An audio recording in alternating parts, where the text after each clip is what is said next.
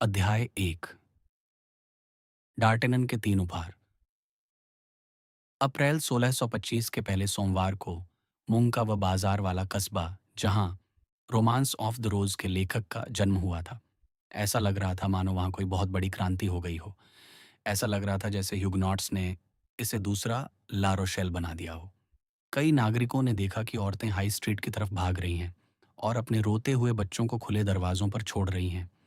ये देखकर नागरिक जल्दी से अपना कवच पहनने लगे और अपने डगमगाते हुए हौसले को बंदूक या भाले का सहारा देकर जॉली मिलर सराय की ओर चल पड़े।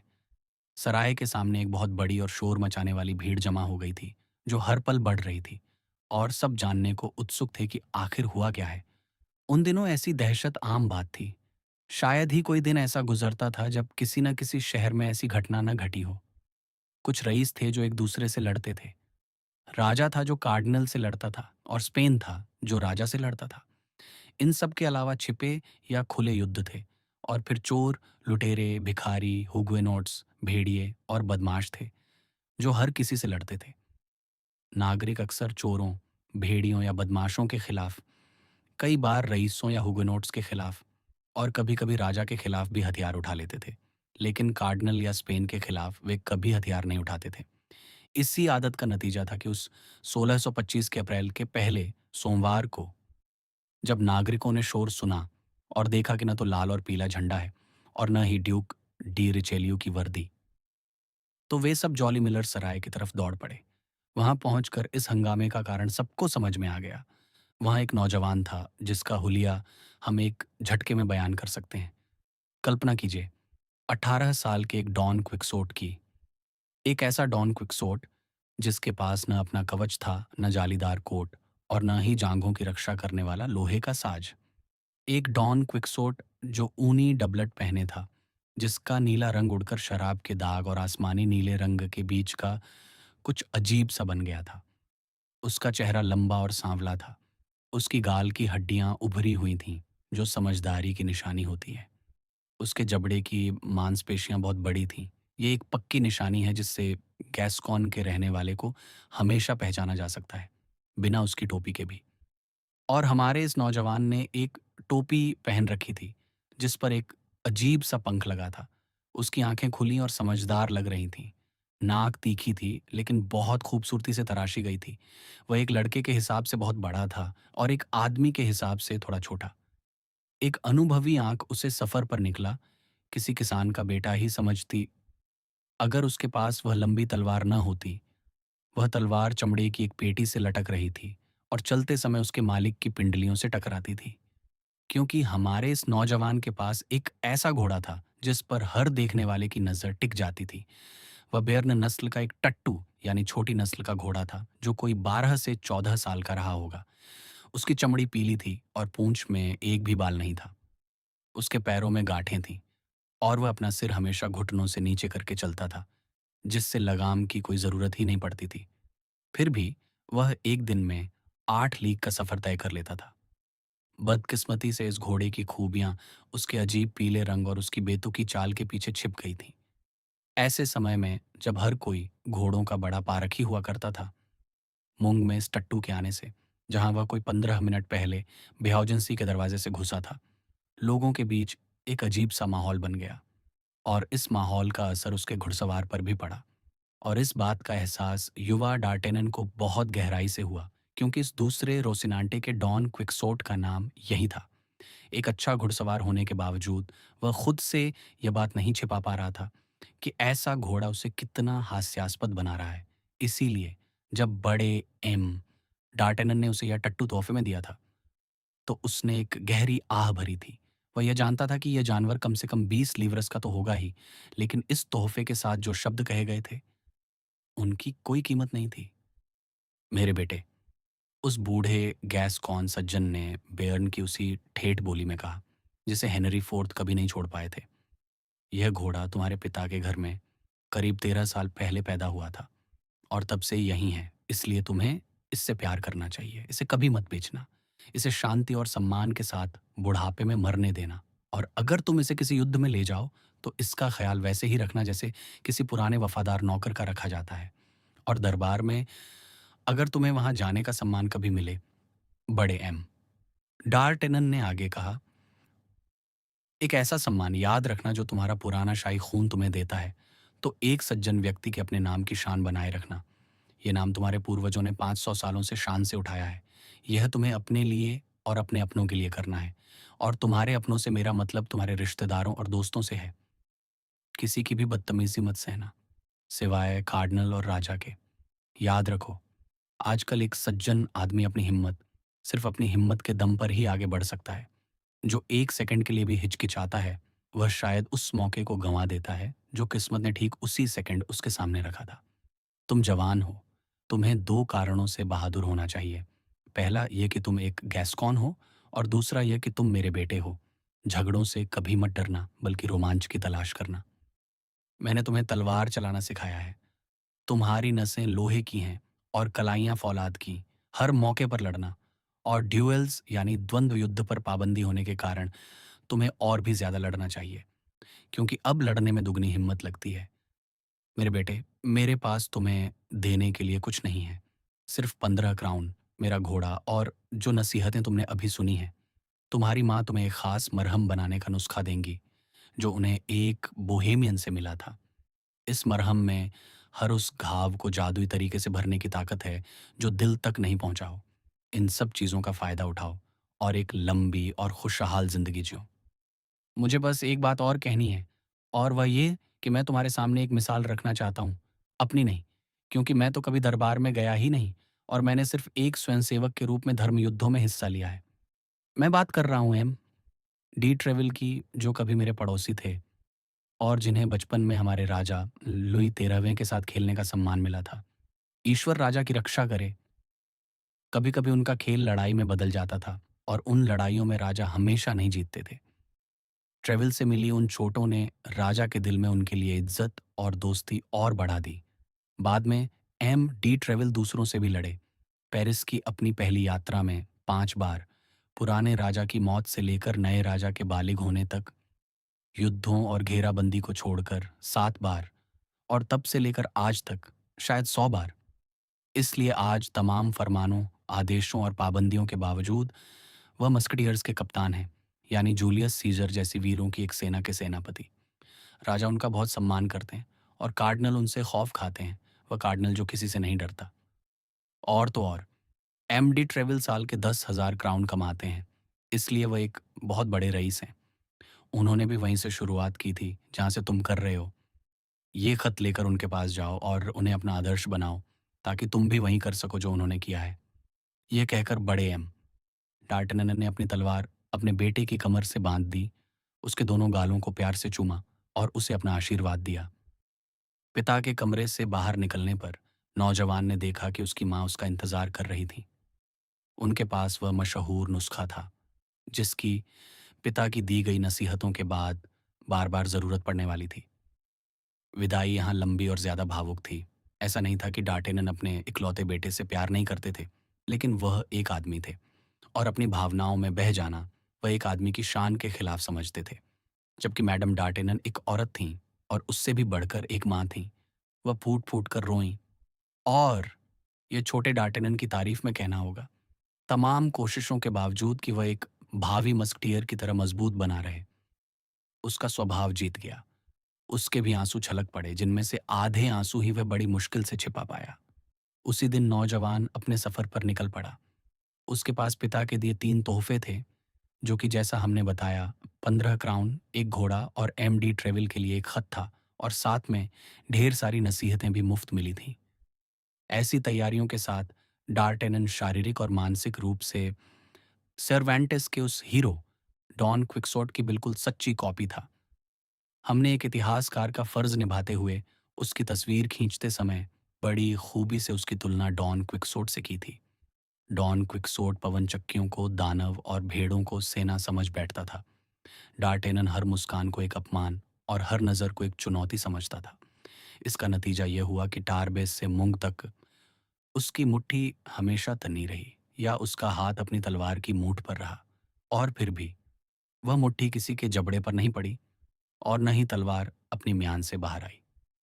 ऐसा नहीं था कि उस मरे हुए टट्टू को देखकर राहगीरों के चेहरों पर मुस्कान नहीं आती थी, लेकिन क्योंकि उस टट्टू के पेट से एक अच्छी खासी लंबी तलवार लटक रही थी और उस तलवार के ऊपर एक ऐसी आंख चमक रही थी जो घमंडी से ज्यादा खूंखार थी। इसलिए वे राहगीर अपनी हंसी रोक लेते थे, और अगर कभी हंसी समझदारी पर भारी पड़ भी जाती तो वे कोशिश करते कि अपना मुंह छिपाकर हंसें, जैसे पुराने जमाने के मुखौटे। डार्टेनन अपनी इसी शान और तेवर के साथ आगे बढ़ता रहा, जब तक कि वह इस मनहूस शहर मुंग में नहीं आ पहुंचा। लेकिन वहां जब वह जॉली मिलर सराय के दरवाजे पर अपने घोड़े से उतर रहा था और कोई भी सराय का मालिक, वेटर या नौकर उसकी रकाब पकड़ने या घोड़ा लेने नहीं आया, तो डार्टेनन ने देखा ग्राउंड फ्लोर की एक खुली खिड़की से एक सज्जन, जो देखने में अच्छे और अच्छी कदकाठी के थे, हालांकि उनका चेहरा थोड़ा सख्त था। वह दो लोगों से बात कर रहे थे जो बड़े सम्मान से उन्हें सुन रहे थे। डार्टेनन ने हमेशा की तरह स्वाभाविक रूप से यही सोचा कि वे लोग उसी के बारे में बात कर रहे होंगे, और वह सुनने लगा। इस बार डार्टेनन की सोच सिर्फ आधी ही गलत थी। बात उसकी नहीं बल्कि उसके घोड़े की हो रही थी। वह सज्जन अपने सुनने वालों को घोड़े की तमाम खूबियां गिना रहे थे, और जैसा कि मैंने कहा, श्रोता वक्ता का बहुत सम्मान करते थे, इसलिए वे हर पल ठहाके लगाकर हंस पड़ते थे। अब चूंकि एक हल्की सी मुस्कान भी उस नौजवान का गुस्सा भड़काने के लिए काफी थी, तो इस जोरदार हंसी का उस पर क्या असर हुआ होगा, इसका अंदाजा आसानी से लगाया जा सकता है। फिर भी डार्टनन उस बदतमीज शख्स की शक्ल देखने को बेचैन था जो उसका मजाक उड़ा रहा था। उसने अपनी घमंडी नजरें उस अजनबी पर गड़ाईं और देखा कि वह आदमी कोई 40 से 45 साल का था। उसकी आंखें काली और तेज थीं, रंग गोरा था, नाक बहुत तीखी थी और मूंछें काली और बहुत अच्छे से कटी हुई थीं। उसने बैंगनी रंग का एक डबलट और मोजे पहने हुए थे, जिन पर उसी रंग के फीते लगे थे। उनके कपड़ों पर कोई और सजावट नहीं थी, बस वही पारंपरिक कट लगे थे जिनसे अंदर की शर्ट दिखाई दे रही थी। उसका डबलट और मोजे नए थे, लेकिन उन पर सिलवटें थीं, जैसे लंबे सफर के कपड़ों को अटैची में पैक करके रखा गया हो। डार्टेनन ने एक बहुत ही बारीकी से देखने वाले की तरह पल भर में यह सब नोटिस कर लिया, और शायद इसलिए क्योंकि उसे अंदर से महसूस हो रहा था कि यह अजनबी उसकी आने वाली जिंदगी में बहुत बड़ा असर डालने वाला है। अब जिस पल डार्टेनन ने बैंगनी रंग के डबलट वाले उस सज्जन पर अपनी आंखें टिकाईं, ठीक उसी पल उस सज्जन ने बेयर्न के टट्टू के बारे में अपनी एक बहुत ही गहरी और मजाकिया बात कही। उसके दोनों सुनने वाले पहले से भी जोर से हंस पड़े, और खुद उस सज्जन के चेहरे पर भी अपनी आदत के खिलाफ एक हल्की सी मुस्कान फैल गई। इस बार कोई शक नहीं था, डार्टेनन का सच में अपमान हुआ था। इस बात का पूरा यकीन होने पर उसने अपनी टोपी आंखों तक खींच ली और गैस्कनी में घूमते हुए युवा रईसों से सीखी गई दरबारी अकड़ की नकल करते हुए वह एक हाथ अपनी तलवार की मूठ पर और दूसरा अपने कूल्हे पर रखकर आगे बढ़ा। बदकिस्मती से जैसे जैसे वह आगे बढ़ रहा था, उसका गुस्सा हर कदम पर बढ़ता जा रहा था, और अपनी चुनौती की शुरुआत के लिए उसने जो एक बहुत ही शानदार और भारी भरकम भाषण तैयार किया था, उसकी जगह उसकी जुबान पर बस एक बहुत ही घटिया सी बात आई, जिसे उसने गुस्से भरे इशारे के साथ कहा। मैं कहता हूं श्रीमान, आप, श्रीमान, जो उस शटर के पीछे छिप रहे हैं, हाँ, आप, श्रीमान, मुझे बताइए कि आप किस बात पर हंस रहे हैं, और हम साथ मिलकर हंसेंगे। उस सज्जन ने धीरे धीरे अपनी आंखें उस मरियल घोड़े से उठाकर उसके घुड़सवार पर टिकाईं। ऐसा लगा जैसे उन्हें यह समझने में थोड़ा समय लगा कि क्या यह अजीब सी फटकार उन्हीं को लगाई जा रही है। फिर जब उन्हें इस बात में कोई शक नहीं रहा, तो उनकी भौहें हल्की सी तन गईं, और एक ऐसे व्यंग्य और बदतमीजी के लहजे में जिसे बयान करना नामुमकिन है, उन्होंने डार्टेनन को जवाब दिया, मैं आपसे बात नहीं कर रहा था श्रीमान, लेकिन मैं आपसे बात कर रहा हूं। नौजवान ने जवाब दिया, जो बदतमीजी और अच्छे शिष्टाचार और तमीज और तिरस्कार के इस अजीब से मिश्रण से और भी ज्यादा झल्ला गया था। अजनबी ने उसे एक हल्की सी मुस्कान के साथ फिर देखा और खिड़की से पीछे हटकर धीमे कदमों से सराय से बाहर आया। वह घोड़े के सामने डार्टेनन से सिर्फ 2 कदम की दूरी पर आकर खड़ा हो गया। उसके शांत रवैये और चेहरे पर छाई व्यंग्यपूर्ण मुस्कान ने उन लोगों की हंसी को दुगना कर दिया जिनसे वह बात कर रहा था और जो अभी भी खिड़की पर खड़े थे। उसे पास आते देख डार्टेनन ने अपनी तलवार म्यान से 1 फुट बाहर निकाल ली। यह घोड़ा निश्चित रूप से, या यूँ कहें कि अपनी जवानी में, एक बटरकप फूल की तरह पीला रहा होगा, अजनबी ने अपनी बात जारी रखते हुए कहा। उसने डार्टेनन के गुस्से पर ज़रा भी ध्यान दिए बिना खिड़की पर खड़े अपने साथियों से कहना शुरू किया, जबकि डार्टेनन उन दोनों के बीच आकर खड़ा हो गया था। वनस्पति विज्ञान में यह एक बहुत ही जाना-माना रंग है, लेकिन आज तक घोड़ों में यह रंग बहुत कम देखने को मिलता है। ऐसे लोग भी हैं जो घोड़े पर तो हँसते हैं, लेकिन उसके मालिक पर हँसने की हिम्मत नहीं करते। खूंखार ट्रेविल की नकल करने वाले उस नौजवान ने चिल्लाकर कहा।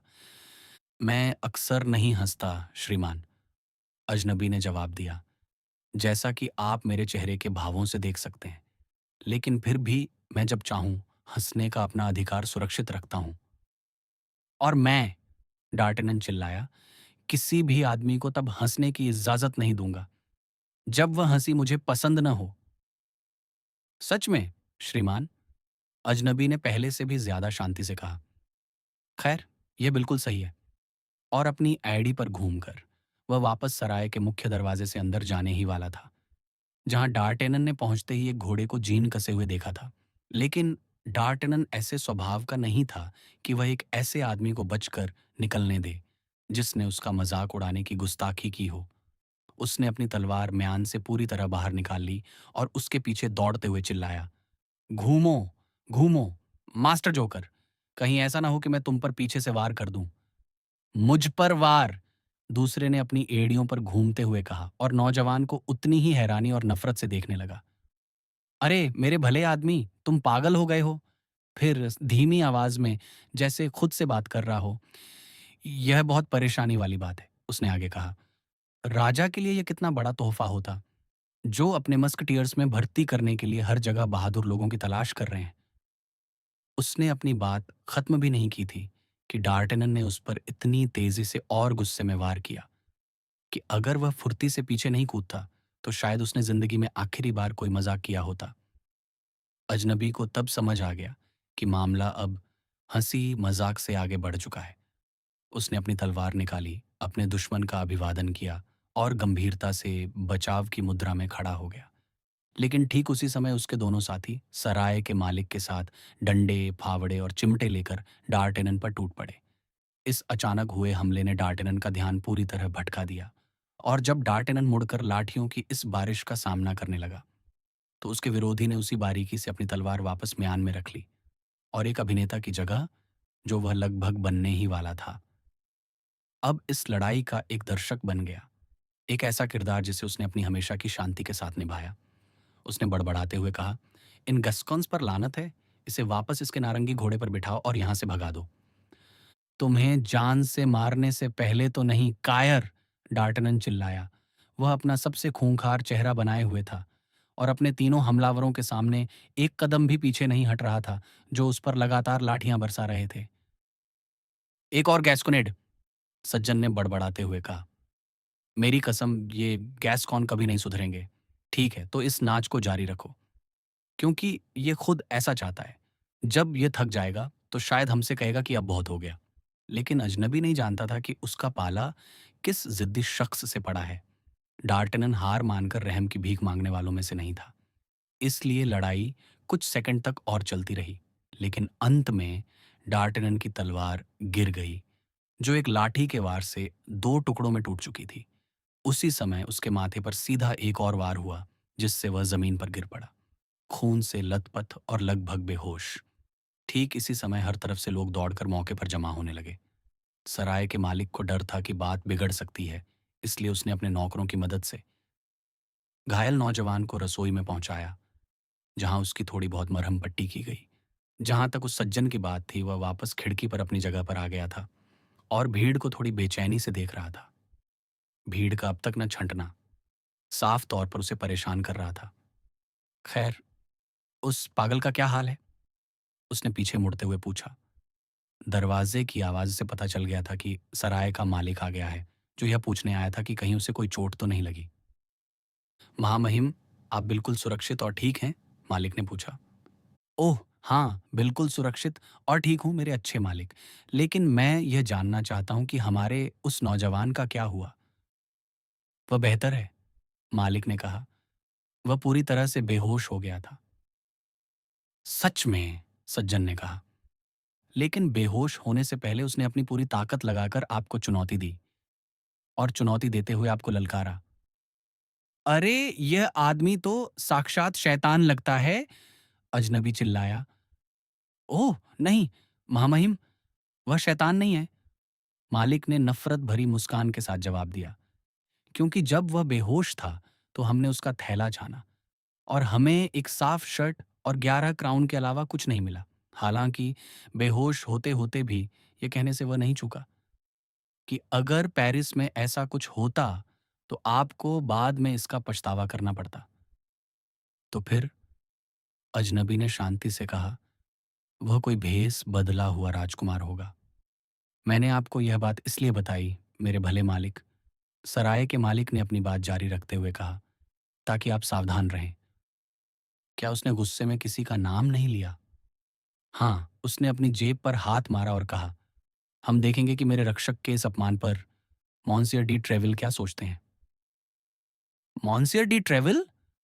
अजनबी ने चौकन्ना होते हुए कहा। उसने मॉन्सियर डी ट्रेविल का नाम लेते हुए अपनी जेब पर हाथ रखा। अब, मेरे प्यारे सराय के मालिक, जब तुम्हारा यह नौजवान बेहोश था तो मुझे पूरा यकीन है कि तुमने यह पता लगाने में कोई कसर नहीं छोड़ी होगी कि उस जेब में क्या था। क्या था उसमें? एक खत था, मॉन्सियर डी ट्रेविल मस्कटियर्स के कप्तान के नाम। सच में? बिल्कुल वैसे ही जैसा मुझे महामहिम को बताने का सम्मान मिल रहा है। सराय का मालिक, जो ज्यादा समझदार नहीं था, अजनबी के चेहरे पर आए बदलाव को नोटिस नहीं कर पाया।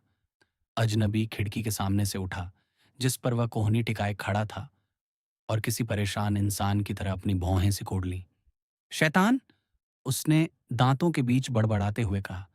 क्या ट्रेविल ने इस गैस्कॉन को मेरे पीछे लगाया है? ये बहुत जवान है, लेकिन तलवार का वार तो तलवार का वार ही होता है, चाहे वार करने वाले की उम्र कुछ भी हो। और एक बूढ़े आदमी के मुकाबले एक जवान लड़के पर शक भी कम होता है। और वह अजनबी कुछ मिनटों के लिए गहरी सोच में डूब गया। एक छोटी सी बाधा भी कभी कभी एक बहुत बड़ी योजना को तबाह करने के लिए काफी होती है। मालिक, उसने कहा, क्या तुम मेरे लिए इस पागल लड़के से छुटकारा पाने का कोई इंतजाम नहीं कर सकते? ईमानदारी से कहूं तो मैं इसे जान से नहीं मार सकता।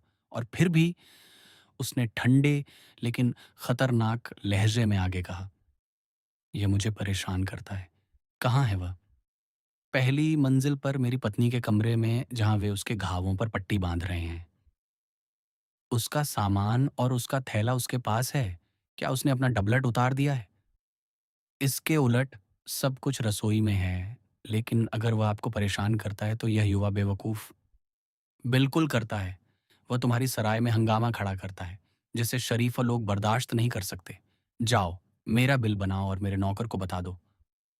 क्या मॉन्सियर, आप हमें इतनी जल्दी छोड़कर चले जाएंगे?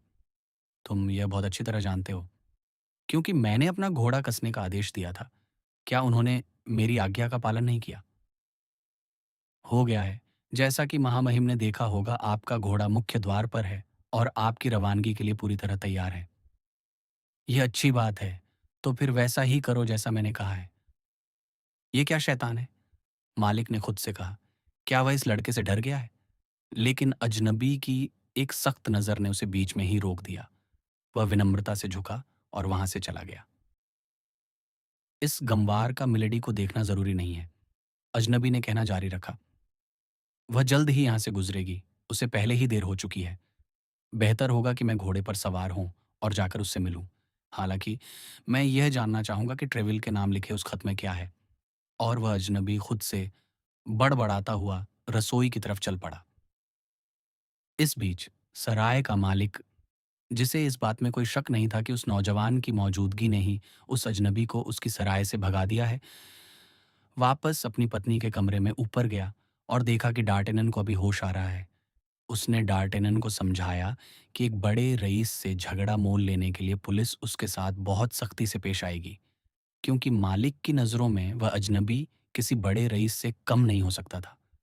उसने जोर देकर कहा कि कमजोरी के बावजूद डार्टेनन को उठना चाहिए और जितनी जल्दी हो सके वहां से निकल जाना चाहिए। डार्टेनन, जो आधा सुध बुद्ध खो चुका था, बिना डबलट के और सिर पर एक सूती कपड़े की पट्टी बांधे उठा और मालिक के जोर देने पर सीढ़ियां उतरने लगा। लेकिन रसोई में पहुंचते ही सबसे पहली चीज जो उसने देखी वह उसका दुश्मन था, जो दो बड़े नॉर्मन घोड़ों द्वारा खींची जा रही एक भारी बग्घी के पायदान पर खड़ा होकर शांति से बात कर रहा था। जिससे वह बात कर रहा था उसका सिर बग्घी की खिड़की से बाहर था और वह 20 से 22 साल की एक औरत थी। हम पहले ही देख चुके हैं कि डार्टेनन कितनी तेजी से किसी चेहरे के हाव भाव को पकड़ लेता था। उसने एक ही नज़र में देख लिया कि यह औरत जवान और बेहद खूबसूरत है, और उसकी खूबसूरती का अंदाज उसे और भी ज़्यादा असरदार लगा, क्योंकि यह उन दक्षिणी देशों की खूबसूरती से बिल्कुल अलग था जहाँ डार्टेनन अब तक रहा था। वह गोरी और पीली थी। उसके लंबे घुंघराले बाल कंधों पर बिखरे हुए थे। उसकी आंखें बड़ी नीली और मदहोश कर देने वाली थीं। होंठ गुलाबी थे और हाथ संगमरमर की तरह सफ़ेद और चिकने। वह उस अजनबी से बड़े उत्साह से बात कर रही थी। तो फिर कार्डिनल ने मुझे आदेश दिया है, महिला ने कहा, कि आप तुरंत इंग्लैंड लौट जाएं और जैसे ही ड्यूक लंदन छोड़े उन्हें खबर करें। और मेरे बाकी निर्देशों का क्या? उस सुंदर यात्री ने पूछा। वे इस बक्से में हैं जिसे आप तब तक नहीं खोलेंगी जब तक आप इंग्लिश चैनल के उस पार नहीं पहुंच जाती। बहुत अच्छा। और आप क्या करेंगे? मैं पेरिस लौटूंगा। क्या इस बदतमीज लड़के को सजा दिए बिना? महिला ने पूछा। अजनबी जवाब देने ही वाला था, लेकिन जिस पल उसने अपना मुंह खोला, डार्टेनन, जिसने सब कुछ सुन लिया था, दरवाजे की चौखट फांद कर बाहर आ गया। यह बदतमीज लड़का दूसरों को सजा देता है, वह चिल्लाया, और मुझे उम्मीद है कि इस बार वह इंसान जिसे उसे सजा देनी है पहले की तरह बचकर नहीं भागेगा। बचकर नहीं भागेगा? अजनबी ने अपनी भौहें सिकोड़ते हुए जवाब दिया। नहीं, मुझे लगता है कि एक औरत के सामने तो आप भागने की हिम्मत नहीं करेंगे। याद रखिए, मिलेडी ने अजनबी को अपनी तलवार पर हाथ रखते हुए देखकर कहा, जरा सी भी देरी सब कुछ बर्बाद कर सकती है। आप सही कह रही हैं, सज्जन चिल्लाया। तो फिर आप अपने रास्ते निकलिए और मैं भी उतनी ही तेजी से अपने रास्ते निकलता हूं। और महिला को झुककर सलाम करते हुए वह अपनी जीन पर कूद पड़ा, जबकि महिला के कोचवान ने अपने घोड़ों पर जोर से कोड़ा मारा। इस तरह बात करने वाले वे दोनों लोग पूरी रफ्तार से दौड़ते हुए विपरीत दिशाओं में अलग हो गए। इसे पैसे दे दो बेवकूफ! अजनबी ने अपने घोड़े की रफ्तार कम किए बिना अपने नौकर से चिल्लाकर कहा, और वह नौकर सराय के मालिक के पैरों में चांदी के 2 या 3 सिक्के फेंककर अपने मालिक के पीछे दौड़ पड़ा। नीच कायर! झूठे रईस! डार्टनन चिल्लाया और नौकर के पीछे दौड़ पड़ा। लेकिन उसकी चोट ने उसे इतना कमजोर कर दिया था कि वह इतना जोर नहीं लगा सकता था। वह मुश्किल से 10 कदम ही चला था कि उसके कानों में घंटी आंखें बजने लगीं। कमजोरी ने उसे जकड़ लिया। आंखों के सामने खून का बादल छा गया और वह सड़क के बीचों बीच गिर पड़ा। अभी भी चिल्ला रहा था, कायर! कायर! कायर! वह वाकई एक कायर है, सराय के मालिक ने बड़बड़ाते हुए कहा। वह डार्टेनन के करीब आया और इस छोटी सी चापलूसी से उस नौजवान के साथ मामला सुधारने की कोशिश करने लगा, ठीक वैसे ही जैसे कहानी में बगुले ने उस घोंघे के साथ किया था, जिसका उसने एक शाम पहले तिरस्कार किया था। हाँ, एक नीच कायर, डार्टेनन ने लड़खड़ाती आवाज में कहा। लेकिन वो बहुत खूबसूरत थी। कौन वो? मालिक ने पूछा। मिलेडी, डार्टेनन बुदबुदाया और दूसरी बार बेहोश हो गया। आह, बात एक ही है, मालिक ने कहा। मैंने 2 ग्राहक खो दिए हैं, लेकिन यह वाला अभी यहीं है, जिसके बारे में मुझे पूरा यकीन है कि वह आने वाले कुछ दिनों तक यहीं रहेगा। इसमें 11 क्राउन की कमाई होगी। ये याद रखना चाहिए कि 11 क्राउन ठीक वही रकम थी जो डार्टेनन के बटुए में बची थी। मालिक ने 1 क्राउन प्रतिदिन के हिसाब से 11 दिनों तक उसके बिस्तर पर रहने का हिसाब लगाया था, लेकिन उसने अपने मेहमान को कम आंका था। अगली सुबह 5 बजे डार्टेनन उठा और बिना किसी की मदद के सीढ़ियां उतरकर रसोई में आया। उसने अन्य चीजों के अलावा कुछ तेल, कुछ शराब और कुछ रोजमेरी मांगी, और अपनी माँ का नुस्खा हाथ में लेकर एक मरहम बनाया। उसने इस मरहम को अपने कई घावों पर लगाया, अपनी पट्टियां खुद ही बदलीं और किसी भी डॉक्टर की मदद लेने से साफ इनकार कर दिया। उसी शाम डार्टेनन चलने फिरने लगा था और अगले दिन तक वह लगभग ठीक हो गया था। लेकिन जब इस रोज़मेरी तेल और शराब के पैसे चुकाने का समय आया, जो कि मालिक का एकमात्र खर्च था, क्योंकि डार्टेनन ने सख्ती से परहेज रखा था, जबकि इसके उलट उस पीले घोड़े ने कम से कम नौकर के हिसाब से उसके आकार के किसी भी घोड़े से 3 गुना ज्यादा चारा खाया था। तो डार्टेनन को अपनी जेब में 11 क्राउन वाले उस छोटे से पुराने मखमली बटुए के अलावा कुछ नहीं मिला, क्योंकि M. A. D. ट्रेविल के नाम लिखा वह खत गायब हो चुका था। नौजवान ने बहुत ही सब्र के साथ उस खत को ढूंढना शुरू किया। उसने बार बार अपनी सारी जेबें उलटीं, अपने थैले को छाना और फिर से छाना, और अपने बटुए को बार बार खोला और बंद किया। लेकिन जब उसे यह यकीन हो गया कि खत नहीं मिलने वाला, तो वह तीसरी बार इतने भयानक गुस्से में आग बबूला हो गया, जिसकी कीमत उसे शराब, तेल और रोजमेरी के एक और खर्च के रूप में चुकानी पड़ सकती थी।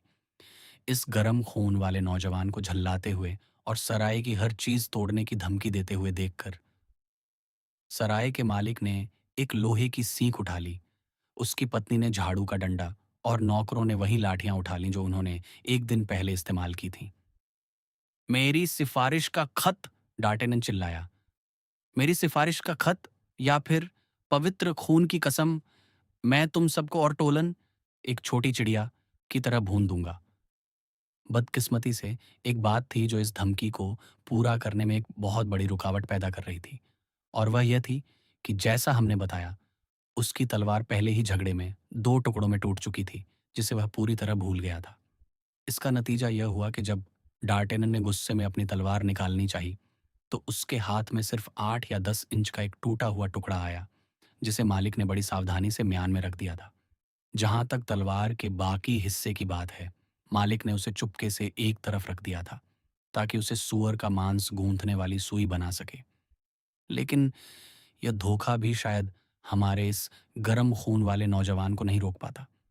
अगर सराय के मालिक ने यह न सोचा होता कि उसके मेहमान की मांग बिल्कुल जायज है, लेकिन आखिर उसने अपनी लोहे की सीख को नीचे करते हुए कहा, यह खत है कहाँ?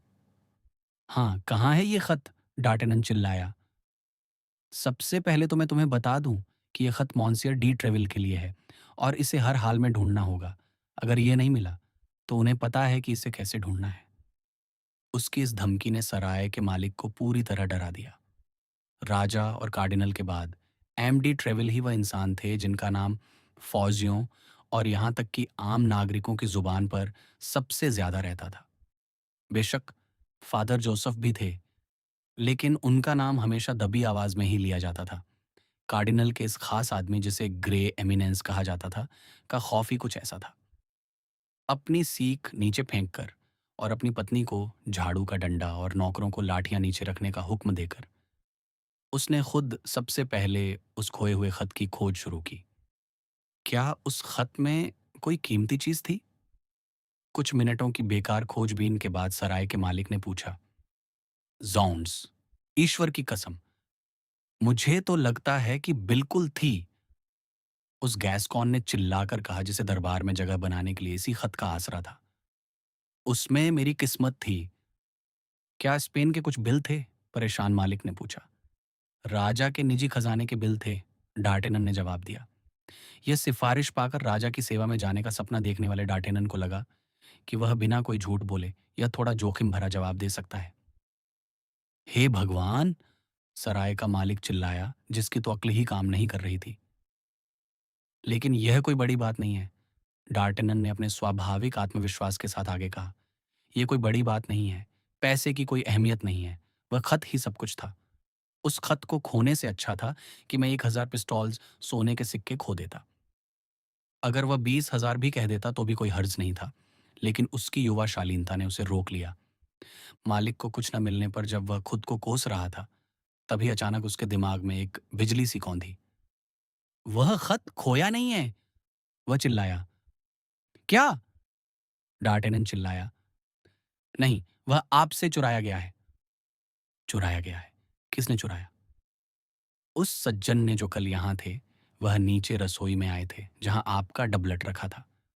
वह कुछ देर वहां अकेले रहे। मैं शर्त लगा सकता हूं कि उन्होंने ही इसे चुराया है। क्या तुम्हें ऐसा लगता है? डार्टेनन ने जवाब दिया, जिसे इस बात पर बहुत कम यकीन था, क्योंकि वह किसी और से बेहतर जानता था कि इस खत की कीमत पूरी तरह से व्यक्तिगत थी और इसमें ऐसा कुछ नहीं था जो किसी के लालच को जगा सके। हकीकत तो यह थी कि उसके किसी भी नौकर या वहां मौजूद किसी भी यात्री को इस कागज को पाकर कुछ भी हासिल नहीं होता। तो तुम्हारा कहना है? डार्टेनन ने फिर से कहा, कि तुम्हें उस बदतमीज सज्जन पर शक है? मैं आपसे कह रहा हूं कि मुझे पूरा यकीन है, मालिक ने आगे कहा। जब मैंने उन्हें बताया कि आपकी लॉर्डशिप मॉन्सियर डी ट्रेवल के रक्षक हैं और आपके पास उस महान व्यक्ति के लिए एक खत भी है, तो वह बहुत परेशान दिखे। उन्होंने मुझसे पूछा कि वह खत कहाँ है और तुरंत नीचे रसोई में आ गए, जहां वह जानते थे कि आपका डबलट रखा है। तो फिर वही मेरा चोर है, डार्टेनन ने जवाब दिया। मैं मॉन्सियर डी ट्रेवल से शिकायत करूंगा और मॉन्सियर डी ट्रेवल राजा से शिकायत करेंगे।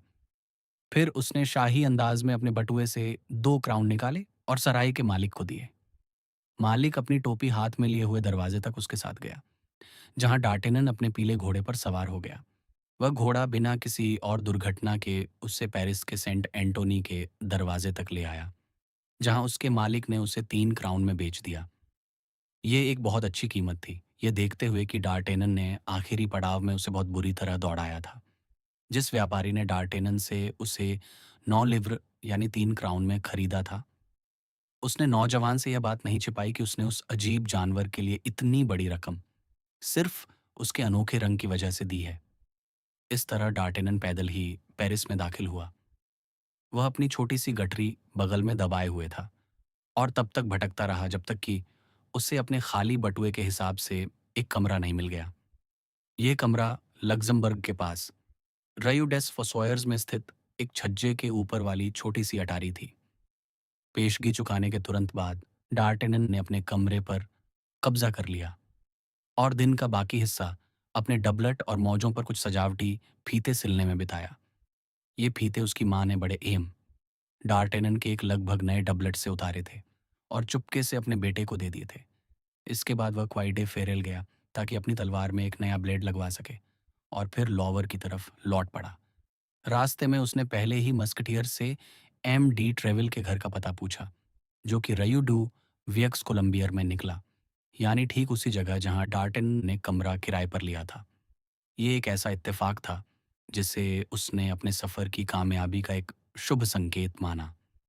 इसके बाद मुंग में अपने व्यवहार से संतुष्ट होकर, अतीत के लिए कोई पछतावा न रखते हुए, वर्तमान पर विश्वास करते हुए और भविष्य के लिए आशा से भरे हुए, वह बिस्तर पर गया और वीरों की सी गहरी नींद सो गया। उसकी यह नींद, जो किसी गांव वाले की तरह गहरी थी, अगली सुबह 9 बजे तक टूटी, जिस समय वह M.D. ट्रेवल के घर जाने के लिए उठा, जो उसके पिता की नज़रों में साम्राज्य के तीसरे सबसे बड़े व्यक्ति थे। अध्याय 2। M.D. ट्रेवल का प्रतीक्षा कक्ष M.D. ट्रॉइसविले, जैसा कि गैस्कनी में उनके परिवार को आज भी पुकारा जाता था, या M.D. ट्रेवल जैसा कि वे अब पेरिस में जाने जाते थे। उन्होंने भी अपनी जिंदगी की शुरुआत बिल्कुल वैसे ही की थी जैसे डार्टेनन कर रहे थे, यानी जेब में एक फूटी कौड़ी भी नहीं थी, पर उनके पास साहस, चतुराई और बुद्धिमत्ता का वह खजाना था जो एक गरीब गैस्कॉन रईस को अपने पिता की विरासत से मिलने वाली उम्मीदों में भी अमीर रईसों की असल जायदाद से कहीं ज्यादा अमीर बना देता है। उनकी निडर बहादुरी और उससे भी ज्यादा निडर कामयाबी ने उस दौर में जब मुसीबतें औलों की तरह बरसती थीं, उन्हें कोर्ट फेवर की उस कठिन सीढ़ी के शिखर तक पहुंचा दिया था, जिस पर वे एक बार में 4-4 कदम चढ़कर ऊपर पहुंचे थे। वे राजा के प्रिय मित्र थे। राजा, जैसा कि सब जानते हैं, अपने पिता हेनरी चतुर्थ की यादों का बहुत सम्मान करते थे। M.D. ट्रेवल के पिता ने हेनरी चतुर्थ की लड़ाइयों में उनकी इतनी वफादारी से सेवा की थी कि पैसे के अभाव में, एक ऐसी चीज जिसके बेयर्न के लोग पूरी जिंदगी याद रहे थे, राजा ने उन्हें पेरिस की जीत के बाद एक विशेष सम्मान दिया। पैसे के बदले राजा ने उन्हें अपने कुल चिन्ह में एक सुनहरा शेर रखने की अनुमति दी, जिसका आदर्श वाक्य था, फिडेलिस एट फोर्टिस, यानी वफादार और शक्तिशाली। सम्मान के नजरिए से यह बहुत बड़ी बात थी, लेकिन दौलत के नाम पर बहुत कम। इसलिए जब महान हेनरी के वह साथी मरे, तो विरासत में अपने बेटे के लिए वे सिर्फ अपनी तलवार और अपना आदर्श वाक्य ही छोड़ पाए। इस दोहरे उपहार और अपने निष्कलंक नाम के दम पर एम डी ट्रेविल को युवा राजा के दरबार में जगह मिली। वहां उन्होंने अपनी तलवार का ऐसा कमाल दिखाया और अपने आदर्श वाक्य के प्रति इतने वफादार रहे कि लुई 13वें, जो खुद तलवारबाजी के बड़े पारखी थे, अक्सर कहा करते थे कि अगर उनका कोई दोस्त लड़ने जा रहा हो तो वे उसे सलाह देंगे कि वह गवाह के तौर पर पहले खुद राजा को चुने और फिर ट्रेविल को, या शायद खुद से भी पहले ट्रेविल को। इस तरह लुई 13वें का ट्रेविल के प्रति एक वास्तविक लगाव था, एक शाही लगाव, एक स्वार्थ से भरा लगाव, लेकिन फिर भी एक लगाव। उस बदकिस्मत दौर में ट्रेविल जैसे पुरुषों से घिरे रहना बहुत जरूरी था। कई लोग अपने लिए शक्तिशाली शब्द चुन सकते थे, जो उनके आदर्श वाक्य का दूसरा हिस्सा था, लेकिन बहुत कम रईस वफादार होने का दावा कर सकते थे, जो उसका पहला हिस्सा था। ट्रेविल उन्हीं कुछ लोगों में से एक थे। अंत में लुई 13वें ने ट्रेविल को अपने मस्कटियर्स का कप्तान बना दिया। ये मस्कटियर्स राजा लुई 13वें के प्रति उतने ही वफादार थे जितने हेनरी तृतीय के लिए उनके अंगरक्षक और लुई 11वें के लिए उनके स्कॉच गार्ड्स थे। दूसरी ओर कार्डिनल भी इस मामले में राजा से पीछे नहीं थे। जब उन्होंने देखा कि लुई 13वें ने खुद को वीरों की एक ऐसी सेना से घेर लिया है, तो फ्रांस के इस दूसरे, या यूं कहें कि पहले राजा के मन में भी अपनी खुद की एक गार्ड सेना रखने की इच्छा जागी। इसलिए जैसे लुई 13वें के पास मस्कटियर्स थे, वैसे ही कार्डिनल के पास भी अपने सैनिक थे। ये दो शक्तिशाली प्रतिद्वंद्वी न केवल फ्रांस के हर कोने से बल्कि विदेशी राज्यों से भी सबसे मशहूर तलवारबाजों को अपनी सेना में भर्ती करने के लिए एक दूसरे से मुकाबला करते थे। अक्सर शाम को शतरंज खेलते समय रिशेल्यू और लुई 13वें अपने सैनिकों की काबिलियत पर बहस किया करते थे। दोनों ही अपने लोगों की बहादुरी की शेखी बघारते थे। हालांकि वे बाहर से द्वंद्व युद्ध और झगड़ों के खिलाफ बोलते थे, लेकिन अंदर ही अंदर वे अपने सैनिकों को लड़ने के लिए उकसाते थे। अपने योद्धाओं की जीत या हार पर उन्हें या तो बहुत ज्यादा खुशी होती थी या गहरा अफसोस। एम डी ट्रेविल अपने मालिक की कमजोर नस को बखूबी पहचानते थे, और इसी खूबी की वजह से वे उस राजा की निरंतर कृपा पा सके, जिसकी दोस्ती बहुत वफादार नहीं मानी जाती थी। वे कार्डिनल आर्मंड डुप्लेसिस के सामने अपने मस्कटियर्स की परेड ऐसे अकड़ के साथ करवाते थे कि कार्डिनल की मूंछें गुस्से से तन जाती थीं। उनके सैनिक ऐसे शैतान और बेपरवाह लोगों की फौज थे जो सिवाय ट्रेविल के किसी और के अनुशासन को नहीं मानते थे। राजा के मस्कटियर्स, या यूं कहें कि एमडी ट्रेविल के मस्कटियर्स, सराय में, सार्वजनिक रास्तों पर और खेलों के मैदानों में अपनी मूंछों को ताव देते हुए, अपनी तलवारें खनकाते हुए हर जगह फैले रहते थे। कार्डिनल के गार्ड्स को परेशान करना और उन्हें नीचा दिखाना उनकी सबसे पसंदीदा आदत थी। फिर वे सरेआम गलियों में तलवारें निकाल लेते थे, जैसे कि यह कोई खेल हो। कभी कभी वे मारे जाते थे, पर उनके लिए रोने वाले और बदला लेने वाले भी बहुत थे। और जब वे दूसरों को मारते थे तो उन्हें जेल में सड़ने का डर नहीं होता था, क्योंकि एमडी ट्रेविल उन्हें बचाने के लिए हमेशा मौजूद रहते थे। इसलिए ये सैनिक अपने कप्तान की पूजा करते थे, और वे बदमाश होने के बावजूद ट्रेविल के सामने ऐसे कामते थे जैसे गुरु के सामने शिष्य। वे उनके एक इशारे पर अपनी जान तक देने को तैयार रहते थे। जिस दिन डार्टेनन वहां पहुंचा, वहां का नज़ारा बहुत प्रभावशाली था, खासकर एक ऐसे इंसान के लिए जो अब भी अभी गांव से आया हो। हालांकि वह एक गैस्कॉन था, और उन दिनों डार्टेनन के क्षेत्र के लोगों के बारे में मशहूर था कि वे आसानी से नहीं डरते। जैसे ही उसने लकड़ी के उस भारी दरवाजे को पार किया, वह तलवारबाजों के एक ऐसे झुंड के बीच पहुंच गया जो एक दूसरे को पुकार रहे थे, झगड़ रहे थे और आपस में मजाक कर रहे थे। उस शोर शराबे वाली भीड़ के बीच से रास्ता बनाने के लिए या तो किसी को अफसर होना चाहिए था, या कोई बड़ा रईस, या फिर एक सुंदर महिला। डार्टेनन धड़कते दिल के साथ उस हंगामे के बीच आगे बढ़ा। उसने अपनी लंबी रैपियर को अपनी टांगों से सटाया और एक हाथ अपनी टोपी के किनारे पर रखा। उसके चेहरे पर एक अजीब सी मुस्कान थी, वह मुस्कान जो एक झेंपा हुआ गांव वाला अक्सर खुद को बहादुर दिखाने के लिए चेहरे पर लाता है। जब वह एक समूह से आगे निकल गया तो उसने थोड़ी राहत की सांस ली, लेकिन वह देख पा रहा था कि लोग उसे मुड़ मुड़ कर देख रहे हैं। पहली बार डार्टेनन को, जो अब तक खुद के बारे में बहुत ऊंचा ख्याल रखता था, खुद पर हंसी आ रही थी। सीढ़ियों पर पहुंचकर तो हाल और भी बुरा था। सबसे नीचे की सीढ़ियों पर चार मस्कटियर्स एक अजीब खेल खेल रहे थे, जबकि उनके 10-12 साथी ऊपर खड़े होकर अपनी बारी का इंतजार कर रहे थे। एक मस्कटियर सबसे ऊपर वाली सीढ़ी पर नंगी तलवार लेकर खड़ा था। वह नीचे से ऊपर आने की कोशिश कर रहे बाकी 3 मस्कटियर्स को रोक रहा था। वे तीनों अपनी फुर्तीली तलवारों से उस पर वार कर रहे थे। डार्टेनन को शुरू में लगा कि शायद ये फॉइल्स यानी अभ्यास वाली तलवारें हैं और इनकी नोक पर ढक्कन लगे होंगे। लेकिन जल्द ही उसने देखा कि हल्की चोटों से खून निकल रहा था। हर तलवार की नोक तीखी और धारदार थी, और कमाल की बात यह थी कि हर चोट पर न केवल देखने वाले बल्कि लड़ने वाले भी पागलों की तरह हंस रहे थे। जो मस्कटियर सबसे ऊपर वाली सीढ़ी पर था, वह बड़ी खूबी से अपने दुश्मनों को रोक रहा था। चारों तरफ भीड़ जमा हो गई थी। खेल की शर्त यह थी कि जिस भी इंसान को तलवार छू जाएगी, उसे खेल छोड़ना होगा और अपनी जगह उस खिलाड़ी को देनी होगी जिसने उसे मारा है। 5 मिनट के भीतर 3 लोग घायल हो गए, एक हाथ पर, दूसरा कान पर। लेकिन ऊपर खड़ा रक्षक बिल्कुल सुरक्षित था। नियमों के अनुसार उसे 3 बार और खेलने का मौका मिला। डार्टेनन ने अपनी गैस्कनी में द्वंद्व युद्ध के कई किस्से सुने थे, लेकिन इन चार तलवारबाजों की हिम्मत उसे अब तक की सबसे बड़ी हिम्मत लग रही थी। उसे लगा जैसे वह दिग्गजों के किसी देश में आ गया हो। पर अब भी मंजिल दूर थी। उसे अभी मुख्य गैलरी और प्रतीक्षा कक्ष को पार करना था। गैलरी में वे अब लड़ नहीं रहे थे, बल्कि महिलाओं के किस्से सुना रहे थे, और प्रतीक्षा कक्ष में दरबार की गपशप हो रही थी।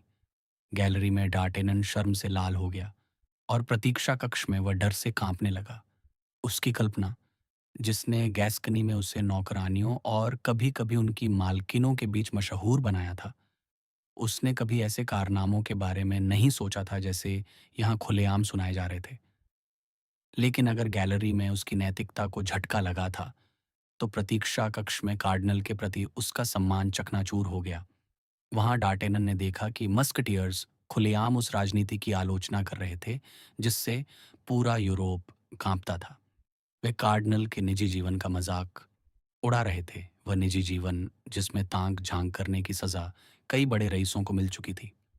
वह महान व्यक्ति जिसका डार्टेनन के पिता इतना सम्मान करते थे, ट्रेविल के मस्कटियर्स के लिए हंसी का पात्र बना हुआ था। कोई कार्डिनल की मुड़ी हुई टांगों का मजाक उड़ा रहा था, तो कोई उनकी झुकी हुई पीठ का। कुछ लोग उनकी प्रेमिका और उनकी भतीजी के बारे में गाने गा रहे थे। ये सब बातें डार्टेनन के लिए असंभव और भयानक थीं। हालांकि जब कभी इन मजाकों के बीच राजा का नाम गलती से भी आ जाता, तो अचानक सबके मुंह पर ताला लग जाता। वे हिचकिचाते हुए चारों तरफ देखते। उन्हें डर लगता कि कहीं एमडी ट्रेविल के दफ्तर की दीवारें पतली तो नहीं हैं। पर जैसे ही कार्डिनल का जिक्र आता, हंसी फिर से जोरदार हो जाती। डरा हुआ डार्टेनन सोचने लगा, निश्चित रूप से ये सब लोग या तो जेल जाएंगे या फांसी पर चढ़ेंगे, और शायद मैं भी इनके साथ, क्योंकि मैं भी ये सब सुन रहा हूँ। मेरे पिता क्या कहेंगे जिन्होंने मुझे कार्डिनल का सम्मान करने की सीख दी थी, अगर उन्हें पता चले कि मैं ऐसे अधर्मियों की संगत में हूँ। कहने की जरूरत नहीं है कि डार्टेनन ने बातचीत में शामिल होने की हिम्मत नहीं की। उसने अपनी पांचों इंद्रियों को सतर्क कर लिया ताकि वह कुछ भी खो न दे। अपने पिता की नसीहतों के बावजूद उसका मन इन अनसुनी चीजों की बुराई करने के बजाय उन्हें सराहने की ओर खिंच रहा था। काफी देर बाद उसे नोटिस किया गया, और किसी ने आकर उससे पूछा कि उसे क्या चाहिए।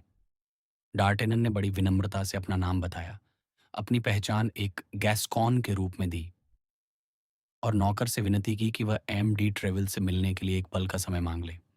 नौकर ने बड़े संरक्षण वाले अंदाज में वादा किया कि वह सही समय पर यह संदेश पहुंचा देगा। अब डार्टेनन के पास वहां मौजूद लोगों के पहनावे और उनके चेहरों को देखने का समय था। सबसे शोर मचाने वाले समूह के बीच एक बहुत लंबा और घमंडी दिखने वाला मस्कटियर खड़ा था। उसका पहनावा इतना अजीब था कि सबका ध्यान उसकी ओर जा रहा था। उसने वर्दी वाला सामान्य कोट नहीं पहना था। उस दौर में आज़ादी ज्यादा थी और अनुशासन कम। उसकी जगह उसने सेरुलियन ब्लू रंग का एक डबलट पहना था, जो थोड़ा पुराना और घिसा हुआ था। लेकिन उसके ऊपर उसने एक शानदार स्वर्ण जड़ित बॉल्ड्रिक पहनी थी, जो धूप में पानी की लहरों की तरह चमक रही थी। उसके कंधों से गहरे लाल मखमली रंग का एक लंबा क्लोक नीचे लटक रहा था, जिससे सामने की वह शानदार पेटी साफ दिख रही थी और उस पेटी से एक विशाल रैपियर तलवार लटकी थी। यह मस्केटियर अभी-अभी ड्यूटी से लौटा था। वह ज़ुकाम होने की शिकायत कर रहा था और बनावटी अंदाज में खांस रहा था। उसने अपने आसपास के लोगों से कहा कि इसीलिए उसने यह चोगा पहना है। वह बड़े गर्व से बात कर रहा था और अपनी मूंछों को ताव दे रहा था। हर कोई उसकी कढ़ाई वाली पेटी की तारीफ कर रहा था और डार्टनन तो बस उसे देखता ही रह गया। क्या कहूँ, मस्कडियर ने कहा, यह नया फैशन है। मैं मानता हूँ यह बेवकूफ़ी है, पर फिर भी फैशन तो है।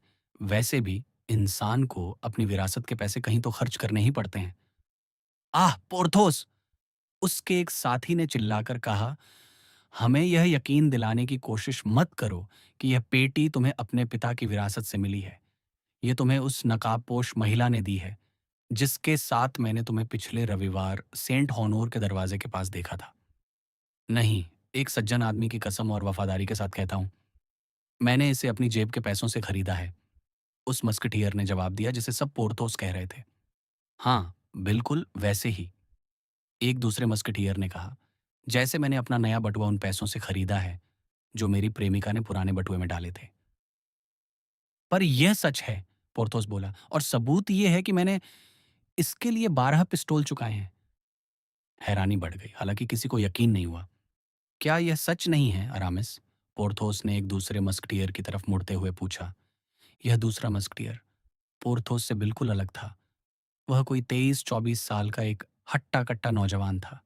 उसका चेहरा सीधा-सादा और भोला था, आंखें काली और सौम्य थीं और गाल पतझड़ के आड़ू की तरह गुलाबी और कोमल थे। उसकी बारीक मूंछें उसके होंठों पर एक सीधी लकीर की तरह थीं। वह अपने हाथ नीचे करने से डरता था कि कहीं उसकी नसें न सूज जाएं, और वह अपनी कानों की लौ को बीच-बीच में छूता रहता था ताकि उनकी गुलाबी रंगत बनी रहे। वह बहुत कम और धीरे बोलता था, अक्सर झुककर सलाम करता था और बिना आवाज के अपने सुंदर दांत दिखाते हुए हंसता था। वह अपने शरीर का बहुत ध्यान रखता था। उसने पोरथोस के सवाल का जवाब बस सिर हिलाकर दिया। इस हामी के बाद पेटी को लेकर सारे संदेह खत्म हो गए। सब उसकी तारीफ करने लगे, पर फिर बातचीत का विषय बदल गया। चैलिस के जागीरदार ने जो कहानी सुनाई है, उसके बारे में तुम्हारा क्या ख्याल है? एक मस्कटियर ने पूछा। उसने क्या कहा? पोर्थोस ने बड़े आत्मविश्वास से पूछा। वह कहता है कि ब्रुसेल्स में वह रोशफोर्ट से मिला था, जो कार्डिनल का सबसे वफादार और खास जासूस है। वह रोशफोर्ट एक कैपुचिन के भेस में था और उसने अपनी चालाकी से मॉन्सियर डी लाइग्स को बेवकूफ़ बना दिया।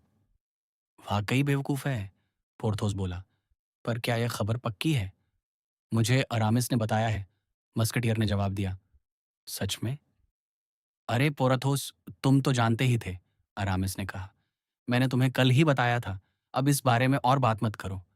और बात मत करो, यह तुम्हारी राय हो सकती है, पोर्थोस ने जवाब दिया।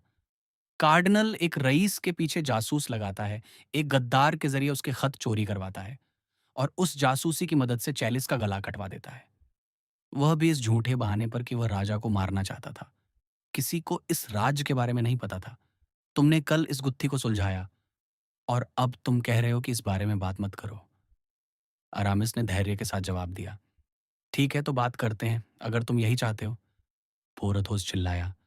यह रोशाफोर्ड, अगर मैं उस बेचारे चैलिस का साथी होता तो उससे मेरे साथ बहुत बुरा वक्त गुजारना पड़ता, और तुम्हें रेड ड्यूक कार्डिनल के साथ बहुत बुरा वक्त गुजारना पड़ता, अरामिस ने चुटकी ली। ओह, रेड ड्यूक! वाह वाह, रेड ड्यूक! पोर्थोस ताली बजाते हुए बोला। यह नाम बहुत शानदार है। मैं इसे हर जगह मशहूर कर दूंगा। कौन कहता है कि अरामिस बुद्धिमान नहीं है? कितनी अफसोस की बात है कि तुमने पादरी बनने का अपना विचार छोड़ दिया। तुम कितने शानदार अब्बे बनते। ओह, यह बस कुछ समय के लिए टल गया है, अरामिस ने जवाब दिया। मैं एक दिन पादरी जरूर बनूंगा। तुम जानते ही हो पोर्थोस, मैं उसके लिए धर्मशास्त्र की पढ़ाई कर रहा हूँ। वह जरूर बनेगा, पोर्थोस चिल्लाया। जल्दी या देर से वह बनेगा जरूर। जल्दी ही, अरामिस ने कहा। वह बस एक चीज का इंतजार कर रहा है ताकि वह अपनी वर्दी उतारकर फिर से पादरी का चोगा पहन सके, एक और मस्कटियर बोला। किस चीज का इंतजार? किसी ने पूछा। बस इस बात का कि रानी फ्रांस के तख्त के लिए एक वारिस को जन्म दे दें। इस विषय पर मजाक नहीं सज्जनों, पोर्थोस ने कहा। ईश्वर का शुक्र है कि रानी अब भी उस उम्र में हैं कि वे वारिस दे सकती हैं। कहते हैं कि मॉन्सियर डी बकनगटन फ्रांस में हैं। अरामिस ने एक शरारती मुस्कान के साथ कहा। इस सीधे से वाक्य के पीछे एक बहुत बड़ा राज छिपा था। पोर्थोस ने उसे बीच में ही टोकते हुए कहा, अरामिस, मेरे दोस्त, इस बार तुम गलत हो। तुम्हारी बुद्धि हमेशा मर्यादा पार कर जाती है। अगर एमडी ट्रेविल ने तुम्हें सुन लिया तो तुम्हें पछताना पड़ेगा। क्या तुम मुझे नसीहत दे रहे हो पोर्थोस? अरामिस की आंखों में बिजली सी चमक उठी। मेरे दोस्त, या तो मस्कटियर बनो या पादरी, दोनों बनने की कोशिश मत करो, पोर्थोस ने जवाब दिया। याद है एथोस ने उस दिन तुमसे क्या कहा था? तुम हर किसी की थाली में खाते हो। अरे नाराज मत हो, उसका कोई फायदा नहीं है। तुम्हें पता है हमारे बीच क्या तय हुआ है। तुम मैडम डी एगिलॉन के पास जाते हो और उन्हें लुभाने की कोशिश करते हो। तुम मैडम डी बोइस ट्रेसी के पास जाते हो और वहां भी अपनी पैठ बनाते हो। अरे भाई, अपनी खुशकिस्मती हमें बताने की जरूरत नहीं है। कोई तुम्हारा राज नहीं पूछ रहा। सब जानते हैं कि तुम कितने चुपचाप काम करते हो। पर जब तुम्हें इतनी खूबी है तो रानी के मामले में तुम अपनी जुबान पर लगाम क्यों नहीं रखते? जैसे राजा और कार्डिनल के बारे में जो बोलना है बोले, पर रानी पवित्र हैं और अगर कोई उनके बारे में बात करे तो सम्मान के साथ करनी चाहिए। पोर्थोस, तुम नार्सिसस की तरह खुद पर मोहित और अहंकारी हो। मैं साफ कह रहा हूं, अरामिस ने जवाब दिया। तुम्हें पता है मुझे उपदेशों से नफरत है, सिवाय तब के जब एथोस मुझे समझाए। जहां तक तुम्हारी बात है, तुम इतनी शानदार पेटी पहनकर समझदारी की बात नहीं कर सकते। मेरी मर्जी होगी तो मैं पादरी बनूंगा। फिलहाल मैं एक मस्कटियर हूं और इस नाते मैं जो चाहूं बोल सकता हूं। और अभी मुझे यह कहना है कि तुम मुझे पका रहे हो। अरामिस, पोर्थोस, सज्जनों, शांत हो जाइए। आसपास के लोग चिल्लाए। तभी दफ्तर का दरवाजा खुला और नौकर बोला, एम डी ट्रेवल मॉन्सियर डार्टनन का इंतजार कर रहे हैं। इस घोषणा के साथ ही सब खामोश हो गए। उस सन्नाटे के बीच नौजवान डार्टेनन ने प्रतीक्षा कक्ष को पार किया और मस्कटियर्स के कप्तान के कमरे में दाखिल हुआ। वह अपने दिल से इस बात के लिए शुक्रगुजार था कि वह इस अजीब से झगड़े का हिस्सा बनने से बाल बाल बच गया। अध्याय 3। मुलाकात। एम डी ट्रेविल उस समय थोड़े खराब मिजाज में थे। फिर भी उन्होंने उस नौजवान का बड़ी शिष्टता से स्वागत किया। डार्टेनन ने झुककर जमीन तक सलाम किया। जब डार्टेनन ने जवाब दिया तो उसके बोलने के अंदाज में बेयर्न का वह पुराना लहजा सुनकर कप्तान के चेहरे पर मुस्कान आ गई। वह लहजा उन्हें अपनी जवानी और अपने वतन की याद दिला गया। और वतन की याद एक ऐसी चीज है जो हर उम्र के इंसान को मुस्कुराने पर मजबूर कर देती है। लेकिन तभी कप्तान प्रतीक्षा कक्ष की तरफ बढ़े और डार्टेनन को हाथ से इशारा किया, जैसे वे उससे थोड़ा इंतजार करने की अनुमति मांग रहे हों। फिर उन्होंने 3 बार आवाज लगाई। हर बार उनकी आवाज पहले से ज्यादा तेज और कड़क होती गई, जैसे कोई हुक्म गुस्से में बदल रहा हो। एथोस, पोर्थोस, अरामिस, वे 2 मस्कटियर्स जिनसे हम पहले ही मिल चुके हैं और जो इन नामों में से आखिरी 2 नामों के मालिक थे, तुरंत अपने साथियों के झुंड से अलग हुए और दफ्तर की तरफ बढ़े। जैसे ही वे अंदर आए, दरवाजा पीछे से बंद हो गया। उनकी चाल ढाल में एक अजीब सी बेफिक्री थी, जो गरिमा और अनुशासन से भरी थी। डार्टेनन उन्हें बड़ी हैरानी से देख रहा था। उसे वे दोनों किसी देवता की तरह लगे और उनका कप्तान साक्षात जुपिटर की तरह, जो अपने हाथों में बिजली लिए खड़ा हो। जब दोनों मस्कटियर्स अंदर आ गए और दरवाजा बंद हो गया तो बाहर प्रतीक्षा कक्ष में कानाफूसी फिर से शुरू हो गई। एम डी ट्रेविल चुपचाप अपनी भौहें सिकोड़े 3-4 बार अपने दफ्तर में इधर उधर टहलते रहे। वे हर बार पोर्थोस और अरामिस के सामने से गुजरते, जो परेड की मुद्रा में बिल्कुल सीधे और खामोश खड़े थे। अचानक कप्तान उनके सामने रुके और उन्हें सिर से पैर तक गुस्से भरी नजरों से देखा। क्या आपको पता है कि कल शाम राजा ने मुझसे क्या कहा? वे चिल्लाए। बताइए सज्जनों, क्या आपको पता है? नहीं। एक पल की खामोशी के बाद दोनों मस्कटियर्स ने जवाब दिया, नहीं श्रीमान, हमें नहीं पता। पर हमें उम्मीद है कि आप हमें बताने की कृपा करेंगे, अरामिस ने अपनी सबसे मधुर आवाज में झुककर कहा। राजा ने मुझसे कहा कि अब से वे अपने मस्कटियर्स की भर्ती कार्डिनल के गार्ड्स में से करेंगे। कार्डिनल के गार्ड्स। पर ऐसा क्यों? पोर्थोस ने जोश में आकर पूछा। क्योंकि राजा को साफ दिख रहा है कि उनकी पीकेट में अब अच्छी शराब मिलाने की जरूरत है। लेखक का नोट। पीकेट एक घटिया शराब होती है जो अंगूरों को दूसरी बार निचोड़कर बनाई जाती है। यह सुनकर दोनों मस्कटियर्स शर्म से लाल हो गए। डार्टेनन को समझ नहीं आ रहा था कि वह कहाँ जाए। उसका मन हुआ कि काश वह जमीन में 100 फुट नीचे धंस जाए। हाँ हाँ एम। डी ट्रेविल और भी तेज आवाज में बोले। और राजा सही कह रहे थे, क्योंकि मेरी कसम ये सच है कि मस्कटियर्स अब दरबार में एक दयनीय शक्ल बनकर रह गए हैं। कल जब कार्डिनल राजा के साथ खेल रहे थे तो उन्होंने बड़े अफसोस के साथ मुझसे ऐसी बात कही जो मुझे बिल्कुल पसंद नहीं आई। उन्होंने कहा कि परसों उन कमबख्त मस्कटियर्स ने उन्होंने कमबख्त शब्द पर इतना जोर दिया कि मेरा खून खौल गया। उन शेखीबाजों ने र्यू फेरू की एक सराय में हंगामा खड़ा कर दिया और कार्डिनल के गार्ड्स के एक दस्ते को उन्हें गिरफ्तार करना पड़ा। मोरबिल्यू, आपको इसके बारे में पता होना चाहिए। मस्कटियर्स को गिरफ्तार किया गया। आप भी उनमें शामिल थे। हाँ, आप। इनकार मत कीजिए। आपको पहचाना गया है और कार्डिनल ने आपका नाम लिया है। पर यह सब मेरी ही गलती है। हाँ, मेरी गलती, क्योंकि मैं ही अपने लोगों को चुनता हूँ। अरामिस, तुमने मुझसे वर्दी क्यों मांगी थी जब तुम एक पादरी के चोगे में कहीं ज्यादा अच्छे लगते?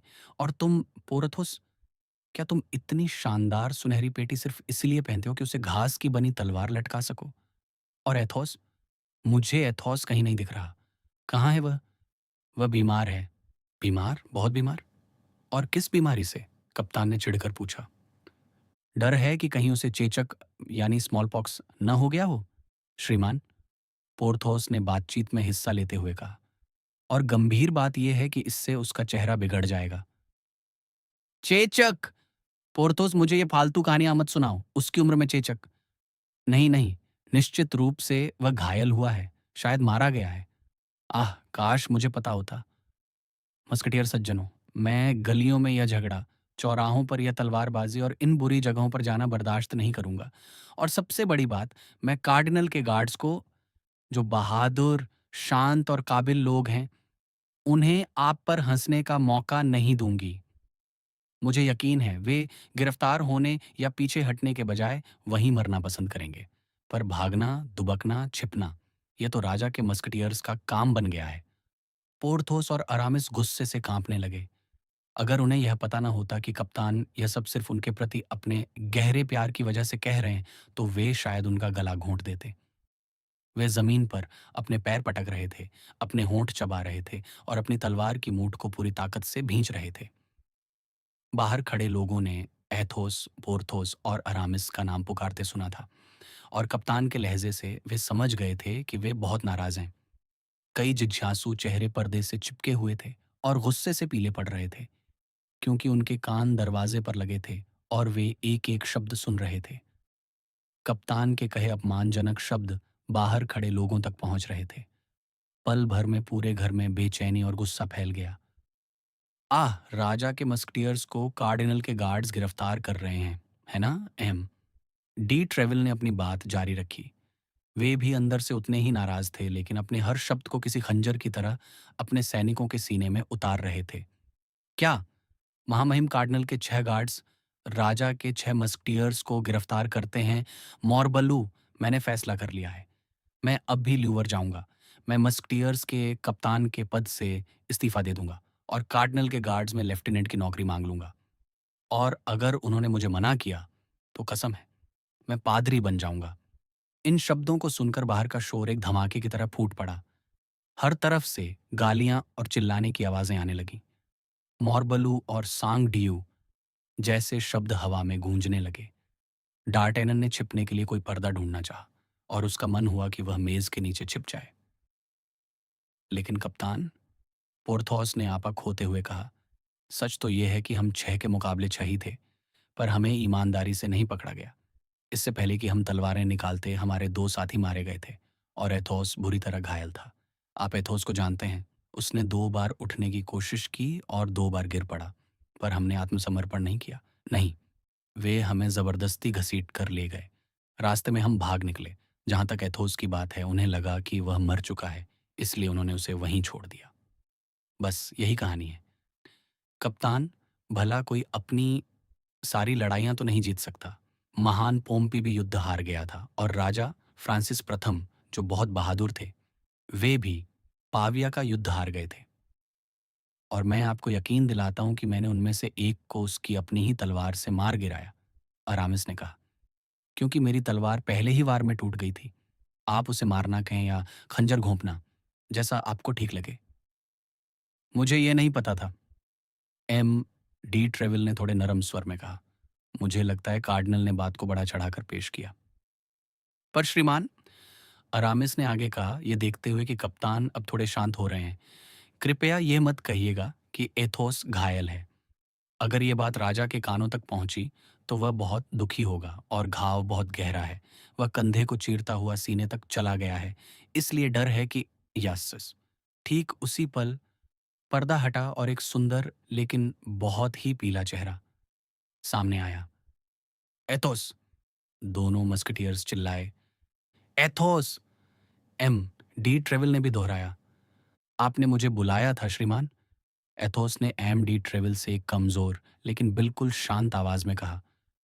जैसा कि मेरे साथियों ने मुझे बताया और मैं आपके आदेश लेने के लिए तुरंत हाजिर हो गया हूँ। मैं यहाँ हूँ, बताइए क्या हुक्म है। इन शब्दों के साथ वह मस्कटियर, जो अपनी पूरी वर्दी में था और बिल्कुल सलीके से तैयार था, दफ्तर के अंदर आया। उसके कदम थोड़े संभले हुए थे। एम डी ट्रेविल साहस के इस सबूत को देखकर भावुक हो गए और उसकी तरफ लपके। मैं इन सज्जनों से कह ही रहा था, उन्होंने आगे कहा, कि मैं अपने मस्कटियर्स को बेवजह जान जोखिम में डालने से मना करता हूँ, क्योंकि बहादुर लोग राजा को बहुत प्यारे हैं और राजा जानते हैं कि उनके मस्कटियर्स दुनिया में सबसे बहादुर हैं। लाओ एथोस, अपना हाथ दो। बिना एथोस के जवाब का इंतजार किए कप्तान ने उसका दाहिना हाथ पकड़ लिया और उससे पूरी ताकत से दबाया। उन्होंने यह नोटिस नहीं किया कि एथोस ने दर्द की एक हल्की सी आह भरी और उसका चेहरा पहले से भी ज्यादा सफेद पड़ गया। दरवाजा खुला रह गया था क्योंकि एथोस के आने से बाहर बहुत उत्साह था। उसका घायल होना एक राज था, पर सब जानते थे।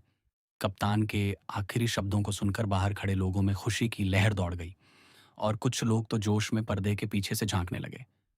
एम डी ट्रेविल अभी उन्हें डांटने ही वाले थे कि उन्होंने महसूस किया कि एथोस का हाथ ढीला पड़ गया है।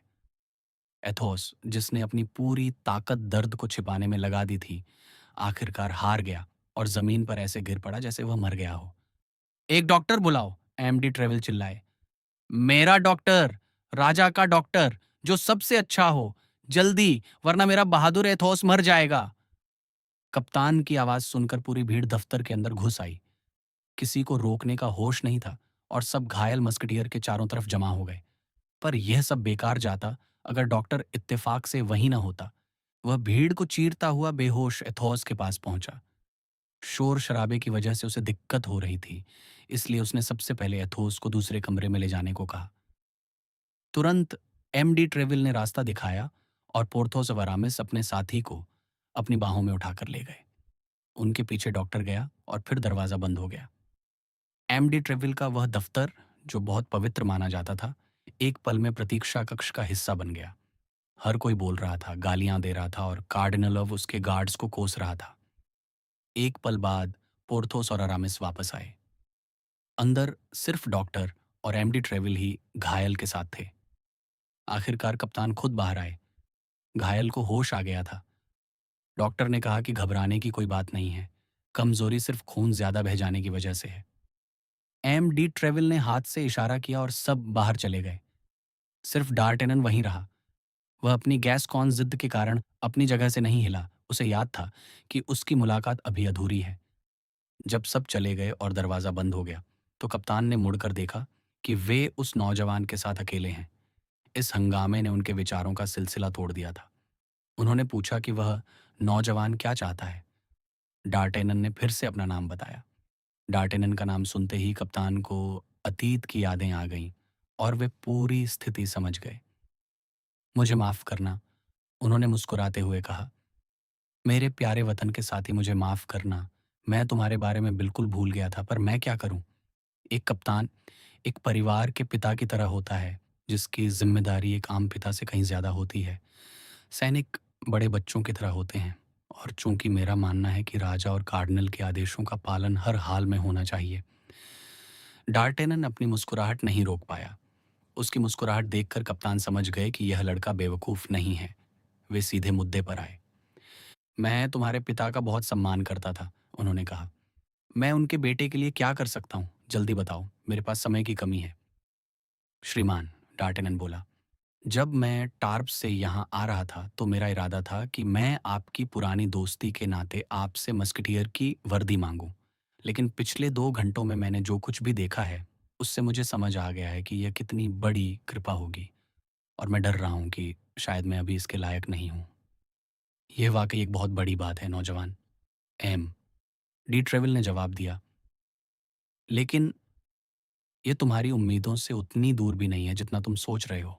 पर राजा की मंजूरी हमेशा ज़रूरी होती है, और मुझे तुम्हें बताते हुए दुख हो रहा है कि कोई भी तब तक मस्केटियर नहीं बन सकता जब तक वह कुछ युद्धों में अपनी बहादुरी न दिखा दे या किसी दूसरी रेजिमेंट में 2 साल की सेवा न कर ले। डार्टेनन ने बिना कुछ बोले सिर झुका लिया। मस्केटियर बनने की उसकी इच्छा अब और भी बढ़ गई थी, क्योंकि यह काम अब उसे बहुत चुनौतीपूर्ण लग रहा था। लेकिन एम डी ट्रेविल ने उसकी आंखों में आंखें डालकर कहा, अपने पुराने साथी, यानी तुम्हारे पिता की खातिर मैं तुम्हारे लिए कुछ ज़रूर करूँगा। हमारे बेयर्न के लोग अक्सर अमीर नहीं होते, और मुझे नहीं लगता कि मेरे वहाँ से आने के बाद हालात बदले होंगे। मुझे लगता है तुम अपने साथ बहुत ज़्यादा पैसे लेकर नहीं आए हो। डार्टेनन गर्व से सीधा खड़ा हो गया। उसके चेहरे का भाव कह रहा था, मैं किसी से भीख नहीं मांगता। ओह! ये बहुत अच्छी बात है, नौजवान, कप्तान बोले, बहुत अच्छी बात। मैं यह अंदाज़ जानता हूँ। मैं खुद पेरिस सिर्फ 4 क्राउन लेकर आया था, और अगर कोई मुझसे कहता कि मैं लॉवर खरीदने की हालत में नहीं हूँ, तो मैं उससे लड़ पड़ता। डार्टेनन की मुद्रा और भी गर्वपूर्ण हो गई। अपना घोड़ा बेचने के बाद उसने अपने करियर की शुरुआत कप्तान के मुकाबले 4 क्राउन ज़्यादा के साथ की थी। मैं कहता हूँ तुम्हारे पास जो भी साधन हैं, तुम्हें उन्हें बहुत सोच समझकर खर्च करना चाहिए। पर तुम्हें उन चीज़ों में भी माहिर होना चाहिए जो एक सज्जन रईस के लिए ज़रूरी हैं। मैं आज रॉयल एकेडमी के डायरेक्टर को एक खत लिखूंगा, और कल वे तुम्हें बिना किसी फीस के वहां दाखिला दे देंगे। इस छोटी सी मदद को मना मत करना। बड़े बड़े अमीर रईस भी इसके लिए तरसते हैं। वहां तुम घुड़सवारी, हर तरह की तलवारबाजी और डांस सीखोगे। तुम अच्छे लोगों से मिलोगे, और समय समय पर मुझसे मिलने आते रहना, बस यह बताने के लिए कि तुम कैसे हो और क्या मैं तुम्हारी कोई और मदद कर सकता हूँ। डार्टनन, जो दरबारी तौर तरीकों से अनजान था, उसे इस स्वागत में थोड़ी सी ठंडी बेरुखी महसूस हुई। अफसोस, श्रीमान, उसने कहा, मुझे आज उस सिफारिशी खत की कमी बहुत खल रही है जो मेरे पिता ने आपको देने के लिए दिया था। मुझे भी हैरानी है, एमडी ट्रेवल ने जवाब दिया, कि तुम बिना उस जरूरी पासपोर्ट के इतने लंबे सफर पर निकल पड़े, जो हम गरीब बेयर्न वासियों का इकलौता सहारा होता है। मेरे पास एक खत था, श्रीमान, और ईश्वर की कृपा से वह वैसा ही था जैसा मैं चाहता था। डार्टनन चिल्लाया। लेकिन वह मुझसे धोखे से चुरा लिया गया। फिर उसने मूंग के उस हादसे के बारे में बताया। उसने उस अजनबी सज्जन का हुलिया इतनी बारीकी और सच्चाई के साथ बयान किया कि कप्तान दंग रह गए। यह सब बहुत अजीब है, एम डी ट्रेवल ने थोड़ा सोचने के बाद कहा। तो तुमने मेरा नाम जोर से लिया था? जी हाँ, श्रीमान, मैंने वह नादानी की थी, पर मैं और क्या करता। आपका नाम मेरे रास्ते में एक ढाल की तरह था। आप ही बताइए कि क्या मुझे इसकी शरण में नहीं जाना चाहिए था। चापलूसी उस दौर में बहुत आम थी, और एमडी ट्रेविल को भी अपनी तारीफ पसंद थी। उनके चेहरे पर एक संतुष्टि भरी मुस्कान आ गई, पर वह जल्द ही गायब हो गई। वे वापस मूंग के हादसे पर आए। मुझे बताओ, उन्होंने पूछा, क्या उस सज्जन के चेहरे पर कोई छोटा सा घाव का निशान था? जी हाँ, ऐसा निशान जैसे कोई गोली छू कर निकल गई हो। क्या वह दिखने में प्रभावशाली व्यक्ति था? जी हाँ। कद में काफी लंबा? जी हाँ। गोरा रंग और भूरे बाल? जी हाँ, हाँ, वही था। श्रीमान, आप उस आदमी को कैसे जानते हैं?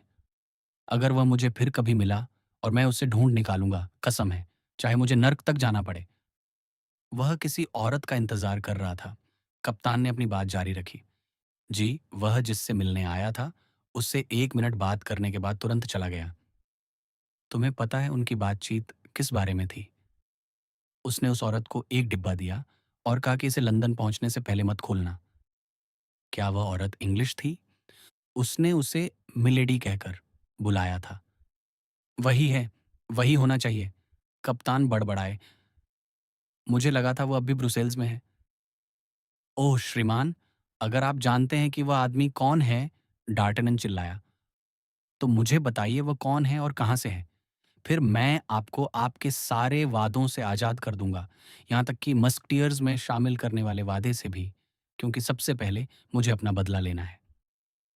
सावधान रहो नौजवान, कप्तान चिल्लाए। अगर तुम उसे गली की एक तरफ से आते देखो तो दूसरी तरफ से निकल जाओ। उस चट्टान से मत टकराओ, वह तुम्हें कांच की तरह चकनाचूर कर देगा। वह भी मुझे नहीं रोक पाएगा श्रीमान, अगर वह मुझे कभी मिला। फिलहाल, ट्रेविल ने कहा, उसे मत ढूंढो, अगर मेरी सलाह मान सको तो। अचानक कप्तान रुके, जैसे उनके मन में कोई शक पैदा हुआ हो। यह नौजवान उस आदमी के लिए इतनी नफरत दिखा रहा है जिसने, जो कि थोड़ा अजीब है, उससे उसके पिता का खत चुरा लिया। क्या इस नफरत के पीछे कोई साजिश तो नहीं? कहीं इस नौजवान को कार्डिनल ने तो नहीं भेजा? क्या यह कोई जाल तो नहीं? क्या यह डार्टेनन कार्डिनल का कोई जासूस तो नहीं जिसे कप्तान का भरोसा जीतकर उन्हें बर्बाद करने के लिए भेजा गया हो? उन्होंने डार्टेनन की आंखों में पहले से भी ज्यादा गहराई से झांका। उस चेहरे की मासूमियत और चतुराई ने उन्हें थोड़ा आश्वस्त किया। मैं जानता हूं ये गैस्कॉन है, उन्होंने सोचा, पर यह कार्डिनल का गैस्कॉन भी तो हो सकता है। चलो इसे आजमाते हैं। मेरे दोस्त, उन्होंने धीरे से कहा, एक पुराने दोस्त के बेटे के नाते, क्योंकि मुझे तुम्हारे खोए हुए खत की कहानी बिल्कुल सच लगती है, मैं चाहता हूं कि मैं तुम्हें अपनी राजनीति के कुछ राज बताऊं। राजा और कार्डिनल बहुत गहरे दोस्त हैं। उनके बीच के झगड़े सिर्फ बेवकूफ़ों को धोखा देने के लिए होते हैं। मैं नहीं चाहता कि मेरा वतन का एक नौजवान, जो इतना बहादुर है, इन चालबाजियों का शिकार बने और उन लोगों की तरह बर्बाद हो जाए जो पहले इसमें फंस चुके हैं। याद रखना, मैं अपने इन दोनों मालिकों का वफादार हूँ और मेरा हर काम राजा और कार्डिनल की सेवा के लिए होता है। वह कार्डिनल जो फ्रांस के सबसे महान दिमागों में से एक है। अब नौजवान, अपना आचरण उसी हिसाब से तय करो। और अगर तुम्हारे मन में या तुम्हारे परिवार की वजह से कार्डिनल के प्रति कोई नफरत है, तो मुझे अलविदा कहो और हम अलग हो जाते हैं। मैं तुम्हारी बहुत मदद करूंगा, पर तुम्हें अपने करीब नहीं रखूंगा।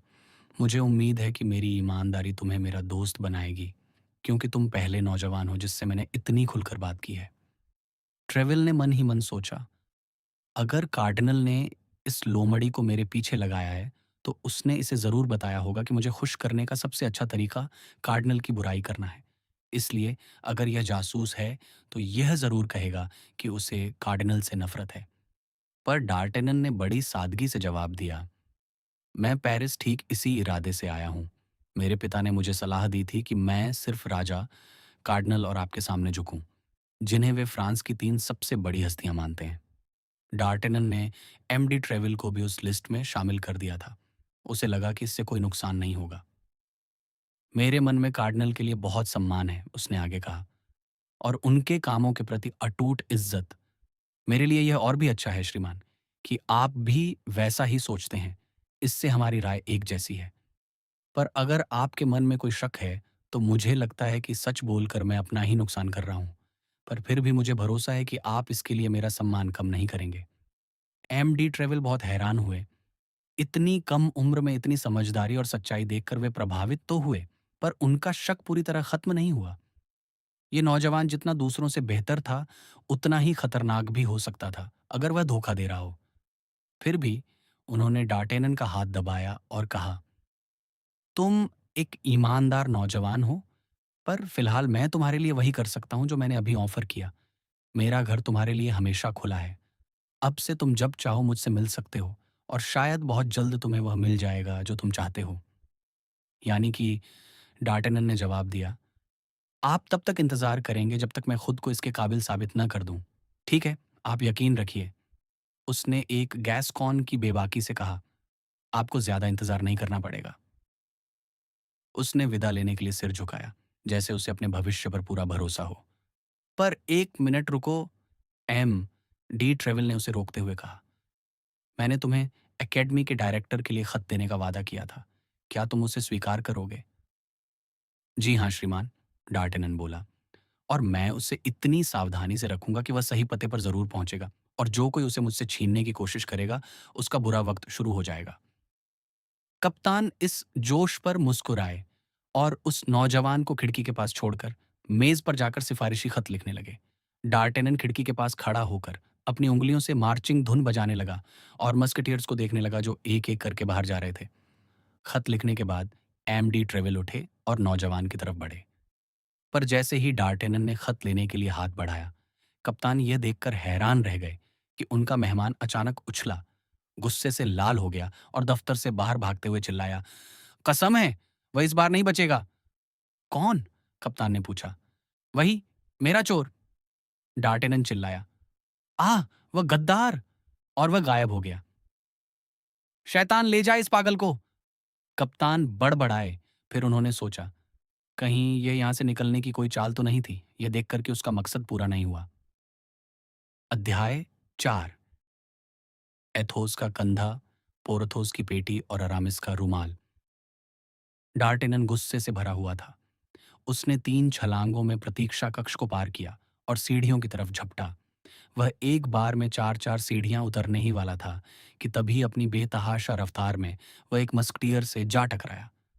वह मस्कटियर एमडी ट्रेवल के एक निजी कमरे से बाहर निकल रहा था।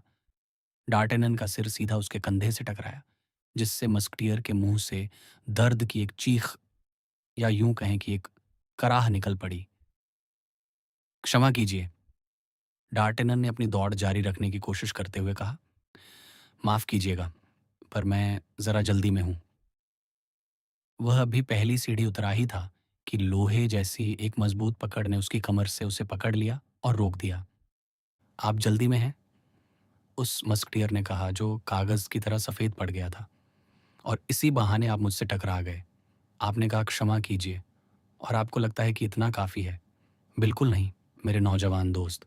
क्या आपको लगता है कि एमडी ट्रेविल ने आज हमसे थोड़ा बेरुखी से बात की है तो बाकी लोग भी हमसे वैसे ही बात करेंगे? अपनी गलतफहमी दूर कर लो साथी। तुम एमडी ट्रेविल नहीं हो। कसम से! डार्टेनन ने जवाब दिया। उसने पहचान लिया कि यह एथोस था, जो डॉक्टर से पट्टी करवाने के बाद अपने कमरे की तरफ लौट रहा था। मैंने ये जानबूझकर नहीं किया और इसीलिए मैंने क्षमा कीजिए कहा। मुझे लगता है इतना काफ़ी होना चाहिए। मैं आपसे फिर कहता हूँ, और इस बार अपनी इज्जत की कसम खाकर, शायद मैं कुछ ज़्यादा ही कह रहा हूँ, कि मैं बहुत जल्दी में हूँ, बहुत बड़ी जल्दी में। इसलिए अपनी पकड़ छोड़ दीजिए और मुझे जाने दीजिए जहाँ मेरा काम है। जनाब, एथॉस ने उसे छोड़ते हुए कहा, आप सभ्य नहीं हैं। साफ दिख रहा है कि आप कहीं बहुत दूर से आए हैं। डार्टेनन 3-4 सीढ़ियाँ नीचे उतर चुका था, पर एथॉस की इस बात पर वह ठिठक गया।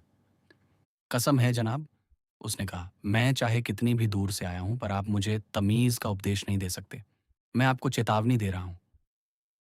शायद, एथोस ने शांत भाव से कहा।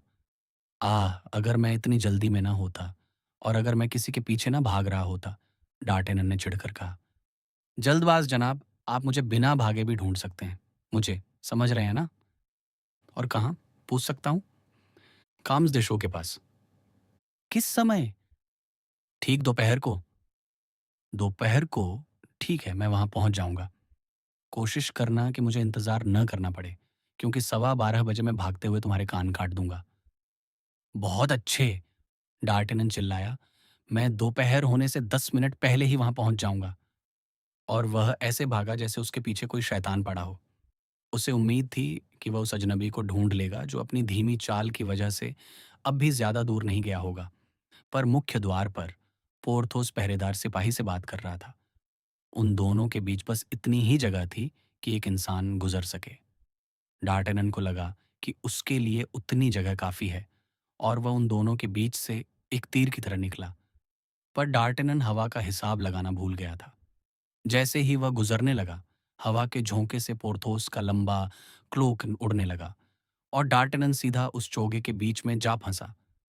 निश्चित रूप से पोर्थोस के पास उस चोगे को न छोड़ने की अपनी वजह थी। उसने चोगे का सिरा छोड़ने के बजाय उससे अपनी तरफ खींचा, जिससे डार्टेनन मखमली कपड़े में गोल गोल लिपट गया।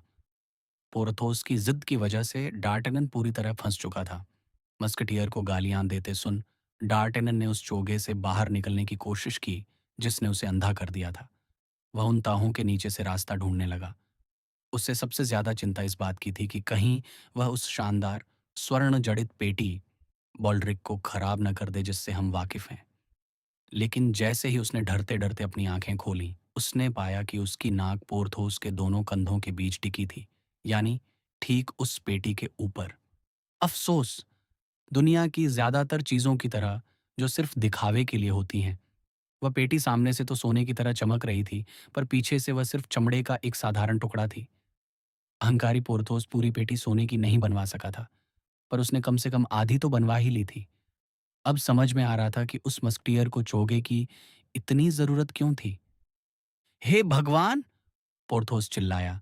वह अपनी पीठ पर छटपटा रहे डार्टेनन से छुटकारा पाने की कोशिश कर रहा था। तुम पागल हो गए हो जो लोगों से इस तरह टकरा रहे हो? क्षमा कीजिए, डार्टेनन उस दैत्य जैसे आदमी के कंधे के नीचे से बाहर निकलते हुए बोला। पर मैं बहुत जल्दी में हूं। मैं किसी के पीछे भाग रहा था। और क्या भागते समय तुम अपनी आंखें घर छोड़ आते हो? पोर्थोस ने पूछा। नहीं, डार्टेनन ने चिढ़कर जवाब दिया। और अपनी आंखों की वजह से ही मैं वह देख सकता हूं जो दूसरे नहीं देख पाते। पोर्थोस उसकी बात समझा या नहीं, पर गुस्से में आकर बोला, जनाब, अगर आप मस्कटियर्स से इस तरह टकराएंगे तो आपको सजा मिल सकती है। सजा? जनाब, डार्टेनन ने कहा, यह शब्द थोड़ा भारी है। यह शब्द उन लोगों के लिए है जो अपने दुश्मनों की आंखों में आंखें डालकर बात करते हैं। कसम से, मैं अच्छी तरह जानता हूं कि आप अपने दुश्मनों को अपनी पीठ कभी नहीं दिखाते।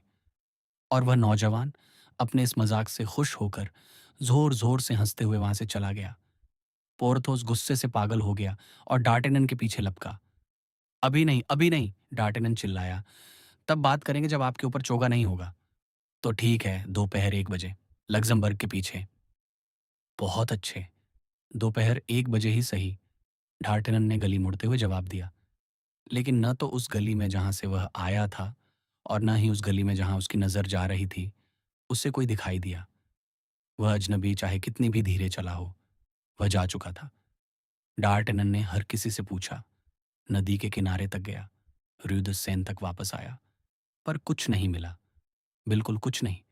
हालांकि इस दौड़ धूप का उसे एक फायदा हुआ। जैसे जैसे उसके माथे से पसीना बहने लगा, उसका गुस्सा ठंडा होने लगा। वह उन घटनाओं पर विचार करने लगा जो अब तक घटी थीं। सुबह के अभी 11 भी नहीं बजे थे और वह एमडी ट्रेविल की नज़रों में गिर चुका था। ट्रेविल निश्चित रूप से उसे एक बदतमीज लड़का समझ रहे होंगे। इसके अलावा उसने 2 ऐसे लोगों के साथ द्वंद्व युद्ध मोल ले लिया था, जिनमें से हर एक 3-3 डार्टेनन को मारने की काबिलियत रखता था। 2 मस्कटियर्स के साथ, जिन्हें वह दुनिया में सबसे श्रेष्ठ मानता था। हालात बहुत बुरे थे। एथॉस के हाथों मारे जाने का उसे पूरा यकीन था, इसलिए वह पोर्थोस के बारे में ज्यादा चिंतित नहीं था। पर इंसान के दिल में उम्मीद आखिरी पल तक रहती है। उसने सोचा कि शायद वह इन दोनों लड़ाइयों में बच जाए, चाहे घाव कितने भी गहरे हों। उसने अपने आचरण को कोसा। मैं कितना सिरफिरा और बेवकूफ़ हूँ। वह बहादुर और बेचारा एथोस उसी कंधे पर घायल था जिससे मैं एक सांड की तरह जा टकराया। मुझे तो हैरानी इस बात की है कि उसने मुझे वहीं मार क्यों नहीं दिया। दर्द तो उसे भयानक हुआ होगा। और जहां तक पोर्थोस की बात है, ओह, पोर्थोस वाला मामला तो वाकई मज़ेदार है। और वह नौजवान खुद ब खुद जोर से हंसने लगा। हालांकि उसने चारों तरफ देख लिया कि राहगीर उसे बिना वजह हंसते हुए देखकर नाराज ना हो जाए। पोर्थोस वाली बात मजेदार तो है, पर मैं हूं एक नंबर का बुद्धू। क्या लोगों से बिना चेतावनी दिए टकरा जाना चाहिए? नहीं। और क्या मुझे दूसरों के चोगे के नीचे झांकने का कोई हक है? वह मुझे जरूर माफ कर देता अगर मैंने उस कमबख्त पेटी के बारे में मजाक न किया होता। मैं भी कैसा गैस कौन हूं। एक मुसीबत से निकलता हूं तो दूसरी में फंस जाता हूं। दोस्त डार्टेनन, उसने खुद से बड़े प्यार से कहा, अगर तुम बच गए, जिसकी उम्मीद कम है, तो मैं तुम्हें भविष्य में बहुत सभ्य बनने की सलाह दूंगा। तुम्हें तमीज की एक मिसाल बनना होगा। मददगार और सभ्य होने का मतलब कायर होना नहीं होता।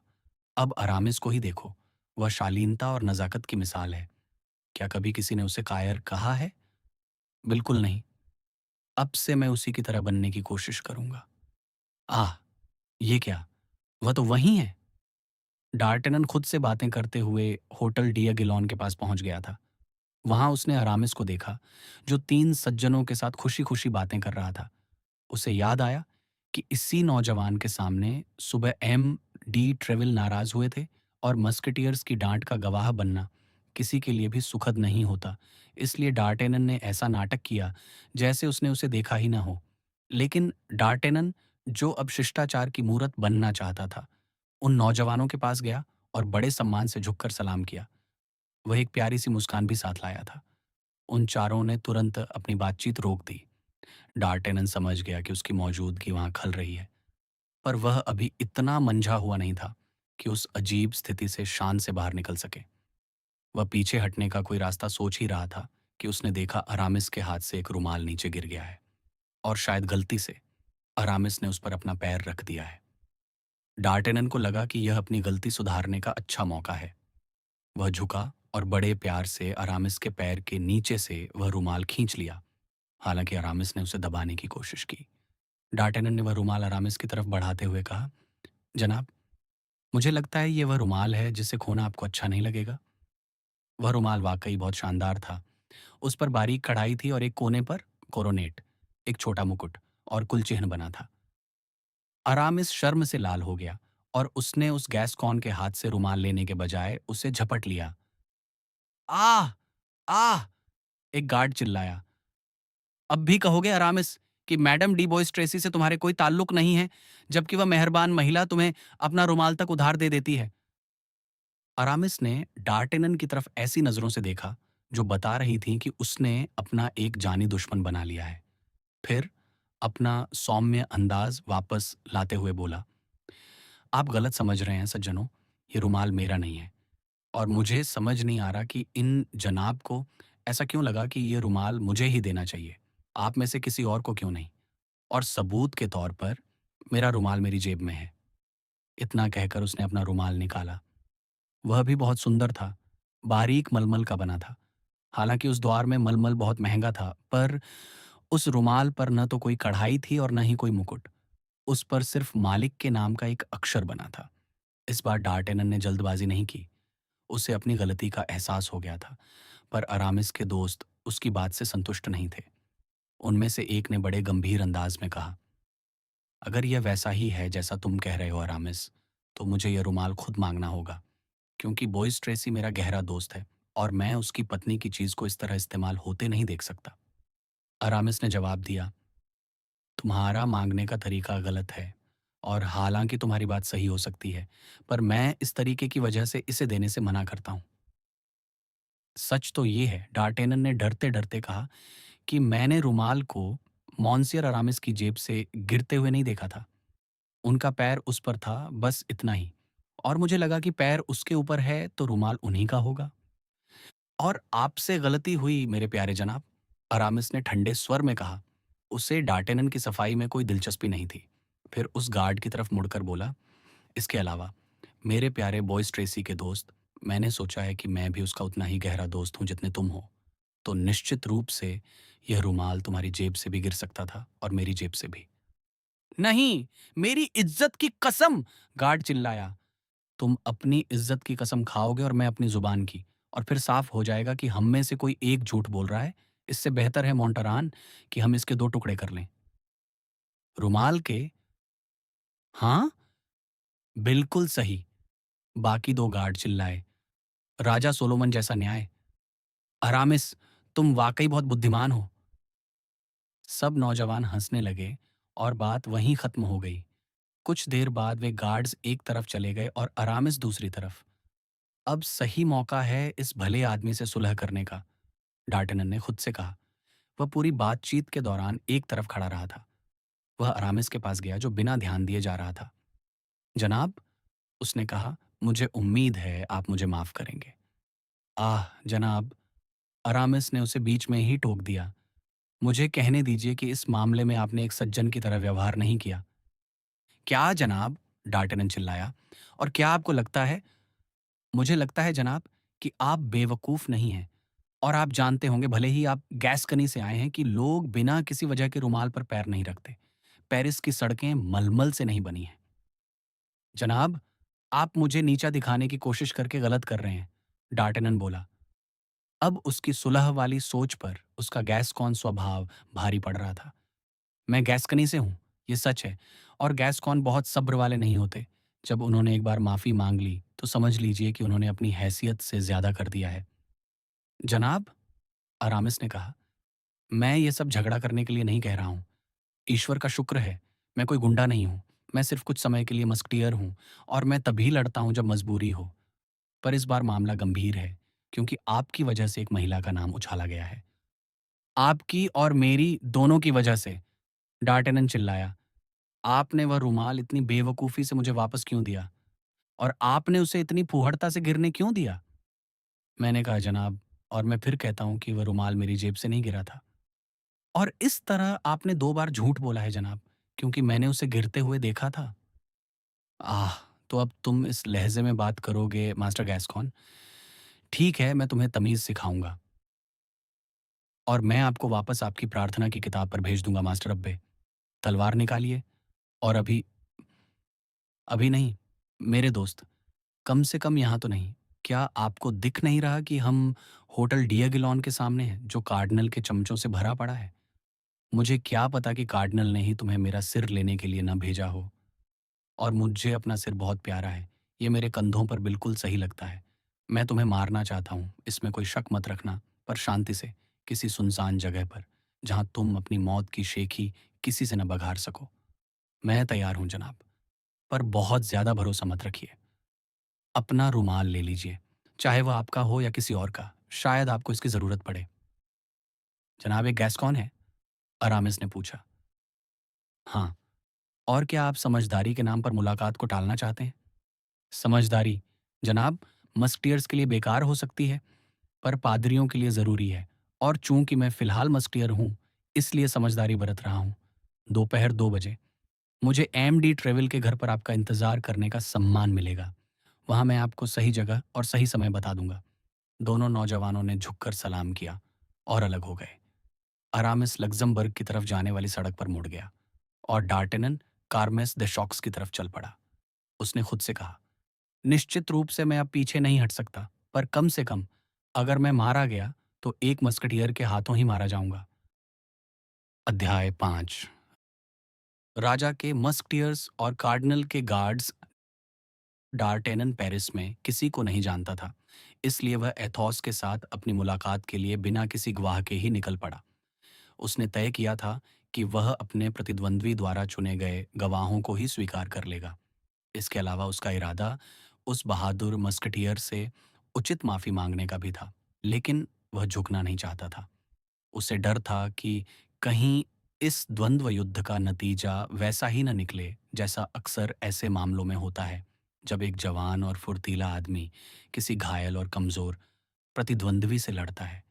अगर वह हार गया, तो दुश्मन की जीत दुगनी हो जाएगी, और अगर वह जीत गया, तो उस पर बेईमानी और कायरता का आरोप लगेगा। अब तक आप डार्टेनन के स्वभाव को समझ गए होंगे कि वह कोई साधारण इंसान नहीं था। जहां वह मन ही मन यह मान चुका था कि उसकी मौत निश्चित है, वहीं वह चुपचाप मरने को तैयार नहीं था। उसने उन लोगों के चरित्र पर विचार किया जिनसे उसे लड़ना था। उसे उम्मीद थी कि वह एथोस से माफी मांगकर उसे दोस्त बना लेगा, क्योंकि एथोस का शाही अंदाज और गंभीर व्यवहार उसे बहुत पसंद आया था। उसे लगा कि वह पोर्थोस को उस पेटी वाले हादसे की याद दिलाकर डरा सकेगा, क्योंकि अगर वह तुरंत नहीं मरा, तो वह यह राज सबको बता देगा, जिससे पोरथोस की बहुत हंसी उड़ेगी। जहां तक चतुर अरामिस की बात थी, डार्टेनन उससे ज्यादा नहीं डरता था। उसने तय किया था कि वह अरामिस के चेहरे पर वार करेगा, ताकि उसकी वह सुंदरता हमेशा के लिए बिगड़ जाए, जिस पर उसे इतना नाज था। इन सब के अलावा डार्टेनन के पास संकल्प की वह अटूट शक्ति थी जो उसके पिता ने उसे दी थी। राजा, कार्डिनल और एमडी ट्रेविल के अलावा किसी की बदतमीजी बर्दाश्त मत करना। वह चलने के बजाय लगभग उड़ते हुए काम्स दे शो के उस मठ की तरफ बढ़ा। वह एक खिड़की रहित इमारत थी, जो बंजर खेतों से घिरी हुई थी। ये जगह अक्सर उन लोगों के द्वंद्व युद्ध के लिए इस्तेमाल होती थी जिनके पास खोने के लिए समय नहीं था। जब डार्टेनन उस मैदान के पास पहुंचा, तो एथोस वहां पहले से ही मौजूद था। ठीक दोपहर के 12 बज रहे थे। एथोस बिल्कुल समय का पाबंद था। एथोस अभी भी अपने घाव से परेशान था, हालांकि डॉक्टर ने उसकी नई पट्टी कर दी थी। वह एक खंभे पर बैठा अपने प्रतिद्वंद्वी का इंतजार कर रहा था। उसकी टोपी हाथ में थी और उस पर लगा पंख जमीन को छू रहा था। जनाब, एथोस बोला, मैंने अपने दो दोस्तों को गवाह के तौर पर बुलाया है, पर वे अभी तक आए नहीं हैं, जिससे मुझे हैरानी हो रही है, क्योंकि यह उनकी आदत नहीं है। मेरी तरफ से कोई गवाह नहीं है जनाब, डार्टनन ने कहा। चूंकि मैं कल ही पेरिस आया हूं, इसलिए मैं एमडी ट्रेविल के अलावा यहाँ किसी को नहीं जानता। एथोस ने एक पल के लिए सोचा। तुम सिर्फ एमडी ट्रेविल को जानते हो? उसने पूछा। जी हाँ जनाब, सिर्फ वो उन्हें। खैर तो फिर, एथोस ने आधा खुद से ही कहा, अगर मैंने तुम्हें मार दिया तो ऐसा लगेगा जैसे मैंने किसी बच्चे की जान ले ली हो। ऐसा बिल्कुल नहीं लगेगा, डार्टेनन ने झुककर जवाब दिया। चूंकि आप एक घायल कंधे के साथ मुझसे तलवारबाजी करने का सम्मान दे रहे हैं। सचमुच यह बहुत असुविधाजनक है, और तुमने मुझे बहुत बुरी तरह चोट पहुंचाई है, मैं तुम्हें बता दूं। पर मैं अपने बाएं हाथ का इस्तेमाल करूंगा। ऐसी स्थितियों में यह मेरी आदत है। ये मत सोचना कि मैं तुम पर कोई एहसान कर रहा हूं। मैं दोनों हाथों से आसानी से लड़ सकता हूं, और यह तुम्हारे लिए उल्टा पड़ेगा। बाएं हाथ से लड़ने वाला आदमी उन लोगों के लिए बहुत मुसीबत खड़ी करता है जो इसके लिए तैयार नहीं होते। मुझे अफसोस है कि मैंने तुम्हें पहले यह नहीं बताया। जनाब, डार्टन ने फिर झुककर कहा, आपकी इस शालीनता के लिए मैं आपका बहुत शुक्रगुजार हूं। तुम मुझे शर्मिंदा कर रहे हो, एथॉस ने अपने रईसाना अंदाज में जवाब दिया। चलो किसी और विषय पर बात करते हैं। आह, कसम से, तुमने मुझे बहुत दर्द दिया है। मेरा कंधा जैसे जल रहा है। अगर आप मुझे अनुमति दें, डार्टेनन ने झिझकते हुए कहा। क्या जनाब? मेरे पास घावों के लिए एक जादुई मरहम है। मेरी माँ का दिया हुआ मरहम, जिसे मैंने खुद पर उपयोग किया है। तो मुझे यकीन है कि 3 दिनों से भी कम समय में यह मरहम आपको ठीक कर देगा। और 3 दिन बाद जब आप ठीक हो जाएंगे, तब श्रीमान, आपसे मुकाबला करना मेरे लिए बहुत बड़े सम्मान की बात होगी। डार्टेनन ने यह बात इतनी सादगी से कही कि इसमें उसकी बहादुरी पर कोई शक नहीं था, सिर्फ शिष्टाचार था। कसम से जनाब, एथोस बोला, तुम्हारा यह प्रस्ताव मुझे पसंद आया।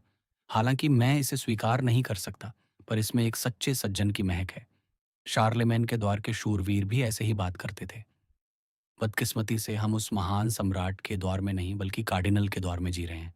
और 3 दिन बाद ये बात सबको पता चल जाएगी कि हम लड़ने वाले हैं, और हमारा मुकाबला रोक दिया जाएगा। मुझे लगता है कि वे लोग कभी नहीं आएंगे। अगर आपको जल्दी है जनाब, डार्टेनन ने उसी सादगी से कहा जिससे उसने द्वंद्व युद्ध टालने की बात कही थी, और अगर आप मुझे अभी खत्म करना चाहते हैं, तो कृपया खुद को तकलीफ न दें। मैं तैयार हूं। तुम्हारी ये बात भी मुझे बहुत पसंद आई, एथॉस ने मुस्कुराते हुए कहा। ये किसी डरपोक आदमी के शब्द नहीं है जनाब। मुझे तुम्हारे जैसे लोग पसंद हैं, और मुझे साफ दिख रहा है कि अगर हम एक दूसरे को नहीं मारते, तो भविष्य में तुम्हारी संगति में मुझे बहुत खुशी मिलेगी। चलो हम उन सज्जनों का इंतजार करते हैं। मेरे पास बहुत समय है। आप, मुझे लगता है उनमें से एक आ रहा है। वाकई, गली के कोने पर विशालकाय पोरथोस दिखाई दिया। क्या? डार्टेनन चिल्लाया। क्या आपके पहले गवाह मॉन्सियर पोर्थोस हैं? हाँ, क्या इससे तुम्हें कोई दिक्कत है? बिल्कुल नहीं। और वह रहा दूसरा गवाह। डार्टेनन ने एथॉस के बताए इशारे की तरफ देखा और वहां अरामिस को खड़ा पाया। क्या? वह पहले से भी ज्यादा हैरानी से चिल्लाया। आपके दूसरे गवाह मॉन्सियर अरामिस हैं? बेशक। क्या तुम्हें नहीं पता कि हम तीनों हमेशा साथ ही दिखते हैं? मस्कटियर्स और गार्ड्स के बीच हमें 3 अटूट साथी, यानी कि दी 3 इंसेपरेबल्स कहा जाता है। पर शायद तुम टार्ब्स से आए हो, इसलिए तुम्हें यह छोटा सा सच नहीं पता होगा। इतने में पोर्थोस पास आ गया। उसने एथॉस की तरफ हाथ हिलाया, और फिर डार्टनन को देखकर हैरान रह गया। उसने अब अपनी पेटी बदल ली थी और अपना चोगा भी उतार दिया था। उसने कहा, इसका क्या मतलब है? यही वह सज्जन है जिनसे मैं लड़ने जा रहा हूं, एथॉस ने डार्टनन की तरफ इशारा करते हुए कहा।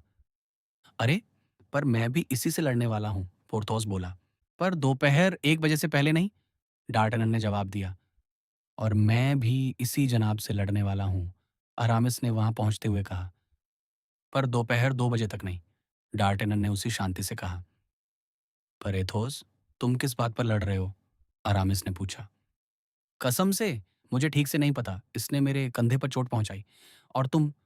पोर्थोस, कसम से मैं लड़ रहा हूं क्योंकि मुझे लड़ना है, पोर्थोस ने लाल होते हुए जवाब दिया। एथोस की तेज नजरों ने डार्टेनन के होंठों पर एक शरारती मुस्कान देखी। जब डार्टेनन ने जवाब दिया, हमारी पहनावे को लेकर थोड़ी बहस हो गई थी। और तुम अरामिस? एथोस ने पूछा। ओह, हमारा झगड़ा थियोलॉजी को लेकर है, अरामिस ने डार्टेनन को चुप रहने का इशारा करते हुए कहा। एथोस ने डार्टेनन के चेहरे पर दूसरी मुस्कान देखी। अच्छा, एथोस बोला। जी हाँ, सेंट ऑगस्टीन के एक लेख पर हमारी राय अलग थी। डार्टेनन ने बात संभाली। निश्चित रूप से यह लड़का बहुत चालाक है, एथोस ने धीरे से कहा। और अब जबकि आप सब यहाँ जमा हैं, सज्जनों, डार्टेनन बोला, तो मुझे आप सबसे माफ़ी मांगने दीजिए। माफ़ी शब्द सुनते ही एथोस की भौहें तन गईं। पोरथोस के होंठों पर घमंड भरी मुस्कान आई और अरामिस ने ना में सिर हिलाया। आप मुझे गलत समझ रहे हैं सज्जनों, डार्टेनन ने अपना सिर उठाकर कहा। उस समय सूरज की एक किरण उसके निडर चेहरे पर पड़ रही थी। मैं माफ़ी इसलिए मांग रहा हूं कि शायद मैं आप तीनों का उधार ना चुका पाऊं, क्योंकि मॉन्सियर एथोस को मुझे पहले मारने का हक है, जिससे मॉन्सियर पोरथोस का बिल कम हो जाएगा और मॉन्सियर अरामिस का तो लगभग शून्य ही रह जाएगा। और अब सज्जनों, मैं फिर कहता हूं, मुझे माफ़ कीजिए, पर सिर्फ इसी कारण से। और अब तैयार। इन शब्दों के साथ डार्टेनन ने अपनी तलवार म्यान से निकाल ली। दोपहर के 12:15 बज चुके थे। सूरज बिल्कुल ऊपर था और मैदान गर्मी से तप रहा था। बहुत गर्मी है, एथॉस ने अपनी तलवार निकालते हुए कहा। और फिर भी मैं अपना कोट नहीं उतार सकता, क्योंकि मुझे लग रहा है मेरा घाव फिर से रिसने लगा है और मैं आपको वह खून दिखाकर परेशान नहीं करना चाहता जो आपने नहीं बहाया है। यह आपकी महानता है जनाब, डार्टेनन ने जवाब दिया, और चाहे खून मैंने बहाया हो या किसी और ने, मुझे आप जैसे बहादुर इंसान का खून बहते देख हमेशा अफसोस होगा। इसलिए मैं भी आपकी तरह अपना कोट पहनकर ही लड़ूंगा। चलो चलो, बहुत हुई ये शिष्टाचार की बातें, पोर्थोस चिल्लाया। याद रखिए, हम अपनी बारी का इंतजार कर रहे हैं। अरामिस ने उसे टोकते हुए कहा। पोर्थोस, ऐसी बेतुकी बातें सिर्फ अपने लिए करो। मुझे लगता है कि वे जो कह रहे हैं वह बहुत सही है, और दो सज्जनों के बीच ऐसी ही बातें होनी चाहिए। जब आप चाहें जनाब, एथॉस ने अपनी मुद्रा संभालते हुए कहा। मैं आपके आदेश का इंतजार कर रहा था, डार्टेनन ने अपनी तलवार एथॉस की तलवार से टकराते हुए कहा। लेकिन जैसे ही दोनों तलवारें टकराईं, कार्डिनल के गार्ड्स का एक दस्ता, जिसकी कमान जुसैक के हाथ में थी, मठ के कोने से मुड़ा। कार्डिनल के गार्ड्स! अरामिस और पोर्थोस एक साथ चिल्लाए। तलवारें म्यान में डाल लीजिए सज्जनों, जल्दी! पर बहुत देर हो चुकी थी। दोनों लड़ने वालों को ऐसी हालत में देख लिया गया था जिससे उनके इरादों पर कोई शक नहीं रहा। ओह! जुसैक ने उनकी तरफ बढ़ते हुए चिल्लाया और अपने सैनिकों को भी आगे आने का इशारा किया। ओह! मस्कटियर्स, यहाँ लड़ाई चल रही है, और उन शाही फरमानों का क्या हुआ जो द्वंद्व युद्ध को मना करते हैं? आप बहुत उदार हैं गार्ड्स के सज्जनों, एथोस ने कड़वाहट से कहा, क्योंकि जुसैक उन लोगों में से था जिन्होंने पिछले दिन उन पर हमला किया था। अगर हम आपको लड़ते हुए देखते, तो मैं आपको यकीन दिलाता हूं कि हम आपको रोकने की कोई कोशिश नहीं करते। इसलिए हमें अकेला छोड़ दीजिए और आप बिना किसी खर्च के तमाशे का आनंद लीजिए। सज्जनों, जुसैक बोला, मुझे बड़े अफसोस के साथ कहना पड़ रहा है कि यह नामुमकिन है। कर्तव्य सबसे ऊपर है, इसीलिए अपनी तलवारें अंदर कीजिए और हमारे साथ चलिए। जनाब, अरामिस ने जुसैक की नकल उतारते हुए कहा, हमें आपके इस प्यार भरे न्योते को स्वीकार करके बहुत खुशी होती, पर बदकिस्मती से यह नामुमकिन है। एम डी ट्रेविल ने हमें ऐसा करने से मना किया है, इसलिए अपने रास्ते जाइए। यही आपके लिए सबसे अच्छा होगा। इस मजाक ने जुसैक को भड़का दिया। अगर आपने बात नहीं मानी, तो हम आप पर हमला कर देंगे, उसने कहा। वे 5 हैं, एथोस ने धीमी आवाज में कहा, और हम सिर्फ 3। हम फिर से हार जाएंगे और यहीं मारे जाएंगे। और मैं कसम खाता हूं कि मैं अपने कप्तान के सामने फिर कभी हार कर नहीं जाऊंगा। एथोस, पोर्थोस और अरामिस तुरंत एक दूसरे के करीब आ गए, जबकि जुसैक ने अपने सैनिकों को तैयार किया। यह छोटा सा पल डार्टेनन के लिए फैसला करने के लिए काफ़ी था। ये उन घटनाओं में से एक थी जो एक इंसान की पूरी ज़िंदगी बदल देती हैं। यह राजा और कार्डिनल के बीच का चुनाव था, और एक बार चुनाव कर लिया तो उस पर टिके रहना था। लड़ने का मतलब था कानून तोड़ना, अपनी जान जोखिम में डालना और एक ऐसे कार्डिनल को दुश्मन बनाना जो राजा से भी ज़्यादा ताकतवर था। नौजवान डार्टेनन यह सब समझ रहा था, पर फिर भी उसने एक सेकंड के लिए भी हिचकिचाहट नहीं दिखाई। एथोस और उसके दोस्तों की तरफ मुड़कर उसने कहा, सज्जनों, अगर आप अनुमति दें तो मैं आपकी बात में थोड़ा सुधार करना चाहता हूँ। आपने कहा कि आप सिर्फ 3 हैं, पर मुझे लगता है कि हम 4 हैं। पर तुम हमारे साथ नहीं हो, पोर्थोस बोला। यह सच है, डार्टेनन ने जवाब दिया। मेरे पास वर्दी नहीं है, पर मेरी रूह एक मस्कटियर की है। मेरा दिल एक मस्कटियर का है। मैं इसे महसूस कर सकता हूँ और यही मुझे आगे बढ़ा रहा है। पीछे हट जाओ नौजवान, जुसैक चिल्लाया। वह डार्टेनन के इरादे समझ गया था। तुम जा सकते हो, हम तुम्हें जाने की अनुमति देते हैं। अपनी जान बचाओ और जल्दी यहां से भाग जाओ। डार्टेनन टस से मस नहीं हुआ। निश्चित रूप से, तुम एक बहादुर लड़के हो, एथॉस ने नौजवान का हाथ दबाते हुए कहा। जल्दी करो, फैसला करो, ज्यूसैक चिल्लाया। खैर, पोर्थोस ने अरामिस से कहा, हमें कुछ तो करना होगा। यह नौजवान बहुत उदार है, एथोस बोला। पर वे तीनों डार्टेनन की कम उम्र और कम अनुभव को लेकर डरे हुए थे। हम सिर्फ 3 होंगे, जिनमें से एक घायल है और साथ में एक बच्चा होगा, एथोस ने फिर कहा। पर फिर भी दुनिया यही कहेगी कि हम 4 आदमी थे। हाँ, पर हार मानना, पोर्थोस बोला। वह बहुत मुश्किल है, एथोस ने जवाब दिया। डार्टेनन उनकी दुविधा समझ गया। मुझे आजमा कर देखिए सज्जनों, उसने कहा, और मैं अपनी इज्जत की कसम खाकर कहता हूं कि अगर हम हार भी गए तो मैं यहां से जिंदा नहीं जाऊंगा। तुम्हारा नाम क्या है मेरे बहादुर साथी?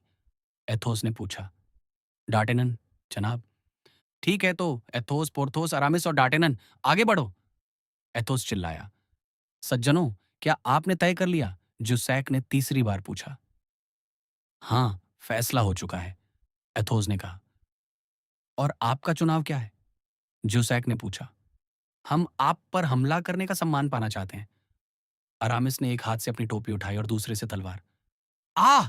तो आप मुकाबला करेंगे? जुसैक चिल्लाया। कसम है, क्या आपको इसमें कोई शक है? और 9 योद्धा एक दूसरे पर टूट पड़े। एथोस ने कार्डिनल के चहेते काहुसैक को चुना। पोर्थोस का मुकाबला बिकारैट से था और अरामिस के सामने 2 दुश्मन थे। जहां तक डार्टेनन की बात है, वह सीधा जुसैक की तरफ झपटा। उस नौजवान गैस्कॉन का दिल जोर-जोर से धड़क रहा था। डर से नहीं, बल्कि जोश से। वह एक खूंखार बाघ की तरह लड़ रहा था। वह अपने दुश्मन के चारों तरफ घूम रहा था और पल-पल अपनी जगह और अपनी मुद्रा बदल रहा था। जुसैक एक मंझा हुआ तलवारबाज था, पर डार्टेनन की फुर्ती के सामने उसे अपनी पूरी काबिलियत लगानी पड़ रही थी। डार्टेनन हर तरफ से हमला कर रहा था और खुद का बचाव भी किसी उस्ताद की तरह कर रहा था। आखिरकार जुसैक का सब्र जवाब दे गया। एक बच्चे के हाथों रुक जाने की झुंझलाहट में उसने गलतियां करना शुरू कर दी। डार्टेनन, जिसके पास अनुभव कम था पर तकनीक पक्की थी, उसने अपनी फुर्ती और बढ़ा दी। जुसैक ने इसे खत्म करने के लिए एक जोरदार वार किया, पर डार्टेनन ने उसे काट दिया। और इससे पहले कि जुसैक खुद को संभाल पाता, डार्टेनन एक सांप की तरह उसकी तलवार के नीचे से निकला और अपनी तलवार जुसैक के शरीर के पार कर दी। जुसैक एक बेजान लाश की तरह जमीन पर गिर पड़ा। डार्टेनन ने तुरंत मैदान पर एक नजर दौड़ाई।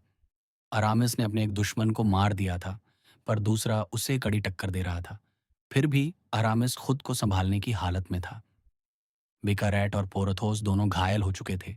पोरथोस के हाथ में चोट थी और बिकारैट के पैर में, पर दोनों में से कोई भी घाव गंभीर नहीं था और वे और भी जोश से लड़ रहे थे। एथोस काउसैक के हाथों फिर से घायल हो चुका था और उसका चेहरा सफेद पड़ गया था, पर वह एक कदम भी पीछे नहीं हटा। उसने अपनी तलवार हाथ बदलकर बाएं हाथ में ले ली थी और लड़ाई जारी रखी। उस द्वार के नियमों के अनुसार डार्टेनन अब किसी की भी मदद करने के लिए आजाद था। वह देख ही रहा था कि किसे मदद की सबसे ज्यादा जरूरत है। तभी उसकी नजर एथोस से मिली। वह नजर बहुत कुछ कह रही थी। एथोस मरना पसंद करता, पर मदद के लिए कभी नहीं पुकारता। पर उसकी आंखें मदद मांग रही थीं। डार्टेनन समझ गया। उसने एक जबरदस्त छलांग लगाई और काहुसैक की तरफ चिल्लाया, मेरी तरफ देखिए गार्ड्स के जनाब, मैं आपको खत्म कर दूंगा। काहुसैक मुड़ा। यह सही समय था क्योंकि एथॉस अब हिम्मत हारने ही वाला था और घुटनों के बल गिर पड़ा था। कसम है, एथॉस डार्टेनन से चिल्लाया, इसे जान से मत मारना नौजवान। मैं तुमसे विनती करता हूं, जब मैं ठीक हो जाऊंगा तो मुझे इससे अपना एक पुराना हिसाब चुकता करना है। बस इसे निहत्था कर दो, इसकी तलवार छीन लो। बस। बहुत अच्छे। एथॉस के मुंह से यह तारीफ तब निकली जब उसने देखा कि काहुसैक की तलवार उड़कर 20 कदम दूर जा गिरी है।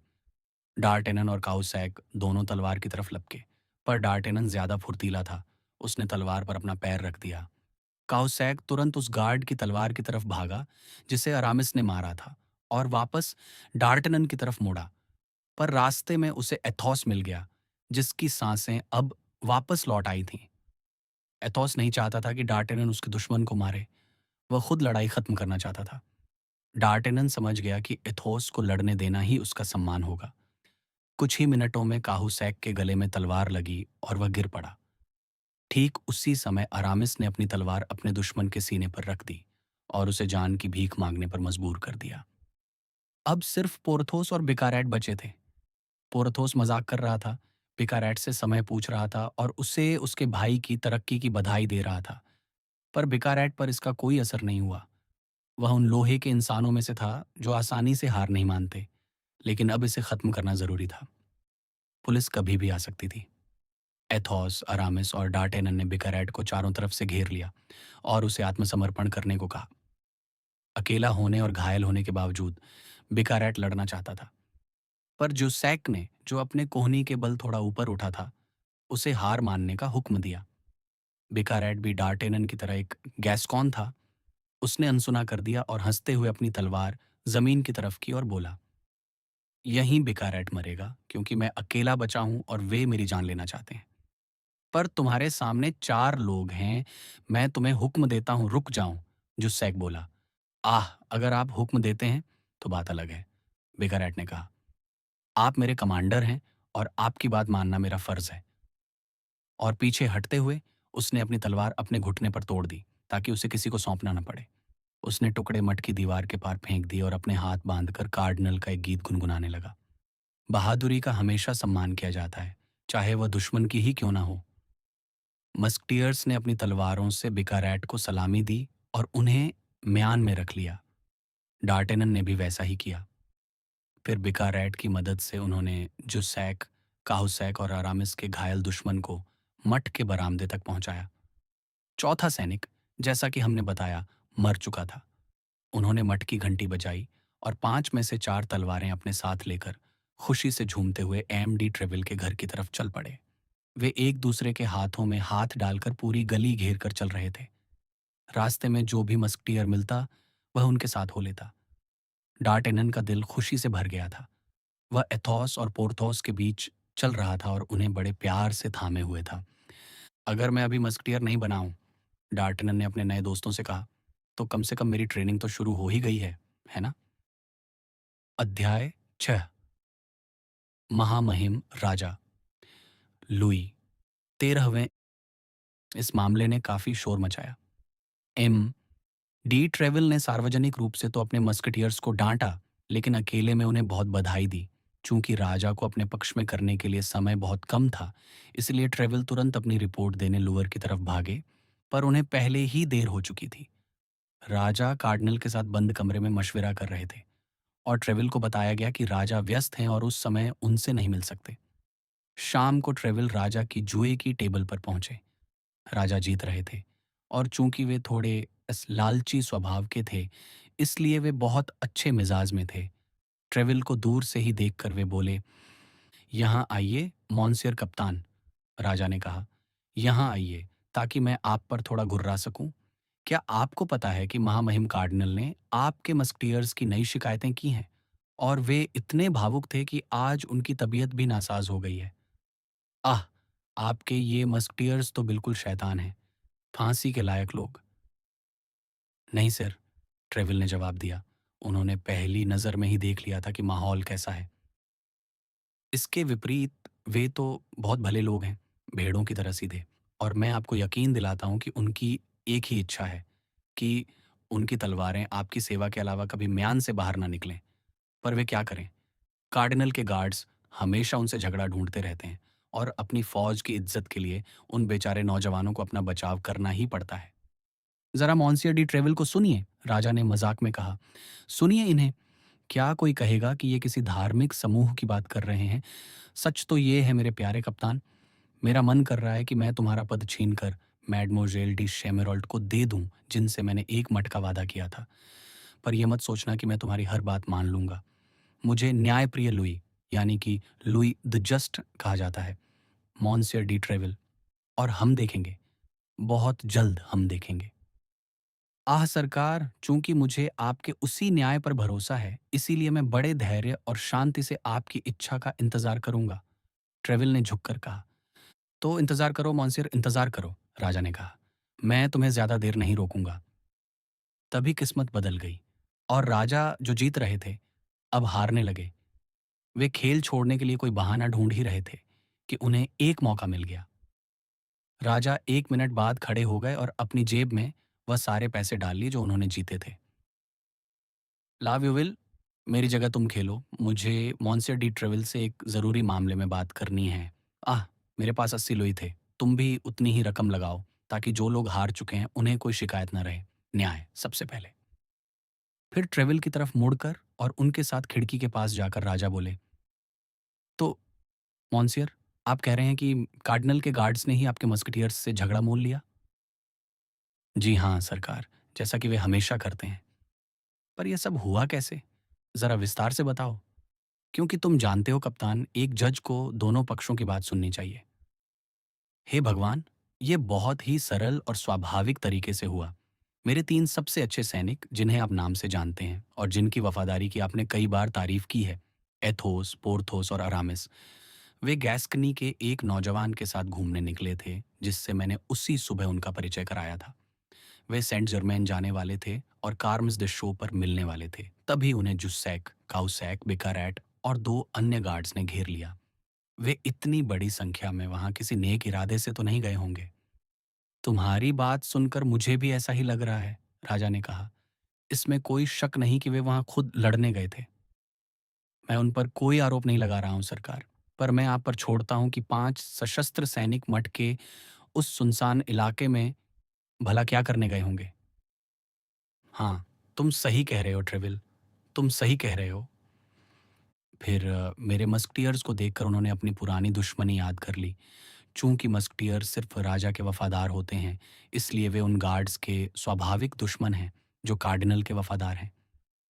हाँ ट्रेविल, हाँ, राजा ने थोड़े उदास स्वर में कहा। फ्रांस में ऐसे 2 गुट देखना बहुत दुखद है, पर यह सब एक दिन खत्म हो जाएगा। तो तुम कह रहे हो कि गार्ड्स ने ही मस्कटियर्स को उकसाया? संभावना तो यही है सरकार, पर मैं कसम नहीं खा सकता। सच का पता लगाना बहुत मुश्किल है, जब तक कि कोई लुई 13वें जैसा न्यायप्रिय न हो। तुम ठीक कहते हो ट्रेविल, पर तुम्हारे मस्कटियर्स अकेले नहीं थे, उनके साथ एक नौजवान भी था। जी हाँ सरकार, और एक घायल मस्कटियर, एथोस। तो 3 मस्कटियर्स और एक नौजवान ने न केवल कार्डिनल के 5 खतरनाक गार्ड्स का मुकाबला किया, बल्कि उनमें से 4 को धूल चटा दी। क्या ये तो एक बहुत बड़ी जीत है, राजा खुशी से चमक उठे। एक मुकम्मल जीत। जी हाँ सरकार, बिल्कुल वैसी ही जैसे ब्रिज ऑफ सी की जीत थी। 4 आदमी, जिनमें से एक घायल था, और एक नौजवान। तुमने यही कहा ना? वह अभी पूरी तरह से नौजवान भी नहीं है, एक लड़का ही है, पर उसने इस मौके पर इतना शानदार प्रदर्शन किया कि मैं आपसे उसकी सिफारिश करने की गुस्ताखी करूंगा। उसका नाम क्या है? डार्टेनन सरकार, वह मेरे एक बहुत पुराने दोस्त का बेटा है, उस आदमी का जिसने आपके स्वर्गीय पिता के अधीन गृह युद्ध में अपनी सेवाएं दी थीं। और तुम कह रहे हो इस लड़के ने अच्छा प्रदर्शन किया? मुझे बताओ कैसे ट्रेविल। तुम्हें पता है मुझे युद्ध और लड़ाई के किस्से कितने पसंद हैं। राजा लुई 13वें ने गर्व से अपनी मूंछों को ताव दिया और अपने कूल्हे पर हाथ रखा। सरकार, ट्रेविल ने अपनी बात जारी रखी, जैसा कि मैंने बताया, मॉन्सियर डार्टेनन अब भी एक लड़का ही है, और चूंकि वह अभी मस्कटियर नहीं है, इसीलिए उसने आम नागरिकों वाले कपड़े पहने थे। कार्डिनल के गार्ड्स ने उसकी कम उम्र देखकर उसे वहां से चले जाने को कहा। तो देखा ट्रेविल, राजा ने बीच में टोकते हुए कहा, हमला उन्होंने ही किया था ना। ये सच है सरकार, अब इस पर कोई शक नहीं है। उन्होंने उसे जाने को कहा पर उसने जवाब दिया कि वह दिल से एक मस्कटियर है और पूरी तरह आपके प्रति समर्पित है, इसलिए वह मस्कटियर्स का साथ नहीं छोड़ेगा। बहादुर लड़का, राजा बुदबुदाए। जी, वह उनके साथ टिका रहा। और सरकार, वह आपका इतना पक्का सिपाही है कि जुसैक को वह भयानक घाव उसी ने दिया है जिससे कार्डिनल इतने नाराज हैं। उसी ने जुसैक को घायल किया, राजा चिल्लाए। उसने, एक लड़के ने, ट्रेविल, ये नामुमकिन है। सरकार, मुझे आपको ये बताते हुए गर्व हो रहा है कि ये सच है। जुसैक, जो साम्राज्य के सबसे बेहतरीन तलवारबाजों में से एक है। जी सरकार, इस बार उसे उसका उस्ताद मिल गया। मैं इस नौजवान से मिलूंगा ट्रेविल, मैं उससे ज़रूर मिलूंगा, और अगर कुछ किया जा सकता है तो हम ज़रूर करेंगे। आप उसे कब मिलने का सम्मान देंगे सरकार? कल दोपहर को। ट्रेविल, क्या मैं उसे अकेला लाऊं? नहीं, चारों को साथ लाओ। मैं उन सब का एक साथ शुक्रिया अदा करना चाहता हूँ। वफादार लोग बहुत कम मिलते हैं ट्रेविल। उन्हें पिछले दरवाजे से लाना, कार्डिनल को पता चलने की ज़रूरत नहीं है। जी सरकार। तुम समझ रहे हो ना ट्रेविल, कानून तो कानून है, आखिर लड़ना तो मना ही है। पर सरकार, यह द्वंद्व युद्ध नहीं था, यह तो एक आम झगड़ा था। और सबूत यह है कि कार्डिनल के 5 गार्ड्स मेरे 3 मस्कटियर्स और मॉन्सियर डार्टेनन के खिलाफ थे। यह भी सच है, राजा ने कहा। पर कोई बात नहीं ट्रेविल, फिर भी उन्हें पिछले दरवाजे से ही लाना। ट्रेविल मुस्कुराए। उन्होंने राजा को अपने ही नियमों के खिलाफ राजी कर लिया था। उन्होंने राजा को सलाम किया और वहां से विदा ली। उस शाम तीनों मस्कटियर्स को इस सम्मान के बारे में बताया गया। चूंकि वे राजा को लंबे समय से जानते थे, इसलिए वे बहुत ज्यादा उत्साहित नहीं थे।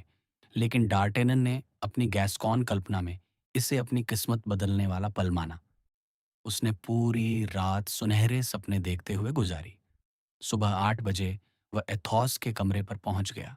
एथोस तैयार था।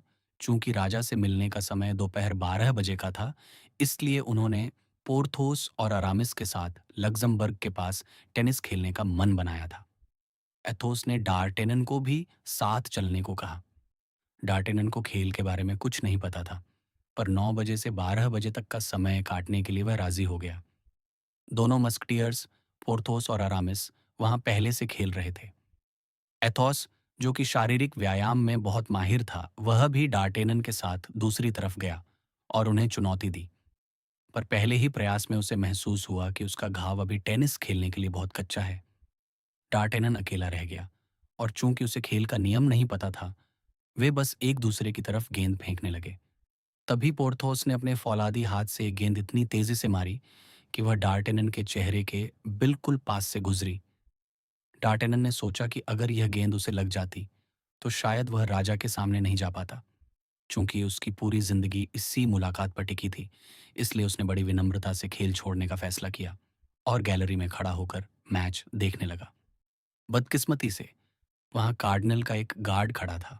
वह अपने साथियों की हार से अब भी चिढ़ा हुआ था और बदला लेने का मौका ढूंढ रहा था। उसे लगा कि यह सही मौका है। उसने पास खड़े व्यक्ति से कहा, यह देखकर कोई हैरानी नहीं होती कि वह नौजवान गेंद से डर गया। आखिर वह अभी मस्कटियर का चेला जो है। डार्टेनन ऐसे मुड़ा जैसे उसे किसी सांप ने डस लिया हो। उसने उस गार्ड को घूर कर देखा। कसम से, गार्ड अपनी मूंछों को ताव देते हुए बोला, तुम मुझे जितनी देर चाहो घूर सकते हो मेरे नन्हे जनाब। मैंने जो कहा सो कहा।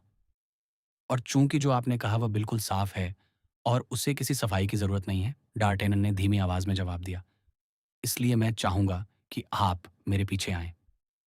और कब? गार्ड ने मजाक उड़ाते हुए पूछा। अभी, इसी वक्त। और तुम जानते हो मैं कौन हूं? मैं बिल्कुल अनजान हूं, और मुझे इसकी कोई परवाह भी नहीं है। यह तुम्हारी गलती है, क्योंकि अगर तुम मेरा नाम जानते तो शायद इतनी जल्दी नहीं करते। तो क्या नाम है आपका? बर्नाजॉक्स, आपकी सेवा में। ठीक है, तो मॉन्सियर बर्नाजॉक्स, डार्टेनन ने शांति से कहा, मैं दरवाजे पर आपका इंतजार करूंगा। जाइए जनाब, मैं आपके पीछे ही हूं। ज्यादा जल्दी मत कीजिएगा, डार्टेनन बोला, ताकि लोगों को यह न लगे कि हम साथ बाहर जा रहे हैं। आप तो जानते ही हैं कि हमारे इस काम के लिए भीड़ अच्छी नहीं है। गार्ड हैरान रह गया कि उसका नाम सुनकर इस लड़के पर कोई असर नहीं हुआ। दरअसल बर्नाजॉक्स का नाम हर कोई जानता था। वह अक्सर गलियों के झगड़ों में शामिल रहता था। मैच के दौरान पोर्थोस और अरामिस इतने व्यस्त थे कि उन्होंने डार्टेनन को बाहर जाते नहीं देखा। कुछ ही पलों में गार्ड भी बाहर आ गया। डार्टेनन के पास समय कम था क्योंकि उसे 12 बजे राजा से मिलना था। उसने देखा कि गली खाली है। उसने कहा, कसम से, यह आपकी खुशकिस्मती है कि आपका नाम बर्नाजॉक्स होने के बावजूद आपका पाला सिर्फ एक मस्कटियर के बच्चे से पड़ा है। कोई बात नहीं, खुश रहिए, मैं अपनी पूरी कोशिश करूंगा। तैयार? डार्टेनन ने उसे ललकारा। बर्नाजॉक्स को लगा कि वह इस बच्चे को डरा देगा, पर डार्टेनन पिछले दिन की जीत से जोश में था। दोनों की तलवारें टकराईं। डार्टेनन डटा रहा और बर्नाजॉक्स को पीछे हटना पड़ा। जैसे ही बर्नाजॉक्स की तलवार अपनी लाइन से थोड़ी हटी, डार्टेनन ने मौका पाकर उसके कंधे पर वार किया। बर्नाजॉक्स चिल्लाया कि यह तो कुछ भी नहीं है, और वह पागलों की तरह डार्टेनन पर टूट पड़ा और खुद ही डार्टेनन की तलवार के ऊपर चढ़ गया। बर्नाजॉक्स वहां से भागा और होटल डी ला ट्रेमोइल की तरफ गया। डार्टेनन को अंदाजा नहीं था कि उसे कितनी गहरी चोट लगी है, और वह उसका पीछा करने लगा। तभी बर्नाजॉक्स के दो दोस्त तलवारें लेकर बाहर आए और डार्टेनन पर हमला कर दिया। पर तभी एथोस, पोर्थोस और अरामिस भी वहां पहुंच गए और डार्टेनन को बचा लिया। बर्नाजॉक्स अब गिर पड़ा था और उसके साथियों ने शोर मचाना शुरू किया। बचाओ! होटल डी ला ट्रेमोइल के लोगों, बाहर आओ! होटल के सारे नौकर बाहर निकल आए और इन चारों पर हमला कर दिया। मस्कटियर्स ने भी नारा लगाया, मस्कटियर्स, मदद के लिए आओ! मस्कटियर्स को हर कोई प्यार करता था क्योंकि वे कार्डिनल से नफरत करते थे। आसपास से गुजर रहे अन्य सैनिकों ने भी मस्कटियर्स का साथ दिया। लड़ाई काफी बड़ी हो गई, पर मस्कटियर्स भारी पड़े। कार्डिनल के गार्ड्स और होटल के लोग अंदर भाग गए और दरवाजा बंद कर लिया। घायल बर्नाजॉक्स को भी अंदर ले जाया गया। उसकी हालत बहुत खराब थी। मस्कटियर्स इतने जोश में थे कि वे होटल को आग लगाने की सोचने लगे। तभी 11 बज गए। डार्टेनन और उसके साथियों को अपनी मुलाकात याद आई। वे अपने दोस्तों को शांत करके एम डी ट्रेविल के घर की तरफ भागे। जल्दी लॉवर चलो, ट्रेविल ने कहा, ताकि कार्डिनल के राजा को भड़काने से पहले हम अपनी बात कह सकें। हम इसे कल के वाक़े का ही हिस्सा बता देंगे। जब वे लॉवर पहुंचे तो पता चला कि राजा शिकार खेलने गए हैं। ट्रेविल का चेहरा उतर गया। उन्होंने पूछा कि क्या राजा कार्डिनल से मिले थे। नौकर ने बताया कि कार्डिनल की बग्घी सुबह ही सेंट जर्मैन की तरफ गई थी। वे हमसे बाजी मार ले गए, ट्रेविल ने कहा। सज्जनों, मैं आज शाम राजा से मिलूंगा, पर आप लोग घर जाइए और खबर का इंतजार कीजिए। ट्रेविल ने इस मामले को सुलझाने के लिए एक तरकीब सोची। वे खुद ड्यूक डीला ट्रेमोइल के पास गए। दोनों के बीच कोई दोस्ती तो नहीं थी, पर वे एक दूसरे का सम्मान करते थे। ट्रेविल ने ड्यूक से कहा, हमें एक दूसरे से शिकायत है और मैं इसे साफ करने आया हूं। ड्यूक बोले, पर मुझे जो खबर मिली है उसके हिसाब से गलती आपके मस्कटियर्स की है। ट्रेविल ने सुझाव दिया, बर्नाजॉक्स की हालत कैसी है? क्या वह होश में है? क्या वह बोल सकता है? ड्यूक ने कहा, हाँ, वह बहुत कमजोर है पर बोल सकता है। तो चलिए, ट्रेविल बोले, हम उसी से सच पूछते हैं। वह उस भगवान के सामने खड़ा है जहां उसे अपनी जान देनी पड़ सकती है। वह जो कहेगा, मैं उसे सच मान लूंगा। वे दोनों घायल बर्नाजॉक्स के कमरे में गए।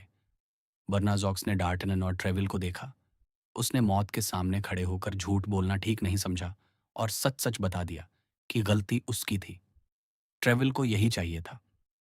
उन्होंने ड्यूक से विदा ली और चारों दोस्तों को रात के खाने पर बुलाया। रात के खाने पर सिर्फ कार्डिनल के विरोधियों की गपशप चली। डार्टेनन उन दो लड़ाइयों का हीरो था, इसलिए सबने उसे बधाइयां दी। शाम 6 बजे वे फिर लॉवर गए। राजा शिकार से लौट चुके थे। डार्टेनन कांप रहा था। उसे लग रहा था कि अगले कुछ पल उसकी जिंदगी का फैसला करेंगे। राजा लुई 13वें धूल से सने हुए और गुस्से में अंदर आए। उन्होंने मस्कटियर्स की तरफ देखा तक नहीं और अपने दफ्तर में चले गए। हालत खराब है, एथोस मुस्कुराते हुए बोला। 10 मिनट बाद ट्रेविल अंदर गए। राजा बहुत बुरे मिजाज में थे। वे अपनी कोड़े के हत्थे से अपने जूतों को पीट रहे थे। बुरा हाल है ट्रेविल, बुरा हाल, मैं बोर हो रहा हूं, राजा ने कहा। राजा अपनी बोरियत की शिकायत करने लगे कि कैसे शिकार में अब पहले जैसा मजा नहीं रहा, कैसे उनके बाज फाल्कन्स मर रहे हैं। फिर वे असली मुद्दे पर आए। और ट्रेविल, मैं तुमसे बहुत नाराज हूं। क्या मैंने तुम्हें मस्कटियर्स का कप्तान इसलिए बनाया है कि वे सरेआम लोगों को मारें और पेरिस को आग लगाने की कोशिश करें? क्या वे गुंडे जेल में हैं? सरकार, ट्रेविल ने शांति से कहा, मैं आपके पास न्याय मांगने आया हूं, उन लोगों के खिलाफ जो अफवाहें फैला रहे हैं। क्या कार्डिनल ने आपको यह कहानी सुनाई? वे इंसान हैं सरकार, कोई भगवान नहीं कि उनकी हर बात सच हो। ट्रेविल ने राजा को बताया कि ड्यूक डी ला ट्रेमोइल ने खुद स्वीकार किया है कि गलती उनके लोगों की थी। उन्होंने राजा से कहा कि वे खुद ड्यूक से अकेले में बात करें। अगली सुबह ट्रेविल चारों दोस्तों को लेकर फिर लोवर पहुंचे। राजा ड्यूक से मिल चुके थे। ड्यूक ने ट्रेविल से माफी मांगी और अपनी गलती स्वीकार की। राजा ने अंदर से सब सुना और मुस्कुराते हुए बाहर आए।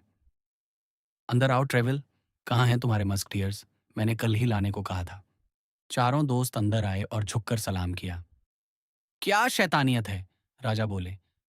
2 दिन में कार्डिनल के 7 गार्ड्स को तुमने घायल कर दिया। ये बहुत ज्यादा है सज्जनों। अगर ऐसा ही चलता रहा तो कार्डिनल को हर 3 हफ्ते में नई फौज भर्ती करनी पड़ेगी। सरकार, ये सब शर्मिंदा हैं और आपसे माफी मांगने आए हैं, ट्रेविल ने कहा। शर्मिंदा? हम्म, राजा बोले। मुझे इनके चेहरों पर यकीन नहीं है, खासकर वह गैस्कॉन वाला लड़का। यहाँ आओ नौजवान। डार्टेनन पास आया। ट्रेविल, तुमने कहा था ये नौजवान है, ये तो अब भी बच्चा है। क्या सच में जुसैक को इसने घायल किया? जी सरकार, और बर्नाजॉक्स को भी, ट्रेविल ने कहा। और अगर इसने मुझे काउसैक के चंगुल से न बचाया होता, एथोस बोला, तो मैं आज आपके सामने खड़ा ना होता। कसम है, ये गैस्कॉन तो साक्षात शैतान है, राजा चिल्लाए। पर गैस्कॉन हमेशा गरीब होते हैं, है ना? जी सरकार, ट्रेविल बोले। राजा ने लाचेस नाये को अपनी जेब में छानने को कहा और 40 पिस्तौल यानी सोने के सिक्के निकलवाए।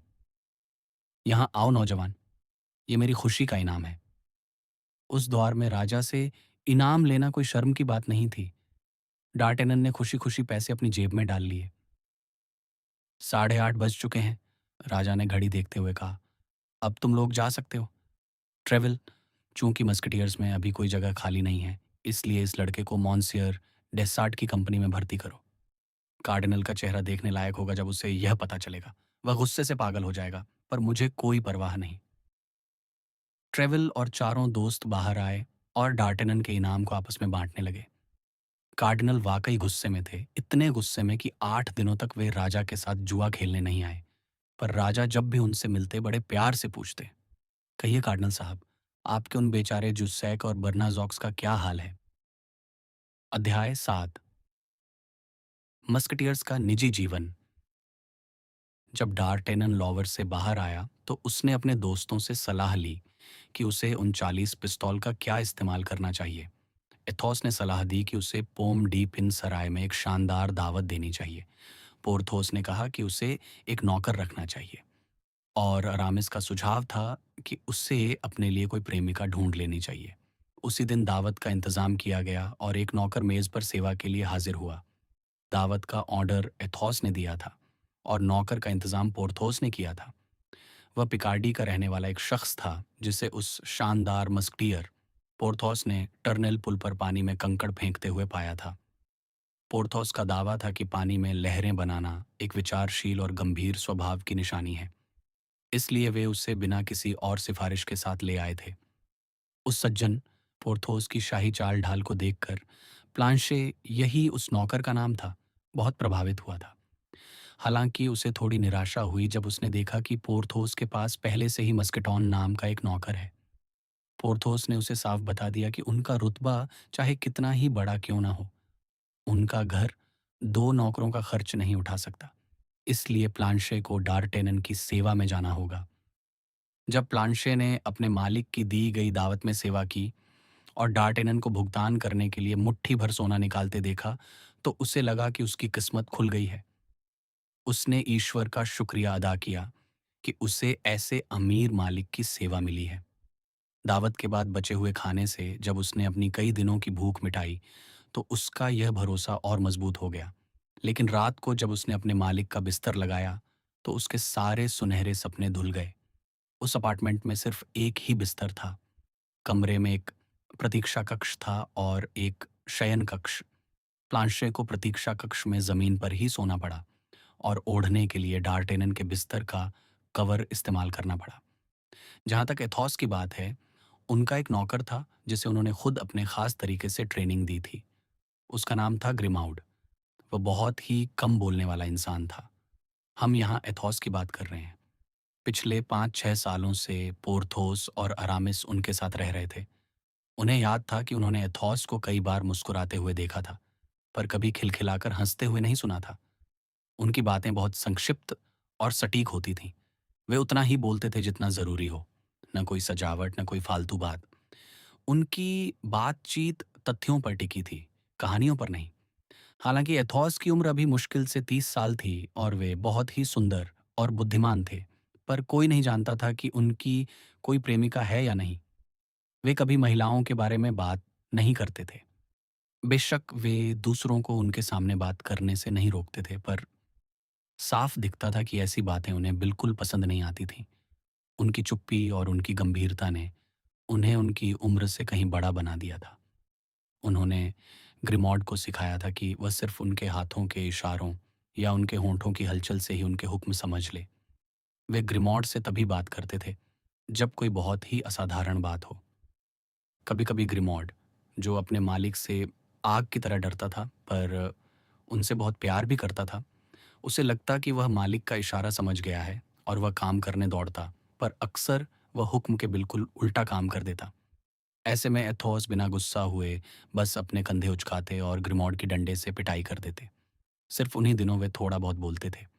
पोर्थोस का स्वभाव एथोस के बिल्कुल उल्टा था। वे न केवल बहुत बोलते थे बल्कि बहुत ऊंचा बोलते थे। उन्हें इस बात की परवाह नहीं थी कि कोई उन्हें सुन रहा है या नहीं। वे सिर्फ बोलने की खुशी के लिए बोलते थे। वे विज्ञान को छोड़कर हर विषय पर बात करते थे, क्योंकि उन्हें बचपन से ही विद्वानों से नफरत थी। उनमें एथोस जैसी रईसाना झलक नहीं थी और शुरू-शुरू में वे एथोस से थोड़े जलते भी थे। वे अपने शानदार कपड़ों से एथोस को नीचा दिखाने की कोशिश करते थे, पर एथोस अपनी सादी वर्दी और अपने चलने के अंदाज से ही अपनी श्रेष्ठता साबित कर देते थे, जिससे पोर्थोस हमेशा दूसरे नंबर पर रह जाते थे। पोर्थोस अपनी इस कमी को अपनी प्रेम कहानियों की शेखी बघार कर पूरा करते थे। वे अक्सर कार्डिनल के गार्ड्स के सामने अपनी विदेशी राजकुमारियों के किस्से सुनाते थे, जो उन पर जान छिड़कती थीं। एक पुरानी कहावत है, जैसा मालिक वैसा नौकर। अब हम एथॉस के नौकर से हम पोर्थोस के नौकर की तरफ चलते हैं, यानी ग्रिमॉड से मस्केटॉन की ओर। मस्केटॉन एक नॉर्मन था। उसका असली नाम बोनीफेस था, जिसे पोर्थोस ने बदलकर मस्केटॉन कर दिया था। वह इस शर्त पर पोर्थोस के पास आया था कि उसे सिर्फ रहने और पहनने के लिए अच्छे कपड़े मिलेंगे, पर उसने दिन में 2 घंटे अपने लिए मांगे थे, ताकि वह अपनी बाकी ज़रूरतों का इंतज़ाम कर सके। पोर्थोस राज़ी हो गए। यह सौदा उन्हें बहुत पसंद आया। वे अपने पुराने कपड़ों से मस्केटॉन के लिए वर्दियाँ बनवा देते थे। एक चतुर दर्जी की मदद से मस्केटॉन अपने मालिक की सेवा में काफ़ी प्रभावशाली दिखता था। जहाँ तक अरामिस की बात है, जिनके स्वभाव के बारे में हम पहले ही बात कर चुके हैं, उनके नौकर का नाम था बाजिन। चूंकि अरामिस भविष्य में पादरी बनने का सपना देखते थे, इसलिए उनका नौकर हमेशा काले कपड़े पहनता था। बाजिन कोई 35-40 साल का शांत और सौम्य व्यक्ति था। वह अपने खाली समय में धार्मिक किताबें पढ़ता था और बड़े सादे पर उम्दा खाने का इंतजाम करता था। इसके अलावा वह गूंगा, बहरा और अंधा, यानी खामोश रहने वाला, और बहुत वफादार था। अब जबकि हम मालिकों और उनके नौकरों से मिल चुके हैं, तो चलिए उनके घरों की तरफ चलते हैं। एथोस रूफेरू में रहते थे, जो लग्जमबर्ग के बहुत पास था। उनका घर सिर्फ 2 छोटे कमरों का था, जो एक किराए के मकान में थे। उनकी मकान मालकिन, जो अभी भी जवान और सुंदर थी, अक्सर उन पर डोरे डालती थी, पर एथोस पर उसका कोई असर नहीं होता था। उस साधारण से घर की दीवारों पर कभी-कभी उनकी पुरानी रईसी की झलक मिल जाती थी, जैसे कि एक शानदार नक्काशीदार तलवार, जो राजा फ्रांसिस प्रथम के ज़माने की थी। उसकी मूठ पर इतने कीमती रत्न जड़े थे कि उसकी कीमत 200 पिस्तौल रही होगी। पर एथॉस ने अपनी गरीबी के दिनों में भी उसे कभी नहीं बेचा। पोर्थोस हमेशा से वह तलवार पाना चाहता था। एक बार जब पोर्थोस को किसी डचेस से मिलने जाना था, तो उसने एथोस से वह तलवार उधार मांगने की कोशिश की। एथोस ने बिना कुछ बोले अपनी जेबें खाली कर दीं। अपने सारे जेवर, सोने की चेन और पैसे पोर्थोस के सामने रख दिए, पर तलवार के लिए उन्होंने साफ कह दिया, कि वह तलवार अपनी जगह से तभी हिलेगी जब एथोस खुद वह घर छोड़ेंगे। दीवार पर एक रईस का चित्र भी लगा था, जो राजा हेनरी तृतीय के जमाने के थे। उस चेहरे की बनावट एथोस से काफी मिलती थी, जिससे साफ था कि वे एथोस के ही पूर्वज थे। इसके अलावा वहां सोने का एक बक्सा भी था, जिस पर वही कुल चिन्ह बना था जो तलवार और चित्र पर था। वह बक्सा बाकी फर्नीचर के बीच बिल्कुल अलग और कीमती दिखता था। एथोस उसकी चाबी हमेशा अपने पास रखते थे। एक दिन उन्होंने पोरथोस के सामने उसे खोला था, और पोरथोस ने देखा कि उसमें सिर्फ कुछ खत और कागजात थे। निश्चित रूप से वे प्रेम पत्र और परिवार के कागज थे। पोर्थोस रुदुव्यो कोलंबिये में एक बहुत बड़े और आलीशान दिखने वाले घर में रहते थे। जब भी वे किसी दोस्त के साथ अपने घर के सामने से गुजरते और मस्केटॉन अपनी पूरी वर्दी में खिड़की पर खड़ा दिखता, तो पोर्थोस बड़े गर्व से अपना हाथ उठाकर कहते, वही मेरा आशियाना है। पर वे कभी घर पर नहीं मिलते थे, और उन्होंने कभी किसी को अपने घर के अंदर नहीं बुलाया। कोई नहीं जानता था कि उस आलीशान घर के अंदर सच में कितनी दौलत है। जहाँ तक अरामिस की बात है, वे एक छोटे से घर में रहते थे, जिसमें एक बैठक, एक खाने का कमरा और एक शयनकक्ष था। उनका कमरा ग्राउंड फ्लोर पर था, और वहाँ से एक छोटा सा हरा भरा बगीचा दिखता था, जहाँ पड़ोसियों की नज़र नहीं पहुँच सकती थी। डार्टेनन के रहने की जगह के बारे में हम जानते ही हैं, और उसके नौकर प्लांशे से भी मिल चुके हैं। डार्टेनन स्वभाव से बहुत जिज्ञासु था। उसने पूरी कोशिश की कि वह जान सके कि एथोस, पोर्थोस और अरामिस असल में कौन है, क्योंकि ये उनके असली नाम नहीं थे। उसे एथोस में रईसी की सबसे ज्यादा महक आती थी। उसने पोर्थोस से एथोस और अरामिस के बारे में पूछा, और अरामिस से पोर्थोस के बारे में। बदकिस्मती से पोर्थोस को एथोस के बारे में उतना ही पता था जितना दुनिया को। कहा जाता था कि एथोस को प्यार में बहुत बड़ा धोखा मिला था, जिसने उस बहादुर इंसान की जिंदगी में जहर घोल दिया था। वह धोखा क्या था, ये कोई नहीं जानता था। जहां तक पोर्थोस की बात है, सिर्फ उनके असली नाम को छोड़कर, जो उनके बाकी दोनों साथियों का भी राज था, उनकी जिंदगी एक खुली किताब थी। वे अहंकारी और बेबाक थे। उन्हें पहचानना किसी कांच की तरह आसान था। बस एक ही चीज आपको धोखा दे सकती थी, और वह थी उनकी खुद के बारे में की गई बड़ी बड़ी बातें। अरामिस के बारे में बात करें तो वे रहस्यों से भरे हुए थे। वे दूसरों के बारे में बहुत कम जवाब देते थे। डार्टेनन ने एक दिन उनसे पूछ ही लिया, मेरे प्यारे साथी, आप दूसरों की राजकुमारियों और रानियों की बात तो बहुत करते हैं। कसम से। मैंने उनकी बात सिर्फ इसलिए की क्योंकि पोरथोस उनके बारे में शेखी बघार रहा था, अरामिस ने जवाब दिया। पर यकीन मानिए मोंसियर डार्टनन, अगर मुझे किसी के राज पता हो, तो मैं एक पादरी से भी ज्यादा खामोश रह सकता हूँ। ओह, मुझे शक नहीं है, डार्टनन बोला। पर मुझे लगता है आप रईस घरानों के रुमालों को अच्छी तरह पहचानते हैं, जैसे वह रुमाल जिसकी वजह से हमारी जान पहचान हुई। इस बार अरामिस नाराज नहीं हुए। उन्होंने बड़ी सादगी से जवाब दिया, मेरे दोस्त, ये मत भूलिए कि मैं चर्च से जुड़ना चाहता हूँ और दुनियादारी से दूर रहना चाहता हूँ। वह रुमाल मुझे किसी ने दिया नहीं था, बल्कि मेरे घर पर मेरा एक दोस्त उसे भूल गया था। मुझे उसे उठाना पड़ा ताकि उस दोस्त और उसकी प्रेमिका का नाम बदनाम ना हो। जहाँ तक मेरी बात है, मेरी कोई प्रेमिका नहीं है, और मैं एथोस की मिसाल पर चलता हूँ। पर क्या शैतानियत है, आप पादरी नहीं, मस्कटियर हैं, डार्टेनन चिल्लाया। सिर्फ कुछ समय के लिए मेरे दोस्त, मजबूरी में। पर दिल से मैं एक चर्च का आदमी हूँ। एथोस और पोरथोस मुझे यहाँ ले आए ताकि मेरा मन लगा रहे। पादरी बनने से पहले मेरा एक छोटा सा झगड़ा हो गया था, पर वह आपको बोर कर देगा, और मैं आपका कीमती समय ले रहा हूँ। बिल्कुल नहीं, मुझे इसमें बहुत दिलचस्पी है, डार्टेनन बोला। हाँ, पर मुझे अपनी प्रार्थना दोहरानी है, अरामिस ने जवाब दिया। फिर कुछ कविताएं लिखनी हैं जो मैडम डिएगिलॉन ने मांगी हैं। फिर मुझे रूए सेंट होनोर जाना है मैडम डी चेवरेस के लिए कुछ रूज, एक तरह का लाल पाउडर, खरीदने। तो आप देख रहे हैं, मुझे बहुत जल्दी है। अरामिस ने डार्टेनन से हाथ मिलाया और विदा ली। डार्टेनन अपने इन तीनों दोस्तों के बारे में और कुछ नहीं जान पाया। उसने तय किया कि फिलहाल वह उनकी बातों पर यकीन करेगा। उसने एथोस को अकिलीज, पोर्थोस को अजेक्स और अरामिस को जोसेफ की तरह माना। इन चारों दोस्तों की जिंदगी काफी मजेदार थी। एथोस जुआ खेलते थे और अक्सर हारते थे। फिर भी उन्होंने कभी अपने दोस्तों से एक पैसा उधार नहीं मांगा, हालांकि उनके पैसे हमेशा दूसरों के लिए हाजिर रहते थे। अगर वे हारते तो अगली सुबह 6 बजे ही वे जीतने वाले का दरवाजा खटखटाते ताकि उसका उधार चुका सकें। पोरथोस के मिजाज बदलते रहते थे। जिस दिन वे जीतते, वे बहुत घमंडी और दिखावटी हो जाते, और अगर वे हारते तो कई दिनों के लिए गायब हो जाते। जब वे वापस आते तो उनका चेहरा सफ़ेद और शरीर दुबला दिखता, पर जेब में पैसे होते थे। जहाँ तक अरामिस की बात है, वे कभी जुआ नहीं खेलते थे। वे सबसे बोरिंग मस्कटियर और संगति के मामले में थोड़े अलग थे। उन्हें हमेशा कुछ न कुछ काम रहता था। कभी-कभी खाने के बीच में ही जब सब शराब के नशे में मज़े कर रहे होते, अरामिस अपनी घड़ी देखते, मुस्कुराते और यह कहकर चले जाते कि उन्हें किसी धार्मिक गुरु से मिलना है। कभी वे घर जाकर अपनी कोई किताब लिखने बैठ जाते। ऐसे में एथोस अपनी उदास मुस्कान के साथ उन्हें देखते, और पोर्थोस शराब पीते हुए गालियां देते कि अरामिस कभी एक गांव के पादरी से बढ़कर कुछ नहीं बन पाएगा। प्लांशे, डार्टेनन का नौकर, अपनी किस्मत से बहुत खुश था। उसे दिन के 30 सूस मिलते थे और 1 महीने तक वह बहुत खुश मिजाज रहा।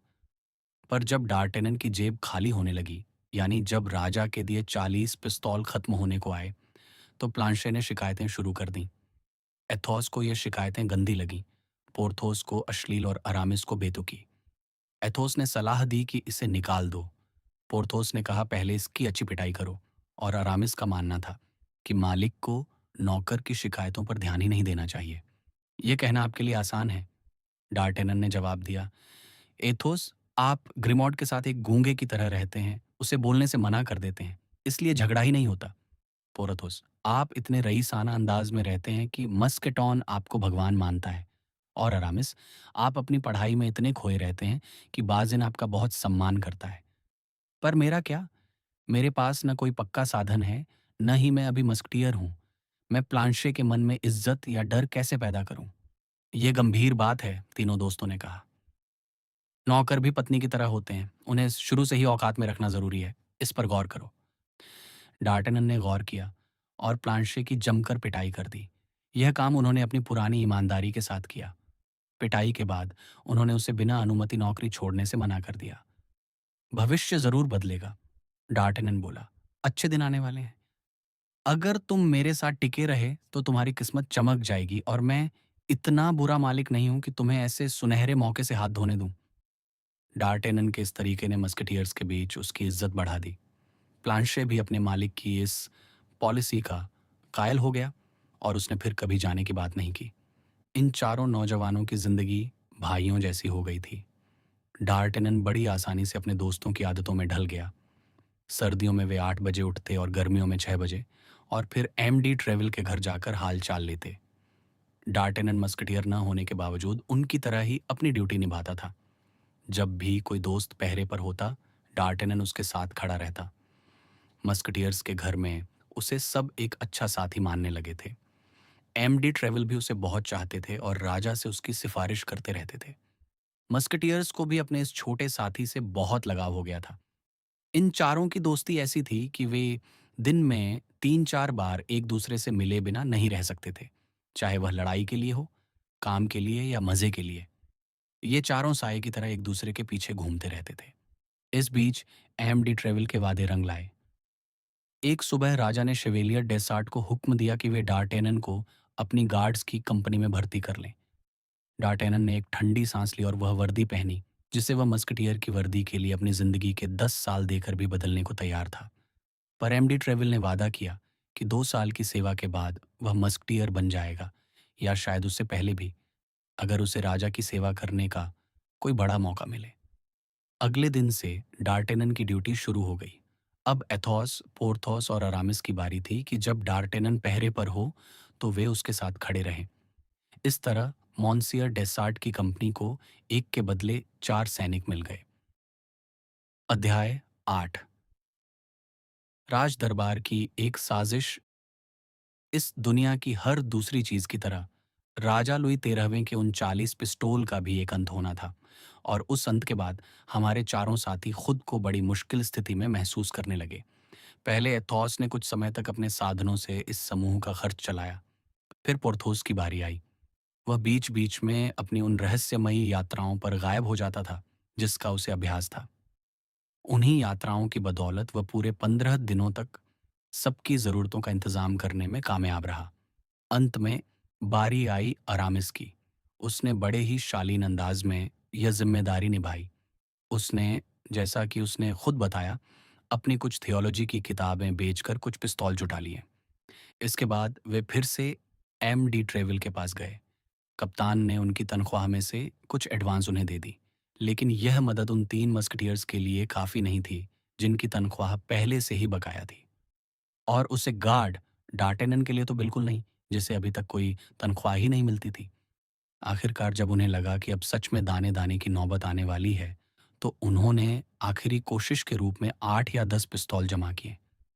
पोर्थोस उन्हें लेकर जुए के अड्डे पर गया।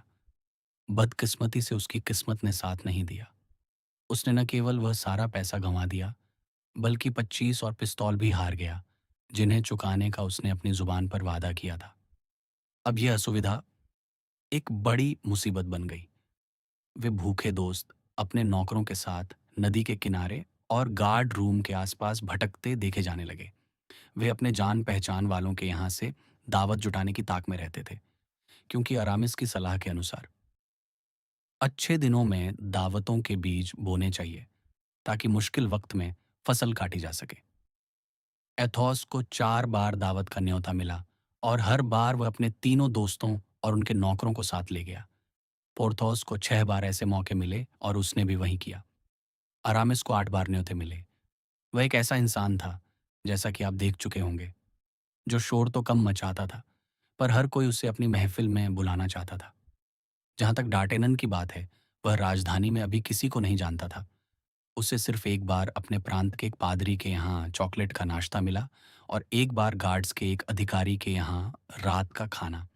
वह अपनी पूरी सेना को उस पादरी के यहाँ ले गया, जहाँ उन्होंने 2 महीने का राशन एक ही बार में छट कर दिया। उस अधिकारी के यहाँ भी उन्होंने कमाल कर दिखाया। पर जैसा कि प्लांशे ने कहा, कोई कितना भी क्यों ना खा ले, पर हमेशा के लिए पेट नहीं भर सकता। डार्टनन को इस बात से शर्मिंदगी महसूस हो रही थी कि वह अपने साथियों के लिए सिर्फ डेढ़ वक्त के खाने का ही इंतजाम कर पाया है, क्योंकि पादरी के यहाँ के नाश्ते को वह आधा खाना ही मानता था, जबकि एथोस, पोरथोस और अरामिस ने उसे कितनी ही शानदार दावतें दिलाई थीं। वह खुद को इस समूह पर बोझ समझने लगा। वह अपनी मासूमियत में यह भूल गया कि 1 महीने तक उसने ही इस पूरी मंडली को खिलाया था। उसका तेज दिमाग अब काम पर लग गया। उसने सोचा कि 4 जवान, बहादुर और फुर्तीले लोगों का यह समूह सिर्फ टहलने, तलवारबाजी सीखने और मजाक करने के लिए तो नहीं बना होगा। हकीकत में वे 4 आदमी एक दूसरे के लिए अपनी जान तक देने को तैयार थे। उनकी जेबें और उनकी जिंदगियां एक थीं। वे हमेशा एक दूसरे का साथ देते, कभी हार नहीं मानते और अपने फैसलों को अकेले या मिलकर अंजाम देते। 4 हाथ जो चारों दिशाओं में फैलकर खतरा बन सकते थे, या एक ही बिंदु पर केंद्रित होकर हमला कर सकते थे। चाहे सुरंग खोदकर हो या सरेआम लड़कर, चाहे चालाकी से हो या ताकत से, उन्हें अपने लक्ष्य तक पहुंचने का रास्ता ढूंढना ही था, चाहे वह लक्ष्य कितना ही दूर या सुरक्षित क्यों ना हो। डार्टेनन को बस इस बात की हैरानी थी कि उसके दोस्तों ने इस बारे में पहले कभी क्यों नहीं सोचा। वह अकेला बैठा अपने दिमाग के घोड़े दौड़ा रहा था।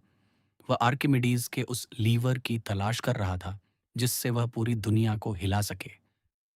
तभी किसी ने उसके दरवाजे पर धीरे से दस्तक दी। डार्टेनन ने प्लांशे को जगाया और दरवाज़ा खोलने को कहा। जब मैं कहता हूं कि डार्टेनन ने प्लांशे को जगाया, तो इसका मतलब यह नहीं है कि रात का समय था या सुबह होने वाली थी। नहीं, अभी अभी शाम के 4 बजे थे। 2 घंटे पहले प्लांशे ने अपने मालिक से खाने के लिए पूछा था, और डार्टेनन ने उसे पुरानी कहावत सुना दी थी, जो सोता है वह समझो खाना खाता है। और प्लांशे सोते हुए ही अपना डिनर कर रहा था। दरवाजे पर एक साधारण सा दिखने वाला आदमी खड़ा था, जो किसी व्यापारी जैसा लग रहा था। प्लांशे मिठाई के तौर पर उनकी बातचीत सुनना चाहता था, पर उस नागरिक ने डार्टेनन से साफ कह दिया कि उसकी बात बहुत जरूरी और गोपनीय है, इसलिए वह अकेले में बात करना चाहता है। डार्टेनन ने प्लांशे को बाहर भेज दिया और मेहमान को बैठने को कहा। एक पल के लिए खामोशी छा गई। दोनों एक दूसरे को देख रहे थे, जैसे पहली जान पहचान बढ़ा रहे हों। फिर डार्टेनन ने सिर झुकाकर इशारा किया कि वह सुन रहा है। मैंने मॉन्सियर डार्टेनन के बारे में सुना है कि वे एक बहुत बहादुर नौजवान हैं, उस नागरिक ने कहा। और आपकी इसी ख्याति की वजह से मैंने आपको एक राज बताने का फैसला किया है। कहिए जनाब, कहिए, डार्टेनन ने जवाब दिया। उसे किसी बड़े फायदे की महक आ गई थी। उस आदमी ने फिर एक पल का विराम लिया और आगे कहा, जनाब, मेरी पत्नी रानी की दर्जिन है। वह गुणी भी है और सुंदर भी। कोई 3 साल पहले हमारी शादी हुई थी।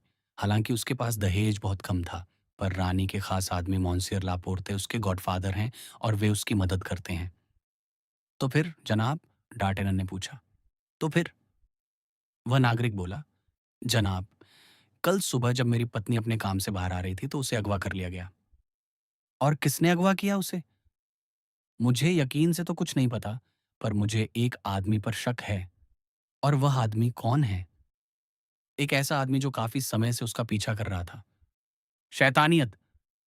पर जनाब, उस आदमी ने आगे कहा, मुझे पूरा यकीन है कि इस सब के पीछे प्यार कम और राजनीति ज्यादा है। प्यार कम और राजनीति ज्यादा, डार्टेनन ने सोचते हुए दोहराया। और आपको क्या शक है? मैं नहीं जानता कि मुझे अपना शक आपको बताना चाहिए या नहीं। जनाब, याद रखिए, मैंने आपसे कुछ नहीं पूछा। आप खुद मेरे पास आए हैं। आपने खुद कहा कि आप मुझे एक राज बताना चाहते हैं। अब जैसा आपको ठीक लगे वैसा कीजिए। अभी भी पीछे हटने का समय है। नहीं जनाब, नहीं। आप एक नेक नौजवान लगते हैं और मैं आप पर भरोसा करूंगा। मेरा मानना है कि मेरी पत्नी को उसकी अपनी किसी गलती की वजह से नहीं, बल्कि एक ऐसी महिला की वजह से गिरफ्तार किया गया है जो रुतबे में उससे कहीं बड़ी है। आह आह! क्या यह मैडम डी बोइस ट्रेसी के चक्कर की वजह से है? डार्टेनन ने यह दिखाने के लिए कहा कि उसे दरबार की सारी खबरों का पता है। नहीं जनाब, उससे भी ऊंचे स्तर पर। मैडम डियागिलॉन। और ऊंचे, मैडम डी चेवरेस। और भी ऊंचे, बहुत ऊंचे। क्या?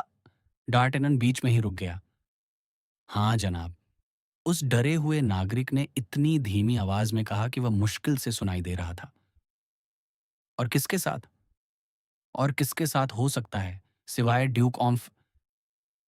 Duke of?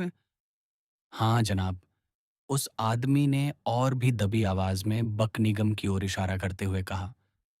पर आपको यह सब कैसे पता? मुझे कैसे पता? हाँ, आपको कैसे पता? आधी अधूरी बात मत कीजिए, वरना आप समझ रहे हैं ना? मुझे यह मेरी पत्नी से पता चला जनाब, मेरी पत्नी से। और उससे किससे पता चला? मॉन्सियर लापोर्ते से। क्या मैंने आपको नहीं बताया कि वह रानी के सबसे भरोसेमंद आदमी लापोर्ते की गॉडडॉटर है? लापोर्ते ने ही उसे रानी के पास रखा था, ताकि हमारी बेचारी रानी के पास कम से कम कोई तो ऐसा हो जिस पर वे भरोसा कर सकें, क्योंकि राजा ने उन्हें छोड़ दिया है। कार्डिनल उन पर नजर रखता है और हर कोई उन्हें धोखा दे रहा है। आह! अब कहानी साफ हो रही है, डार्टेनन बोला। जनाब, मेरी पत्नी 4 दिन पहले घर आई थी। हमारी एक शर्त थी कि वह हफ्ते में 2 बार मुझसे मिलने आएगी, क्योंकि वह मुझसे बहुत प्यार करती है। उसने मुझे बताया कि रानी इस समय बहुत डरी हुई हैं। सच में? हाँ, कार्डिनल उनका पीछा कर रहा है और उन्हें पहले से कहीं ज़्यादा परेशान कर रहा है। वह सरबांड वाले मामले के लिए उन्हें कभी माफ़ नहीं कर सकता। आप साराबंद की कहानी तो जानते ही होंगे। कसम से, बिल्कुल जानता हूँ। डार्टेनन ने झूठ बोला। वह कुछ नहीं जानता था, पर यह दिखाना चाहता था कि उसे सब पता है। तो अब ये सिर्फ नफरत नहीं बल्कि बदला है। अच्छा। और रानी का मानना है कि? क्या मानना है रानी का? उन्हें लगता है कि किसी ने उनके नाम से ड्यूक ऑफ बकिंघम को खत लिखा है। रानी के नाम से? हाँ, उसे पेरिस बुलाने के लिए, ताकि एक बार वह यहाँ आ जाए तो उसे किसी जाल में फंसाया जा सके। शैतान! पर जनाब, आपकी पत्नी का इस सब से क्या लेना देना? रानी के प्रति उसकी वफादारी सब जानते हैं। वे या तो उसे रानी से दूर करना चाहते हैं, या उसे डरा धमकाकर रानी के राज उगलवाना चाहते हैं, या फिर उसे फुसलाकर अपना जासूस बनाना चाहते हैं। यह मुमकिन है, डार्टेनन ने कहा। पर जिस आदमी ने उसे अगवा किया है, क्या आप उसे जानते हैं? मैंने बताया ना कि मुझे लगता है मैं उसे जानता हूँ। उसका नाम? नाम तो नहीं पता, पर इतना पता है कि वह कार्डिनल का आदमी है, उसका दाहिना हाथ। पर क्या आपने उसे देखा है? हाँ, मेरी पत्नी ने एक दिन मुझे उसकी तरफ इशारा करके दिखाया था। क्या उसमें कोई ऐसी खास बात है जिससे उसे पहचाना जा सके? ओह! बिल्कुल, वह बहुत ही प्रभावशाली रईस है। काले बाल, सांवला रंग, तेज आँखें, सफ़ेद दाँत, और उसकी कनपटी टेम्पल पर एक घाव का निशान है। कनपट्टी पर घाव का निशान, डार्टेनन चिल्लाया। और उसके साथ सफेद दांत, तेज आंखें, सांवला रंग, काले बाल और घमंडी अंदाज। अरे, ये तो मेरा मूंग वाला आदमी है। वह आपका आदमी है, आप ऐसा कह रहे हैं? हाँ हाँ, पर वह अलग बात है। नहीं, मैं गलत था। बल्कि इससे तो मामला और भी आसान हो गया है। अगर आपका आदमी और मेरा आदमी एक ही है तो एक ही वार में मेरे दो बदले पूरे हो जाएंगे। पर वह आदमी मिलेगा कहाँ? मैं नहीं जानता। क्या आपको उसके रहने की जगह का कोई अंदाजा नहीं है? बिल्कुल नहीं। एक दिन जब मैं अपनी पत्नी को लॉवर छोड़ने जा रहा था, वह बाहर आ रहा था और मेरी पत्नी अंदर जा रही थी, तभी उसने मुझे वह दिखाया था। शैतान! शैतान! डार्टनन बड़बड़ाया। ये सब अभी बहुत धुंधला है। आपको अपनी पत्नी के अगवा होने की खबर किससे मिली? मॉन्सियर लापोर्ते से। क्या उन्होंने कोई विस्तार से जानकारी दी? उन्हें खुद भी ज्यादा नहीं पता था। और आपको कहीं और से कुछ पता चला? हाँ, मुझे एक। क्या मिला? मुझे डर है कि मैं बहुत बड़ी नादानी कर रहा हूँ। आप बार बार वही कह रहे हैं, पर अब पीछे हटने के लिए बहुत देर हो चुकी है। मैं पीछे नहीं हट रहा हूँ, मॉड्यू! वह नागरिक अपने साहस को बटोरते हुए चिल्लाया। वैसे भी, बोनासियक्स की जुबान की कसम। आपका नाम बोनासियक्स है? डार्टन ने उसे बीच में टोका। हाँ, यही मेरा नाम है। आपने कहा बोनासियक्स की जुबान की कसम। मुझे माफ करना, पर मुझे लगता है ये नाम मैंने पहले सुना है। मुमकिन है जनाब, मैं आपका मकान मालिक हूँ। आह आह! डार्टन आधा खड़ा होकर झुकते हुए बोला। तो आप मेरे मकान मालिक हैं? जी हाँ जनाब, जी हाँ। और चूंकि आपको यहाँ आए 3 महीने हो गए हैं और अपनी ज़रूरी व्यस्तताओं में आप मेरा किराया देना भूल गए हैं, और जैसा कि मैंने आपको एक बार भी परेशान नहीं किया, तो मुझे लगा आप मेरी शराफत की कद्र करेंगे। बिल्कुल, मेरे प्यारे बोनासियक्स, डार्टनन ने जवाब दिया। यकीन मानिए, मैं आपके इस अनोखे व्यवहार का शुक्रगुजार हूँ। और जैसा मैंने कहा, अगर मैं आपके काम आ सकूं। मुझे आप पर यकीन है जनाब। और जैसा मैं कह रहा था, बोनासियक्स की जुबान पर, मुझे आप पर भरोसा है। तो अपनी बात पूरी कीजिए। उस आदमी ने अपनी जेब से एक कागज निकाला और डार्टेनन को थमा दिया। एक खत? नौजवान ने पूछा। जो मुझे आज सुबह मिला। डार्टेनन ने उसे खोला। शाम ढलने लगी थी, इसलिए वह पढ़ने के लिए खिड़की के पास गया। वह आदमी भी उसके पीछे पीछे गया। डार्टेनन ने पढ़ना शुरू किया। अपनी पत्नी को मत ढूंढो। जब उसकी जरूरत खत्म हो जाएगी, वह तुम्हें वापस मिल जाएगी। अगर तुमने उसे ढूंढने की एक भी कोशिश की तो तुम मारे जाओगे। ये तो बिल्कुल साफ है, डार्टेनन बोला। पर आखिर में ये सिर्फ एक धमकी है। हाँ, पर यह धमकी मुझे डरा रही है। मैं लड़ने वाला आदमी नहीं हूं जनाब, और मुझे बेस्टिल यानी जेल से बहुत डर लगता है। डार्टेनन बोला। मुझे भी बेस्टिल से कोई खास प्यार नहीं है। अगर ये सिर्फ तलवार की बात होती तो फिर। जनाब, मैंने इसी मौके के लिए आप पर भरोसा किया है। अच्छा? आपको हमेशा शानदार मस्केटियर्स के साथ घिरा देख, और यह जानकर कि वे एमडी ट्रेवल के आदमी हैं और कार्डिनल के दुश्मन। मुझे लगा कि आप और आपके दोस्त हमारी बेचारी रानी को न्याय दिलाते हुए कार्डिनल को नीचा दिखाने का मौका नहीं छोड़ेंगे। बेशक। और फिर मैंने सोचा कि वह पिछले 3 महीनों का किराया, जिसके बारे में मैंने कुछ नहीं कहा। हाँ हाँ, आपने ये कारण पहले भी बताया था, और ये मुझे बहुत पसंद आया। और मैं ये भी सोच रहा हूँ कि जब तक आप मेरे घर में रहने का सम्मान देंगे, मैं आपसे कभी किराए की बात नहीं करूंगा। बहुत मेहरबानी। और इसमें अगर ज़रूरत पड़ी तो मैं आपको 50 पिस्तौल देने को भी तैयार हूं, अगर इत्तेफाक से अभी आपके पास पैसों की कमी हो। अद्भुत! तो आप काफ़ी अमीर हैं, मेरे प्यारे मोंसियर बोनासिक्स। मैं बस गुजारे लायक कमा लेता हूँ जनाब। दर्जी के काम से 2-3 हज़ार क्राउन जमा कर लिए हैं, और कुछ पैसे मशहूर नाविक जीन मॉकवेट के आखिरी सफ़र में भी लगाए थे। तो आप समझ सकते हैं। पर वह नागरिक अचानक चिल्लाया। क्या हुआ? डार्टेनन ने पूछा। वह कौन है वहां? कहाँ?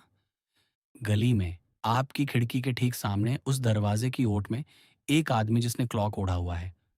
वही है। डार्टेनन और बोनासियक्स एक साथ चिल्लाए। दोनों ने अपने अपने आदमी को पहचान लिया था। आह! इस बार, डार्टेनन अपनी तलवार की तरफ लपकते हुए चिल्लाया, इस बार वह मुझसे बचकर नहीं जा पाएगा।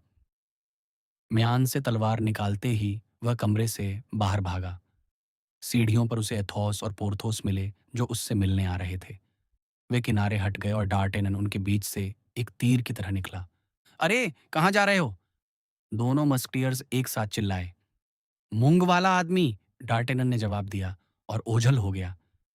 डार्टेनन ने कई बार अपने दोस्तों को उस अजनबी के बारे में बताया था, और उस सुंदर विदेशी महिला के बारे में भी, जिसे उस आदमी ने एक जरूरी खत दिया था।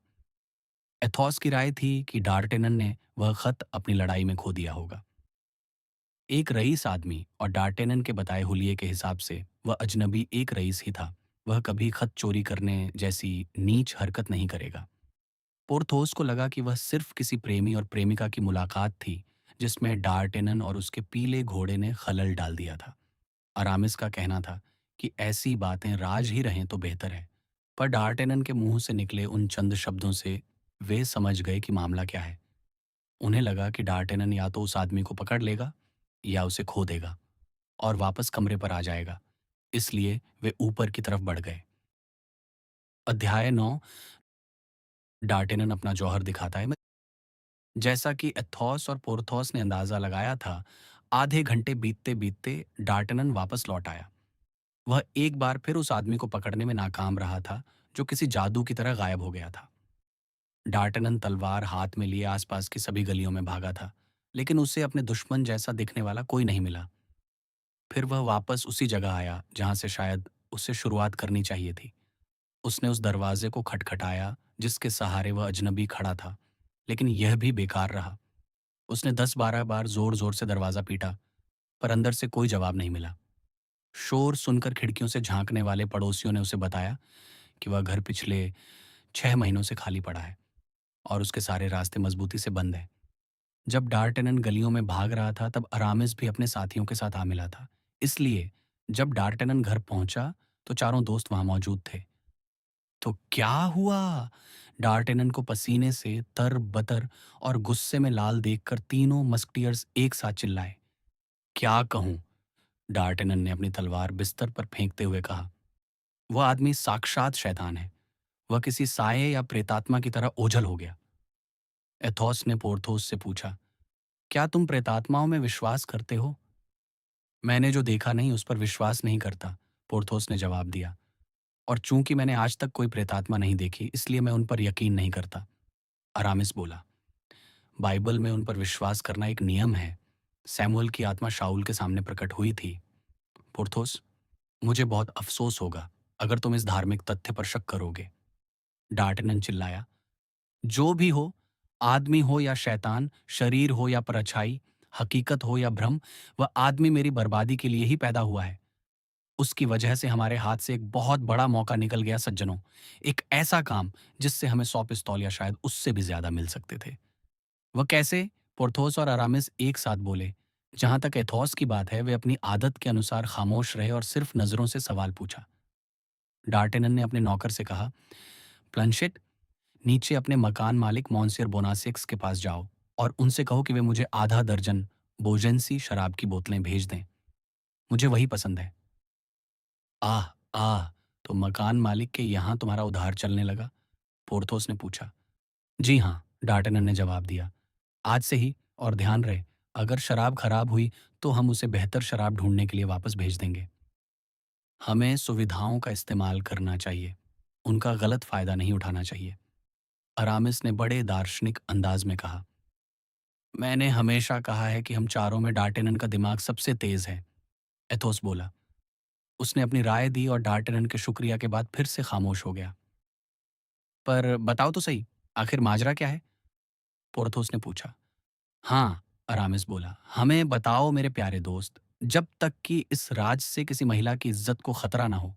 अगर ऐसा है तो बेहतर होगा कि तुम इसे अपने तक ही रखो। निश्चिंत रहिए, डार्टेनन ने जवाब दिया।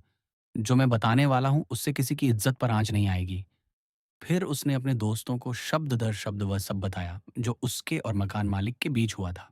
उसने बताया कि कैसे उसके मकान मालिक की पत्नी को अगवा करने वाला आदमी वही था जिससे उसका जॉली मिलर सराय में झगड़ा हुआ था। तुम्हारा यह मामला बुरा नहीं है, एथोस ने शराब का स्वाद चखते हुए और सिर हिलाकर उसकी तारीफ करते हुए कहा। इस भले आदमी से 50-60 पिस्तौल तो ऐंठे जा सकते हैं। अब बस ये देखना है कि क्या वे 50-60 पिस्तौल हम चारों की जान जोखिम में डालने के लायक हैं या नहीं। पर गौर कीजिए, डार्टेनन चिल्लाया, इसमें एक महिला का मामला है। एक ऐसी महिला जिसे अगवा किया गया है, जिसे डराया-धमकाया जा रहा है और शायद प्रताड़ित भी किया जा रहा है। और यह सब सिर्फ़ इसलिए क्योंकि वह अपनी मालकिन के प्रति वफ़ादार है। सावधान डार्टेनन, सावधान, अरामिस ने कहा। मेरी राय में तुम मैडम बोनासेक्स की किस्मत को लेकर कुछ ज़्यादा ही भावुक हो रहे हो। औरत हमारी बर्बादी के लिए पैदा हुई है और हमारे सारे दुःख हमें उसी से विरासत में मिले हैं। अरामिस की यह बात सुनकर एथोस का चेहरा उतर गया और उसने अपने होंठ भींच लिए।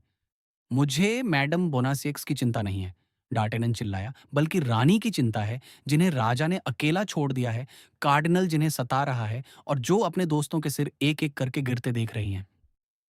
वे उन लोगों से प्यार ही क्यों करती हैं जिनसे हम सबसे ज्यादा नफरत करते हैं, स्पेनिश और अंग्रेज? पोर्थोस ने पूछा। स्पेन उनका वतन है, डार्टेनन ने जवाब दिया, और यह स्वाभाविक है कि वे स्पेनिश लोगों को प्यार करें। जहां तक दूसरे आरोप की बात है, मैंने सुना है कि वे अंग्रेजों से नहीं बल्कि एक अंग्रेज यानी बकिंघम से प्यार करती हैं। एथोस बोला, कसम से यह मानना पड़ेगा कि वह अंग्रेज प्यार करने के काबिल है। मैंने उससे शानदार अंदाज वाला आदमी आज तक नहीं देखा। और वह ऐसे कपड़े पहनता है जैसे कोई और नहीं पहन सकता, पोर्थोस बोला। मैं लॉवर में था जिस दिन उसके मोतियों की माला टूटी थी, और कसम से मैंने 2 मोती उठाए थे, जिन्हें मैंने 10-10 पिस्तौल में बेचा। अरामिस, क्या तुम उसे जानते हो? उतना ही जितना आप जानते हैं सज्जनों, क्योंकि जब उसे एमियंस के बगीचे में पकड़ा गया था, तब मैं भी वहीं था। उस समय मैं स्कूल में था और वह वाकया मुझे राजा के लिए बहुत अपमानजनक लगा था। अगर मुझे पता होता कि ड्यूक ऑफ बकिंघम कहाँ है, डार्टेनन बोला, तो मैं खुद उसका हाथ पकड़कर उसे रानी के पास ले जाता, सिर्फ कार्डिनल को चिढ़ाने के लिए। अगर हमें उसे नीचा दिखाने का कोई मौका मिले, तो मैं खुशी-खुशी अपनी जान दांव पर लगा दूंगा। एथोस ने पूछा, तो क्या उस दर्जी ने तुम्हें बताया डार्टेनन कि रानी को लगता है कि बकिंघम को एक जाली खत के जरिए बुलाया गया है? उन्हें यही डर है, अरामिस ने कहा। एक मिनट रुको। किस लिए? पोर्थोस ने पूछा। तुम लोग अपनी बात जारी रखो, मैं कुछ याद करने की कोशिश कर रहा हूं। अब मुझे पूरा यकीन है, डार्टेनन बोला, कि रानी की उस दासी का अगवा होना इन्हीं घटनाओं से जुड़ा है, और शायद बकिंघम के पेरिस में होने से भी। यह गैस्कॉन तो विचारों से भरा पड़ा है, पोर्थोस ने तारीफ करते हुए कहा। एथोस मुस्कुराया। मुझे इसका बोलना पसंद है, इसका लहजा मजेदार है। सज्जनों, अरामिस चिल्लाया, जरा इसे सुनिए। अरामिस को सुनो, तीनों दोस्त बोले। कल मैं एक थियोलॉजी के डॉक्टर के घर पर था, जिनसे मैं अक्सर अपनी पढ़ाई के बारे में सलाह लेता हूँ, अरामिस ने कहा। एथोस मुस्कुरा दिया। वे एक शांत इलाके में रहते हैं, अरामिस ने बात जारी रखी। जब मैं उनके घर से निकल रहा था, अरामिस रुक गया। तो क्या हुआ? सब एक साथ बोले। अरामिस ने खुद को संभाला, जैसे कोई झूठ बोलते बोलते अचानक किसी बाधा पर रुक गया हो। पर उसके दोस्तों की नजरें उस पर टिकी थीं और पीछे हटने का कोई रास्ता नहीं था। उन डॉक्टर साहब की एक भतीजी है, अरामिस ने कहा। उनकी एक भतीजी भी है, पोर्थोस ने बीच में टोका। वे एक बहुत ही सम्मानित महिला हैं, अरामिस ने सफाई दी। तीनों दोस्त ठहाका लगाकर हंस पड़े। आह, अगर आप हंसेंगे और मुझ पर शक करेंगे, अरामिस चिढ़कर बोला, तो मैं आपको कुछ नहीं बताऊंगा। हम तुम पर पूरा यकीन करते हैं और पत्थर की तरह खामोश रहेंगे, एथोस बोला। अरामिस ने आगे कहा, वह भतीजी कभी-कभी अपने चाचा से मिलने आती है, और इत्तेफाक से कल वो वहीं थी। मेरा फर्ज था कि मैं उसे उसकी बग्घी तक छोड़ने जाऊं। तो डॉक्टर की भतीजी के पास अपनी बग्घी भी है? पोर्थोस फिर बोला। दोस्त, तुम्हारी जान पहचान तो बहुत ऊंची है। पोरथोस, अरामिस ने जवाब दिया, मैंने तुम्हें कई बार कहा है कि तुम बहुत बेबाक हो, और यही तुम्हारी कमजोरी है। डार्टेनन, जो अब कहानी की तह तक पहुंचने लगा था, बोला, सज्जनों, मामला गंभीर है, मजाक छोड़िए। अरामिस, तुम जारी रखो। अचानक एक लंबा सांवला सज्जन, बिल्कुल तुम्हारे उस आदमी जैसा, डार्टेनन, वह मेरी तरफ आया। उसके साथ 5-6 लोग थे। उसने बड़े सभ्य लहजे में मुझसे कहा, मॉन्सियर ड्यूक, और आप मैडम, क्या आप बिना किसी शोर शराबे और विरोध के इस बग्घी में बैठेंगे? उसने तुम्हें बकिंघम समझ लिया, डार्टेनन चिल्लाया। मुझे भी यही लगता है, अरामिस ने जवाब दिया। और वह महिला? पोर्थोस ने पूछा। उसने उसे रानी समझ लिया होगा, डार्टेनन बोला। बिल्कुल सही, अरामिस ने हामी भरी। एथोस चिल्लाया। यह गैस्कॉन तो साक्षात शैतान है, इससे कुछ नहीं बचता। पोर्थोस बोला, बात तो सही है, अरामिस का कद और काठी ड्यूक जैसी ही है, पर फिर भी एक मस्कटियर की वर्दी। मैंने एक बहुत बड़ा क्लोक ओढ़ा हुआ था, अरामिस ने बात काटी। जुलाई के महीने में? शैतानियत, पोर्थोस बोला। क्या डॉक्टर साहब को डर था कि कोई तुम्हें पहचान लेगा? मैं समझ सकता हूं कि जासूस ने कदकाठी देखकर धोखा खा लिया होगा, पर चेहरा? डार्टेनन ने पूछा। मैंने एक बहुत बड़ी टोपी पहनी थी, अरामिस ने जवाब दिया। हे भगवान, पोर्थोस चिल्लाया। धर्मशास्त्र की पढ़ाई के लिए कितनी सावधानियां बरतनी पड़ती हैं। सज्जनों, डार्टेनन बोला, मजाक में समय बर्बाद मत कीजिए। चलिए, हम उस दर्जी बोनासिक्स की पत्नी को ढूंढते हैं। वही इस पूरी साजिश की चाबी है। पोरथोस ने तिरस्कार से कहा, इतने मामूली दर्जे की औरत, क्या तुम्हें सच में ऐसा लगता है? वह रानी के भरोसेमंद नौकर लापोर्ते की गॉडडॉटर है। क्या मैंने बताया नहीं था? शायद रानी ने इस बार इतने निचले स्तर से मदद मांगने की सोची हो। ऊंचे लोग दूर से ही दिख जाते हैं, और कार्डिनल की नज़र बहुत तेज है। खैर, पोर्थोस बोला, सबसे पहले उस दर्जी से सौदा करो, और अच्छा सौदा करना। उसकी ज़रूरत नहीं है, डार्टेनन बोला, क्योंकि मुझे लगता है कि अगर उसने पैसे नहीं दिए तो हमें कोई दूसरा पक्ष ज़रूर इनाम देगा। तभी सीढ़ियों पर कदमों की आवाज़ सुनाई दी। दरवाज़ा धड़ाक से खुला, और वह बेचारा दर्जी बोनासिक्स कमरे के अंदर भागा आया। मुझे बचाइए सज्जनों, भगवान के लिए मुझे बचाइए, वह चिल्लाया। 4 लोग मुझे गिरफ्तार करने आए हैं, मुझे बचाइए। पोर्थोस और अरामिस अपनी जगह से उठ खड़े हुए। रुकिए, डार्टेनन ने उन्हें अपनी आधी निकली तलवारें वापस म्यान में डालने का इशारा करते हुए कहा। यहाँ बहादुरी की नहीं, समझदारी की जरूरत है। पर फिर भी, पोर्थोस चिल्लाया, हम इसे ऐसे ही नहीं छोड़ सकते। तुम डार्टेनन को वही करने दो जो उसे ठीक लगे, एथोस बोला। मैंने पहले भी कहा है, इसका दिमाग सबसे तेज है, मैं इसकी बात मानूंगा। डार्टेनन, तुम जैसा चाहो वैसा करो। तभी चारों गार्ड्स प्रतीक्षा कक्ष के दरवाजे पर दिखाई दिए। 4 मस्कटियर्स को अपनी तलवारों के साथ खड़ा देख वे अंदर आने में हिचकिचाए। आइए सज्जनों, अंदर आइए, डार्टेनन ने आवाज दी। आप मेरे कमरे में हैं और हम सब राजा और कार्डिनल के वफादार सेवक हैं। तो सज्जनों, आप हमें अपने आदेश का पालन करने से नहीं रोकेंगे? गार्ड्स के नेता ने पूछा। इसके विपरीत सज्जनों, अगर जरूरत पड़ी तो हम आपकी मदद करेंगे। ये क्या कह रहा है? पोर्थोस बड़बड़ाया। तुम बुद्धू हो, एथोस ने उसे चुप कराया। पर आपने तो मुझसे वादा किया था, उस बेचारे दर्जी ने फुसफुसाते हुए डार्टेनन से कहा। हम तुम्हें तभी बचा पाएंगे जब हम खुद आजाद रहेंगे, डार्टेनन ने धीमी आवाज में उसे समझाया। अगर हमने तुम्हारा बचाव किया तो वे हमें भी तुम्हारे साथ गिरफ्तार कर लेंगे। जनाब आइए, डार्टेनन जोर से बोला। मेरा इस इंसान को बचाने का कोई इरादा नहीं है। मैं इससे आज पहली बार मिला हूं। ये यहाँ मेरे कमरे का किराया मांगने आया था। क्या यह सच नहीं है, मॉन्सियर बोनासिक्स? जवाब दो। यही सच है, वह दर्जी चिल्लाया। पर जनाब ने आपको यह नहीं बताया। चुप रहो, मेरे बारे में चुप रहो, मेरे दोस्तों के बारे में चुप रहो, और सबसे बड़ी बात, रानी के बारे में चुप रहो, वरना तुम सबको बर्बाद कर दोगे और खुद भी नहीं बचोगे। आइए सज्जनों, इसे ले जाइए। और डार्टेनन ने उस घबराए हुए दर्जी को गार्ड्स की तरफ धकेल दिया। उसने मजाक में कहा, तुम एक घटिया इंसान हो, मुझसे पैसे मांगने आए हो, एक मस्कटियर से। इसे जेल ले जाइए। सज्जनों, इसे ले जाइए और जितने लंबे समय तक हो सके जेल में रखिए, ताकि मुझे किराया चुकाने के लिए थोड़ा समय मिल जाए। गार्ड्स ने डार्टेनन का शुक्रिया अदा किया और अपने शिकार को लेकर चले गए। जब वे नीचे जा रहे थे, डार्टेनन ने उनके नेता के कंधे पर हाथ रखा। क्या मैं आपकी और आप मेरी सेहत के लिए जाम नहीं पिएंगे? डार्टेनन ने बोनासिक्स की दी हुई बोजेंसी शराब के 2 गिलास भरते हुए कहा। यह मेरे लिए सम्मान की बात होगी, गार्ड्स के नेता ने कहा। तो आपकी सेहत के लिए, जनाब। आपका नाम क्या है? बॉयज रेनार्ड। मॉन्सियर बॉयस रेनार्ड की सेहत के लिए। और आपका नाम क्या है जनाब? डार्टेनन। आपकी सेहत के लिए मॉन्सियर डार्टेनन। और सबसे बढ़कर, डार्टेनन जोश में चिल्लाया, राजा और कार्डिनल की सेहत के लिए। गार्ड्स का नेता शायद डार्टेनन पर शक करता अगर शराब खराब होती, पर शराब उम्दा थी और उसे यकीन हो गया। तुमने यह क्या शैतानी की है?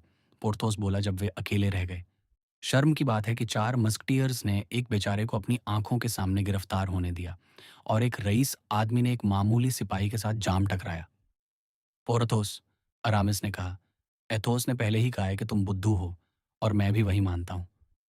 डार्टेनन, तुम एक महान इंसान हो और जब तुम एम डी ट्रेवल की जगह लोगे तो मैं तुमसे अपने लिए एक मट अभी मांगने जरूर आऊंगा। खैर, मैं तो चकरा गया हूं, पोर्थोस बोला। क्या तुम दोनों डार्टेनन के इस काम से सहमत हो? कसम से, बिल्कुल, एथोस ने कहा। मैं न केवल सहमत हूं, बल्कि उसे इसके लिए बधाई भी देता हूं। और अब सज्जनों, डार्टेनन ने पोर्थोस को सफाई दी बिना कहा, एक सबके लिए और सब एक के लिए, यही हमारा मोटो है ना? पर फिर भी, पोरथोस हिचकिचाया, अपना हाथ आगे बढ़ाओ और कसम खाओ। एथोस और अरामिस एक साथ चिल्लाए। दूसरों को देखकर पोर्थोस ने भी बड़बड़ाते हुए अपना हाथ आगे बढ़ाया और चारों दोस्तों ने एक आवाज में डार्टेनन का दिया हुआ वह नारा दोहराया, एक सबके लिए और सब एक के लिए। बहुत अच्छे, अब सब अपने अपने घर जाइए। डार्टेनन ने ऐसे हुक्म दिया जैसे वह बरसों से कमांडर हो। और सावधान रहिए, क्योंकि अब से कार्डिनल के साथ हमारा युद्ध शुरू हो चुका है। अध्याय 10। 17वीं शताब्दी की एक चूहेदानी चूहेदानी यानी माउस ट्रैप का आविष्कार हमारे जमाने की बात नहीं है। जैसे ही समाज बना और पुलिस का जन्म हुआ, वैसे ही पुलिस ने चूहेदानी का आविष्कार कर लिया। शायद आप पुलिस की इस खास शब्दावली से वाकिफ न हों, इसलिए मुझे समझाने दीजिए कि यह चूहेदानी आखिर होती क्या है। जब किसी घर में किसी अपराधी को गिरफ्तार किया जाता है, तो उस गिरफ्तारी को गुप्त रखा जाता है। फिर उस घर के पहले कमरे में 4 पिट लोग छिपकर बैठ जाते हैं। जो कोई भी दरवाज़ा खटखटाता है, उसके लिए दरवाज़ा खोला जाता है और जैसे ही वह अंदर आता है, उसे गिरफ्तार कर लिया जाता है। इस तरह 2-3 दिनों के भीतर उस घर से जुड़े लगभग सभी लोग पुलिस की गिरफ्त में होते हैं। इसी को कहते हैं चूहेदानी। तो मॉन्सियर बोनासियो का वह घर अब एक चूहेदानी बन चुका था। जो कोई भी वहां आता, कार्डिनल के लोग उसे पकड़ लेते और उससे पूछताछ करते। चूंकि डार्टेनन की पहली मंजिल का रास्ता अलग था, इसलिए उसके मेहमान इस मुसीबत से बचे हुए थे। वहां डार्टेनन के तीनों मस्कटियर दोस्तों के अलावा और कोई नहीं आता था। वे तीनों काफी तलाश कर चुके थे, पर उन्हें कुछ हासिल नहीं हुआ। एथॉस ने तो एमडी ट्रेवल से भी पूछताछ की थी, जो एथॉस जैसे खामोश इंसान के लिए बहुत बड़ी बात थी। पर कप्तान को भी कुछ ज्यादा पता नहीं था। उन्हें बस इतना पता था कि रानी की आंखें लाल थीं, जिसका मतलब था कि वे या तो सोई नहीं थीं या बहुत रोई थीं। पर यह कोई नई बात नहीं थी। रानी अपनी शादी के बाद से अक्सर परेशान ही रहती थीं। कप्तान ट्रेवल ने एथॉस से कहा कि चाहे जो हो जाए, वे राजा और खासकर रानी के प्रति अपनी वफादारी बनाए रखें और यही बात अपने साथियों को भी बता दें। जहां तक डार्टेनन की बात है, वह अपने कमरे से बाहर नहीं निकला। उसने अपने कमरे को एक ऑब्जर्वेटरी बना लिया था। खिड़की से वह उन सभी मेहमानों को देखता था जो नीचे चूहेदानी में फंस जाते थे। फिर उसने अपने फर्श का एक तख्ता हटा दिया, जिससे उसके और नीचे वाले कमरे के बीच सिर्फ एक छत रह गई। अब वह नीचे हो रही सारी पूछताछ साफ सुन सकता था। पूछताछ अक्सर एक ही तरह की होती थी। क्या मैडम बोनासियक्स ने अपने पति या किसी और के लिए कुछ भेजा है?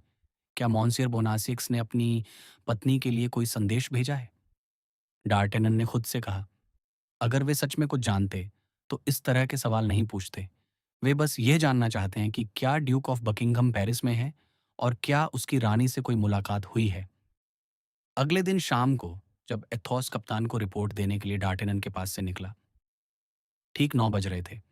प्लांशे अभी बिस्तर लगा ही रहा था कि अचानक नीचे गली वाले दरवाजे पर दस्तक हुई। दरवाजा खुला और तुरंत बंद हो गया।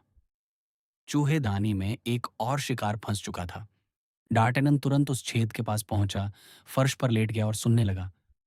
नीचे से चीखें सुनाई देने लगीं और फिर कराहने की आवाज आई। जैसे कोई दबाने की कोशिश कर रहा था। कोई सवाल नहीं पूछा जा रहा था, बस खींचतान हो रही थी। शैतानियत! डार्टेनन ने सोचा। लगता है कोई औरत है। वे उसकी तलाशी ले रहे हैं। वह विरोध कर रही है। वे जबरदस्ती कर रहे हैं। नीच कहीं के! डार्टेनन का सब्र जवाब देने लगा। पर मैं आपसे कह रही हूं सज्जनों कि मैं इस घर की मालकिन हूं। मैं मैडम बोनासिक्स हूं। मैं रानी की सेवक हूं। वह बेचारी महिला चिल्लाई।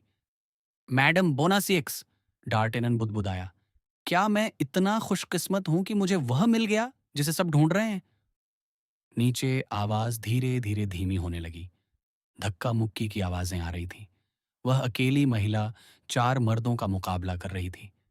माफ कीजिए सज्जनों। माँ। उसकी आवाज अब सिर्फ सिसकियों में बदल गई थी। वे उसे बांध रहे हैं। वे उसे यहां से घसीट कर ले जा रहे हैं।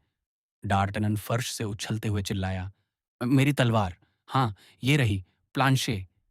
जी जनाब। जाओ और एथोस, पोर्थोस और अरामिस को ढूंढो। कोई ना कोई तो घर पर होगा। उनसे कहो कि हथियार लेकर तुरंत यहां आए।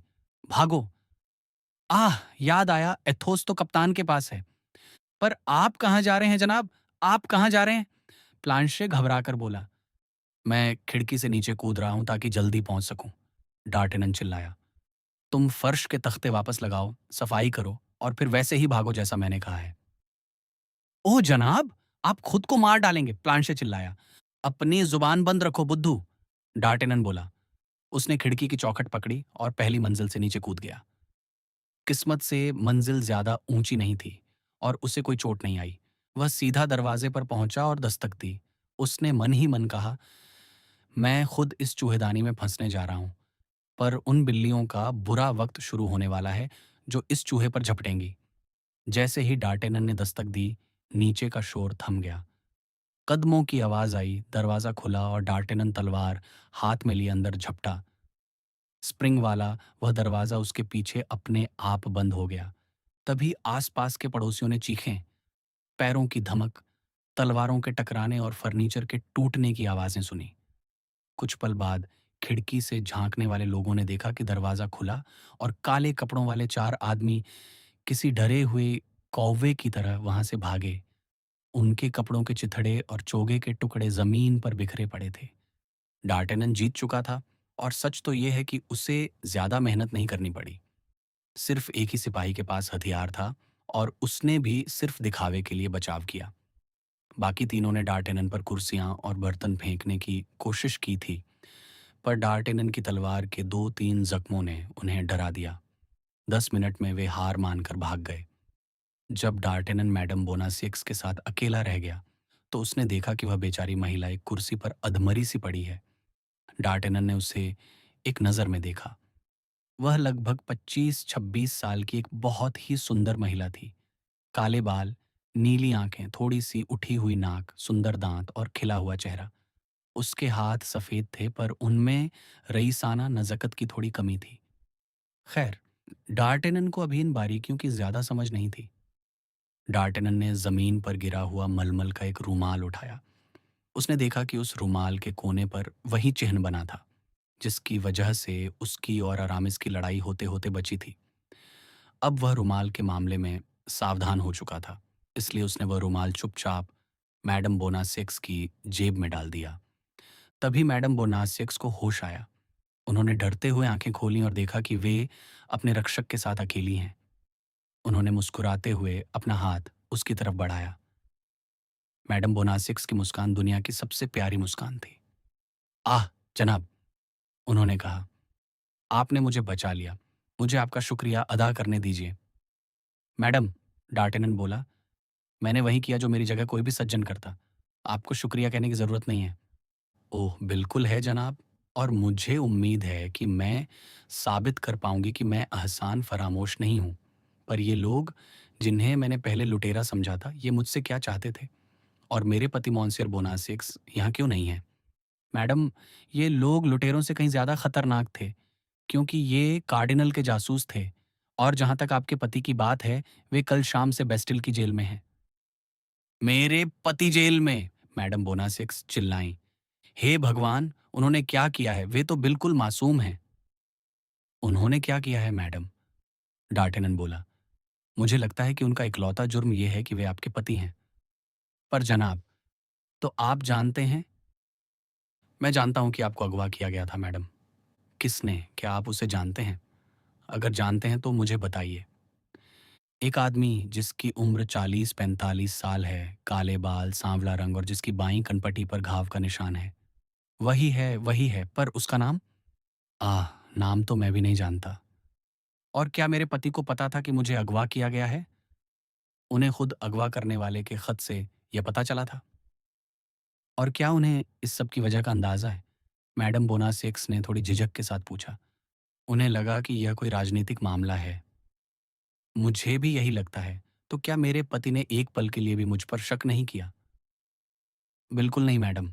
उन्हें आपके प्यार पर पूरा भरोसा था। मैडम बोनासेक्स के गुलाबी होंठों पर एक और हल्की सी मुस्कान आई। पर डार्टेनन ने पूछा, आप वहां से कैसे भागी? जैसे ही उन्होंने मुझे एक पल के लिए अकेला छोड़ा, मैंने चादरों की मदद से खिड़की से नीचे उतरकर अपनी जान बचाई। मुझे लगा मेरे पति घर पर होंगे, इसलिए मैं यहाँ भागी आई। उनकी सुरक्षा पाने के लिए? ओह नहीं, मैं जानती थी कि वे मेरा बचाव नहीं कर पाएंगे, पर चूंकि वे दूसरे तरीकों से हमारी मदद कर सकते थे, इसलिए मैं उन्हें खबर देना चाहती थी। किस बारे में? ओह, वह मेरा राज नहीं है, इसलिए मैं आपको नहीं बता सकती। मैडम, डार्टनन बोला, माफ कीजिएगा, पर एक फौजी होने के नाते मैं आपको सावधान करना चाहता हूँ। ये जगह राज की बातें करने के लिए सही नहीं है। वे लोग जिन्हें मैंने भगाया है, वे वापस आएंगे और अगर उन्होंने हमें यहाँ देखा, तो हम पकड़े जाएंगे। मैंने अपने दोस्तों को बुलाया है, पर पता नहीं वे घर पर होंगे या नहीं। हाँ, हाँ, आप सही कह रहे हैं, मैडम बोनासेक्स घबराकर बोली। चलिए, यहाँ से भागते हैं। उन्होंने डार्टेनन का हाथ थामा और उसे आगे बढ़ने को कहा। पर हम कहाँ जाएंगे? पहले इस घर से बाहर निकलते हैं, फिर देखेंगे। दोनों दरवाज़ा खुला छोड़कर ही तेज़ी से गली में निकल आए और प्लेस सेंट सल्पीस पर पहुंचकर ही रुके। अब हमें क्या करना है? और मैं आपको कहाँ छोड़ूं? डार्टेनन ने पूछा। मैडम बोनासेक्स बोली, सच कहूं तो मुझे भी नहीं पता। मेरा इरादा अपने पति के जरिए मॉन्सियर लापोर्ते को खबर देना था, ताकि वे हमें बता सकें कि पिछले 3 दिनों में लॉवर में क्या हुआ है और क्या मेरा वहां जाना सुरक्षित है। तो मैं जाकर मॉन्सियर लापोर्ते को खबर दे सकता हूँ, डार्टेनन ने सुझाव दिया। आप जा तो सकते हैं, पर एक दिक्कत है। मॉन्सियर बोनासेक्स को लॉवर में सब जानते हैं। उन्हें अंदर जाने दिया जाता, पर आपको वहां कोई नहीं जानता और गार्ड्स आपको गेट पर ही रोक देंगे। ऐसी बात है, डार्टेनन बोला। पर क्या लॉवर के किसी गेट पर कोई ऐसा दरबान नहीं है जो आपका वफादार हो, जो किसी पासवर्ड से? मैडम बोनासेक्स ने उस नौजवान को गौर से देखा। अगर मैं आपको वह पासवर्ड दे दूं, उन्होंने पूछा, तो क्या आप उसे इस्तेमाल करने के बाद भूल जाएंगे? मेरी इज्जत की कसम, एक सज्जन की जुबान पर। डार्टेनन ने इतनी सच्चाई से कहा कि शक की कोई गुंजाइश नहीं थी। तो मैं आप पर भरोसा करती हूँ। आप एक बहादुर नौजवान लगते हैं। हो सकता है आपकी वफादारी ही आपकी किस्मत खोल दे। मैं बिना किसी वादे के राजा और रानी की सेवा के लिए सब कुछ करूंगा। आप मुझे अपना दोस्त समझिए। पर तब तक मैं कहाँ जाऊंगी? क्या कोई ऐसी जगह नहीं है जहां मॉन्सियर लापोर्ते आकर आपको ले जा सकें? नहीं, मैं किसी पर भरोसा नहीं कर सकती। रुकिए, डार्टेनन बोला, हम एथोस के घर के पास हैं। हाँ, यही है। ये एथोस कौन है? मेरा एक दोस्त। पर अगर वह घर पर हुआ और उसने मुझे देख लिया तो? वह घर पर नहीं है और मैं आपको अंदर छोड़कर चाबी अपने साथ ले जाऊंगा। और अगर वह वापस आ गया तो?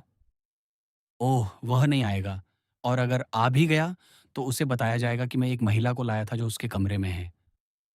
पर इससे तो मेरा नाम बदनाम हो जाएगा। उससे क्या फ़र्क पड़ता है?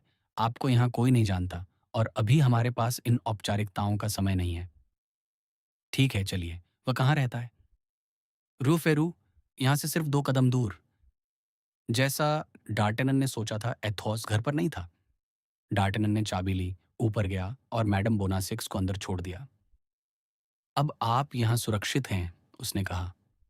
दरवाज़ा अंदर से बंद कर लीजिए और तब तक मत खोलिएगा जब तक आपको 3 दस्तक न सुनाई दें। 2 ज़ोर से और 1 हल्की। ठीक है, मैडम बोनासियक्स बोली। अब मेरी हिदायतें सुनिए। मैं सुन रहा हूँ। लॉवर के उस छोटे गेट पर जाइए जो रू द लेशेल की तरफ है और वहाँ जर्मैन को ढूँढिए। ठीक है, फिर? वह आपसे पूछेगा कि आप क्या चाहते हैं और आप ये 2 शब्द कहेंगे, टर्स और ब्रुसेल्स। वह तुरंत आपकी बात मानने लगेगा। फिर मैं उसे क्या हुक्म दूँ? उससे कहिए कि वह रानी के नौकर मॉन्सियर लापोर्ते को बुलाकर लाए और जब लापोर्ते आ जाएँगे तब आप उन्हें मेरे पास भेज दीजिएगा। ठीक है, पर मैं आपसे फिर कब और कहाँ मिलूँगा? क्या आप मुझसे फिर मिलना चाहते हैं? बेशक। तो वह फ़िक्र मुझ पर छोड़ दीजिए और बेफ़िक्र रहिए। मैं आपकी ज़ुबान पर भरोसा कर रहा हूँ। डार्टेनन ने मैडम बोनासेक्स को एक प्यार भरी नज़र से देखा और नीचे उतर आया। उसने दरवाज़ा बंद होने और ताला लगने की आवाज़ सुनी। वह 2 छलांगों में लॉवर पहुँच गया। जब वह गेट पर पहुँचा तो 10 बज रहे थे। यह सारी घटना सिर्फ़ वो आधे घंटे में घट चुकी थी। सब वैसा ही हुआ जैसा मैडम बोनासेक्स ने कहा था। पासवर्ड सुनते ही जर्मैन झुक गया। कुछ ही पलों में लापोर्ते वहां आ गए। डार्टेनन ने उन्हें बता दिया कि मैडम बोनासेक्स कहाँ हैं। लापोर्ते ने पता 2 बार दोहराया और दौड़कर वहां से निकल गए। पर 10 कदम चलने के बाद वे वापस आए। नौजवान, लापोर्ते ने डार्टेनन से कहा, एक मशविरा है। क्या? जो कुछ भी हुआ है उससे तुम मुसीबत में पड़ सकते हो। आपको ऐसा लगता है? हाँ। क्या तुम्हारा कोई ऐसा दोस्त है जिसकी घड़ी पीछे चलती हो? मतलब, किसी ऐसे दोस्त के पास जाओ जो यह गवाही दे सके कि 9:30 बजे तुम उसके साथ थे। अदालत में इसे अलाबाई कहते हैं। डार्टेनन को यह सलाह सही लगी। वह तुरंत कप्तान ट्रेविल के घर की तरफ भागा। भीड़ में जाने के बजाय वह सीधे कप्तान के निजी दफ्तर में गया। चूंकि वह वहां अक्सर आता था, उसे किसी ने नहीं रोका। ट्रेविल ने पूछा कि इतनी देर रात वह क्यों आया है। माफ कीजिएगा श्रीमान, डार्टेनन बोला। उसने अकेले मिलते ही कप्तान की घड़ी को चुपके से पौन घंटा पीछे कर दिया था। पर मुझे लगा कि अब भी सिर्फ 9:15 बजे हैं, तो आपसे मिलना ठीक रहेगा। 9:15! कप्तान चिल्लाए। ये नामुमकिन है। देखिए श्रीमान, घड़ी यही बता रही है, डार्टन ने मासूमियत से कहा। यह तो सच है, कप्तान बोले। मुझे लगा था काफी देर हो गई है। खैर, बताओ मैं क्या कर सकता हूँ। फिर डार्टेनन ने रानी के बारे में एक लंबी कहानी सुनाई। उसने बकिंघम और कार्डिनल की साजिशों का जिक्र किया। कप्तान उसकी बातों में आ गए क्योंकि उन्होंने भी कार्डिनल और राजा के बीच कुछ तनाव महसूस किया था। जब ठीक 10 बज रहे थे, डार्टेनन वहां से निकला। कप्तान ने उसे जानकारी देने के लिए शुक्रिया कहा। सीढ़ियों पर पहुंचकर डार्टेनन को याद आया कि वह अपनी छड़ी भूल गया है। वह वापस अंदर गया, चुपके से घड़ी को फिर से सही कर दिया ताकि किसी को शक न हो, और अपनी अलीबाई पक्की करके खुशी खुशी बाहर निकल आया। अध्याय 11। साजिश और गहरी होती है। मिस्यो द त्रेवील से अपनी मुलाकात के बाद गहरे ख्यालों में डूबा डार्टेनन अपने घर की ओर जाने वाले सबसे लंबे रास्ते पर चल पड़ा। डार्टेनन भला क्या सोच रहा था कि वह अपने रास्ते से भटक गया। आसमान के तारों को निहारने लगा और कभी आहें भरता तो कभी मुस्कुरा उठता। वह मैडम बोनासिए के बारे में सोच रहा था। एक मस्कटियर शागिर्द के लिए वह महिला प्रेम का एक जीता जागता ख्वाब थी। हसीन, रहस्यमयी और राज दरबार के लगभग सभी राजों की जानकार। उसके चेहरे पर एक ऐसी जादुई गंभीरता थी जो उसकी सुंदरता को और बढ़ा देती थी। साफ दिख रहा था कि वह भी पूरी तरह उदासीन नहीं थी, और ये अंदाज़ा ही शुरुआती आशिकों के लिए एक अटूट आकर्षण होता है। ऊपर से डार्टेनन ने उसे उन शैतानों के चंगुल से आज़ाद कराया था जो उसकी तलाशी लेकर उसे प्रताड़ित करना चाहते थे। इस बड़ी खिदमत ने उनके बीच एक ऐसा जज्बा पैदा कर दिया था जो बहुत जल्द एक कोमल प्रेम का रूप ले सकता था। कल्पना के पंखों पर सवार होकर डार्टेनन खुद को भविष्य के हसीन सपनों में देख रहा था। उसे लगा जैसे उस महिला का कोई कासिद उसके पास आएगा, उसे किसी मुलाकात का पैगाम देगा या उपहार में सोने की कोई चेन या हीरा लाएगा। हमने गौर किया है कि उस जमाने के नौजवान योद्धा अपने राजा से इनाम लेने में कोई शर्म महसूस नहीं करते थे, और सच तो ये है कि उस दौर के ढीले नैतिक मूल्यों में वे अपनी माशूकाओं से तोहफे लेने में भी कोई संकोच नहीं करते थे। माशूकाएं अक्सर उन्हें कीमती और यादगार चीजें देती थीं, मानो वे अपने जज्बात की कोमलता को तोहफों की मजबूती से बांधना चाहती हों। बिना किसी शर्म के मर्द उस दौर में औरतों के ज़रिए अपनी तरक्की की राह बनाते थे।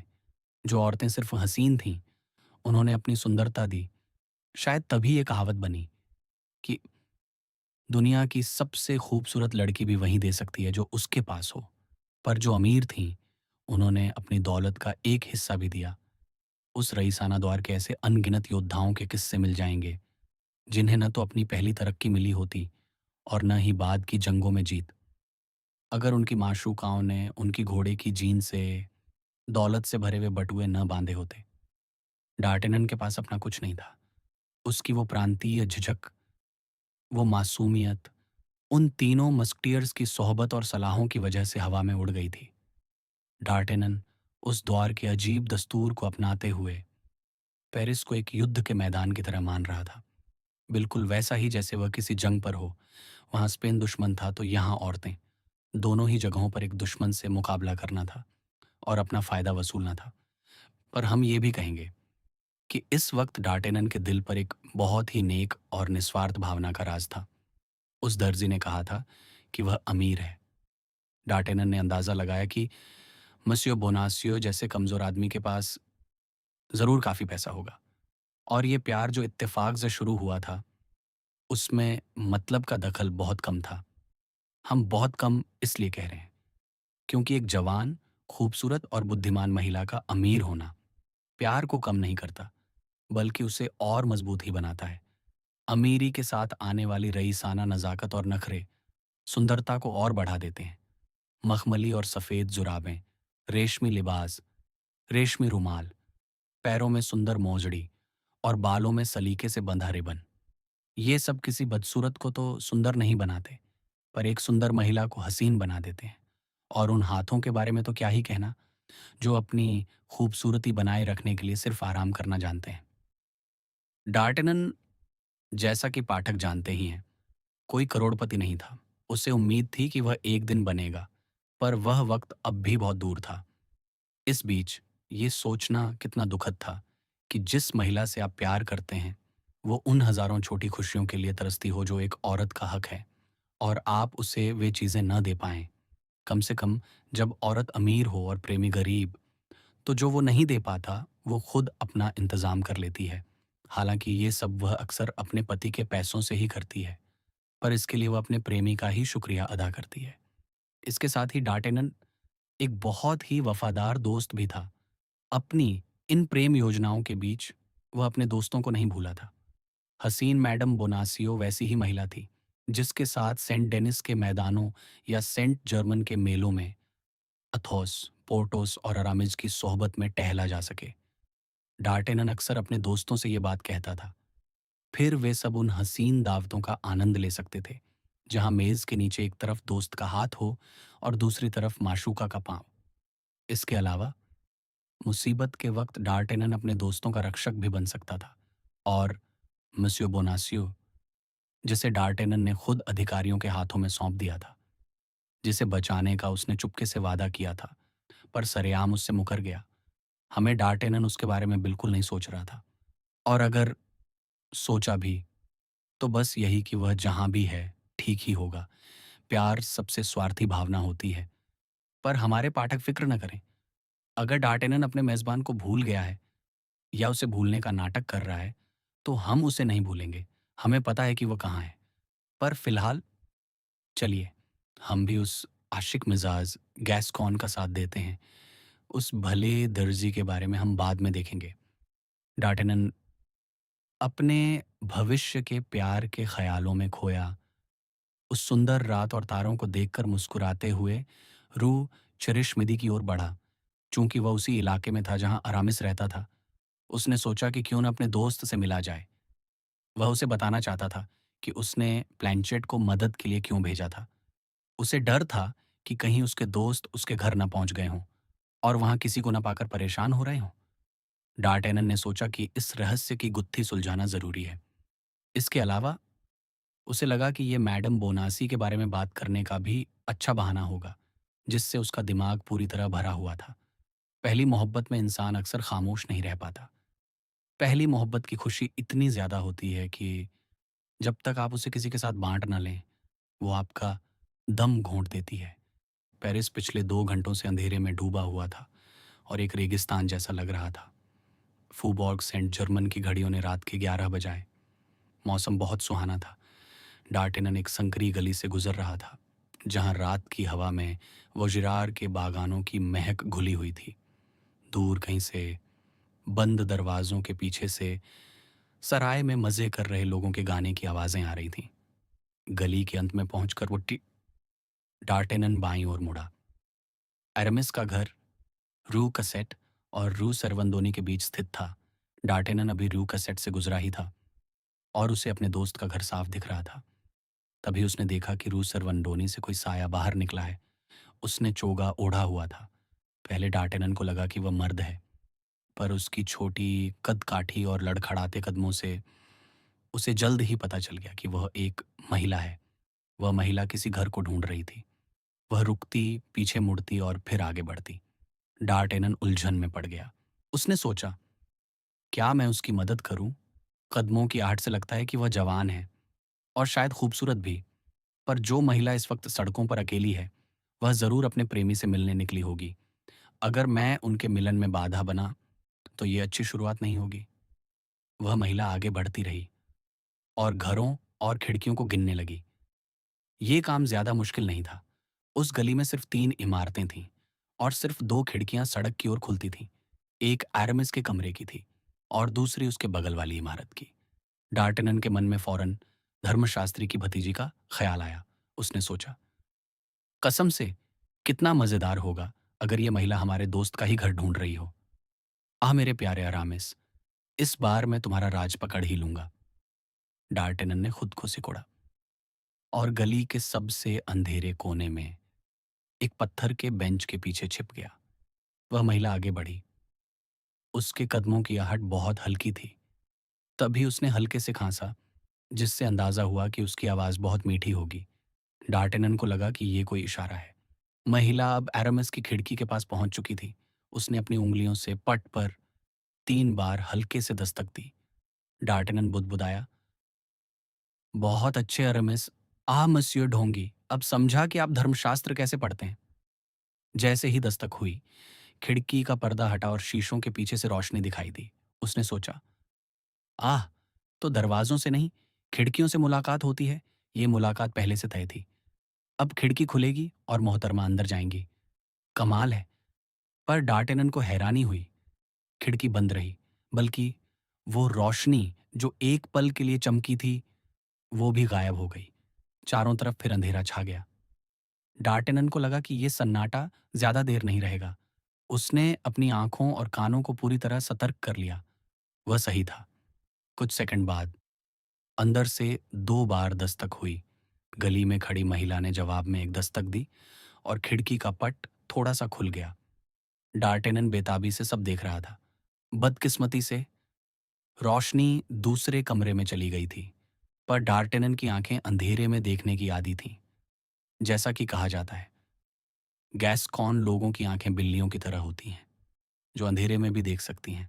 डार्टेनन ने देखा कि उस महिला ने अपनी जेब से एक सफ़ेद चीज़ निकाली और उसे फौरन खोला। वो एक रुमाल था। उसने खिड़की के अंदर खड़े व्यक्ति को उस रुमाल का कोना दिखाया। डार्टेनन को फौरन वो रुमाल याद आ गया, जो मैडम बोनासी के पैरों के पास गिरा था और जिसकी वजह से अरामिस के साथ उसका झगड़ा होते होते बचा था। वह सोचने लगा, आखिर उस रुमाल का क्या मतलब हो सकता है। जहां डार्टेनन खड़ा था, वहां से वह एरेमिस का चेहरा नहीं देख पा रहा था। उसे पूरा यकीन था कि अंदर एरेमिस ही है। जिज्ञासा ने उसे बेताब कर दिया।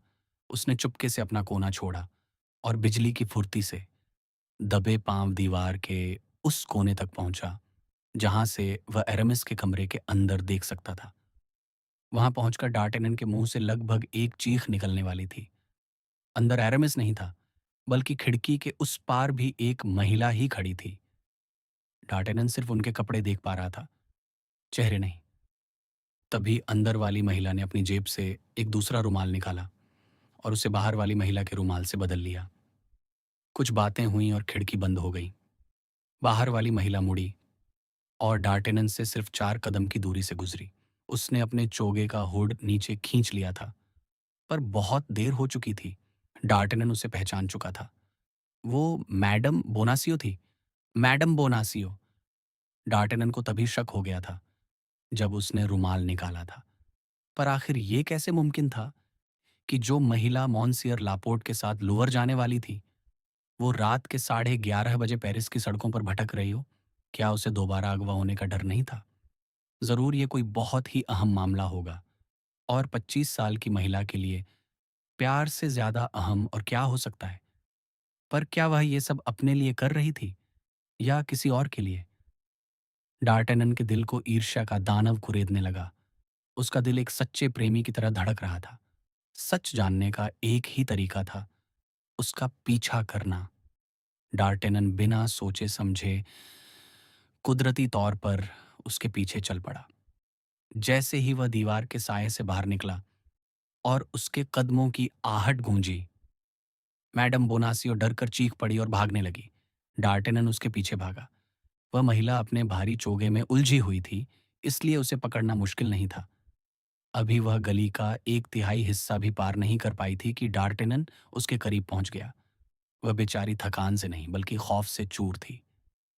जैसे ही डार्टेनन ने उसके कंधे पर हाथ रखा, वह अपने घुटनों के बल गिर पड़ी। रुंधे हुए गले से वह चिल्लाई, अगर चाहो तो मुझे मार डालो, पर तुम्हें मुझसे कुछ पता नहीं चलेगा। डार्टेनन ने उसे कमर से सहारा देकर उठाया। उसे महसूस हुआ कि वह डर के मारे बेहोश होने वाली थी। उसने फौरन उसे अपनी वफादारी का यकीन दिलाया। मैडम बोनासी के लिए ये शब्द शायद काफी न होते, पर आवाज ही सब कुछ थी। उसे लगा कि वह इस आवाज को पहचानती है। उसने अपनी आंखें खोली। उस आदमी पर एक सरसरी नजर डाली जिससे वह इतनी डरी हुई थी। जैसे ही उसे एहसास हुआ कि वह डार्टेनन है, उसके मुंह से खुशी की चीख निकल पड़ी। ओह! यह आप हैं, यह आप हैं। खुदा का शुक्र है, लाख लाख शुक्र है। हाँ, ये मैं ही हूं, डार्टेनन ने कहा। मैं, जिसे खुदा ने आपकी हिफाजत के लिए भेजा है। क्या इसी इरादे से आप मेरा पीछा कर रहे थे? उस नौजवान महिला ने एक शरारती मुस्कुराहट के साथ पूछा। पहचानते ही उसका डर काफूर हो गया था। नहीं, डार्टेनन ने ईमानदारी से कबूल किया। मैं सच कहता हूँ, यह तो महज एक इत्तेफाक था। मैंने एक महिला को अपने एक दोस्त की खिड़की खटखटाते देखा था। आपका कोई दोस्त? मैडम बोनासी ने उसकी बात बीच में काटते हुए पूछा। बेशक, अरामिस मेरे सबसे अजीज दोस्तों में से एक है। अरामिस? आखिर वह कौन है? अरे भाई, अब आप ये मत कहिएगा कि आप अरामिस को नहीं जानती। सच कह रही हूँ, मैंने आज से पहले कभी उसका नाम तक नहीं सुना। तो क्या आप पहली बार उस घर में गई थी? जी हाँ, यकीनन। और आपको यह नहीं पता था कि वहाँ एक नौजवान रहता है? नहीं, एक मस्कटियर। मस्कटियर? बिल्कुल नहीं। तो फिर आप उसे ढूँढने वहाँ नहीं गई थीं? कतई नहीं। और आपने देखा ही होगा कि मैं जिससे बात कर रही थी, वह एक औरत थी। ये तो सच है, पर वह औरत अरामिस की दोस्त है। मुझे इस बारे में कुछ नहीं पता, क्योंकि वह उसी के साथ रहती है। उससे मुझे कोई लेना-देना नहीं है। पर वह है कौन? ओह! वह मेरा राज नहीं है। मैं आपको नहीं बता सकती। मेरी प्यारी मैडम बोनासी, आप बहुत ही दिलकश हैं, पर साथ ही बहुत रहस्यमयी भी। क्या रहस्यमयी होना बुरी बात है? नहीं, बल्कि आप तो और भी प्यारी लगती हैं। तो फिर मुझे अपना सहारा दीजिए, बड़े शौक से। अब आगे कहाँ चलना है? अब आप मुझे मंज़िल तक छोड़ दीजिए। पर आप जा कहाँ रही हैं? आप खुद देख लेंगे क्योंकि आप मुझे दरवाज़े पर ही छोड़ देंगे। क्या मैं आपका इंतज़ार करूँ? उसकी कोई ज़रूरत नहीं होगी। तो क्या आप अकेली वापस आएँगी? शायद हाँ, शायद नहीं।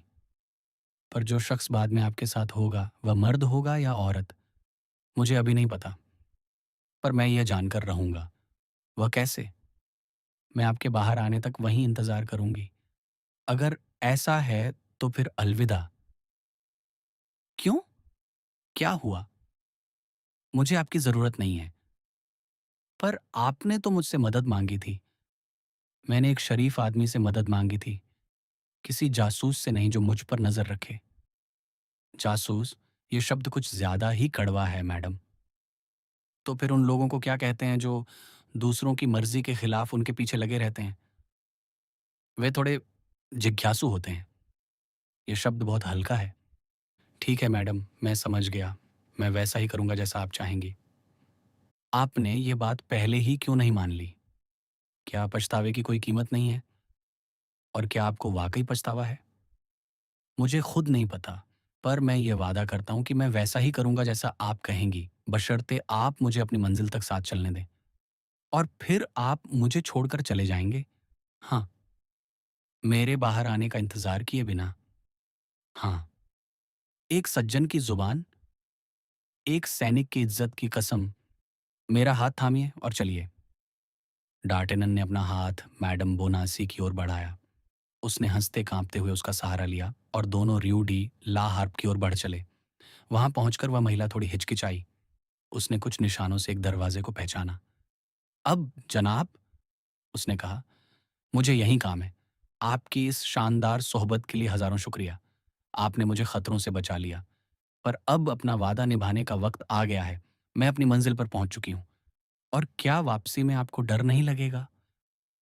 मुझे सिर्फ़ लुटेरों का डर है। और क्या वह काफ़ी नहीं है? वे मुझसे भला क्या छीन लेंगे? मेरे पास एक ढेला भी नहीं है। आप उस खूबसूरत रुमाल को भूल रही हैं, जिस पर राज चिन्ह बना है। कौन-सा रुमाल?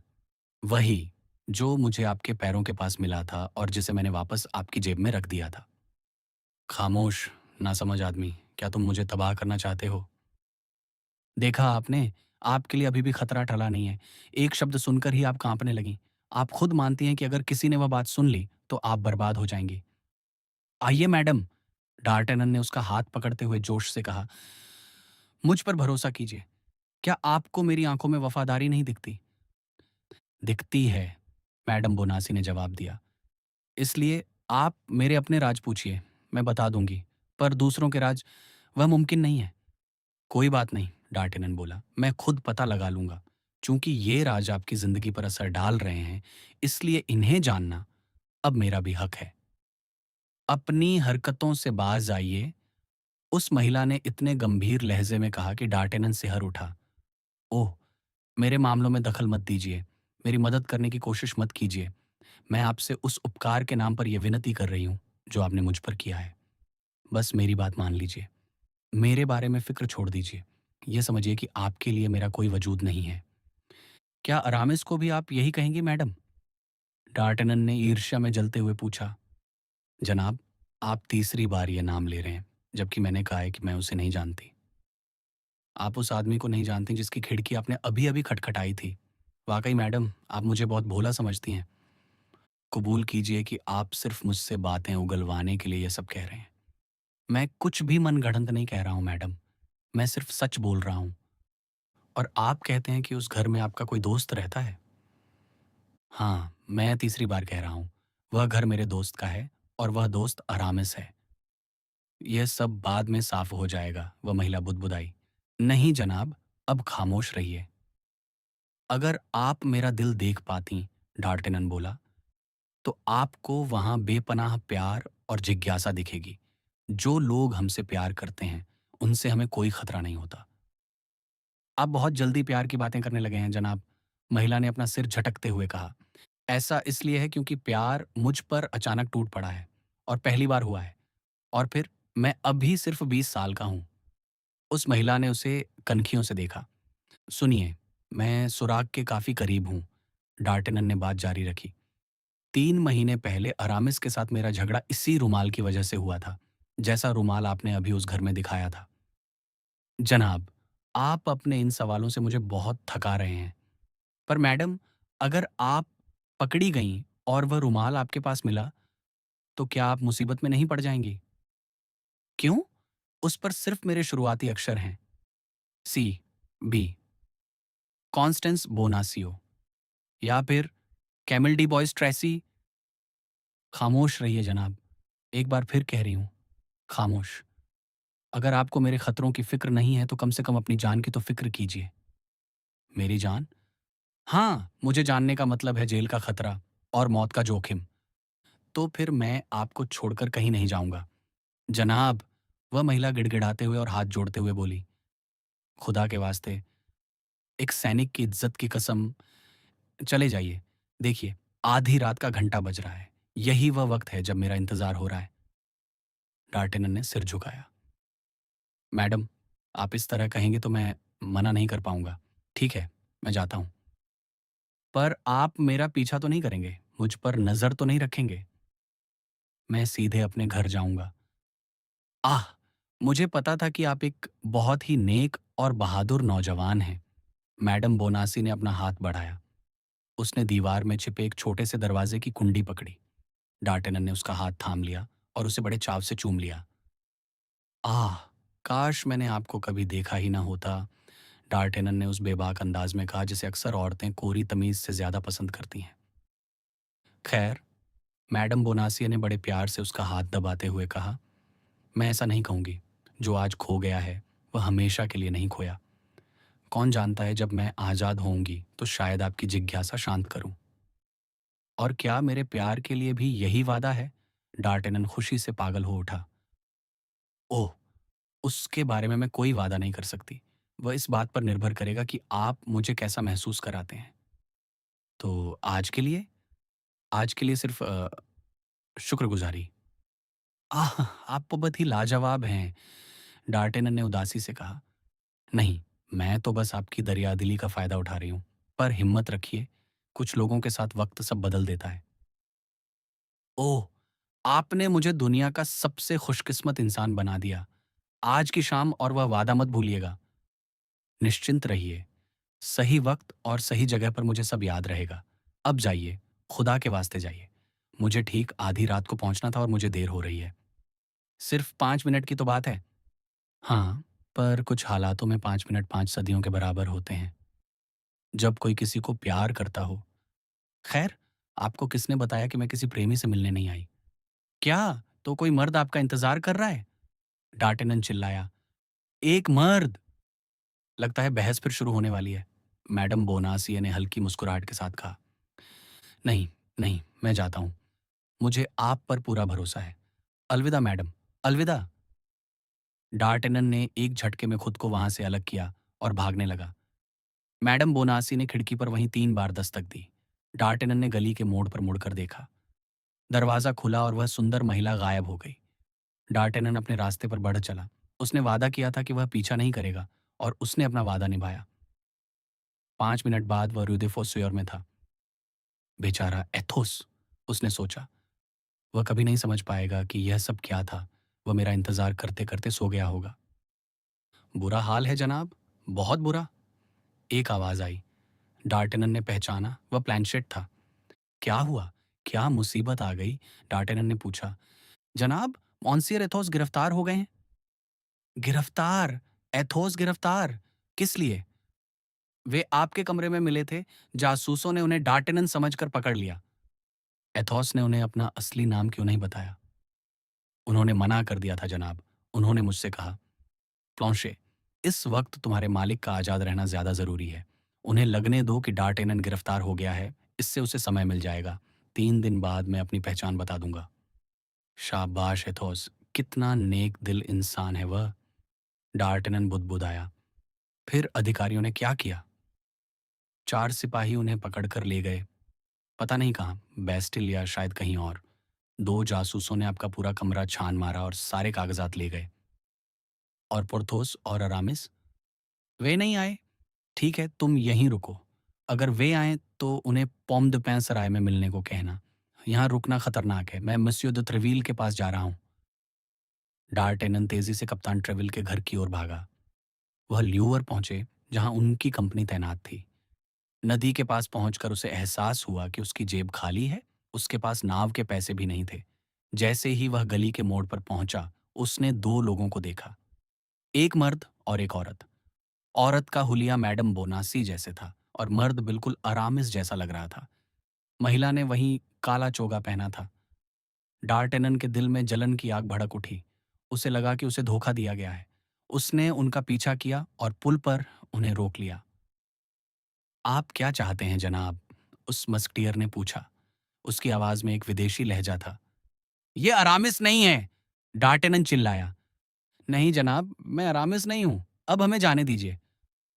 मुझे आपसे कोई लेना-देना नहीं। मुझे मैडम से बात करनी है।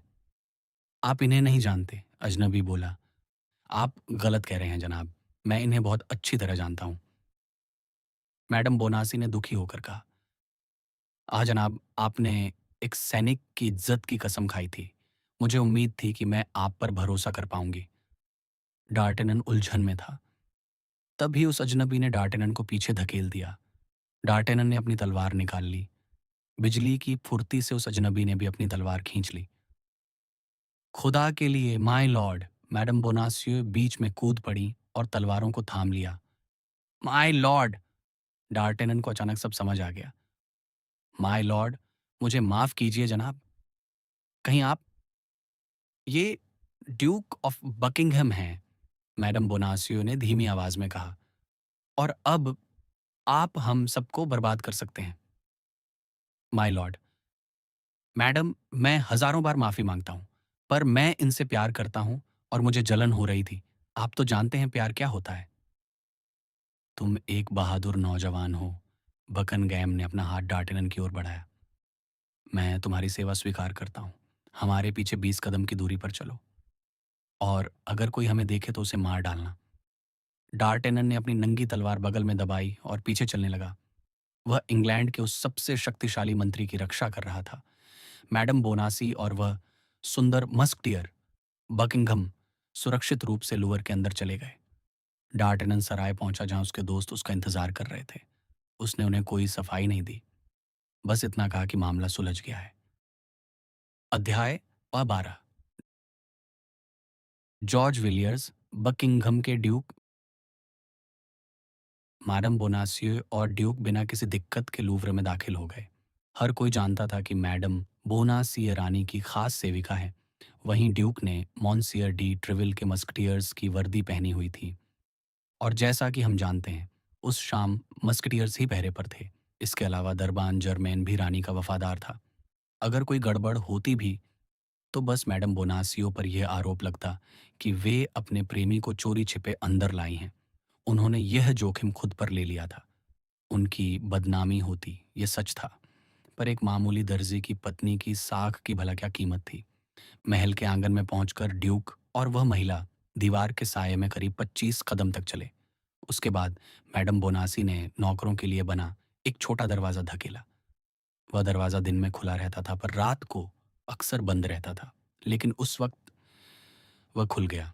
दोनों अंदर दाखिल हुए। चारों तरफ गहरा अंधेरा था, पर मैडम बोनासी लूवर के इस हिस्से के चप्पे चप्पे से वाकिफ थीं। उन्होंने अपने पीछे दरवाजा बंद किया, ड्यूक का हाथ पकड़ा, और कुछ कदम संभल कर चलने के बाद एक जंगले को थामा। उन्होंने सीढ़ी पर कदम रखा और ऊपर चढ़ने लगी। ड्यूक ने गिना, वे 2 मंजिल ऊपर चढ़े थे। फिर वे दाईं ओर मुड़े, एक लंबे गलियारे से गुजरे और कुछ सीढ़ियां नीचे उतरे। मैडम बोनासियो ने एक ताले में चाबी घुमाई, दरवाजा खोला और ड्यूक को एक कमरे के अंदर धकेल दिया। वहां सिर्फ एक छोटा चिराग जल रहा था। उन्होंने कहा, यहीं रुकिए माय लॉर्ड ड्यूक, कोई आपसे मिलने आएगा। इतना कहकर वे उसी दरवाजे से बाहर निकल गईं और उसे बाहर से ताला लगा दिया। ड्यूक अब पूरी तरह से एक कैदी बन चुके थे। लेकिन इतनी तन्हाई में होने के बावजूद ड्यूक ऑफ बकिंघम के मन में डर का नामो निशान नहीं था। उनके चरित्र की सबसे बड़ी खूबी ही यही थी। उन्हें खतरों से खेलना और रोमांचक कहानियां जीना पसंद था। बहादुर, निडर और साहसी। ये पहली बार नहीं था जब उन्होंने अपनी जान जोखिम में डाली थी। उन्हें पता चल चुका था कि एन ऑफ ऑस्ट्रिया का वह पैगाम जिसके भरोसे वे पेरिस आए थे, वह एक जाल था। पर इंग्लैंड वापस जाने के बजाय उन्होंने रानी को साफ कह दिया था कि वे उनसे मिले बिना यहाँ से नहीं जाएंगे। रानी ने पहले तो साफ इनकार कर दिया था, पर बाद में उन्हें डर लगा कि कहीं गुस्से में आकर ड्यूक कोई पागलपन न कर बैठे। रानी ने उनसे मिलकर उन्हें तुरंत वापस भेजने का फैसला कर ही लिया था कि तभी मैडम बोनासियो को अगवा कर लिया गया। 2 दिनों तक किसी को नहीं पता था कि वह कहाँ है, और सब कुछ अधर में लटका रहा। पर आजाद होते ही उसने मॉन्सियर लापोर्ट से संपर्क किया और इस खतरनाक काम को अंजाम दिया। अगर वह गिरफ्तार न हुई होती तो यह मुलाकात 3 दिन पहले ही हो गई होती। अकेले रह जाने पर बकिंघम एक आईने की ओर बढ़े। मस्कटियर की वर्दी उन पर खूब जच रही थी। 35 साल की उम्र में वे फ्रांस और इंग्लैंड के सबसे हसीन और शानदार रईस माने जाते थे। दो राजाओं के चहेते, बेपनाह दौलत के मालिक और एक ऐसे साम्राज्य के सर्वेसर्वा जिसे वे अपनी मर्जी से चला सकते थे। जॉर्ज विलियर्स की जिंदगी किसी तिलिस्म जैसी थी। उन्हें खुद पर और अपनी ताकत पर पूरा भरोसा था। उन्हें यकीन था कि जो कानून आम लोगों के लिए हैं, वे उन तक नहीं पहुंच सकते। वे जो चाहते थे उसे हासिल करने के लिए सीधे निकल पड़ते थे, चाहे वह लक्ष्य कितना ही बड़ा और नामुमकिन क्यों ना हो। यही वजह थी कि वे कई बार उस गर्वीली और खूबसूरत रानी ऐन के करीब पहुंचने में कामयाब रहे थे और अपनी शख्सियत से उन्हें प्रभावित किया था। जॉर्ज विलियर्स ने आईने के सामने खड़े होकर अपने सुंदर बालों को संवारा, जो टोपी की वजह से बिगड़ गए थे। उन्होंने अपनी मूंछों को ताव दिया। उनका दिल खुशी से धड़क रहा था, उस पल के इतने करीब पहुंचकर जिसके लिए उन्होंने बरसों आहें भरी थीं। वे अपनी जीत की उम्मीद में मुस्कुरा उठे। तभी दीवार पर टंगी टेप्स्ट्री के पीछे छिपा एक गुप्त दरवाजा खुला और एक महिला प्रकट हुई। बकनगैम ने आईने में उस साये को देखा और उनके मुंह से एक चीख निकल गई। वह खुद रानी थी। एन उस समय 26 या 27 साल की थी, यानी वे अपने सौंदर्य के शिखर पर थीं। उनकी चाल किसी रानी या देवी जैसी थी। उनकी आंखें हीरे की तरह चमक रही थीं। वे बेहद खूबसूरत थीं और उनमें एक ही समय पर कोमलता और राजसी गरिमा झलकती थी। उनका छोटा और गुलाबी मुंह और उनके नीचे वाले होंठ की वह हल्की सी बनावट, जो ऑस्ट्रिया के शाही खानदान की पहचान थी, उनकी मुस्कुराहट को और भी प्यारा बना देती थी। उनकी त्वचा मखमल की तरह कोमल थी। उनके हाथ और बाहें इतनी सुंदर थीं कि उस द्वार के हर कवि ने उनकी तारीफ में कसीदे पढ़े थे। उनके बाल जो जवानी में हल्के रंग के थे, अब गहरे भूरे जैसे रंग के हो गए थे। उन्होंने बहुत ही सादगी से अपने बाल संवारे थे, जिसने उनके चेहरे के नूर को और बढ़ा दिया था। बकनम एक पल के लिए हतप्रभ रह गए। उन्होंने रानी को बड़े बड़े समारोहों और दावतों में देखा था, पर सफ़ेद साटन के एक सादे लिबास में वे आज जितनी हसीन कभी नहीं लगी थी। उनके साथ सिर्फ डोना एस्टाफानिया थी, उनकी वह इकलौती स्पेनिश दासी जिसे राजा की ईर्ष्या या कार्डिनल रिचेलियो के जुल्म महल से बाहर नहीं निकाल पाए थे। एन 2 कदम आगे बढ़ी। बकिंगम तुरंत उनके पैरों में गिर पड़े और इससे पहले कि रानी उन्हें रोक पाती, उन्होंने उनके लिबास के किनारे को चूम लिया। ड्यूक, आप जानते हैं कि वह खत मैंने नहीं लिखा था, रानी ने कहा। हाँ हाँ मैडम, जी हुजूर, ड्यूक जोश में बोले। मैं जानता हूं कि मैं पागल था, जो ये मान बैठा कि बर्फ में जान आ जाएगी या संगमरमर पिघल जाएगा। पर क्या करूं, जो प्यार करते हैं वे उम्मीद भी जल्दी लगा लेते हैं। खैर, मेरी यह यात्रा बेकार नहीं गई, क्योंकि मैं आपको देख पा रहा हूं। हाँ, एन ने जवाब दिया, पर आप जानते हैं कि मैं आपसे क्यों और कैसे मिल रही हूं, क्योंकि आप मेरे दुखों से बेखबर होकर इस शहर में टिके रहने की जिद पर अड़े हैं। यहाँ रहने का मतलब है अपनी जान को जोखिम में डालना और मेरी इज्जत को दांव पर लगाना। मैं आपसे सिर्फ ये कहने आई हूँ कि हमारे बीच सब कुछ खत्म हो चुका है। समंदर की गहराई, राज्यों की दुश्मनी और मेरे शाही वचन, सब हमें अलग करते हैं। माय लॉर्ड, इन सब के खिलाफ लड़ना एक पाप है। मैं आपसे ये कहने आई हूँ कि हमें अब कभी नहीं मिलना चाहिए। कहती रहिए मैडम, कहती रहिए मेरी रानी, बकिंघम बोले। आपकी आवाज़ की मिठास आपके शब्दों की कड़वाहट को ढक रही है। आप इसे पाप कहती हैं? असली पाप तो उन दो दिलों को अलग करना है, जिन्हें खुदा ने एक दूसरे के लिए बनाया है। माय लॉर्ड, रानी चिल्लाई, आप भूल रहे हैं कि मैंने कभी नहीं कहा कि मैं आपसे प्यार करती हूँ। पर आपने ये भी तो कभी नहीं कहा कि आप मुझसे प्यार नहीं करती। और सच तो ये है कि ऐसी बात कहना आपकी तरफ से एक बड़ी एहसान फरामोशी होगी। मुझे बताइए, आपको मेरे जैसा प्यार कहाँ मिलेगा? एक ऐसा प्यार जिसे न वक्त मिटा सका, न दूरियां और न ही मायूसी। एक ऐसा प्यार जो सिर्फ आपके गिरे हुए रुमाल, एक सरसरी नज़र या एक इत्तेफाक से कहे गए शब्द में ही खुश रहता है। मैडम, मुझे आपको पहली बार देखे 3 साल हो गए हैं और इन 3 सालों में मैंने आपको ऐसे ही चाहा है। क्या मैं आपके उस दिन के लिबास के बारे में बताऊं? देखिए, मुझे सब याद है। आप स्पेनिश अंदाज में गद्दों पर बैठी थी। आपने सोने और चांदी की कढ़ाई वाला हरे रंग का साटन का लिबास पहना था। आपकी उन सुंदर बाहों पर हीरे चमक रहे थे। आपके सिर पर एक छोटी टोपी थी और उसमें बगुले का पंख लगा था। देखिए, मैं अपनी आंखें बंद करता हूँ और आपको वैसा ही देख सकता हूँ। मैं आंखें खोलता हूँ और आपको अब देखता हूँ। आप पहले से 100 गुना ज़्यादा खूबसूरत लग रही हैं। यह कैसा पागलपन है? ऐन बुदबुदाई। उनमें ड्यूक को डांटने की हिम्मत नहीं थी, क्योंकि ड्यूक ने उनकी हर याद को अपने दिल में इतने संभल कर रखा था। तो फिर मैं और किस सहारे जिंदा रहूं? मेरे पास सिर्फ यादें हैं। यही मेरी खुशी है, मेरा खजाना है, मेरी उम्मीद है। हर बार जब मैं आपको देखता हूँ, तो वह मेरे दिल के बक्से में एक नया हीरा जुड़ जाने जैसा होता है। यह चौथा हीरा है जो आपने मेरे लिए गिराया है और मैंने उठा लिया है, क्योंकि 3 सालों में मैंने आपको सिर्फ 4 बार देखा है। पहली बार, जिसका मैंने अभी जिक्र किया। दूसरी बार, मैडम डी चेवरेस के घर पर। तीसरी बार, एमियंस के बगीचों में। ड्यूक, रानी ने शर्माते हुए कहा, उस शाम की बात कभी मत कीजिएगा। ओह नहीं, हमें उस बारे में बात करनी चाहिए। वह मेरी जिंदगी की सबसे हसीन शाम थी। आपको याद है वह रात कितनी सुंदर थी? हवा में कैसी खुशबू थी? आसमान तारों से भरा था। आह! तब मैं एक पल के लिए आपके साथ अकेला था। तब आप मुझे सब बताने वाली थी। अपनी तन्हाई, अपने दिल के दुख। आपने मेरा हाथ थामा था। इसी हाथ को मैडम, जब मैंने अपना सिर आपकी ओर झुकाया तो आपके बाल मेरे गालों को छू गए, और हर बार जब वे मुझे छूते, मैं सिर से पांव तक कांप उठता था। ओह रानी, आपको नहीं पता कि उस एक पल में जन्नत की कितनी खुशियां छिपी थीं। मेरी सारी दौलत, मेरी शोहरत, मेरी जिंदगी के बाकी दिन, सब ले लीजिए। बस मुझे वैसी एक रात और दे दीजिए। उस रात मैडम, उस रात आप मुझसे प्यार करती थीं। मैं इस बात की कसम खा सकता हूँ। माय लॉर्ड, हाँ, मुमकिन है कि उस जगह का जादू, उस शाम की खूबसूरती और आपकी नज़रों का असर, वे हज़ारों वजहें जो एक औरत को कमज़ोर बना देती हैं, उस शाम मेरे इर्द-गिर्द थीं।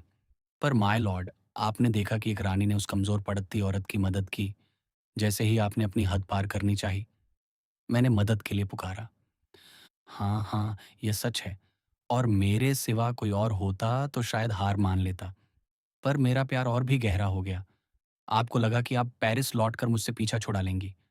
आपको लगा कि मैं अपने राजा के खजाने को छोड़कर यहाँ आने की हिम्मत नहीं करूंगा। पर मेरे लिए दुनिया का कोई खजाना या कोई राजा आपसे बढ़कर नहीं था। 8 दिन बाद मैं वापस आ गया था। उस वक्त आपने मुझसे कुछ नहीं कहा। मैंने सिर्फ एक पल के लिए आपको देखने के लिए अपनी जान दांव पर लगा दी थी। मैंने आपका हाथ तक नहीं छुआ और आपने मुझे मेरी तौबा देखकर माफ कर दिया। हाँ, पर आपकी उन हरकतों ने मेरे नाम पर कलंक लगा दिया, जिसमें मेरा कोई हाथ नहीं था। राजा बहुत नाराज हुए। मेरे वफादारों को मुझसे दूर कर दिया गया। दोस्तों को देश निकाला मिला, और जब आप दोबारा राजदूत बनकर आना चाहते थे, तो खुद राजा ने उसका विरोध किया। हाँ, और अब फ्रांस अपने राजा के उस इनकार की कीमत एक जंग से चुकाएगा। मुझे आपसे मिलने की इजाज़त नहीं है मैडम, पर आप हर रोज़ मेरे बारे में सुनेंगी। आपको क्या लगता है, ये जो मैं जंग की तैयारी कर रहा हूँ, इसका मकसद क्या है? सिर्फ आपको देखने की एक चाहत।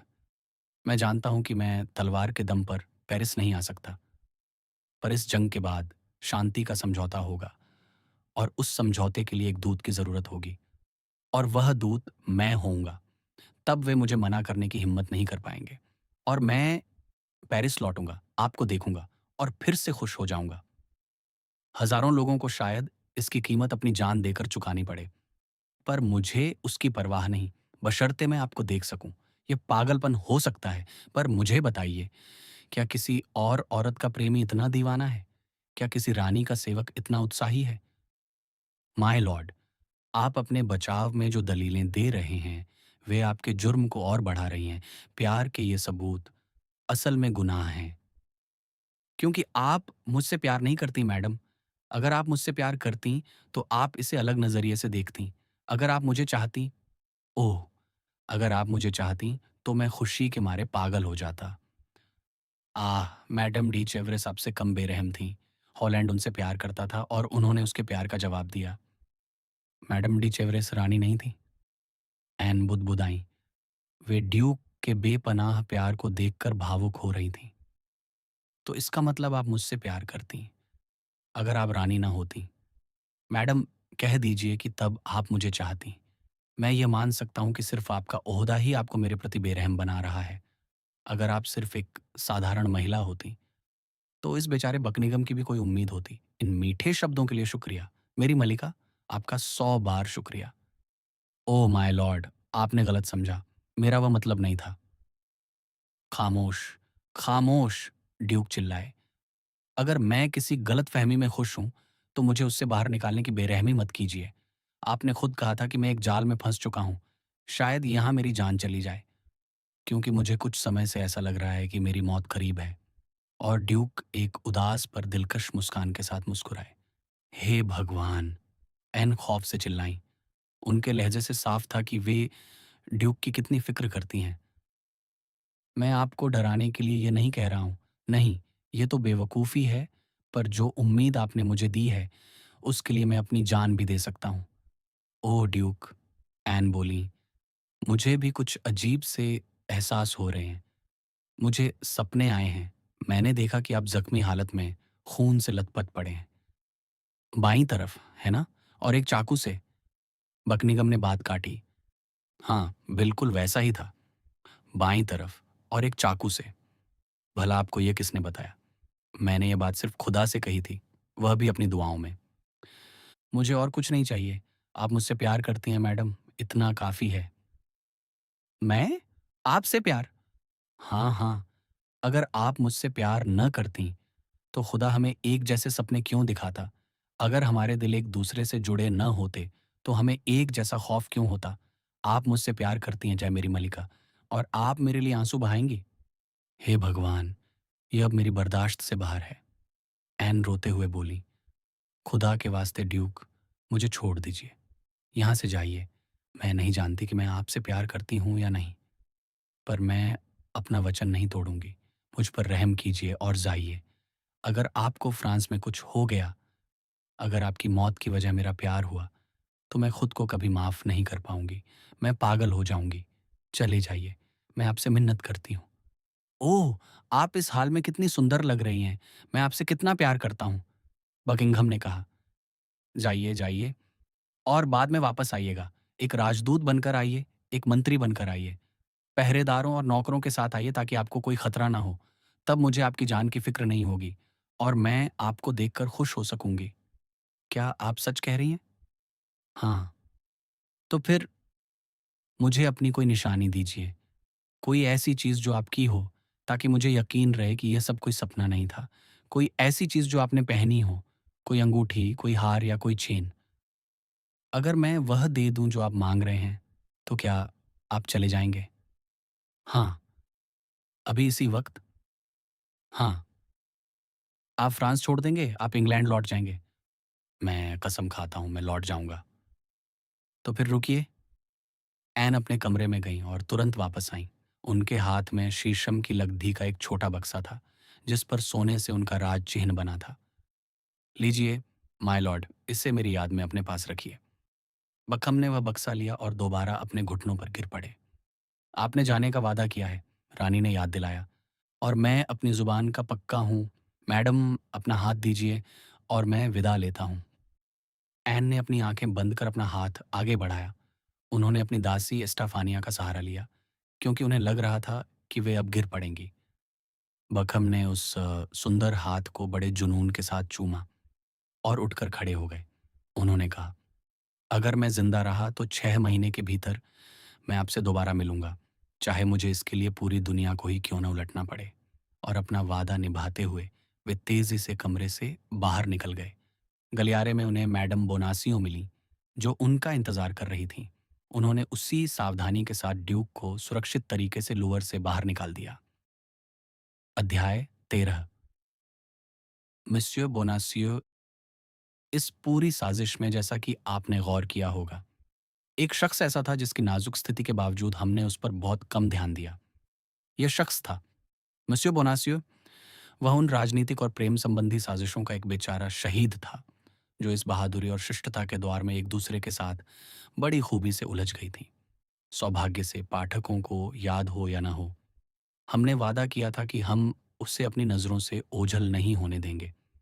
जिन अधिकारियों ने उसे गिरफ्तार किया था, वे उसे सीधे बेस्टिल ले गए।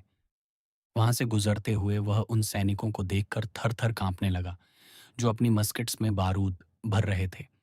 वहां से उसे एक आधी जमींदोज गैलरी में ले जाया गया।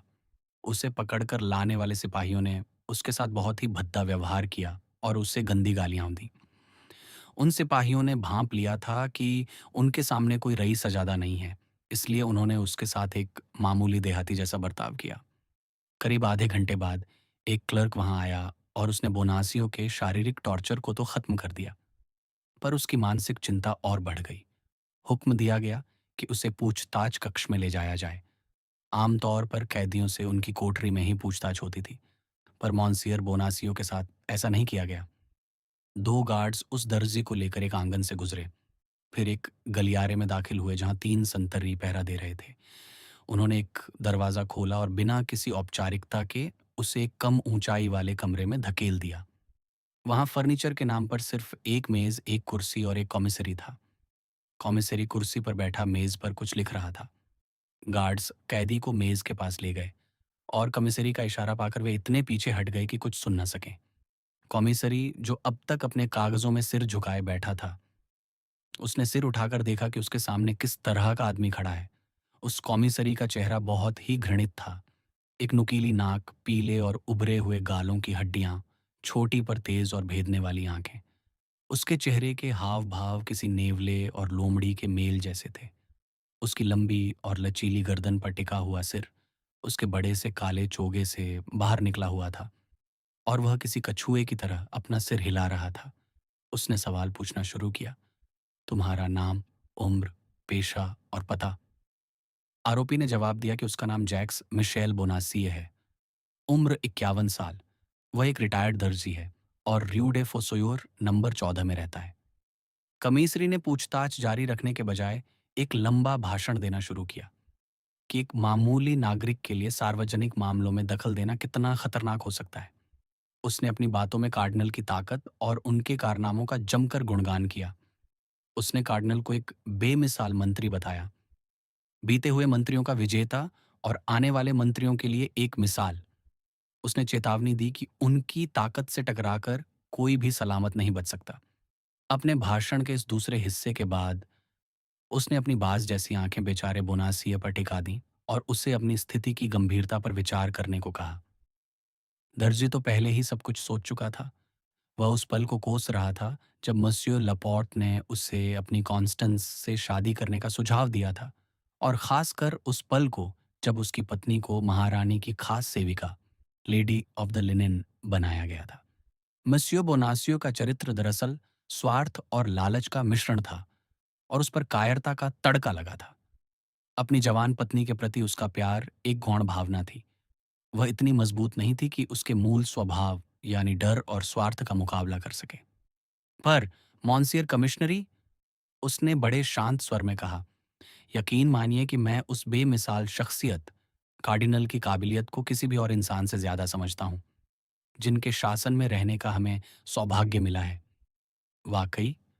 कॉमिसरी ने शक भरी नजरों से पूछा, अगर ऐसा है तो तुम बस्टील में क्या कर रहे हो? मैं यहाँ कैसे आया, या यूं कहें कि मैं यहाँ क्यों हूँ? बोनासियो ने जवाब दिया, ये बताना मेरे लिए पूरी तरह नामुमकिन है, क्योंकि मैं खुद नहीं जानता। पर एक बात तो तय है कि मैंने जानबूझकर कम से कम मॉन्सियोर कार्डिनल को नाराज नहीं किया है। तुमने जरूर कोई जुर्म किया होगा, क्योंकि तुम यहाँ हो और तुम पर राजद्रोह का आरोप है। राजद्रोह? बोनासियो खौफ से चिल्लाया। राजद्रोह?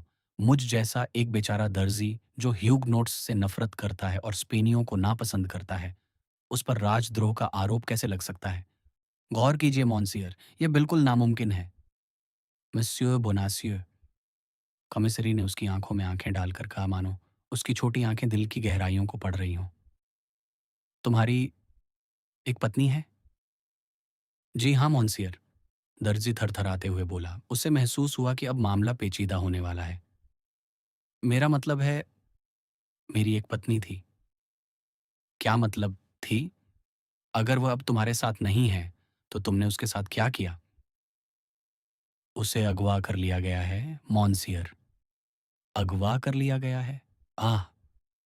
कॉमिसरी के उस आह से बोनासियो समझ गया कि मामला अब और उलझता जा रहा है। उसे अगवा किया गया है। कॉमिसरी ने बात आगे बढ़ाई। और क्या तुम उस आदमी को जानते हो जिसने यह काम किया? मुझे लगता है मैं उसे जानता हूँ। कौन है वह? याद रहे मॉन्सियर कमिश्नरी, मैं दावे के साथ कुछ नहीं कह रहा। मुझे सिर्फ शक है। तुम्हें किस पर शक है? साफ साफ बताओ। मस्यू बोनासियो बड़ी उलझन में था। क्या वह सब कुछ झुठला दे या सब कुछ सच बता दे? अगर वह इनकार करता तो शक होता कि वह कुछ बहुत बड़ा छिपा रहा है। सब सच बताकर शायद वह अपनी वफादारी साबित कर पाता। उसने तय किया कि वह सब बता देगा। मुझे शक है, उसने कहा, एक लंबे, सांवले और प्रभावशाली व्यक्तित्व वाले आदमी पर, जो किसी बड़े रईस जैसा दिखता है। उसने कई बार हमारा पीछा किया है, जब मैं अपनी पत्नी को ल्यूवर के गेट पर लेने जाता था। कॉमिसरी के चेहरे पर अब थोड़ी बेचैनी दिखाई देने लगी। और उसका नाम? उसने पूछा। ओह, नाम के बारे में तो मैं कुछ नहीं जानता, पर अगर मैं उसे कभी देखूं तो मैं उसे एक पल में पहचान लूंगा। हजारों लोगों के बीच भी मैं उसे पहचान लूंगा, ये मेरा वादा है। कॉमिसरी का चेहरा और भी काला पड़ गया। हजारों के बीच पहचान लोगे, ऐसा कहते हो? उसने बात दोहराई। मेरा मतलब है, बोनासियो चिल्लाया, जिसे अपनी गलती का एहसास हो गया था। मेरा मतलब है कि तुम जवाब दे चुके हो कि तुम उसे पहचान लोगे, कॉमिसरी बोला। आज के लिए इतना काफी है। आगे बढ़ने से पहले किसी को यह खबर देनी होगी कि तुम अपनी पत्नी को अगवा करने वाले को जानते हो। पर मैंने यह नहीं कहा कि मैं उसे जानता हूं, बोनासियो हताशा में चिल्लाया। मैंने तो इसके उलट कहा था। कैदी को ले जाओ, कॉमिसरी ने गार्ड्स को हुक्म दिया। इसे कहाँ रखना है? गार्ड्स के मुखिया ने पूछा। काल कोठरी में। कौन सी वाली में? हे भगवान, जो भी पास में हो, बस वह सुरक्षित होनी चाहिए। कॉमिसरी ने इतनी लापरवाही से कहा कि बेचारा बोनासियो खौफ से भर गया। हाय, हाय, उसने खुद से कहा। मुसीबत मेरे सिर पर है। मेरी पत्नी ने जरूर कोई भयानक अपराध किया है। वे मुझे उसका साथी मान रहे हैं और मुझे भी उसके साथ सजा देंगे। उसने जरूर सब कुछ उगल दिया होगा। एक औरत कितनी कमजोर होती है। काल कोठरी, जो भी पास हो, बस एक रात तो गुजर ही जाएगी, और कल सूली या फांसी। ओह, मेरे भगवान, मुझ पर रहम कर। मस्यू बोनासियो के विलाप पर जरा भी ध्यान दिए बिना गार्ड्स ने उसे दोनों बाहों से पकड़ा और उसे घसीटते हुए ले गए। इस बीच कॉमिसरी ने तेजी से एक खत लिखा और एक अधिकारी के हाथ रवाना कर दिया। बोनासियो पूरी रात अपनी आंखें नहीं मूंद सका। काल कोठरी कोई बहुत बुरी नहीं थी, पर उसका डर बहुत बड़ा था। वह पूरी रात अपने स्टूल पर बैठा रहा, जरा सी आहट पर उछल पड़ता था, और जब सूरज की पहली किरण कमरे में दाखिल हुई तो उसे सुबह का उजाला भी मौत के साए जैसा लगा। अचानक उसने दरवाजे के ताले खुलने की आवाज सुनी और वह डर के मारे उछल पड़ा। उसे लगा कि वे उसे फांसी देने ले जा रहे हैं, पर जब उसने जल्लाद के बजाय उसी कॉमिसरी को अपने क्लर्क के साथ देखा, तो वह खुशी के मारे उन दोनों के गले लग जाने को तैयार था। तुम्हारा मामला कल शाम से और पेचीदा हो गया है, मेरे भले आदमी, कमिश्नरी बोला। मेरी सलाह है कि सब सच सच बता दो, क्योंकि सिर्फ तुम्हारा पछतावा ही कार्डिनल के गुस्से को शांत कर सकता है। अरे मैं तो सब बताने को तैयार हूं, बोनासियो चिल्लाया। कम से कम वह सब जो मैं जानता हूं। मुझसे सवाल पूछिए, मैं मिन्नत करता हूं। सबसे पहले ये बताओ, तुम्हारी पत्नी कहाँ है? क्या मैंने आपको नहीं बताया था कि उसे मुझसे छीन लिया गया है? हाँ, पर कल शाम 5 बजे तुम्हारी वजह से वह भाग निकली। मेरी पत्नी भाग निकली? बोनासियो चिल्लाया। ओह, बदकिस्मत औरत! मॉन्सियर, अगर वह भागी है तो इसमें मेरी कोई गलती नहीं है, मैं कसम खाता हूं। तो फिर तुम अपने पड़ोसी डार्टेनन के कमरे में क्या कर रहे थे? दिन में तुम दोनों के बीच काफी लंबी बातचीत हुई थी। आह, हाँ मॉन्सियर कमिश्नरी, हाँ यह सच है, और मैं कबूल करता हूं कि मुझसे गलती हुई। मैं डार्टेनन के पास गया था। उस मुलाकात का मकसद क्या था? उससे अपनी पत्नी को ढूंढने में मदद मांगना। मुझे लगा कि उसे ढूंढना मेरा हक है। लगता है मुझसे गलती हुई, मैं माफी चाहता हूं। और डार्टेनन ने क्या जवाब दिया? डार्टेनन ने मुझे मदद का वादा किया था, पर मुझे जल्द ही पता चल गया कि वह मुझे धोखा दे रहा है। तुम कानून को गुमराह कर रहे हो।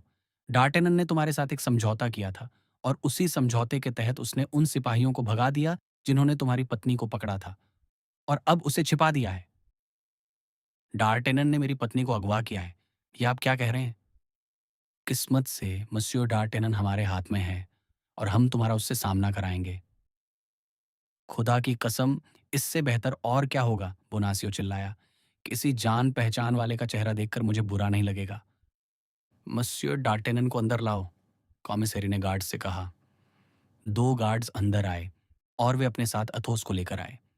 मस्यो डार्टेनन, कॉमिसरी ने एथोस को संबोधित करते हुए कहा, साफ साफ बताइए कि कल आपके और इस आदमी बोनासियो के बीच क्या बात हुई थी?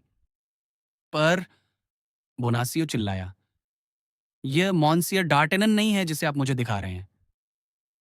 क्या यह डार्टेनन नहीं है? कॉमिसरी हैरान रह गया। कतई नहीं, बोनासियो ने जवाब दिया। तो फिर इस सज्जन का नाम क्या है? कॉमिसरी ने पूछा। मैं नहीं बता सकता, मैं इन्हें नहीं जानता। क्या तुम इन्हें नहीं जानते? नहीं।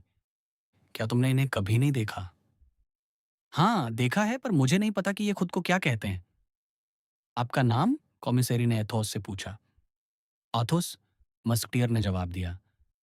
पर यह किसी आदमी का नाम नहीं है, यह तो एक पहाड़ का नाम है। कॉमिसेरी चिल्लाया, जिसका दिमाग अब चकराने लगा था। यही मेरा नाम है, एथोस ने बड़े शांत स्वर में कहा। पर तुमने तो कहा था कि तुम्हारा नाम डार्टेनन है। किसने? मैंने, एथोस ने पूछा। हाँ, तुमने। किसी ने मुझसे पूछा, क्या आप मॉन्सियर डार्टेनन हैं? मैंने जवाब दिया। आपको ऐसा लगता है? मेरे गार्ड्स चिल्लाकर बोले कि उन्हें पूरा यकीन है। मैं उन्हें गलत साबित नहीं करना चाहता था। और फिर मुमकिन था कि मुझसे ही गलती हो गई हो। एथोस ने अपनी उसी चिढ़ परिचित विरक्ति के साथ जवाब दिया। मस्यू, आप न्याय की गरिमा का अपमान कर रहे हैं। बिल्कुल नहीं, एथोस ने शांति से कहा। आप मस्यू डार्टेनन हैं। देखिए मस्यू, आप फिर से वही बात कह रहे हैं। पर मैं आपसे कह रहा हूँ, मस्यू कमिसेरी, बोनासियो बीच में बोला, इसमें जरा भी शक नहीं है। मस्यू डार्टेनन मेरे किराएदार हैं, हालांकि वे मुझे किराया नहीं देते, और इस वजह से तो मैं उन्हें और भी अच्छी तरह जानता हूँ। डार्टेनन एक नौजवान है, मुश्किल से 19 या 20 साल के, और ये सज्जन कम से कम 30 साल के होंगे।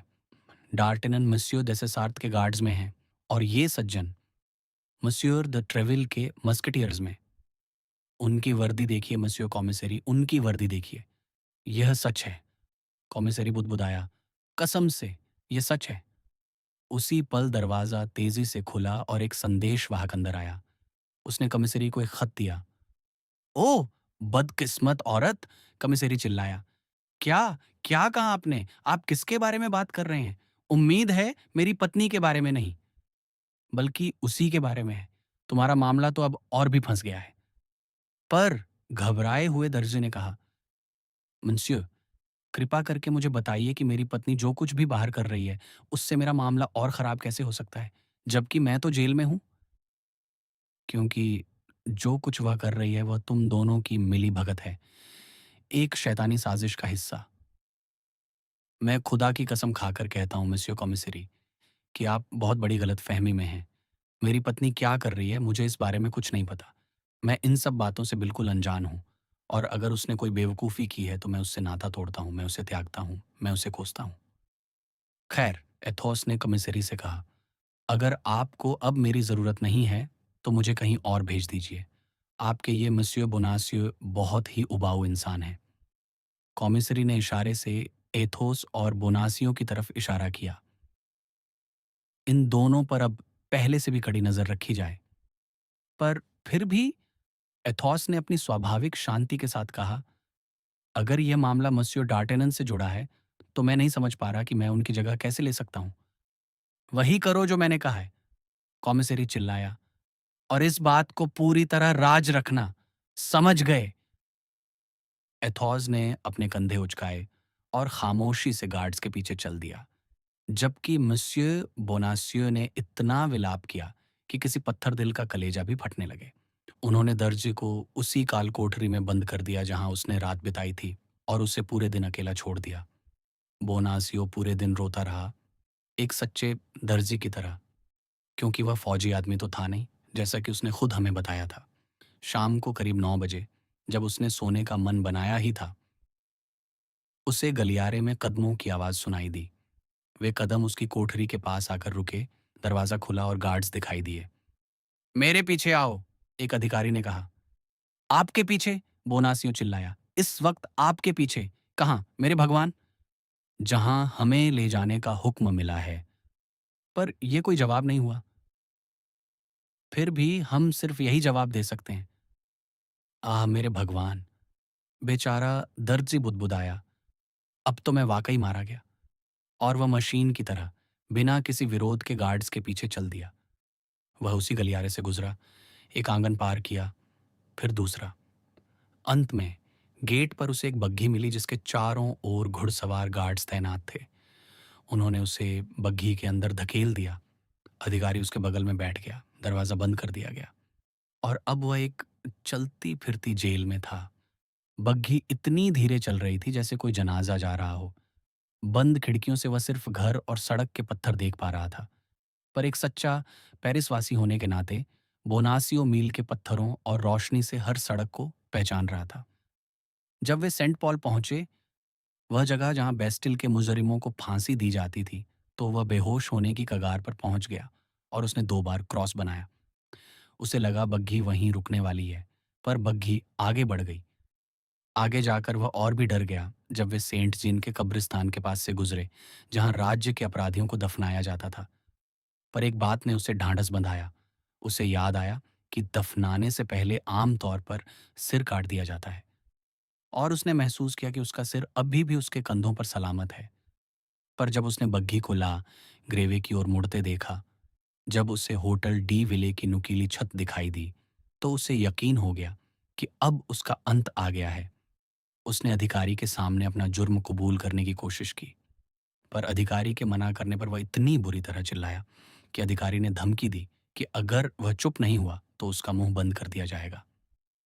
इस धमकी ने बोनासियो को थोड़ा सुकून दिया। उसे लगा कि अगर उन्हें उसे फांसी ही देनी होती तो मुंह बंद करने की तकलीफ क्यों उठाते, जबकि वे फांसी की जगह पर पहुंच ही चुके थे। वाकई बग्घी बिना रुके उस जगह को पार कर गई। अब सिर्फ एक ही जगह का डर बाकी था, ट्रेट्रस क्रॉस। बग्घी सीधे उसी ओर जा रही थी। इस बार कोई शक नहीं था। गद्दारों के चौराहे पर ही छोटे अपराधियों को सजा दी जाती थी। बोनासियो तो खुद को सेंट पॉल के लायक बड़ा अपराधी समझकर खुश हो रहा था, पर उसे नहीं पता था कि उसका सफर गद्दारों के चौराहे पर खत्म होने वाला है। उसे अब भी वह भयानक क्रॉस दिखाई नहीं दे रहा था, पर उसे महसूस हो रहा था कि वह उसकी तरफ खींचा चला जा रहा है। जब वह उससे सिर्फ 20 कदम दूर था, उसने लोगों का शोर सुना और बग्घी रुक गई। यह बेचारे बोनासी के लिए बर्दाश्त से बाहर था। वह इतनी भावनाओं के बोझ तले दबा हुआ था कि उसके मुंह से एक हल्की सी आह निकली और वह बेहोश हो गया। अध्याय 14। मूंग का वो अजनबी। भीड़ वहां किसी को फांसी चढ़ते देखने के लिए नहीं जुटी थी, बल्कि एक लटके हुए इंसान को निहारने के लिए इकट्ठा हुई थी। वो बग्घी, जो 1 मिनट के लिए रुकी थी, फिर से चल पड़ी। भीड़ को चीरते हुए वह रू सैन ऑनोरे से गुजरी, रू दे बॉन्स ऑफॉन्ट की ओर मुड़ी और एक छोटे दरवाजे के सामने जाकर रुक गई। दरवाजा खुला। 2 गार्ड्स ने उस ऑफिसर के हाथों से बोनासियों को संभाला, जिसने अब तक उसे सहारा दे रखा था। वे उसे एक गली से ले गए, सीढ़ियां चढ़ी और एक बाहरी कक्ष यानी एंटे चैम्बर में ले जाकर छोड़ दिया।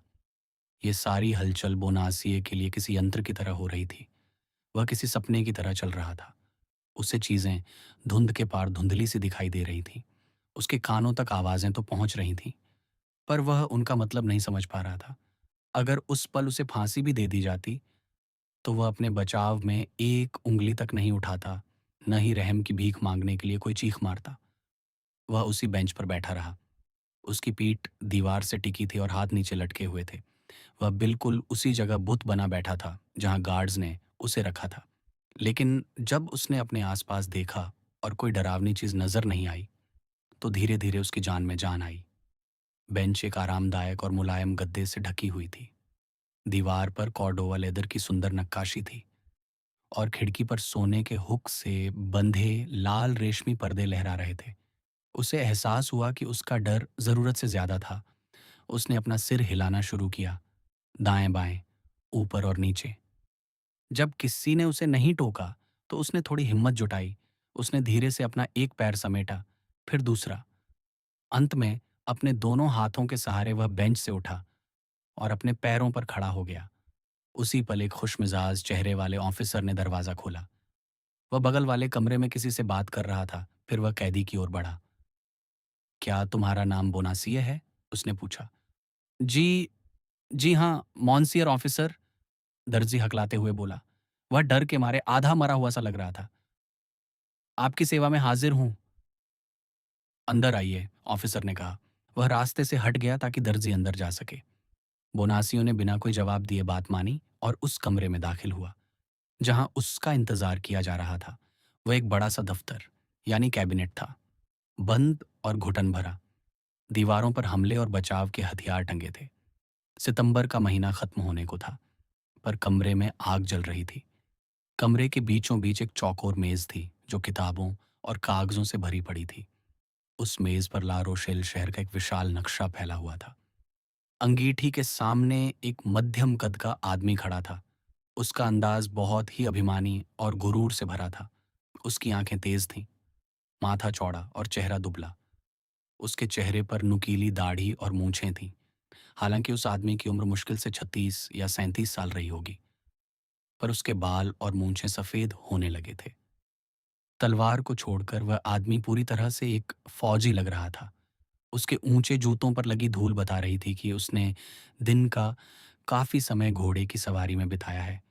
यह आदमी था अरमोन जॉन डुप्लेसी, कार्डिनल de रिशलियो।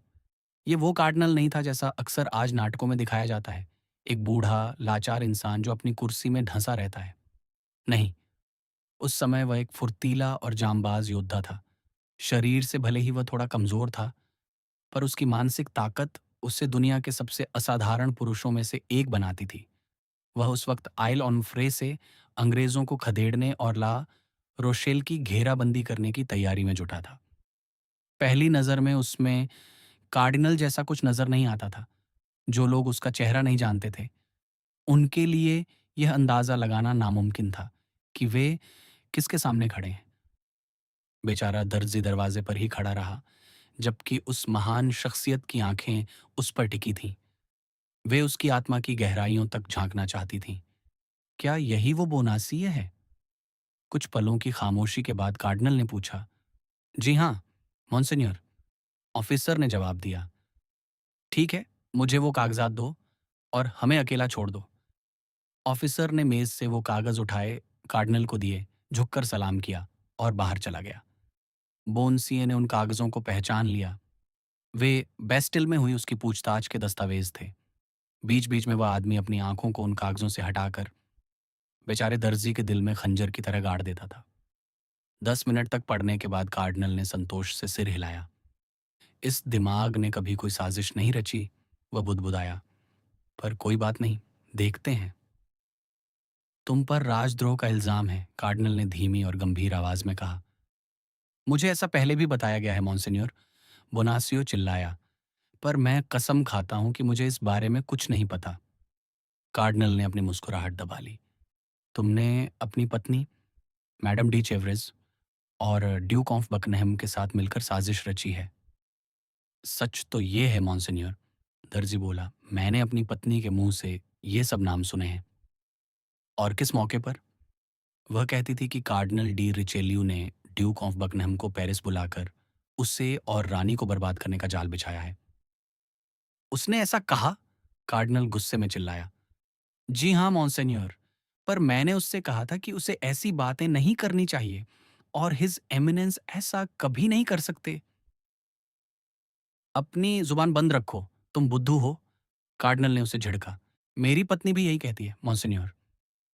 "क्या तुम जानते हो तुम्हारी पत्नी को किसने अगवा किया?" "नहीं मॉन्सिन्योर।" "पर तुम्हें शक तो होगा?" "जी हाँ मॉन्सिन्योर, पर मेरा शक शायद मस्यौ कॉमिसरी को पसंद नहीं आया, इसलिए अब मुझे किसी पर शक नहीं है।" "तुम्हारी पत्नी भाग निकली है, क्या तुम्हें यह पता था?" "नहीं मॉन्सिन्योर, मुझे जेल में मस्यौ कॉमिसरी की बातों से यह पता चला।" वे बहुत ही भले आदमी हैं। कार्डिनल ने एक और मुस्कुराहट दबाई। तो तुम्हें नहीं पता कि भागने के बाद तुम्हारी पत्नी कहाँ गई? बिल्कुल नहीं मॉन्सिन्योर, पर वह शायद वापस लूव्र चली गई होगी। आज रात 1 बजे तक वह वापस नहीं लौटी थी। हे भगवान! तो फिर वह कहाँ गई होगी? पता चल जाएगा, फ़िक्र मत करो, कार्डिनल से कुछ नहीं छिपता। कार्डिनल सब जानता है। अगर ऐसी बात है मॉन्सिन्योर, तो क्या आप इतने दयालु होंगे कि मुझे बता सकें कि मेरी पत्नी कहाँ है? शायद, पर पहले तुम्हें वो सब बताना होगा जो तुम अपनी पत्नी और मैडम डी चेवरेज के रिश्तों के बारे में जानते हो। पर मॉन्सिन्योर, मैं कुछ नहीं जानता। मैंने तो उन्हें कभी देखा तक नहीं। जब तुम अपनी पत्नी को लेने ल्यूवर जाते थे, तो क्या तुम हमेशा सीधे घर लौटते थे? शायद ही कभी। उसे दर्जियों के यहाँ कुछ काम रहता था, मैं उसे वहीं ले जाता था। और ऐसे कितने दर्जी थे? 2 मॉन्सिन्योर। और वे कहाँ रहते थे? एक रue de Vaugirard में और दूसरा rue de la Harpe में। क्या तुम उसके साथ उन घरों के अंदर जाते थे? कभी नहीं मॉन्सिन्योर, मैं दरवाजे पर इंतज़ार करता था। और वह अकेले अंदर जाने के लिए क्या बहाना बनाती थी? कोई बहाना नहीं, वह बस इंतज़ार करने को कहती थी और मैं इंतज़ार करता था। तुम बहुत ही सीधे-साधे पति हो, मेरे प्यारे मसियो बोनासियो, कार्डिनल ने चुटकी लेते हुए कहा। उन्होंने मुझे प्यारा मॉन्सियर कहा। बोनासियो ने मन ही मन सोचा, लगता है मामला अब सुधर रहा है। क्या तुम उन दरवाज़ों को दोबारा पहचान सकते हो? जी हाँ। क्या तुम्हें घर के नंबर याद हैं? हाँ, वॉगरर्ड में नंबर 25, ला हार्प में नंबर 75। बहुत अच्छे, कार्डिनल बोले। उन्होंने चांदी की एक घंटी बजाई। ऑफिसर अंदर आया। जाओ, कार्डिनल ने धीमी आवाज में कहा, रोशफोर्ड को ढूंढो। उससे कहो कि अगर वह लौट आया है तो तुरंत मेरे पास आए। काउंट यहीं है, ऑफिसर ने कहा, और वे आपसे तुरंत बात करना चाहते हैं। तो उन्हें अंदर भेजो, कार्डिनल ने तेजी से कहा। 5 सेकंड भी नहीं बीते थे कि दरवाजा खुला और एक नया शख्स अंदर दाखिल हुआ। यही है वो, बोनासियो चिल्लाया। वो कौन वो? कार्डिनल ने पूछा। वही आदमी जिसने मेरी पत्नी को अगवा किया था। कार्डिनल ने दोबारा घंटी बजाई। ऑफिसर फिर से हाजिर हुआ। इस आदमी को फिर से गार्ड्स के हवाले कर दो और तब तक इंतजार करने को कहो जब तक मैं उसे ना बुलाऊं। नहीं मॉन्सिन्योर, नहीं, ये वो नहीं है। बोनासियो डर के मारे चिल्लाया। नहीं, मुझसे गलती हो गई, ये तो कोई और है। ये मसियो तो एक नेक आदमी लग रहे हैं। इस बेवकूफ को यहां से ले जाओ, कार्डिनल ने उसे झिड़का। ऑफिसर बोनासियो को बाहर ले गया। जैसे ही दरवाजा बंद हुआ, वो नया आदमी कार्डिनल के करीब आया। वे एक दूसरे से मिल चुके हैं, उसने बेताबी से कहा। कौन? कार्डिनल ने पूछा। रानी और ड्यूक बकिंघम। क्या? कहाँ? रिशलियो चिल्लाया। लवरे में। यह बात मुझे मैडम डिलैनो ने बताई है, जो आपके लिए समर्पित है। खैर, इस बार हम मात खा गए, अब बदला लेने की बारी है, कार्डिनल ने ठंडे लहजे में कहा। रोशफोर्ट ने पूरी कहानी सुनाई कि कैसे रात 12:30 बजे रानी के पास एक रुमाल पहुंचा। उसे देखते ही रानी के चेहरे का रंग उड़ गया। वे अपने कमरे से बाहर गईं और करीब पौने घंटे तक गायब रहीं। जब वे वापस आईं तो वे अपने साथ शीशम का वो छोटा बक्सा ले गईं, और जब दोबारा लौटीं तो वो बक्सा उनके पास नहीं था। क्या मैडम डी लैनो को पता है उस बक्से में क्या था? कार्डिनल ने पूछा। हाँ, हीरे के वो 12 स्टड्स जो महाराज ने रानी को तोहफे में दिए थे। मैडम डी लैनोए का मानना है कि उन्होंने वे बकिंगम को दे दिए हैं। उसे पूरा यकीन है। रोशफोर्ट, सब कुछ खत्म नहीं हुआ है। शायद ये हमारे लिए एक अच्छा मौका है। कार्डिनल मुस्कुराया। क्या तुम्हें पता है कि वे दोनों कहाँ छिपे थे? नहीं मॉन्सिन्योर, पर मुझे पता है। वे र्यू द वोजिरार नंबर 25 और र्यू द ला हार्प नंबर 75 में थे। क्या मैं उन्हें अभी गिरफ्तार करवा दूं? अब बहुत देर हो चुकी है, वे जा चुके होंगे। पर फिर भी मेरे 10 गार्ड्स को लेकर जाओ और उन दोनों घरों की पूरी तलाशी लो। रोशफोर्ट के जाने के बाद कार्डिनल ने फिर से बोनासियो को अंदर बुलाया। तुमने मुझसे झूठ बोला, कार्डिनल ने कड़ाई से कहा। तुम्हारी पत्नी वहां दर्जियों से मिलने नहीं, बल्कि बकिंघम और मैदाम de शेवरोज से मिलने जाती थी। हे भगवान! तो ये बात थी, बोनासियो चिल्लाया। मॉन्सेनियर, आप सच में महान हैं, दुनिया के सबसे बुद्धिमान इंसान। कार्डिनल इस मामूली दर्जी पर अपनी जीत का आनंद ले रहा था। वह मुस्कुराया और बोनासियों की तरफ हाथ बढ़ाते हुए कहा, उठो मेरे दोस्त, तुम एक नेक इंसान हो। कार्डिनल ने मुझे छुआ, मैंने महान आदमी का हाथ छुआ। बोनासियो खुशी से पागल हो गया। उन्होंने मुझे अपना दोस्त कहा। हाँ, मेरे दोस्त, कार्डिनल ने पिता समान लहजे में कहा, चूंकि तुम पर गलत शक किया गया, इसलिए तुम्हें इसका मुआवजा मिलना चाहिए। ये लो, 100 पिस्तौल की यह थैली रखो और मुझे माफ कर दो। मैं आपको माफ करूं, मॉन्सिन्योर। बोनासियो थैली लेने में हिचकिचा रहा था। आप तो मालिक हैं, आप मुझे फांसी दे सकते थे, माफी की बात मत कीजिए। तुम बहुत दरियादिल हो मिस्टर बोनासियो, अब तुम जा सकते हो। मैं बहुत खुश होकर जा रहा हूं, मॉन्सिन्योर। अलविदा, फिर मिलेंगे। मुझे तुम्हारी बातों में बड़ा मजा आया। बोनासियो झुकते हुए बाहर निकला। गलियारे में वह जोर जोर से चिल्ला रहा था, मॉन्सिन्योर जिंदाबाद, हिज एमिनेंस की जय हो, महान कार्डिनल अमर रहें। कार्डिनल मुस्कुराया। ठीक है, अब यह आदमी मेरे लिए अपनी जान भी दे सकता है। इसके बाद कार्डिनल ला रोशेल के नक्शे पर ध्यान लगाने लगा। तभी रोशफोर्ट वापस आया। मॉन्सिन्योर, वे लोग जा चुके हैं, वह महिला कल रात ही निकल गई और वह आदमी आज सुबह। वे वहीं थे? कार्डिनल ने घड़ी की ओर देखते हुए कहा। अब बहुत देर हो चुकी है, वे अब सिर्फ लंदन में मिलेंगे। अब आपका क्या हुक्म है? इस बारे में किसी को कानो कान खबर ना हो। रानी को अपनी सुरक्षा का भ्रम पालने दो, उससे गुमराह रखो। जाओ और सेगेर को मेरे पास भेजो। रोशेफोर्ट ने पूछा, और उस दर्जी का क्या किया? मैंने उसे उसकी अपनी पत्नी का जासूस बना दिया है, कार्डिनल ने ठंडी मुस्कान के साथ जवाब दिया। रोशफोर्ट के जाने के बाद कार्डिनल ने एक पत्र लिखा और उस पर अपनी खास मुहर लगा दी। उसने अपने संदेशवाहक विट्रय को बुलाया। विट्रय, तुम्हें पूरी रफ्तार से लंदन जाना है, बिना एक पल रुके। ये पत्र तुम्हें मिलेडी को देना है। ये लो 200 पिस्तौल का इनाम। अगर तुम 6 दिन के भीतर लौटे तो तुम्हें इतना ही इनाम और मिलेगा। विट्रय झुककर पत्र लेकर चला गया। उस पत्र में लिखा था, मिलेडी बकनिगम जिस भी पहली महफिल में शरीक हो, तुम वहां मौजूद रहना। उसके लिबास पर हीरे के 12 स्टड्स होंगे। तुम उसके जितना करीब हो सको जाना और उनमें से 2 काट लेना। जैसे ही वे तुम्हारे पास आ जाएं, मुझे खबर करना। अध्याय 15। अदालत के लोग और तलवार के सिपाही। इन घटनाओं के अगले ही दिन आथोस के वापस न लौटने पर डार्टेनन और पोर्थोस ने मस्यो द थ्रेवील को सारी स्थिति से अवगत कराया। जहां तक अरमिस की बात थी, उसने 5 दिनों की छुट्टी मांगी थी और कहा जाता है कि वह पारिवारिक काम से रुआं गया था। मस्यो द थ्रेवील अपने सैनिकों के लिए एक पिता के समान थे। उनकी कंपनी की वर्दी पहनने वाला हर सिपाही, चाहे वह कितना ही मामूली क्यों ना हो, उनकी मदद और समर्थन का उतना ही हकदार था जितना कि उनका अपना सगा भाई। इसलिए वे बिना देर के लेफ्टिनेंट क्रिमिनल के दफ्तर पहुंचे। रेड क्रॉस की चौकी के कमांडर को बुलवाया गया और लगातार पूछताछ के बाद पता चला कि अथोस इस समय फोर्ट लेवेकिम की जेल में बंद है। अथोस को उन्हीं सारी पूछताछ से गुजरना पड़ा था जिनसे बोनासियो गुजरा था। हम उस दृश्य के गवाह थे जब दोनों कैदियों का आमना सामना कराया गया था।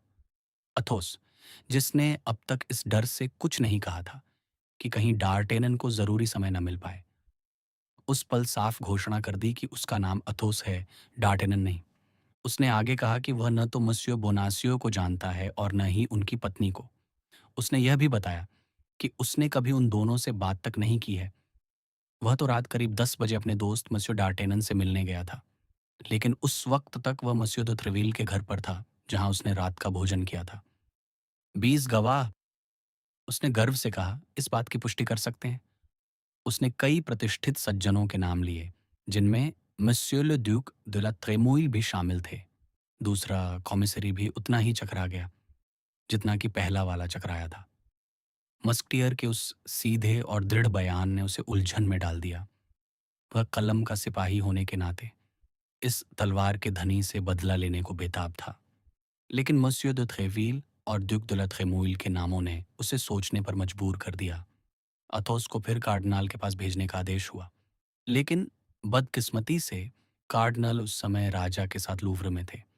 यह ठीक वही समय था जब मोंसियो द ट्रेवील, लेफ्टिनेंट क्रिमिनल और किले के गवर्नर के पास से अथोस को बिना पाए सीधे राजमहल पहुंचे। मस्केटियर्स के कप्तान होने के नाते मोंसियो द ट्रेवील को किसी भी समय महल में प्रवेश करने का अधिकार था। यह सब जानते थे कि रानी के खिलाफ राजा के मन में कितनी गहरी कड़वाहट थी, और कार्डिनल इस कड़वाहट को और हवा देते रहते थे, क्योंकि वे साजिशों के मामले में मर्दों से कहीं ज्यादा औरतों पर शक करते थे। इस नफरत की एक बड़ी वजह रानी एन ऑफ ऑस्ट्रिया और मैडम de शेवरेज की दोस्ती थी। ये दो औरतें कार्डिनल को स्पेन के साथ युद्ध या इंग्लैंड के साथ झगड़े से भी कहीं ज्यादा परेशान करती थीं। उनकी नज़र में मैडम डी चेवरेज न केवल रानी की राजनीतिक साजिशों में मदद करती थीं, बल्कि जो बात उन्हें सबसे ज्यादा चुभती थी, वह थी रानी के प्रेम प्रसंगों में उसकी भूमिका। जैसे ही कार्डिनल ने मैडम डी चेवरेज का नाम लिया, जो कि टॉर्स में निर्वासित थीं, पर पेरिस आकर 5 दिनों तक पुलिस को चकमा देती रहीं, राजा गुस्से से आग बबूला हो गए। राजा लुई द 13th, जो खुद थोड़े अस्थिर स्वभाव के थे, चाहते थे कि दुनिया उन्हें लुइस द जस्ट यानी न्यायप्रिय और लुइस द चेस्ट यानी पवित्र के नाम से जाने। इतिहास इस चरित्र को समझना मुश्किल पाता है, जिसे केवल तथ्यों से ही समझा जा सकता है, तर्क से नहीं। पर जब कार्डिनल ने यह जोड़ा कि न केवल मैडम डी चेवरेज पेरिस में थी, बल्कि रानी ने उसके साथ फिर से वही रहस्यमयी पत्र व्यवहार शुरू कर दिया है, जिसे उस समय साजिश यानी कि कबाल कहा जाता था, तो राजा का पारा चढ़ गया। कार्डिनल ने दावा किया कि वे इस साजिश के सबसे उलझे हुए धागे को सुलझाने ही वाले हैं। उन्होंने कहा कि जब वे रानी के जासूस को रंगे हाथों पकड़ने ही वाले थे, तभी एक मस्कटियर ने कानून के काम में बाधा डाली। वह नंगी तलवार लेकर उन ईमानदार अफसरों पर टूट पड़ा जो राजा की सेवा में निष्पक्ष जांच कर रहे थे। लॉइस 13 अब खुद पर काबू नहीं रख सके। वे एक झटके में रानी के कक्ष की ओर बढ़े। उनके चेहरे पर वह पीलापन और खामोश गुस्सा था, जो फूटने पर उन्हें बेहद क्रूर और बेरहम बना देता था। और कमाल की बात देखिए, अब तक कार्डिनल ने ड्यूक ऑफ बकिंगम के बारे में एक शब्द भी नहीं कहा था। ठीक उसी पल मस्यू de थ्रेविल अंदर दाखिल हुए, शांत, शिष्ट और अपनी बेदाग वर्दी में। कार्डिनल की मौजूदगी और राजा के चेहरे के बदले हुए रंग को देखकर मस्यू de ट्रेविल को लगा जैसे वे फिलिस्तीनियों के बीच अकेले सैमसन खड़े हों। लॉइस 13 ने दरवाजे के हैंडल पर हाथ रख ही दिया था, तभी आवाज सुनकर वे पीछे मुड़े। राजा ने कहा, आप बिल्कुल सही समय पर आए हैं मॉन्सियर। मुझे आपके मस्केटियर्स के बारे में कुछ बहुत ही खास बातें पता चली हैं। और मुझे भी, ट्रिविल ने ठंडे लहजे में जवाब दिया। आपकी मैजेस्टी को इन कलम घिस्सों के बारे में बताने के लिए कुछ दिलचस्प बातें मिली हैं। क्या कहा? राजा ने अकड़ कर पूछा। मुझे आपकी मैजेस्टी को यह सूचित करने का सम्मान मिला है। ट्रिवील ने उसी लहजे में बात जारी रखी कि वकीलों, जासूसों और पुलिस के एक दल ने, जो वर्दी के बहुत बड़े दुश्मन लगते हैं, मेरे, या यूं कहूं कि आपकी मैजेस्टी के एक मस्कटियर को गिरफ्तार कर लिया है। वे उसे सरेआम गली से घसीटते हुए फोर्ट लेवेक ले गए। उन्होंने मुझे वह वारंट तक नहीं दिखाया जिसके आधार पर उसे पकड़ा गया। वह सिपाही बेदाग चरित्र का है, और आप उसे अच्छी तरह जानते हैं। उसका नाम अथोस है। अथोस?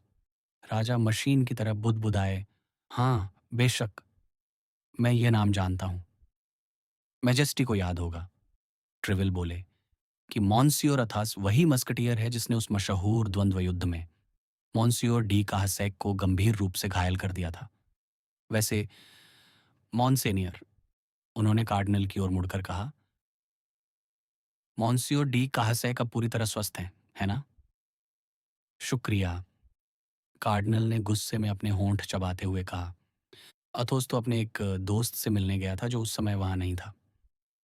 थ्रिवील ने बात आगे बढ़ाई। एक नौजवान बेआगने के पास, जो आपकी मैजेस्टी के गार्ड्स में सिपाही है, मसियो देसेसार्त की कंपनी में। वह अभी वहां पहुंचकर एक किताब ही पढ़ रहा था कि अचानक सिपाहियों और जासूसों की भीड़ ने उस घर को घेर लिया और दरवाजे तोड़ दिए। कार्डिनल ने राजा को इशारा किया, जिसका मतलब था, यह वही मामला है जिसके बारे में मैंने आपसे बात की थी। हम सब जानते हैं, राजा ने बात काटते हुए कहा। वह सब हमारी सेवा के लिए किया गया था। तो फिर ट्रिविल बोले, क्या यह भी आपकी मैजेस्टी की सेवा के लिए था, कि मेरे एक बेगुनाह मस्कटियर को दबोच लिया जाए, उसे किसी मुजरिम की तरह दो गार्ड्स के बीच खड़ा किया जाए? वह जांबाज सिपाही जिसने 10 बार आपकी सेवा में अपना खून बहाया है, उसे उस बदतमीज भीड़ के सामने अपमानित किया जाए? अरे! राजा का इरादा अब थोड़ा डगमगाने लगा। क्या वाकई ऐसा हुआ? मसियो de ट्रेवील, कार्डिनल ने बड़े ही शांत स्वर में कहा, मैजेस्टी को यह नहीं बता रहे कि इस बेगुनाह मस्कटियर ने सिर्फ 1 घंटे पहले उन 4 सरकारी अफसरों पर तलवार से हमला किया था, जिन्हें मैंने एक बेहद ज़रूरी मामले की जांच के लिए भेजा था। मैं आपकी एमिनेंस को यह साबित करने की चुनौती देता हूँ। ट्रेवील अपनी सैनिक बेबाकी के साथ चिल्लाए, क्योंकि ठीक 1 घंटे पहले मिस्यो अथोस, जो कि एक बहुत ही उच्च कोटि के इंसान हैं, वे मेरे साथ भोजन करने के बाद मेरे घर के दीवान खाने में बैठे थे। वे वहाँ दुग दुलत खमुई और कौन दुशालू के साथ बातचीत कर रहे थे। राजा ने कार्डिनल की ओर देखा। एक लिखित बयान इसकी पुष्टि करता है। कार्डिनल ने राजा के खामोश सवाल का जवाब दिया। और जिन लोगों के साथ बदसलूकी हुई, उन्होंने यह रिपोर्ट तैयार की है, जो मैं आपकी मैजेस्टी को पेश करता हूँ। क्या अब इन कलम गिस्सों की रिपोर्ट एक योद्धा की जुबान और इज्जत के सामने रखी जाएगी? चलो चलो ट्रिविल, अपनी जुबान को लगाम दो, राजा ने कहा। अगर हिज एमिनेंस को मेरे मस्कटियर पर कोई शक है, ट्रिविल बोले, तो मैं इस मामले की पूरी जांच की मांग करता हूँ।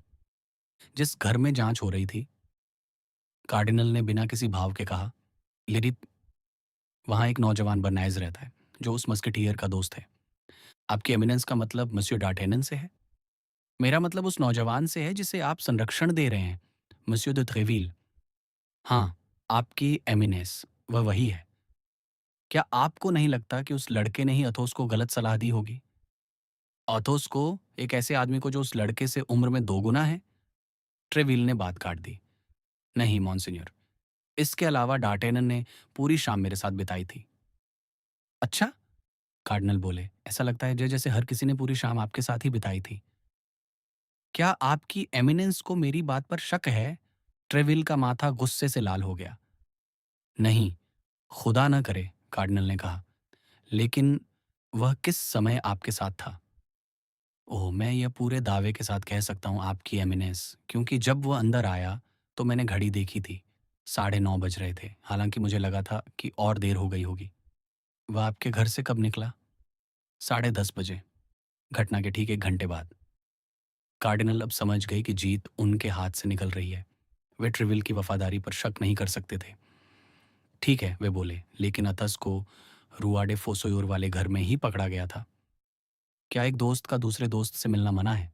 या मेरी कंपनी के मस्कटियर का मॉन्सियर डेसार्ट की कंपनी के गार्ड के साथ भाईचारा रखना जुर्म है? हाँ, जब उस घर पर साजिश का शक हो, कार्डिनल ने जवाब दिया। उस घर पर शक है, ट्रिविल, राजा ने कहा। शायद आप ये नहीं जानते थे। सचमुच सियर, मुझे नहीं पता था। घर भले ही शक के घेरे में हो, पर मैं ये दावे के साथ कह सकता हूँ कि मॉन्सियर डार्टेनन के हिस्से में ऐसा कुछ नहीं है। जहाँ तक मैं जानता हूँ, वह आपकी मैजेस्टी का सबसे वफादार सेवक और मॉन्सियर कार्डिनल का बहुत बड़ा प्रशंसक है। क्या यह वही डार्टेनन नहीं है, जिसने उस दिन कन्वेंट ऑफ द कार्मेस डेचॉर्स के पास जसैक को घायल किया था? राजा ने कार्डिनल की ओर देखते हुए पूछा, जो शर्मिंदगी से लाल हो गए थे।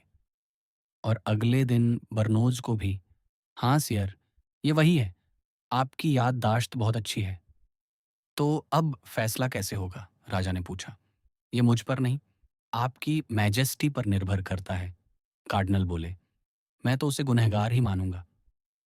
और मैं उसे बेगुनाह कहता हूँ, ट्रिविल ने कहा। पर मैजेस्टी के पास न्यायाधीश हैं और वे ही फैसला करेंगे। यही ठीक है, राजा बोले। मामले को जजों के पास भेज दो, फैसला करना उनका काम है। लेकिन, ट्रेविल बोले, यह बड़े दुख की बात है कि आज के दौर में एक बेदाग चरित्र भी किसी को अपमान से नहीं बचा सकता। सेना को यह बात बिल्कुल पसंद नहीं आएगी कि उनके साथ पुलिस के मामलों को लेकर इतनी सख्ती बरती जा रही है। यह बात थोड़ी जोखिम भरी थी, पर ट्रिविल ने जानबूझकर कही थी। वे चाहते थे कि धमाका हो, क्योंकि आग ही अंधेरे को दूर करती है। पुलिस के मामले, राजा चिल्लाए। आप उनके बारे में क्या जानते हैं, मोंसियर? अपने मस्केटियर्स तक सीमित रहिए और मुझे परेशान मत कीजिए। आपको तो लगता है कि अगर कोई मस्केटियर गिरफ्तार हो जाए, तो फ्रांस खतरे में पड़ जाएगा। एक मस्केटियर के लिए इतना शोर। मैं ऐसे 10 को गिरफ्तार कर लूँ। धिक्कार है, 100 को भी, पूरी कंपनी को ही अंदर डाल दूँगा और किसी की चूँ तक नहीं सुनूँगा। अगर आपकी मैजेस्टी को उन पर शक है, ट्रेविल ने कहा, तो मस्कटियर गुनहगार ही हैं। इसलिए मैं अपनी तलवार आपको सौंपने के लिए तैयार हूँ, क्योंकि मेरे सिपाहियों के बाद मसियो कार्डिनल यकीनन मुझ पर भी इल्ज़ाम लगाएंगे। बेहतर यही है कि मैं खुद को आथोस और डार्टेनन के साथ कैदी घोषित कर दूं। अरे ओ जिद्दी गस्कॉन, क्या तुम चुप होगे? राजा ने झिड़का। सायर, ट्रेविल ने अपनी आवाज धीमी की बिना कहा, या तो मेरे मस्कटियर को मुझे सौंप दीजिए या फिर उस पर मुकदमा चलाइए। मुकदमा चलाया जाएगा, कार्डिनल ने कहा। ठीक है, यह तो और भी अच्छा है। तब मैं खुद उसकी वकालत करने की इजाजत मांगूंगा। राजा को लगा कि मामला बिगड़ सकता है।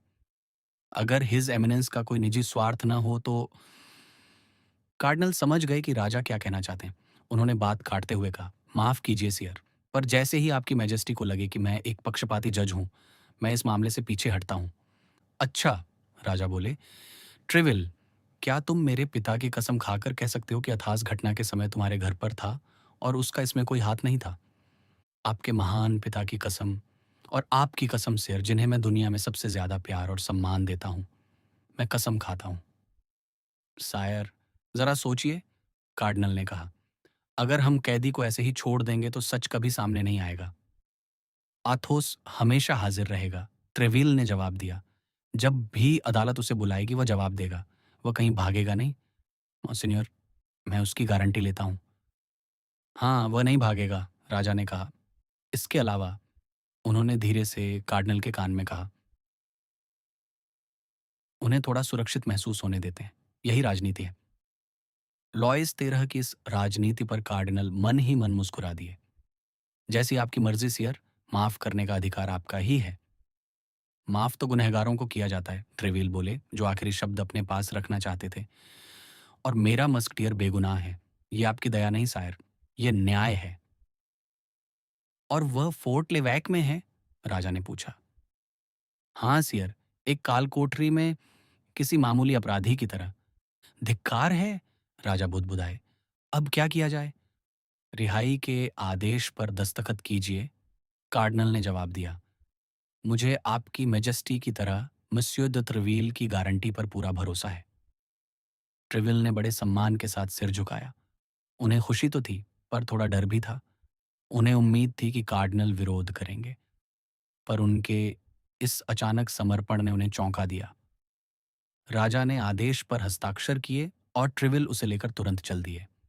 जैसे ही वे जाने लगे, कार्डिनल ने एक दोस्ताना मुस्कुराहट के साथ कहा, सियर, मस्कटियर्स के कप्तान और सिपाहियों के बीच कितना गहरा तालमेल है।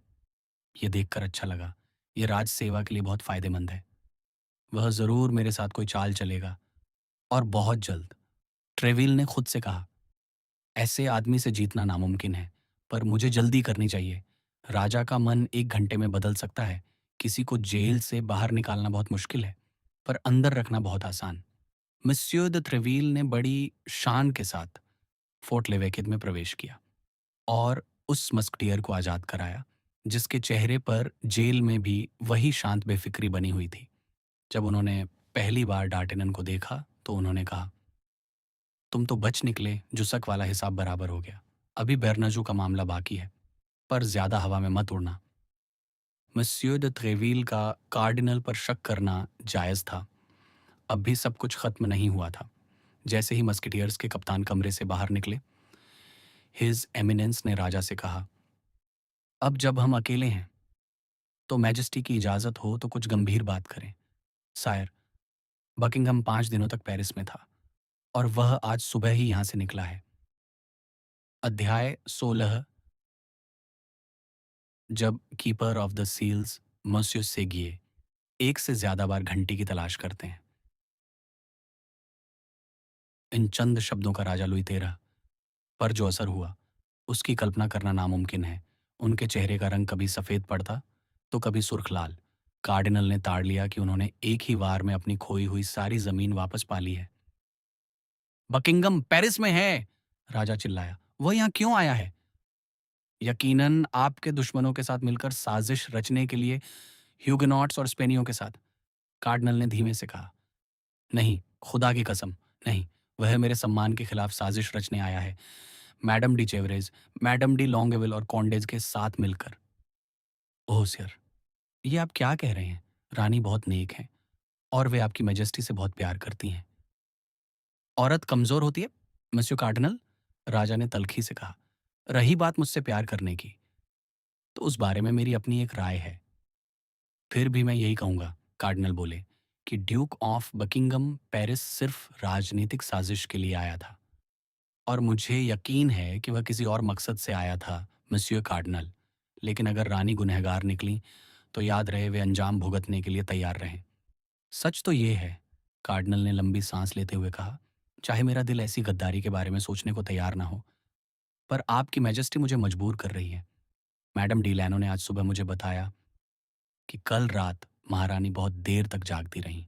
आज सुबह वे बहुत रोईं और वे पूरे दिन कुछ लिख रही थीं। यही बात है, राजा चिल्लाया। यकीनन उसी के लिए लिख रही होंगी। कार्डिनल, मुझे रानी के वो कागजात चाहिए। लेकिन वे मिलेंगे कैसे सर? मुझे नहीं लगता कि आपकी मैजेस्टी या मैं खुद ऐसा कोई काम कर सकते हैं। मारेशल डी एंक्रे के साथ क्या किया गया था? राजा गुस्से में आग बबूला होकर चिल्लाया। पहले उसकी कोठरियों की तलाशी ली गई और फिर उसकी खुद की तलाशी ली गई। मारेशल डी एंक्रे सिर्फ एक मारेशल डी एंक्रे थी, एक मामूली इतालवी भटियारिन।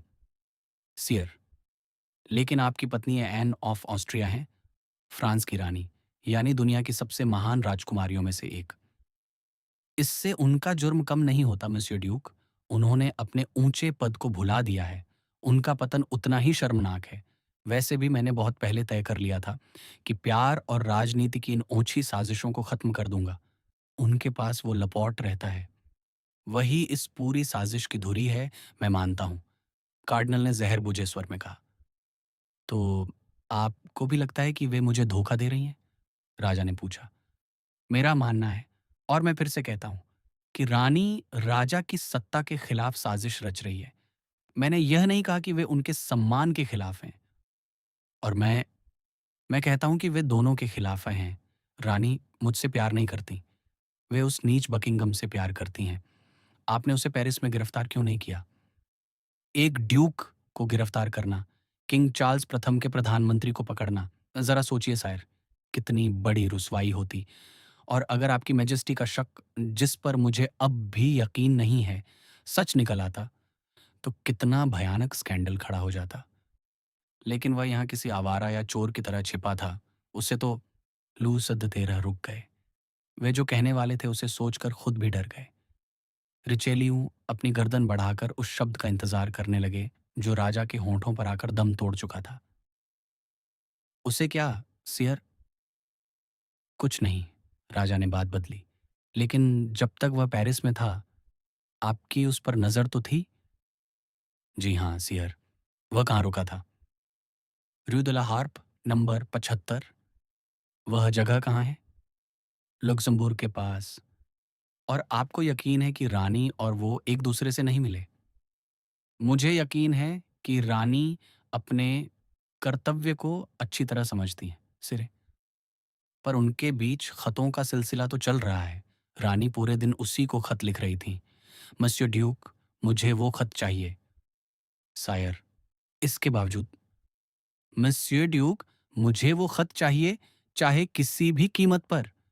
सायर, मैं आपसे गुजारिश करूंगा कि क्या आप भी उनके साथ मिलकर मुझे धोखा दे रहे हैं? मस्यो कार्डिनल, हर बात में मेरी मर्जी का विरोध कर रहे हैं। क्या आप भी स्पेन, इंग्लैंड और मैडम द शेवरोज के साथ मिले हुए हैं? कार्डिनल ने एक ठंडी आह भरी। सियर, मुझे लगा था कि मैं ऐसे शक से परे हूं। मस्यो कार्डिनल, आपने मुझे सुना, मुझे वो खत चाहिए। तो फिर एक ही रास्ता है। क्या? Keeper of the seals, monsieur de Seguier को यह जिम्मेदारी दी जाए। ये उनके अधिकार क्षेत्र में आता है। उन्हें फौरन बुलाइए। वे शायद मेरे घर पर ही होंगे। मैंने उन्हें रुकने को कहा था। फौरन संदेश भेजिए। हुक्म की तामील होगी सर। लेकिन लेकिन क्या? लेकिन रानी शायद बात मानने से इनकार कर दें। मेरा हुक्म? जी हाँ, अगर उन्हें यह न पता हो कि यह हुक्म राजा की तरफ से है। ठीक है, उन्हें कोई शक न रहे, इसलिए मैं खुद जाकर उन्हें बताऊंगा। मैजेस्टी ये न भूलें कि मैंने इस रिश्ते को टूटने से बचाने की पूरी कोशिश की है। हाँ ड्यूक। हाँ, मैं जानता हूँ कि आप रानी पर बहुत मेहरबान रहते हैं, शायद ज़रूरत से ज़्यादा। इस बारे में हम फिर कभी बात करेंगे, जब आपकी मैजेस्टी चाहें। लेकिन सायर, मैं आपकी और रानी के बीच सामंजस्य बिठाने के लिए खुद को कुर्बान करने को भी तैयार हूँ। बहुत अच्छे कार्डिनल, अब आप कीपर ऑफ द सील्स को भेजिए। मैं रानी के पास जा रहा हूँ। राजा लुई 13 गलियारे से होते हुए एन ऑफ ऑस्ट्रिया के कमरों की ओर बढ़ गए। रानी अपनी दासियों के बीच बैठी थी। एक कोने में उनकी स्पेनिश दासी डोना एस्टाफानिया बैठी थी। मैडम गेमैन कुछ पढ़कर सुना रही थी और सब बड़े ध्यान से सुन रहे थे। सिर्फ रानी का ध्यान कहीं और था। वे सुनने का नाटक कर रही थी ताकि अपनी सोच में डूबी रह सकें। उनकी सोच बहुत उदास थी। पति का भरोसा खो चुकी थी। कार्डिनल की नफरत उनके पीछे पड़ी थी। कार्डिनल उन्हें इसलिए माफ नहीं कर पा रहा था क्योंकि रानी ने उसके प्रेम प्रस्ताव को ठुकरा दिया था। रानी ने देखा था कि उनके सबसे वफादार सेवक एक एक करके उनसे छीन लिए गए। उनकी दोस्ती जैसे किसी बददुआ की तरह थी। मैडम डी चेवरिज और मैडम डी बर्नेट को देश निकाला दे दिया गया था और लापोर्ट को भी हर पल गिरफ्तारी का डर सता रहा था। वे इन्हीं अंधेरे ख्यालों में डूबी थीं कि अचानक दरवाजा खुला और राजा अंदर दाखिल हुए। पढ़ने वाली दासी फौरन खामोश हो गई। सब खड़ी हो गईं और कमरे में एक गहरा सन्नाटा छा गया। राजा ने कोई औपचारिकता नहीं दिखाई। वे सीधे रानी के सामने जाकर खड़े हो गए। मैडम, राजा बोले, चांसलर आपसे मिलने आ रहे हैं। वे आपको कुछ ऐसी बातें बताएंगे जिनकी जिम्मेदारी मैंने उन्हें सौंपी है। बेचारी रानी, जिन्हें हर पल तलाक और निर्वासन की धमकियां मिलती रहती थी। उनका चेहरा सफ़ेद पड़ गया। लेकिन यह मुलाकात क्यों सर?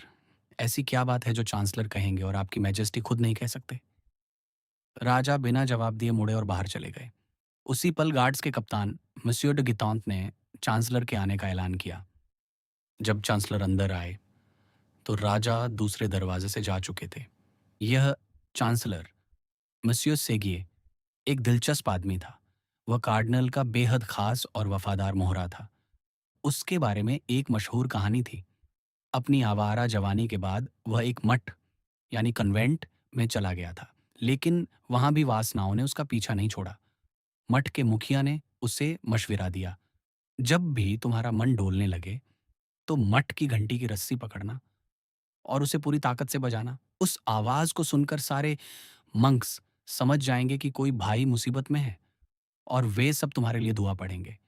ये मशविरा काम कर गया, लेकिन शैतान इतनी आसानी से पीछा नहीं छोड़ता। जैसे जैसे दुआएं बढ़ती, लालसा भी बढ़। नतीजा ये हुआ कि दिन रात मठ की घंटी बजती रहती। भिक्षुओं का जीना हराम हो गया। दिन में वे ऊपर नीचे दौड़ते रहते और रात में भी उन्हें बीसियों बार बिस्तर छोड़कर जमीन पर लेटना पड़ता। 3 महीने बाद वो भिक्षु वापस दुनिया में आया और उसकी साख एक ऐसे आदमी की बन गई जिस पर सबसे भयानक शैतान का साया हो। बाद में वह वकालत में आया, कार्डिनल के गुट में शामिल हुआ और धीरे धीरे चांसलर बन गया। कार्डिनल का उस पर अटूट भरोसा था और इसी भरोसे की वजह से वह आज रानी के कमरे में खड़ा था। रानी अभी भी खड़ी थी। जैसे ही उन्होंने उसे देखा, वे अपनी कुर्सी पर बैठ गईं और अपनी दासियों को भी बैठने का इशारा किया। आप यहाँ किस मकसद से आए हैं मॉन्सियर? रानी ने बड़े गुरूर से पूछा। मैडम, मैं राजा के हुक्म से यहाँ आया हूँ, आपकी मैजेस्टी के तमाम कागजातों की बारीकी से जांच करने। क्या? मेरे कागजातों की जांच? ये तो मेरी तौहीन है। मुझे माफ कीजिए मैडम, लेकिन मैं सिर्फ राजा का एक सेवक हूँ। क्या मैजेस्टी अभी आपसे मिलकर नहीं गए? क्या उन्होंने आपको इस मुलाकात के लिए तैयार रहने को नहीं कहा था? तो ठीक है, तलाशी लीजिए। ऐसा लगता है जैसे मैं कोई मुजरिम हूँ। स्टफानिया, मेरे दराजों और मेज़ों की चाबियां इन्हें दे दो। चांसलर ने नाम के लिए फर्नीचर की तलाशी ली, पर वह जानता था कि रानी उस जरूरी खत को दराज में नहीं रखेंगी। जब वह बीसियों बार दराजों को खोल और बंद कर चुका, तो उसे असली काम पर आना ही पड़ा, यानी रानी की खुद की तलाशी। वह एन ऑफ ऑस्ट्रिया की ओर बढ़ा और बड़ी हिचकिचाहट के साथ बोला, और अब मुझे सबसे मुख्य जांच करनी होगी। वो क्या है? रानी ने अनजान बनते हुए पूछा। मैजेस्टी को यकीन है कि आपने आज एक खत लिखा है। उन्हें पता है कि वह खत अभी तक भेजा नहीं गया है। वह खत न तो आपकी मेज पर है, न ही दराज में, लेकिन वह खत है यहीं कहीं। क्या आप अपनी रानी पर हाथ उठाने की जुर्रत करेंगे? एन ऑफ ऑस्ट्रिया तनकर खड़ी हो गईं। उनकी आंखों में एक खौफनाक गुस्सा था। मैडम, मैं राजा का वफादार सेवक हूं। उनका जो हुक्म होगा मैं वही करूंगा। तो यह सच है? रानी ने कहा। कार्डिनल के जासूसों ने उसे सही खबर दी है। मैंने आज एक खत लिखा है। वह अभी तक गया नहीं है। वह खत यहाँ है। और रानी ने अपना हाथ अपने सीने पर रखा। तो वो खत मुझे दे दीजिए मैडम। मैं ये खत सिर्फ राजा को दूंगी। मैडम, अगर राजा को खुद वह खत चाहिए होता तो वे आपसे खुद मांग लेते। मुझे उसे बरामद करने का हुक्म मिला है, और अगर आप उसे नहीं देंगी तो क्या? तो मुझे आपकी तलाशी लेने का अधिकार है। कितनी घटिया बात है! रानी चिल्लाईं। मैडम, मेहरबानी करके बात मान जाइए। यह बर्ताव नीचता और हिंसा की पराकाष्ठा है। क्या आप जानते हैं, मोंसियर? राजा का हुक्म है मैडम। मुझे माफ कीजिए। मैं ऐसा नहीं होने दूंगी। कभी नहीं। मैं मरना पसंद करूंगी। रानी के अंदर का स्पेनिश और ऑस्ट्रियन शाही खून उबलने लगा। चांसलर ने झुककर सलाम किया। वह अपने कदम पीछे हटाने वाला नहीं था। वह बिल्कुल उस जल्लाद के सहायक जैसा लग रहा था जो टॉर्चर चैम्बर में आगे बढ़ता है। वह रानी की ओर बढ़ा, और उसी पल रानी की आंखों से गुस्से के आंसू निकल आए। रानी बेहद खूबसूरत थीं। ये काम बड़ा नाजुक था, और राजा बकिंगम की ईर्ष्या में इस हद तक पहुंच चुके थे कि उन्हें किसी और से जलन नहीं हो रही थी। उस पल चांसलर सेगिए यकीनन उस मशहूर मठ की घंटी की रस्सी ढूंढ रहे होंगे। पर जब वह नहीं मिली, तो उन्होंने हिम्मत जुटाई और अपना हाथ उस जगह की ओर बढ़ाया जहां रानी ने कागज छिपाया था। एन ऑफ ऑस्ट्रिया एक कदम पीछे हटी। उनका चेहरा इतना सफेद पड़ गया जैसे उनकी जान निकल रही हो। उन्होंने गिरने से बचने के लिए पीछे मेज का सहारा लिया, और अपने दाहिने हाथ से वह कागज अपने सीने से निकालकर कीपर ऑफ द सील्स की तरफ बढ़ा दिया। ये लीजिए monsieur। ये रहा वो खत। रानी की आवाज कांप रही थी। इसे लीजिए और मेरी नजरों से दफा हो जाइए। चांसलर भी बुरी तरह कांप रहा था। उसने खत लिया, झुककर सलाम किया और बाहर निकल गया। उसके जाते ही रानी अपनी दासियों की बाहों में बेहोश होकर गिर पड़ी। चांसलर ने वो खत बिना पढ़े राजा को सौंप दिया। राजा ने कांपते हाथों से उसे लिया। उस पर कोई पता नहीं था। उन्होंने उसे खोला, और जैसे ही पहली इबारत पढ़ी कि यह किंग ऑफ स्पेन के नाम है, वे उसे तेजी से पढ़ने लगे। उसमें प्यार का एक शब्द भी नहीं था। वह खत सिर्फ कार्डिनल के खिलाफ एक राजनीतिक चाल थी। रानी ने अपने भाई और सम्राट से विनती की थी कि वे रिचेलियो की नीतियों के खिलाफ जंग का ऐलान करें और शांति के बदले कार्डिनल को पद से हटाने की शर्त रखें। राजा बेहद खुश हुए। वे सीधे कार्डिनल के पास पहुंचे। ये लीजिए ड्यूक, आप सही थे और मैं गलत। ये पूरी तरह एक राजनीतिक मामला है। इसमें प्यार का जिक्र तक नहीं है। हाँ, अलबत्ता आपके बारे में बहुत कुछ लिखा है। कार्डिनल ने बड़े ध्यान से खत पढ़ा। सायर, आपने देखा मेरे दुश्मन कहाँ तक जा सकते हैं। वे आपको 2 जंगों की धमकी दे रहे हैं ताकि आप मुझे निकाल दें। आपकी जगह अगर मैं होता सायर, तो मैं उनकी बात मान लेता। मेरे लिए सार्वजनिक जीवन से संन्यास लेना बड़ी खुशी की बात होगी।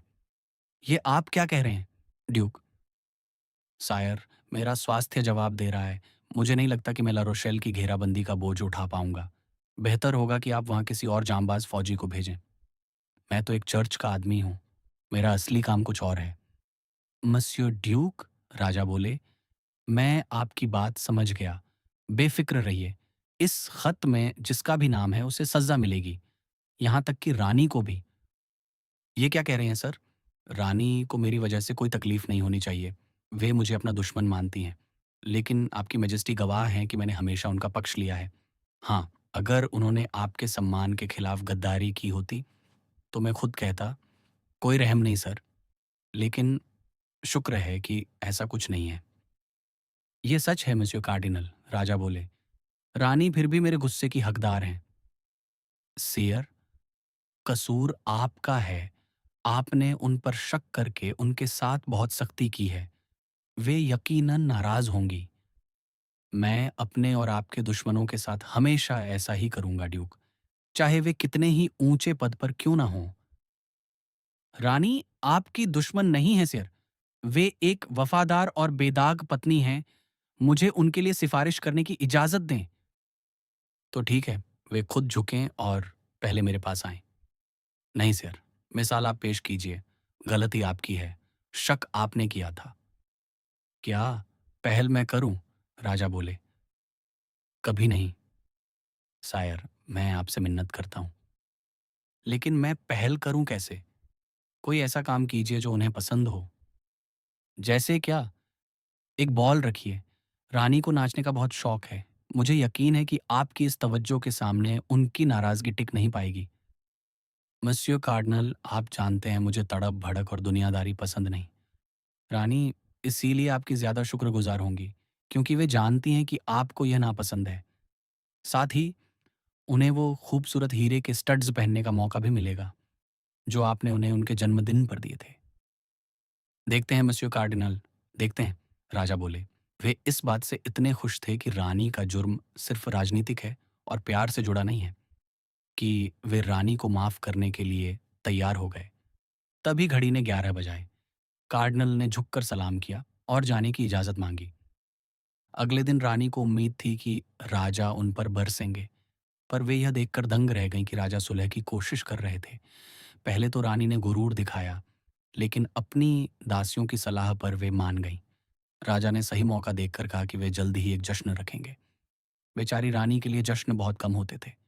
कार्डिनल की भविष्यवाणी सच हुई। जश्न की बात सुनते ही रानी के चेहरे से नाराजगी गायब हो गई। उन्होंने तारीख पूछी तो राजा ने कहा कि उन्हें इस बारे में कार्डिनल से मशविरा करना होगा। 10 दिन बीत गए। 8वें दिन कार्डिनल को लंदन से एक खत मिला। उसमें सिर्फ ये चंद लाइनें थीं। वो मेरे पास हैं, लेकिन पैसों की तंगी की वजह से मैं लंदन नहीं छोड़ पा रही हूँ। मुझे 500 पिस्टलेस भेज दीजिए। पैसे मिलने के 4-5 दिन बाद मैं पेरिस में होंगी। उसी दिन राजा ने फिर वही सवाल पूछा। कार्डिनल ने उंगलियों पर हिसाब लगाया।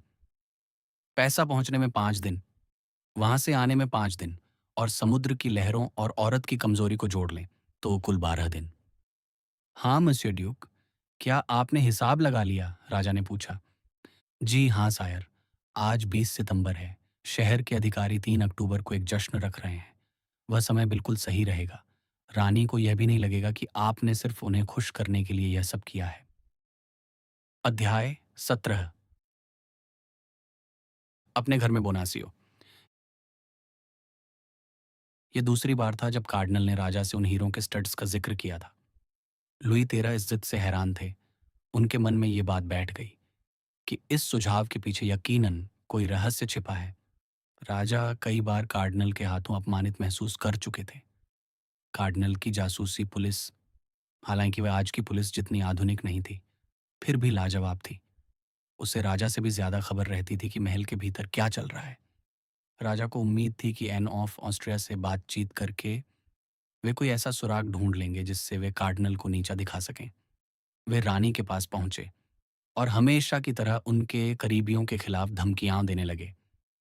एन ऑफ ऑस्ट्रिया ने अपना सिर झुका लिया। उन्होंने इस गुस्से के सैलाब को खामोशी से बहने दिया, इस उम्मीद में कि यह खुद ब खुद थम जाएगा।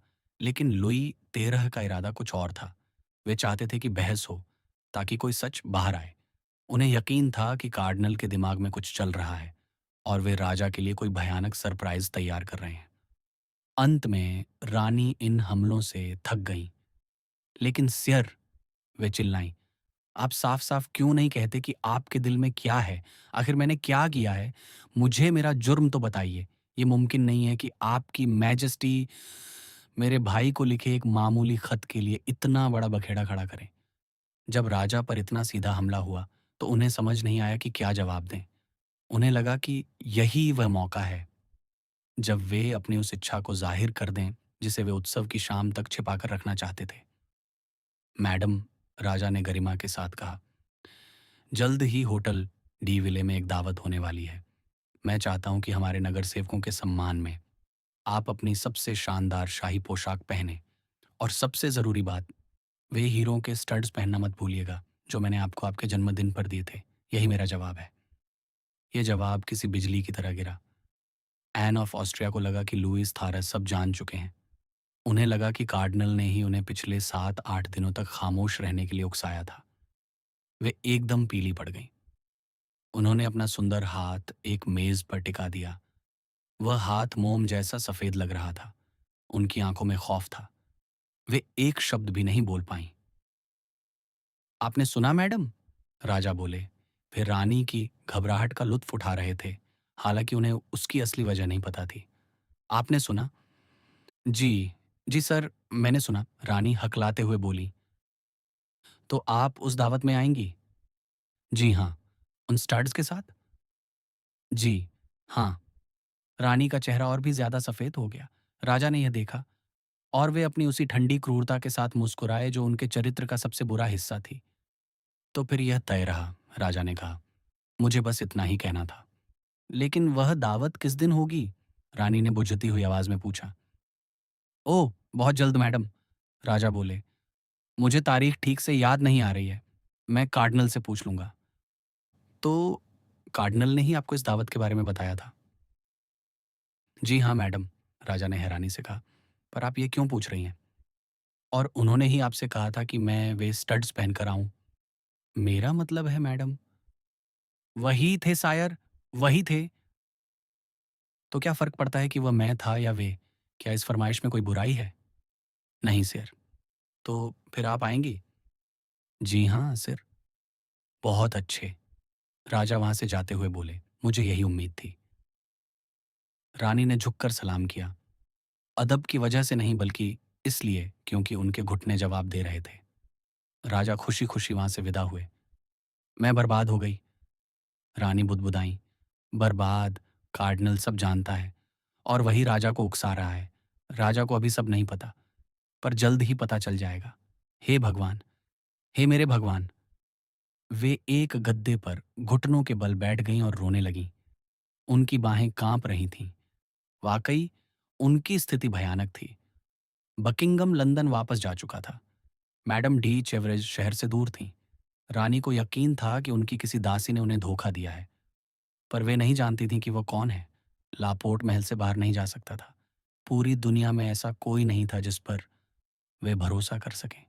वे सिसक सिसक कर रोने लगीं। क्या मैं आपकी मैजेस्टी की कोई सेवा कर सकती हूँ? अचानक एक मीठी और हमदर्दी भरी आवाज गूंजी। रानी तेजी से पीछे मुड़ी। उस आवाज में जो सच्चाई थी उसे झुठलाया नहीं जा सकता था। वह किसी दोस्त की आवाज थी। दरवाजे पर सुंदर मैडम बोनासियो खड़ी थीं। वे पास की अलमारी में कपड़े सहेज रही थीं जब राजा अंदर आए थे। वे बाहर नहीं निकल पाईं और उन्होंने सब कुछ सुन लिया था। रानी पहले तो घबरा गईं, पर जल्द ही उन्होंने उस नौजवान महिला को पहचान लिया जिसे लापोर्ट ने उनकी सेवा में लगाया था। ओह, डरिए मत मैडम, मैडम बोनासी ने हाथ जोड़ते हुए कहा। वे खुद रानी का दुख देखकर रो रही थीं। मैं तन मन से आपकी हूँ। मैं भले ही आपसे बहुत छोटी हूँ, पर मुझे लगता है कि मैंने आपकी इस मुसीबत का हल निकाल लिया है। तुम? हे भगवान, तुम! रानी चिल्लाई। पर मेरी आंखों में देखो, मुझे चारों तरफ से धोखा मिला है। क्या मैं तुम पर यकीन कर सकती हूँ? ओह मैडम! वह महिला उनके पैरों में गिर पड़ी। मेरी रूह की कसम, मैं आपके लिए अपनी जान दे सकती हूँ। यह बात दिल की गहराइयों से निकली थी। हाँ, मैडम बोनासी ने आगे कहा, यहाँ गद्दार मौजूद हैं, लेकिन उस पवित्र माँ मरियम की कसम, मुझसे ज्यादा वफादार आपके लिए कोई नहीं है। जिन स्टड्स की राजा बात कर रहे हैं, आपने वे ड्यूक ऑफ बकिंगम को दे दिए हैं, है ना? वे एक छोटे से शीशम के बक्से में थे। क्या मैं गलत कह रही हूँ मैडम? हे मेरे भगवान! रानी बुदबुदाई। डर के मारे उनके दांत किटकिटा रहे थे। तो फिर? मैडम बोनासियो बोली, हमें वे स्टड्स हर कीमत पर वापस चाहिए। हाँ यकीनन, रानी चिल्लाई। पर कैसे? ये कैसे मुमकिन है? किसी को ड्यूक के पास भेजना होगा। पर किसे? मैं किस पर भरोसा करूं? मुझ पर भरोसा कीजिए मैडम। मुझे यह सम्मान दीजिए, और मैं एक संदेशवाहक ढूंढ लूंगी। पर मुझे खत लिखना होगा। हाँ, वह बहुत ज़रूरी है। आपकी मैजेस्टी के हाथ के 2 शब्द और आपकी निजी मुहर। पर वे 2 शब्द ही मेरी बर्बादी, मेरा तलाक और मेरा निर्वासन बन सकते हैं। हाँ, अगर वे गलत हाथों में पड़े। पर मैं वादा करती हूँ कि वे सही पते पर पहुँचेंगे। रानी ने उस महिला के दोनों हाथ पकड़ लिए। ठीक है, मैं अपनी ज़िंदगी, अपनी इज़्ज़त और अपनी साख तुम्हारे हाथों में सौंप रही हूँ। जी मैडम, और मैं उन सबको बचा लूँगी। पर कैसे? मुझे अपना तरीका तो बताओ। मेरे पति को आज़ाद हुए 2-3 दिन हो गए हैं। वे एक शरीफ और ईमानदार आदमी हैं, जिन्हें राजनीति से कोई लेना-देना नहीं है। वे वह सब करेंगे जो मैं कहूँगी। मेरा आदेश पाकर वे तुरंत निकल जाएँगे। उन्हें पता भी नहीं होगा कि वे क्या ले जा रहे हैं और किसके लिए ले जा रहे हैं। रानी ने भावुक होकर उसे गले लगा लिया। ऐसा कर दो और तुम मेरी जान बचा लोगी। जल्द ही वह खत मुझे दे दीजिए मैडम, समय बहुत कम है। रानी मेज़ की ओर दौड़ी। उन्होंने 2 लाइनें लिखीं। खत को अपनी मुहर से बंद किया और मैडम बोनासी को दे दिया। लेकिन हम एक बहुत ज़रूरी चीज़ भूल रहे हैं, रानी ने कहा। क्या मैडम? पैसे। मैडम बोनासियो का चेहरा लाल हो गया। ये सच है और मैं कबूल करती हूँ कि मेरे पति अब जी, तुम्हारे पति के पास पैसे नहीं हैं, यही कहना चाहती हो ना? पैसे हैं, पर वे थोड़े कंजूस हैं, यही उनकी कमी है। फिर भी आप फ़िक्र न करें, हम कोई ना कोई रास्ता निकाल लेंगे। रानी अपनी ज़ेवरों के बक्से की ओर दौड़ी। ये लो, उन्होंने एक अंगूठी देते हुए कहा। यह बहुत कीमती अंगूठी है। यह मेरे भाई स्पेन के राजा ने दी थी। यह मेरी है और मैं इसे दे सकती हूँ। इसे ले जाओ। इसे बेचकर पैसे का इंतज़ाम करो और अपने पति को रवाना करो। 1 घंटे के भीतर आपका हुक्म तामील होगा। पता याद है ना? रानी ने बहुत धीरे से कहा। London, lord duke of Buckingham. Madam Bonacieux ने रानी के हाथ चूमे, खत को अपने लिबास में छिपाया और किसी चिड़िया की तरह तेजी से गायब हो गईं। 10 मिनट बाद वे अपने घर पर थीं। उन्होंने अपने पति को आज़ाद होने के बाद से नहीं देखा था।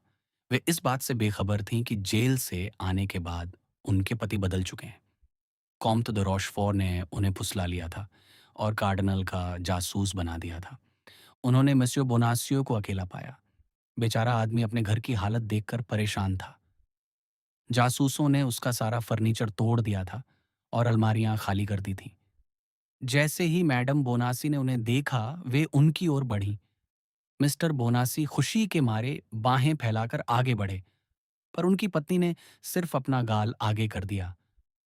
हमें कुछ बात करनी है, उन्होंने कहा। क्या? मिस्टर बोनासियो हैरान रह गए।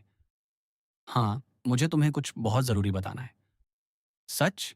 वे बोले, और मुझे भी तुमसे कुछ गंभीर सवाल पूछने हैं। मुझे बताओ तुम्हारा अपहरण कैसे हुआ था? ओह, वह अभी ज़रूरी नहीं है, मैडम बोनासी ने कहा। तो फिर क्या ज़रूरी है? मेरी जेल? मुझे उसके बारे में पता चला था, पर मुझे लगा कि तुमने कोई जुर्म नहीं किया है, तो तुम्हें छोड़ दिया जाएगा। मैंने उसे उतनी ही अहमियत दी, जितनी वह डिज़र्व करती थी। तुम तो बड़े आराम से कह रही हो मैडम। मॉन्सियर बोनासियो को बुरा लगा। क्या तुम्हें पता है कि मैं बेस्टिल की काल कोठरी में एक दिन और रात गुजार कर आया हूँ? ओह! एक दिन और रात तो पलक झपकते ही गुजर जाते हैं। चलो, अब असली बात पर आते हैं। क्या? तुम सिर्फ इसलिए घर आई हो? क्या तुम्हें अपने पति की याद नहीं आई? याद तो आई, पर और भी काम है। ये बहुत बड़े फ़ायदे की बात है और शायद इसी पर हमारा भविष्य टिका है। हमारा भविष्य तो पहले ही बदल चुका है मैडम, और जल्द ही लोग हमसे जलने लगेंगे। हाँ, ख़ासकर अगर तुम मेरी बात मानोगे। तुम्हारी बात? हाँ, तुम्हें एक बहुत ही नेक काम करना है और साथ ही बहुत सारे पैसे भी कमाने हैं। वे जानती थीं कि पैसे का नाम सुनते ही उनके पति पिघल जाएंगे, पर एक आदमी जो कार्डिनल रिचेलियू से 10 मिनट बात कर चुका हो, वह अब पहले जैसा नहीं रहा था। बहुत सारे पैसे? उन्होंने अपने होंठ सिकोड़े। हाँ, बहुत सारे। लगभग कितने? शायद 1000 पिस्टल्स। तो फिर काम वाकई गंभीर है। मुझे क्या करना होगा?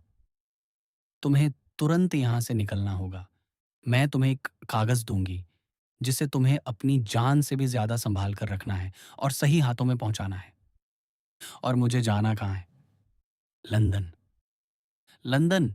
तुम मज़ाक कर रही हो? मेरा लंदन में क्या काम? पर दूसरे चाहते हैं कि तुम जाओ। वे दूसरे कौन हैं? मैं अब अंधेरे में काम नहीं करूँगा। मुझे जानना है कि मैं किसके लिए अपनी जान जोखिम में डाल रहा हूँ। एक बहुत बड़ी हस्ती तुम्हें भेज रही है। इनाम तुम्हारी सोच से भी ज़्यादा होगा। फिर से साज़िशें, सिर्फ़ साज़िशें? शुक्रिया मैडम, पर अब मैं समझदार हो गया हूँ। मसियो कार्डिनल ने मेरी आँखें खोल दी हैं। कार्डिनल! मैडम बोनासियो चिल्लाईं। क्या तुम कार्डिनल से मिले? उन्होंने मुझे बुलवाया था, दर्जी ने गर्व से कहा।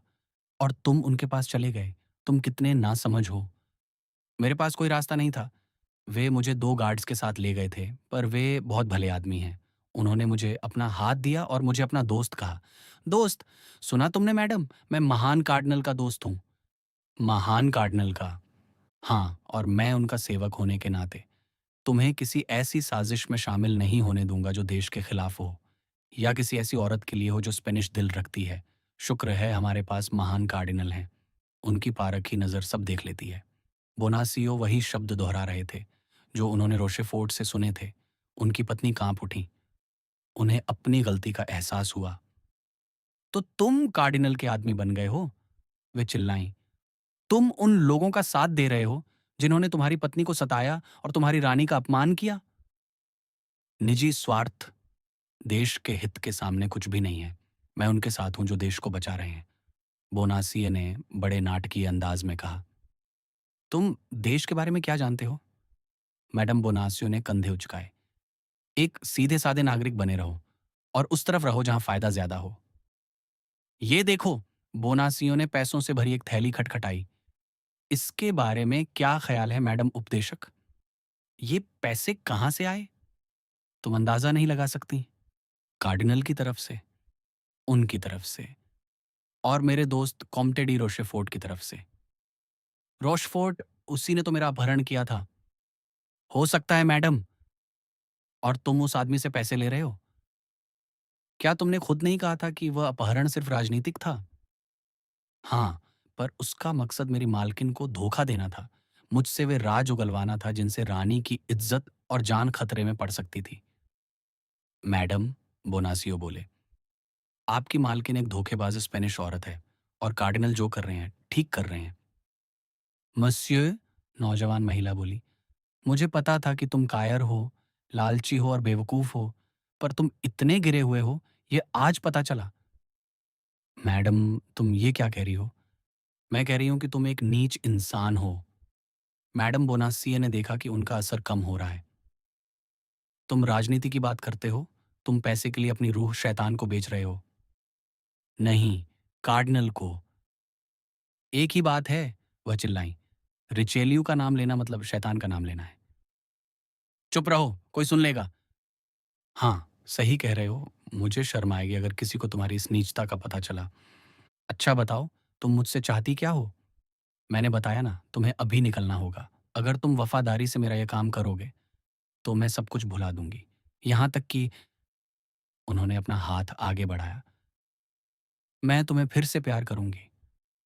बोनासियो लालची था, कायर था, पर वह अपनी पत्नी से प्यार करता था। वह पिघलने लगा। 50 साल का आदमी 23 साल की पत्नी से ज्यादा देर नाराज नहीं रह सकता।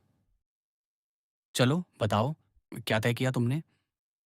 पर मेरी जान, जरा सोचो, लंदन पेरिस से बहुत दूर है, बहुत दूर। और शायद इस काम में खतरा भी है। खतरे का क्या है? अगर तुम उनसे बच निकलो। देखो मैडम बोनासी, मैं साफ इनकार करता हूँ। साजिशों से मुझे डर लगता है। मैंने बेस्टिल देखी। बाप रे, कितनी डरावनी जगह है वह। उसे याद करके ही मेरे रोंगटे खड़े हो जाते हैं। उन्होंने मुझे टॉर्चर करने की धमकी दी थी। तुम्हें पता है टॉर्चर क्या होता है? लकड़ी की नुकीली चीजें जो पैरों के बीच घुसा देते हैं जब तक हड्डियां बाहर ना जाएं। नहीं, मैं बिल्कुल नहीं जाऊंगा। और तुम खुद क्यों नहीं चली जाती? मुझे लगता है तुम किसी मर्द से कम नहीं हो। और तुम एक औरत हो, एक मामूली बेवकूफ और डरपोक औरत।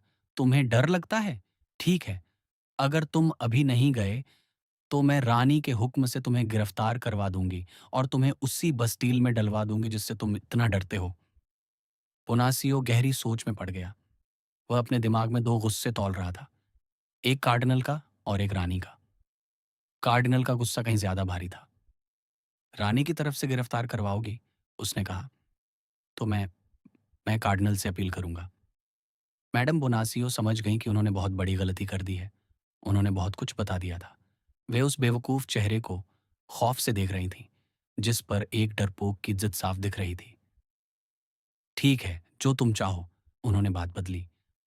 शायद तुम सही कह रहे हो। राजनीति में मर्द औरतों से ज़्यादा समझते हैं, खासकर तुम जैसे लोग जो कार्डिनल से बात कर चुके हैं। पर यह बड़े दुख की बात है। उन्होंने उदासी का नाटक किया कि जिस आदमी पर मुझे भरोसा था, वह मेरी एक छोटी सी इच्छा पूरी नहीं कर सकता। वह इसलिए क्योंकि तुम्हारी इच्छाएं बहुत बड़ी होती हैं। बोनासियो अपनी जीत पर मुस्कुराया। ठीक है, रहने दो। अब इस बारे में कोई बात नहीं होगी। वैसे मुझे लंदन में करना क्या होता? बोनासियो को थोड़ी देर बाद याद आया कि रोशेफोर्ट ने उससे राज उगलवाने को कहा था। अब जानकर क्या करोगे? महिला ने अब पूरी तरह अपने कदम पीछे खींच लिए। बस औरतों वाली कुछ खरीदारी थी, जिससे बहुत फायदा हो सकता था। पर वह जितना पीछे हट रही थी, बोनासियो को उतना ही लग रहा था कि राजस बहुत बड़ा है। उसने तय किया कि वह तुरंत रोशेफोर्ट के पास जाएगा और बताएगा कि रानी लंदन संदेश भेजने की कोशिश कर रही है। मुझे माफ करना मेरी जान, पर मुझे एक दोस्त से मिलना है। मैं जल्द वापस आऊंगा और तुम्हें वापस ल्यूवर छोड़ दूंगा। रहने दो, तुम इतने बहादुर नहीं हो कि मेरे काम आ सको, मैडम बोनासी ने चिढ़कर कहा। मैं खुद चली जाऊंगी। जैसी तुम्हारी मर्जी, उसने कहा। क्या हम फिर मिलेंगे? अगले हफ्ते, अगर मुझे छुट्टी मिली तो। बोनसीए ने अपनी पत्नी का हाथ चूमा और तेजी से बाहर निकल गया। धिक्कार है! मैडम बोनासियो अकेले रह जाने पर बुदबुदाईं। उस बेवकूफ में बस एक ही कमी थी कि वह कार्डिनल का आदमी बन जाए, और उसने वो भी पूरी कर दी। और मैंने रानी से वादा किया था, मेरी मालकिन मुझे भी उन जासूसों जैसा समझेगी जो महल में भरे पड़े हैं। मसियो बोनासियो, मैं तुमसे कभी ज्यादा प्यार नहीं करती थी, पर अब तो नफरत करती हूं। इसकी कीमत तुम्हें चुकानी होगी। तभी छत पर एक दस्तक हुई। उन्होंने अपना सिर ऊपर उठाया। छत के पार से एक आवाज आई। प्यारी मैडम बोनासी, मेरे लिए गली वाला छोटा दरवाजा खोलिए, मैं नीचे आ रहा हूं। अध्याय 18। प्रेमी और पति। आह मैडम, डार्टनन ने उस दरवाजे से अंदर कदम रखते हुए कहा जिसे उस नौजवान महिला ने उसके लिए खोला था।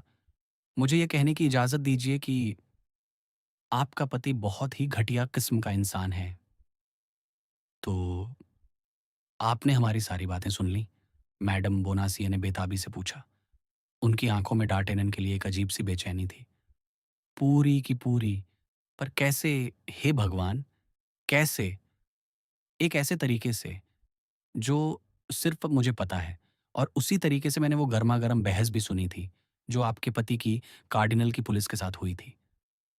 और हमारी बातों से आप क्या समझे? हज़ारों बातें। पहली तो ये कि बदकिस्मती से आपका पति एक नंबर का नासमझ और मूर्ख इंसान है। दूसरी बात ये कि आप मुसीबत में हैं, और मुझे इस बात की खुशी है, क्योंकि इससे मुझे आपकी सेवा करने का मौका मिला है, और खुदा गवाह है कि मैं आपके लिए आग में कूदने को भी तैयार हूँ। और आखिरी बात यह कि रानी को एक बहादुर, बुद्धिमान और वफादार आदमी की ज़रूरत है, जो उनके लिए लंदन जा सके। आपके पास जो 3 गुण होने चाहिए, उनमें से कम 2 तो मुझ में हैं। और देखिए, मैं यहाँ हाज़िर हूँ। मैडम बोनासियो ने कोई जवाब नहीं दिया, लेकिन उनका दिल खुशी से धड़कने लगा, और उनकी आंखों में एक गुप्त उम्मीद चमक उठी। और आप मुझे क्या गारंटी देंगे? उन्होंने पूछा। अगर मैं यह संदेश आपको सौंपने के लिए तैयार हो जाऊं तो? मेरा आपके प्रति प्रेम। बस कहिए, हुक्म दीजिए, मुझे क्या करना होगा? हे भगवान! हे मेरे भगवान! वह नौजवान महिला बुदबुदाई। मस्यौ, क्या मुझे आपको इतना बड़ा राज बताना चाहिए? आप तो अभी लगभग एक लड़के ही हैं। मैं समझ गया। आपको कोई ऐसा आदमी चाहिए जो मेरी गारंटी दे सके। मैं मानती हूँ कि इससे मुझे बहुत सुकून मिलेगा। क्या आप अथोस को जानती हैं? नहीं। पोर्थोस को? नहीं। एरामिस को? नहीं। आखिर ये सज्जन कौन है? राजा के 3 मस्केटियर्स। क्या आप उनके कप्तान मॉन्सियर डी ट्रिविल को जानती हैं?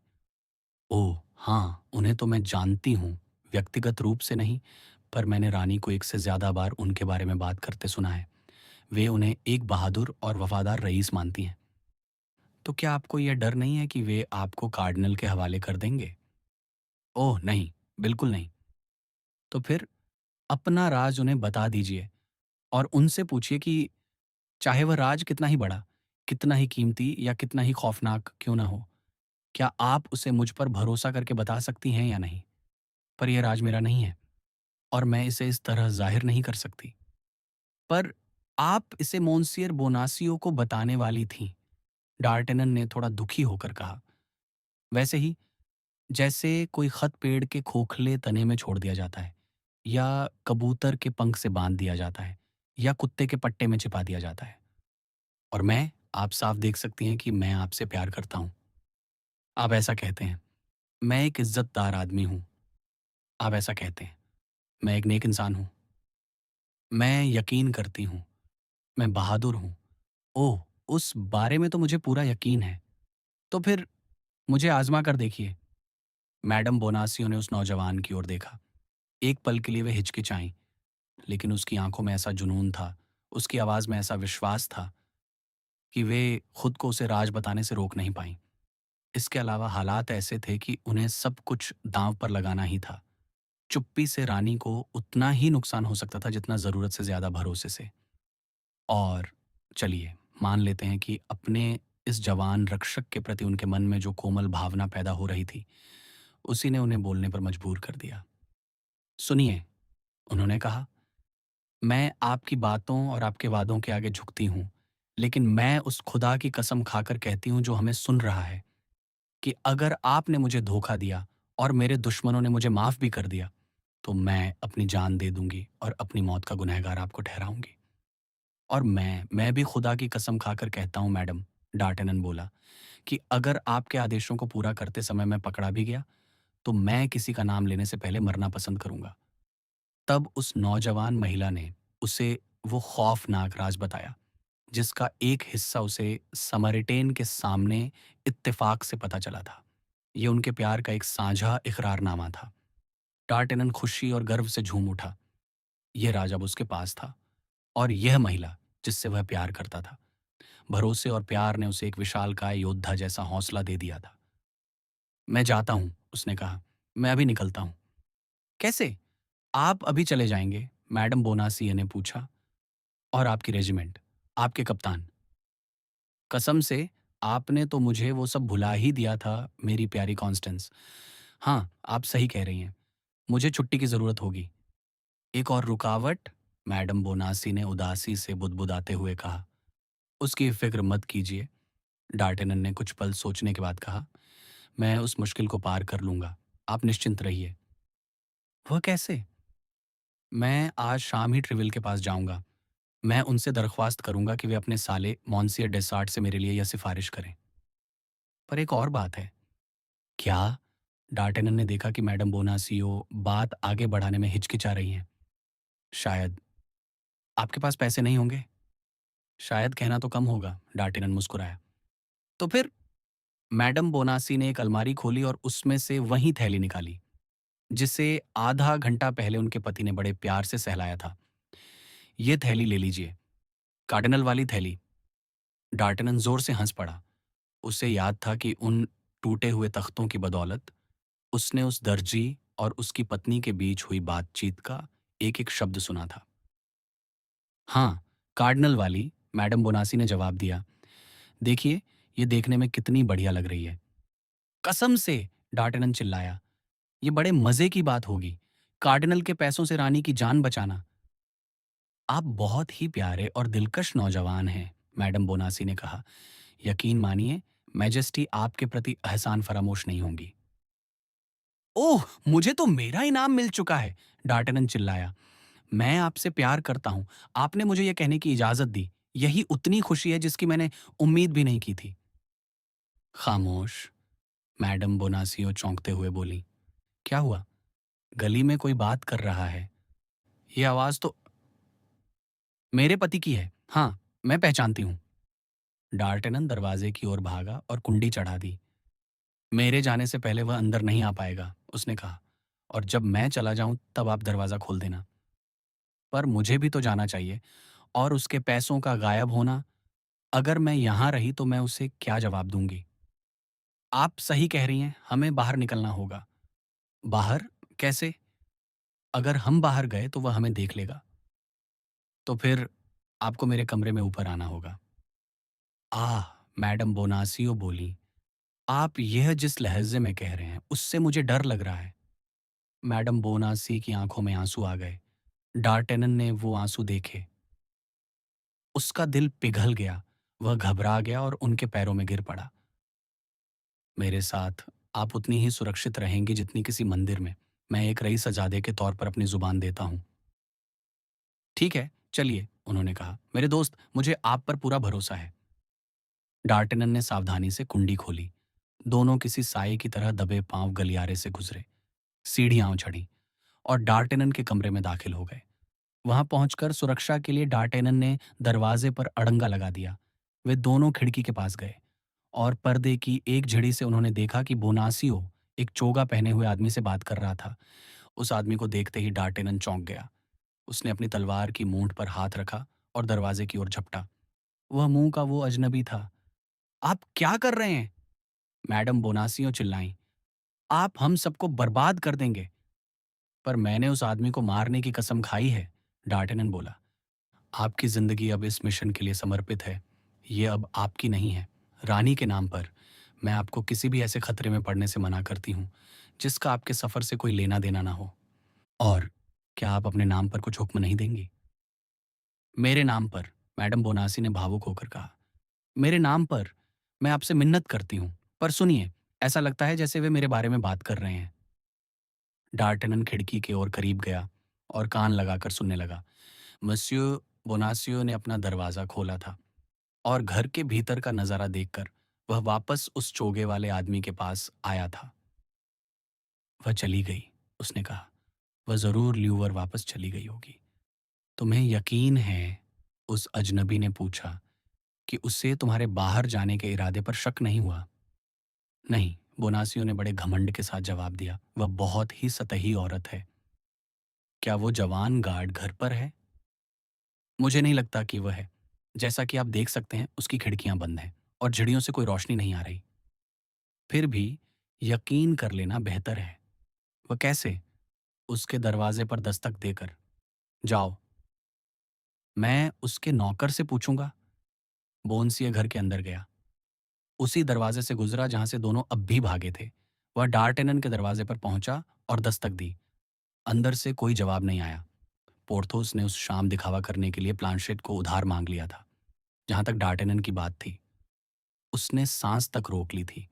जैसे ही बोनासियों का हाथ दरवाजे पर पड़ा, उन दोनों नौजवानों के दिल जोर जोर से धड़कने लगे।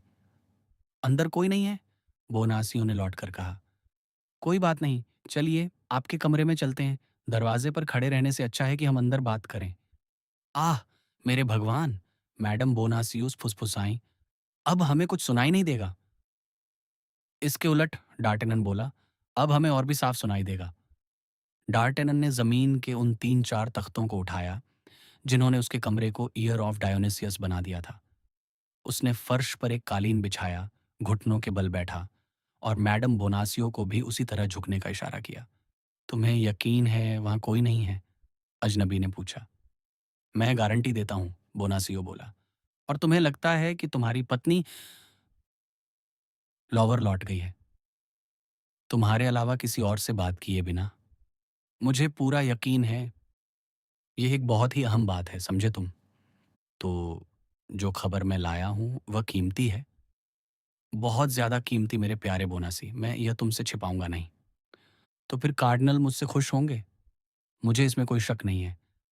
महान कार्डिनल, क्या तुम्हें यकीन है कि तुम्हारी पत्नी ने बातों बातों में कोई नाम नहीं लिया?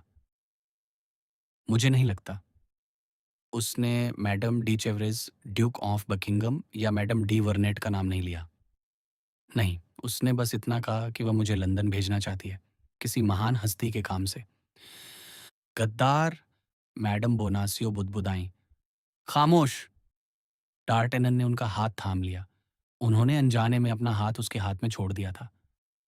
खैर, कोई बात नहीं, चोगे वाले आदमी ने आगे कहा। तुम बेवकूफ थे कि तुमने उस मिशन के लिए हाँ नहीं कह दी। अगर तुम हाँ कर देते, तो वो खत अब भी तुम्हारे पास होता। देश जिस पर अब खतरा मंडरा रहा है, वह सुरक्षित होता। और तुम और मैं और तुम कार्डिनल तुम्हें नोबिलिटी की उपाधि दे देते। क्या उन्होंने ऐसा कहा? हाँ, मैं जानता हूं कि वे तुम्हें यह सुखद सरप्राइज देना चाहते थे। आप बेफिक्र रहिए, बोनासियो बोला। मेरी पत्नी मुझे बहुत मानती है। अभी भी समय है। मूर्ख! मैडम बोनासियो बुदबुदाईं। खामोश! डार्टेनन ने उनका हाथ और जोर से दबाया। समय कैसे है? अजनबी ने पूछा। मैं लोअर जाता हूँ, मैडम बोनासी से मिलता हूँ। मैं कहता हूँ कि मैंने सोच विचार कर लिया है। मैं फिर से वही बात छेड़ता हूँ। मैं खत हासिल करता हूँ और सीधे कार्डिनल के पास दौड़ पड़ता हूँ। बेहतरीन! जल्दी जाओ, मैं तुम्हारी इस यात्रा का नतीजा जानने के लिए जल्द ही वापस आऊंगा। वह अजनबी बाहर निकल गया। नीच इंसान! मैडम बोनासी ने अपने पति के लिए यह शब्द कहा। खामोश! डार्टेनन ने बड़े प्यार से उनका हाथ दबाया।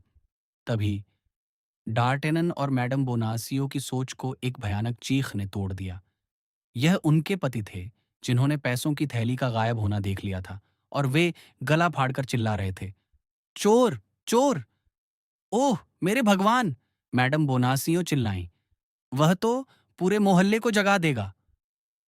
बोनासियो काफी देर तक चिल्लाता रहा, लेकिन रुए देस फोसोयर्स में ऐसी आवाजें इतनी आम थीं कि कोई बाहर नहीं आया।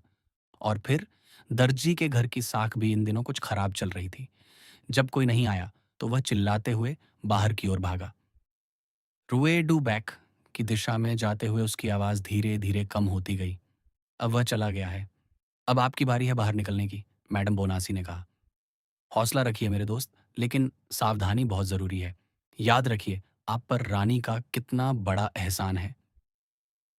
उनका भी और आपका भी, डार्टेनन चिल्लाया। आप निश्चिंत रहिए सुंदर कॉन्स्टेंस, मैं उनकी कृतज्ञता के लायक बनूंगा, लेकिन क्या मैं आपके प्यार के काबिल बनकर वापस लौट पाऊंगा? उस नौजवान महिला ने कोई जवाब नहीं दिया।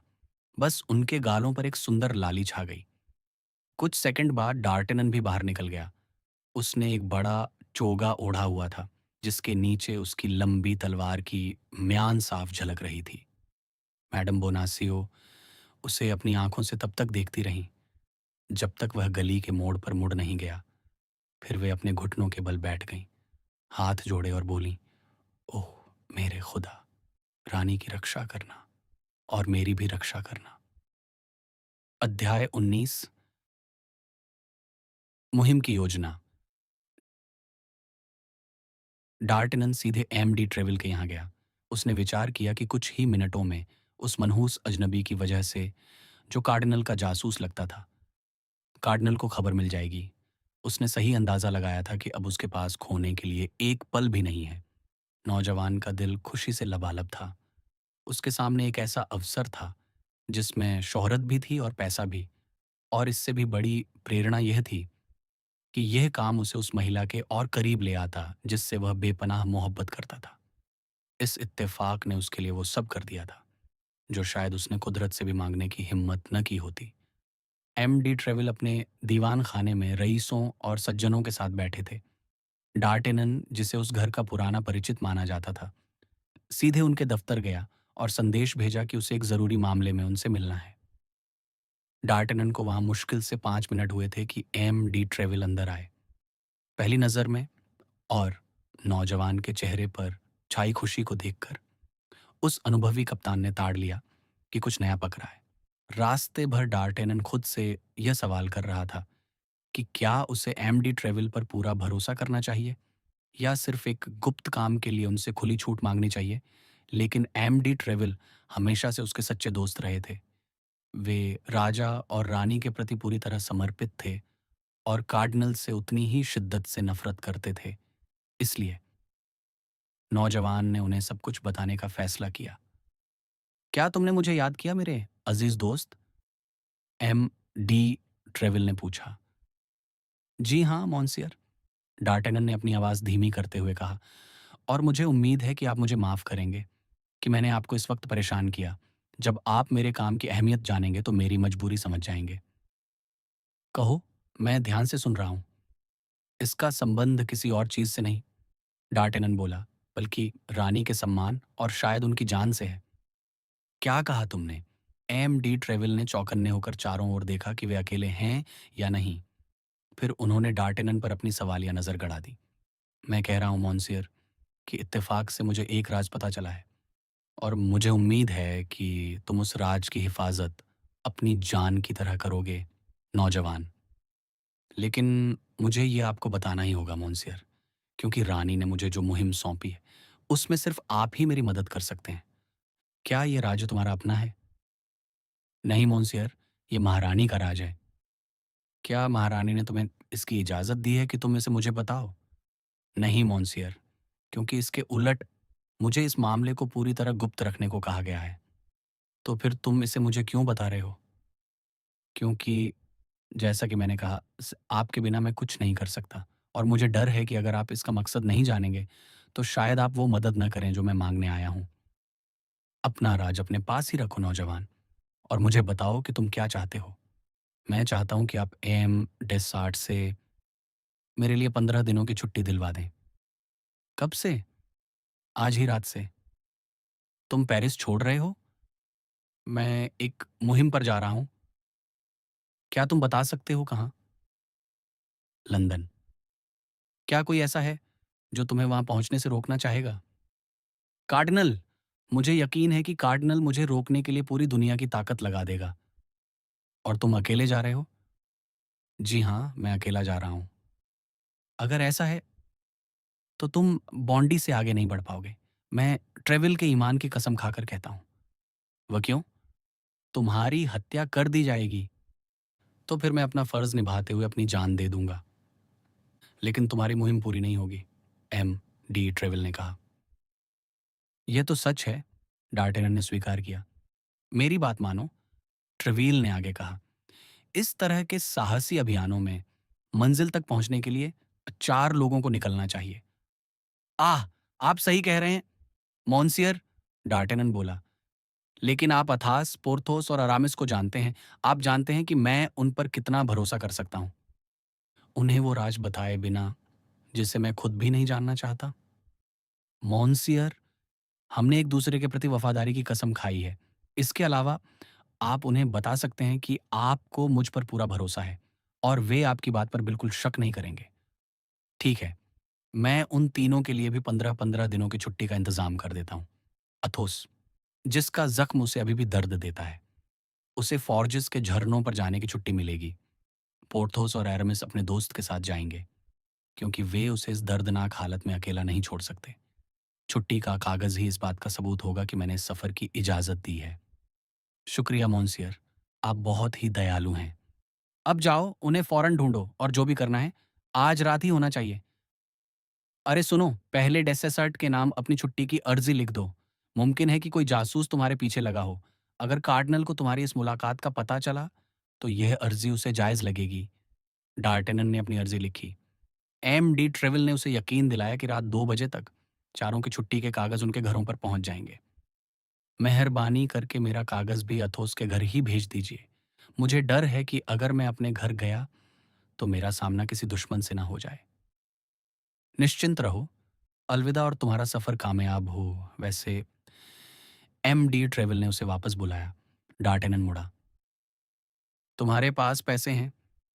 डार्टेनन ने अपनी जेब में रखे थैले को थपथपाया। काफी हैं? एम डी ट्रेवल ने पूछा। 300 पिस्टोल? ओह, ये तो बहुत हैं। इतने में तो तुम दुनिया के आखिरी कोने तक जा सकते हो। अब जाओ। डार्टनन ने एम डी ट्रेविल को सलाम किया। कप्तान ने अपना हाथ आगे बढ़ाया, और डार्टनन ने बड़े सम्मान और एहसानमंदी के साथ उसे थाम लिया। जब से वह पेरिस आया था, उसने हमेशा इस महान इंसान का सम्मान किया था, जिसे उसने हमेशा नेक और वफादार पाया। उसका पहला ठिकाना अरामिस का घर था। उस मशहूर शाम के बाद से, जब उसने मैडम बोनासियो का पीछा किया था, वह अरामिस से नहीं मिला था। दरअसल वह इस बीच मस्कटियर मस्कडियर से कम ही मिला था, और जब भी मिला, अरामिस के चेहरे पर एक गहरी उदासी छाई रहती थी। आज शाम भी अरामिस बड़ा उदास और ख्यालों में डूबा हुआ था। डार्टेनन ने उसकी इस उदासी की वजह पूछी। एरमिस ने बहाना बनाया कि उसे सेंट ऑगस्टिन के 18वें अध्याय पर लैटिन में एक टिप्पणी लिखनी है, जो अगले हफ्ते तक पूरी होनी चाहिए। इसी काम ने उसे परेशान कर रखा है। दोनों दोस्त कुछ ही देर बाद कर पाए थे कि एमडी ट्रेवल का एक नौकर एक सीलबंद लिफाफा लेकर आया। ये क्या है? एरमिस ने पूछा। आपकी छुट्टी के कागज, मोन्सियर, नौकर ने जवाब दिया। मेरे लिए? मैंने तो कोई छुट्टी नहीं मांगी। अपनी जुबान बंद रखो और इसे ले लो, डार्टेनन ने बीच में टोकते हुए कहा। और ये लो मेरे दोस्त, तुम्हारी मेहनत के लिए इनाम। एम डी ट्रेवल से कहना कि अरामिस उनके बहुत शुक्रगुजार हैं। अब जाओ। नौकर झुक कर सलाम करके चला गया। इस सब का क्या मतलब है? एरमिस ने हैरानी से पूछा। 15 दिनों के सफर के लिए अपना सामान तैयार करो और मेरे पीछे आओ। लेकिन मैं इस वक्त पेरिस छोड़कर नहीं जा सकता, बिना यह जाने कि। आर्मिस रुक गया। बिना यह जाने कि उसका क्या हुआ। तुम्हारा यही मतलब है ना? डार्टेनन ने मुस्कुराते हुए कहा। किसका क्या हुआ? एरामिस हकलाया। वही महिला जो यहां थी, कढ़ाई वाले रुमाल वाली महिला। तुम्हें किसने बताया कि यहां कोई महिला थी? आरामिस का चेहरा सफेद पड़ गया। मैंने उसे देखा था। और तुम जानते हो वह कौन है? मुझे लगता है कि मैं अंदाजा लगा सकता हूं। सुनो, एरमिस बोला, जब तुम्हें इतना कुछ पता ही है, तो क्या तुम बता सकते हो कि वह महिला अब कहाँ है? मेरा अंदाजा है कि वह टूर्स वापस चली गई है। टूर्स? हाँ, ये मुमकिन है। तुम वाकई उसे जानते हो। पर वह मुझे बिना कुछ बताए वापस क्यों चली गई? क्योंकि उसे गिरफ्तार होने का डर था। तो उसने मुझे खत क्यों नहीं लिखा? क्योंकि वह तुम्हें मुसीबत में नहीं डालना चाहती थी। डार्टेनन, तुमने मुझे नई जिंदगी दे दी, आरएमएस चिल्लाया। मुझे लगा उसने मुझे धोखा दिया है, या वह मुझसे नफरत करती है। मुझे यकीन नहीं हो रहा था कि उसने मेरे लिए अपनी आजादी दांव पर लगा दी, वरना वह और किस वजह से पेरिस आती? उसी वजह से जो आज हमें इंग्लैंड ले जा रही है। और वह वजह क्या है? एरामिस ने पूछा। ओह, वह तुम्हें किसी दिन पता चल जाएगी एरामिस। पर अभी के लिए मुझे डॉक्टर की भतीजी वाली साजिश की तरह खामोश रहना होगा। अरामिस मुस्कुरा दिया। उसे वो कहानी याद आ गई जो उसने एक शाम अपने दोस्तों को सुनाई थी। ठीक है, चूंकि वह पेरिस से जा चुकी है और तुम्हें इस बात का पूरा यकीन है, तो मुझे जाने में कोई एतराज नहीं। मैं तुम्हारे साथ चलने को तैयार हूं। तुमने कहा हम जा रहे हैं। अब हम अथोस के पास जा रहे हैं। अगर तुम आना चाहते हो तो जल्दी करो, हम पहले ही बहुत वक्त बर्बाद कर चुके हैं। वैसे बजिन को भी बता दो। क्या बजिन भी हमारे साथ चलेगा? शायद। बेहतर यही होगा कि वह आथोस के घर तक हमारे पीछे आए। अरमिस ने बाजिन को बुलाया। उसे अथोस के घर पहुंचने का हुक्म देकर अरामिस ने अपना चोगा, तलवार उठाई। उसने अपनी दराजें भी टटोली कि कहीं कुछ पैसे मिल जाएं। पर उसे कुछ नहीं मिला। वह डार्टेनन के पीछे चल दिया, मन ही मन यह सोचता हुआ कि इस जवान गार्ड्समैन को उस महिला के बारे में इतना सब कैसे पता है। बाहर निकलते समय एरामिस ने डार्टेनन का हाथ पकड़ा। तुमने इस महिला के बारे में किसी को बताया तो नहीं? दुनिया में किसी को भी नहीं। आथोस या पोर्थोस को भी नहीं? एक शब्द भी नहीं। बहुत अच्छे। अरामिस अब शांत था। दोनों जल्द ही अथास के घर पहुंच गए। उन्होंने देखा कि अथास एक हाथ में छुट्टी का कागज और दूसरे में एमडी ट्रेवल का खत थामे खड़ा था। क्या आप मुझे समझा सकते हैं? हैरान अथास बोला, कि इस छुट्टी और इस खत का क्या मतलब है? मेरे प्रिय एक, चूंकि तुम्हारी सेहत को इसकी सख्त जरूरत है, मैं चाहता हूं कि तुम 15 दिनों तक आराम करो। जाओ और फॉर्जेस के झरनों का पानी पियो, या जहां तुम्हें ठीक लगे, और जल्द से जल्द स्वस्थ हो जाओ। तुम्हारा स्नेही डी त्रेवील। अथोस, इस खत और इस छुट्टी का सीधा सा मतलब यह है कि तुम्हें मेरे पीछे आना होगा, फोर्जेस के झरनों तक, वहां या कहीं और। क्या यह राजा की सेवा का मामला है, या तो राजा की या फिर रानी की? क्या हम उनके सेवक नहीं हैं? ठीक उसी वक्त पोर्थोस अंदर दाखिल हुआ। कसम से! वह चिल्लाया, ये कितनी अजीब बात है। मस्केटियर्स में कब से बिना मांगे छुट्टी मिलने लगी? तब से, डार्टनन बोला, जब उनके पास ऐसे दोस्त हों जो उनके लिए सिफारिश करें। ओह! पोर्थोस बोला, लगता है यहाँ कुछ नया पक रहा है। हाँ, हम जा रहे हैं, आरामिस ने कहा। किस मुल्क में? पोर्थोस ने पूछा। ईमान से कहूं तो मुझे भी नहीं पता, आथोस बोला। डार्टेनन से पूछो। जनाब, हम लंदन जा रहे हैं, डार्टेनन ने घोषणा की। लंदन! पोर्थोस चिल्लाया, और हम लंदन में भला क्या करेंगे? वही बात जो मैं आपको अभी नहीं बता सकता। आपको मुझ पर भरोसा करना होगा। लेकिन लंदन जाने के लिए पैसा चाहिए, पोर्थोस ने अपना खाली बटुआ दिखाते हुए कहा। "क- और मेरे पास फूटी कौड़ी नहीं है। मेरे पास भी नहीं, एरेमिस बोला। नहीं मेरे पास, अथास ने कहा। मेरे पास है। डार्टेनन ने अपनी जेब से थैला निकाला और मेज पर रख दिया। इस थैले में 300 पिस्टोलेज हैं। हर कोई 75 ले ले। लंदन जाने और वापस आने के लिए इतने काफी हैं। इसके अलावा आप फिक्र मत कीजिए, हम सब लंदन नहीं पहुंचेंगे। क्यों? क्या मतलब? क्योंकि मुमकिन है कि हम में से कोई रास्ते में ही रह जाए। तो क्या यह किसी जंग की शुरुआत है? एक बहुत ही खतरनाक जंग की। मैं आपको पहले ही आगाह कर दूं। आह, लेकिन अगर हम अपनी जान दांव पर लगा ही रहे हैं, पोर्थोस ने गुरूर से कहा, वो इजारे गेयस ने, तो कम से कम मुझे यह पता होना चाहिए कि किस लिए। अथोस ने ठंडी आवाज में कहा, अगर जान ही चली गई तो जानकर क्या करोगे? फिर भी, एरमेस बोला, मैं भी पोर्थोस की बात से थोड़ा सहमत हूं। क्या राजा आपको हर बात की वजह बताता है? नहीं, वह बस इतना कहता है, जनाब, गैस्कनी या फ्लैंडर्स में लड़ाई चल रही है, जाओ और लड़ो। और आप चले जाते हैं। तो फिर इस बार भी इसकी फिक्र छोड़ दीजिए। डार्टेनन सही कह रहा है, अथोस बोला। यहाँ हमारी 3 छुट्टियां हैं जो एम्ड ट्रेविल ने भेजी हैं, और यहाँ 300 पिस्टोलेज हैं जो पता नहीं कहाँ से आई हैं। तो चलो, जहाँ हमें भेजा जा रहा है वहाँ जाकर अपनी जान दे दें। क्या जिंदगी इतने सवालों के लायक है? डार्टेनन, मैं तुम्हारे पीछे चलने को तैयार हूं। मैं भी, पोर्थोस ने जोश में कहा। मैं भी, एरामिस बोला। सच कहूं तो मुझे पेरिस छोड़कर बुरा नहीं लग रहा। मुझे किसी बदलाव की जरूरत थी। तो फिर आपको बहुत सारे बदलाव मिलेंगे जनाब, यकीन मानिए, डार्टेनन ने कहा। तो हम कब निकल रहे हैं? आथोस ने पूछा। अभी इसी वक्त, डार्टेनन ने जवाब दिया। खोने के लिए 1 मिनट भी नहीं है।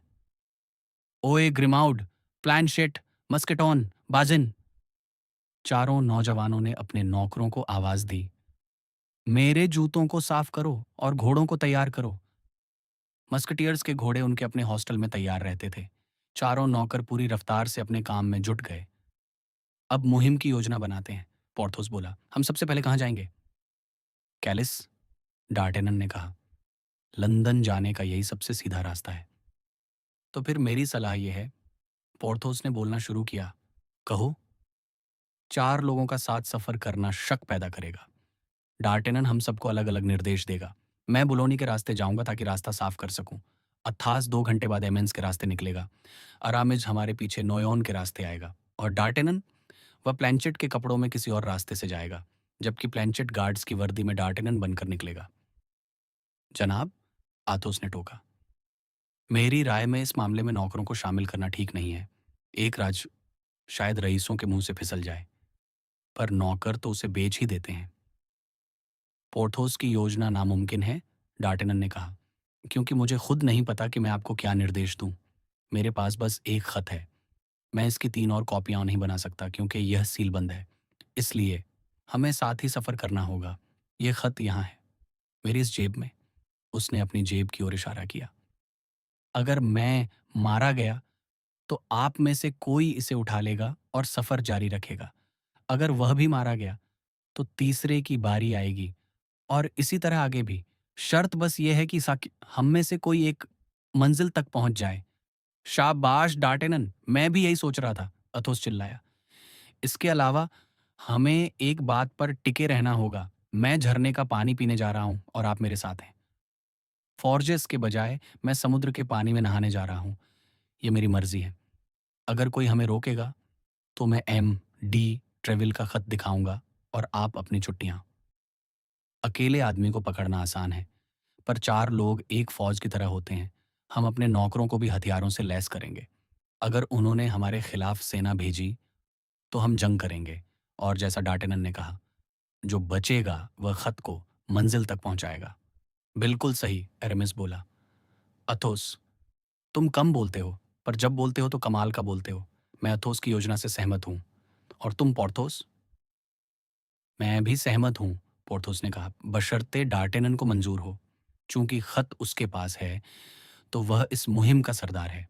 वह फैसला करे और हम उसका पालन करेंगे। ठीक है, डार्टेनन ने घोषणा की। मेरा फैसला है कि हम आथोस की योजना अपनाएंगे और आधे घंटे में यहां से निकलेंगे। मंजूर! तीनों मस्कटियर्स एक साथ चिल्लाए। हर किसी ने थैले से अपने 75 पिस्टल्स उठाए और तय समय पर निकलने की तैयारियों में जुट गए।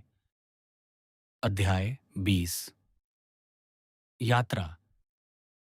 रात के 2 बजे हमारे 4 साहसी वीरों ने बैरियर सेंट डेनिस के रास्ते पेरिस छोड़ा। जब तक अंधेरा रहा वे सब खामोश रहे।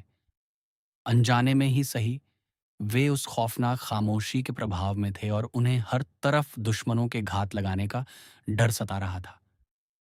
दिन की पहली किरणों के साथ उनकी जुबान खुली और सूरज की रोशनी के साथ उनकी जिंदा दिली भी वापस आ गई।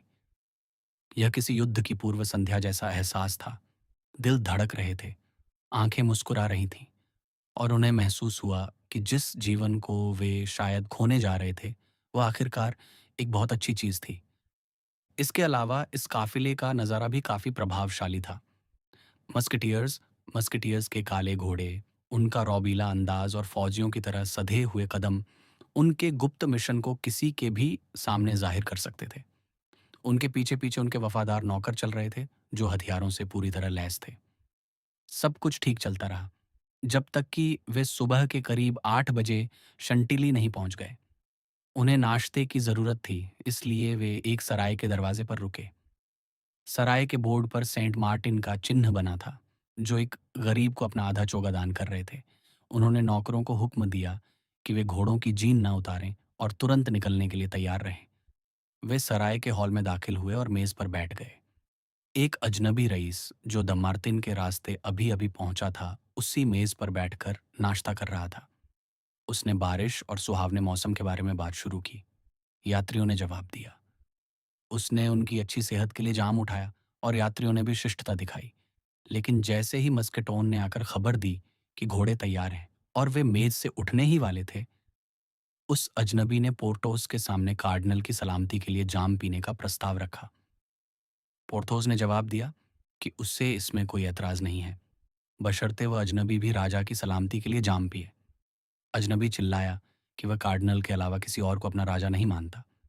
पोर्थोस ने उसे पियक्कड़ कह दिया और अजनबी ने अपनी तलवार खींच ली। तुमने बेवकूफ़ी कर दी है, अथास ने कहा, पर अब कुछ नहीं किया जा सकता। अब पीछे हटने का कोई रास्ता नहीं है। इस साथी को खत्म करो और जितनी जल्दी हो सके हमसे आ मिलो। वे तीनों अपने घोड़ों पर सवार होकर तेजी से निकल पड़े, जबकि पोर्थोस अपने प्रतिद्वंद्वी से वादा कर रहा था कि वह तलवारबाजी के हर दांव से उसके शरीर में छेद कर देगा। लो, एक साथी तो गया। करीब 500 कदम चलने के बाद आथुस चिल्लाया, लेकिन उस आदमी ने हम तीनों के बजाय पोर्थोस पर ही हमला क्यों किया? एरामिस ने पूछा। क्योंकि पोर्थोस हम सब में सबसे ऊंची आवाज में बात कर रहा था, तो उसने उसे ही हमारा सरदार समझ लिया, डार्टनन ने कहा। मैंने हमेशा कहा है कि गैस्कनी का यह नौजवान बुद्धि का भंडार है, अथोस बुदबुदाया, और यात्री अपने सफर पर बढ़ते रहे। बोवे में वे 2 घंटे रुके, ताकि घोड़ों को थोड़ा आराम मिल सके और पोर्थोस का इंतजार किया जा सके। 2 घंटे बीत जाने पर भी जब पोर्थोस का कोई पता नहीं चला, तो उन्होंने फिर से अपना सफर शुरू किया। बोवे से एक कोस दूर, जहां रास्ता 2 ऊंचे टीलों के बीच से गुजरता था, उनका सामना 8-10 आदमियों से हुआ। वे लोग कच्ची सड़क पर गड्ढे खोदने और कीचड़ भरने का नाटक कर रहे थे। अरमेस को अपने जूतों पर कीचड़ लगना पसंद नहीं था, इसलिए उसने उन्हें काफी खरी खोटी सुनाई। अथोस ने उसे रोकने की कोशिश की, पर बहुत देर हो चुकी थी। मजदूरों ने यात्रियों का मजाक उड़ाना शुरू कर दिया। उनकी बदतमीजी ने शांत रहने वाले आथोस को भी नाराज कर दिया और उसने अपना घोड़ा एक मजदूर की ओर बढ़ा दिया। तभी वे सब आदमी पीछे गड्ढे की ओर हटे और वहां छिपी हुई मस्केट्स निकाल ली। नतीजा यह हुआ कि हमारे 7 यात्रियों के सामने हथियारों का जखीरा खड़ा था। अरमिस के कंधे के पार एक गोली निकल गई और मुस्कटॉन के कूल्हे के मांसल हिस्से में एक गोली जा लगी। मुस्कटॉन घोड़े से गिर पड़ा। उसे ज्यादा चोट नहीं लगी थी, पर जख्म न देख पाने की वजह से उसे लगा कि वह मरने वाला है। ये एक घात है, डार्टेनन चिल्लाया। अपनी गोलियां बर्बाद मत करो, आगे बढ़ो। जख्मी होने के बावजूद अरामिस ने अपने घोड़े की अयाल पकड़ी और घोड़ा उसे लेकर दूसरों के साथ दौड़ पड़ा। मुस्कटॉन का घोड़ा भी उनके साथ हो लिया। ये घोड़ा हमारे लिए एक्स्ट्रा काम आएगा, अथास ने कहा।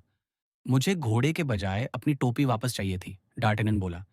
मेरी टोपी गोली से उड़ गई।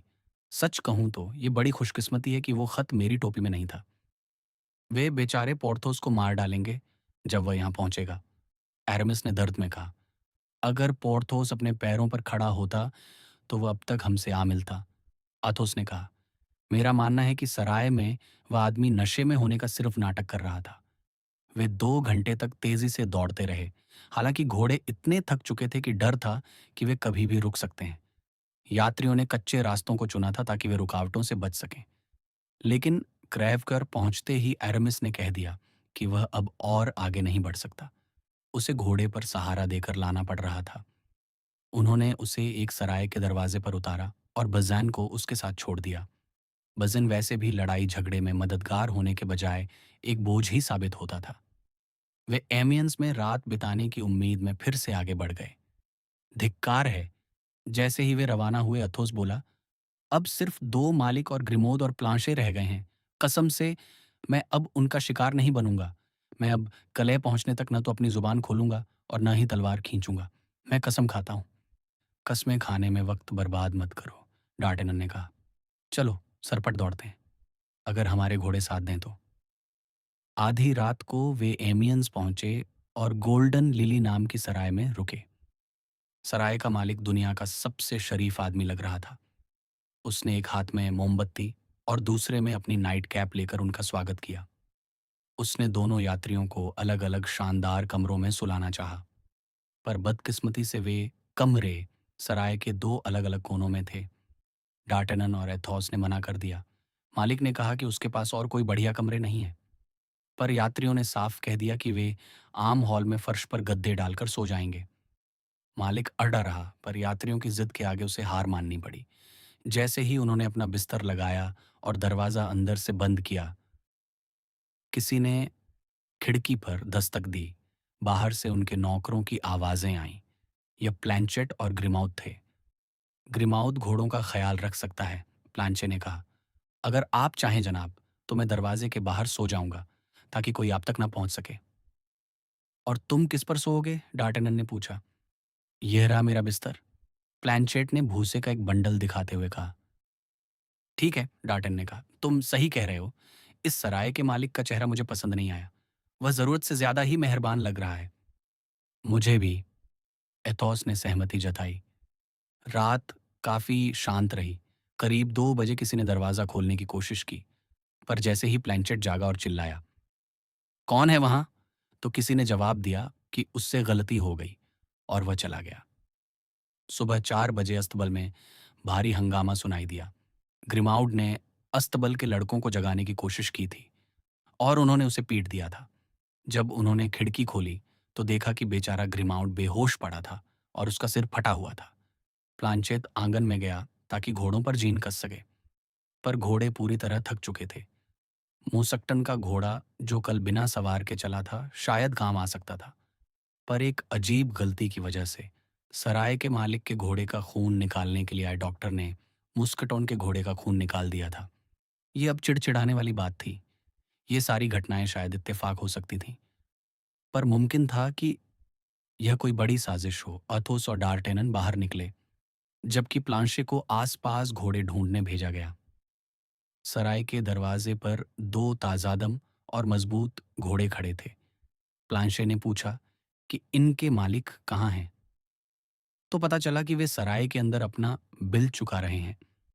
एथोस बिल चुकाने अंदर गया, जबकि डार्टेनन और प्लांशे बाहर खड़े रहे। मालिक एक अंदरूनी कमरे में था। एथोस बिना किसी शक के अंदर गया और बिल चुकाने के लिए 2 पिस्तौल निकाले। मालिक अपनी मेज पर अकेला बैठा था। उसने पैसे उन्हें हाथों में उलट-पुलट कर देखा और अचानक चिल्लाने लगा कि ये पैसे जाली हैं और वह इन सबको धोखाधड़ी के इल्ज़ाम में गिरफ्तार करवाएगा। कमीने! एथोस उसकी ओर बढ़ा। मैं तेरे कान काट दूंगा। उसी पल हथियारों से लैस 4 आदमी बगल के दरवाजों से अंदर घुसे और आथोस पर टूट पड़े। मैं पकड़ा गया, एथोस अपनी पूरी ताकत से चिल्लाया। जाओ डार्टेनन, भागो, भागो! और उसने अपनी दोनों पिस्तौलें दाग दीं। डार्टेनन और प्लैंचेट ने एक पल भी बर्बाद नहीं किया। उन्होंने दरवाजे पर खड़े उन 2 घोड़ों को खोला, उन पर उछलकर सवार हुए और सरपट दौड़ पड़े। क्या तुम्हें पता है आथोस का क्या हुआ? डार्टेनन ने भागते हुए पूछा। आह जनाब, प्लैंचेट बोला।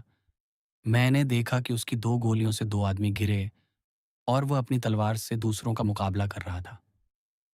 बहादुर अथोस! डार्टेनन बुदबुदाया। और सोचना पड़ रहा है कि हमें उसे छोड़कर जाना पड़ रहा है। शायद कुछ कदम आगे हमारा भी यही हश्र हो। आगे बढ़ो प्लंशे, तुम बहुत बहादुर हो। और दोनों बिना रुके सेंट ओमर पहुंच गए। वहां उन्होंने घोड़ों को थोड़ी सांस लेने दी और सड़क पर खड़े खड़े ही कुछ खाया और फिर से रवाना हो गए। कैलेस के गेट से सिर्फ 100 कदम दूर डार्टेनन का घोड़ा जवाब दे गया।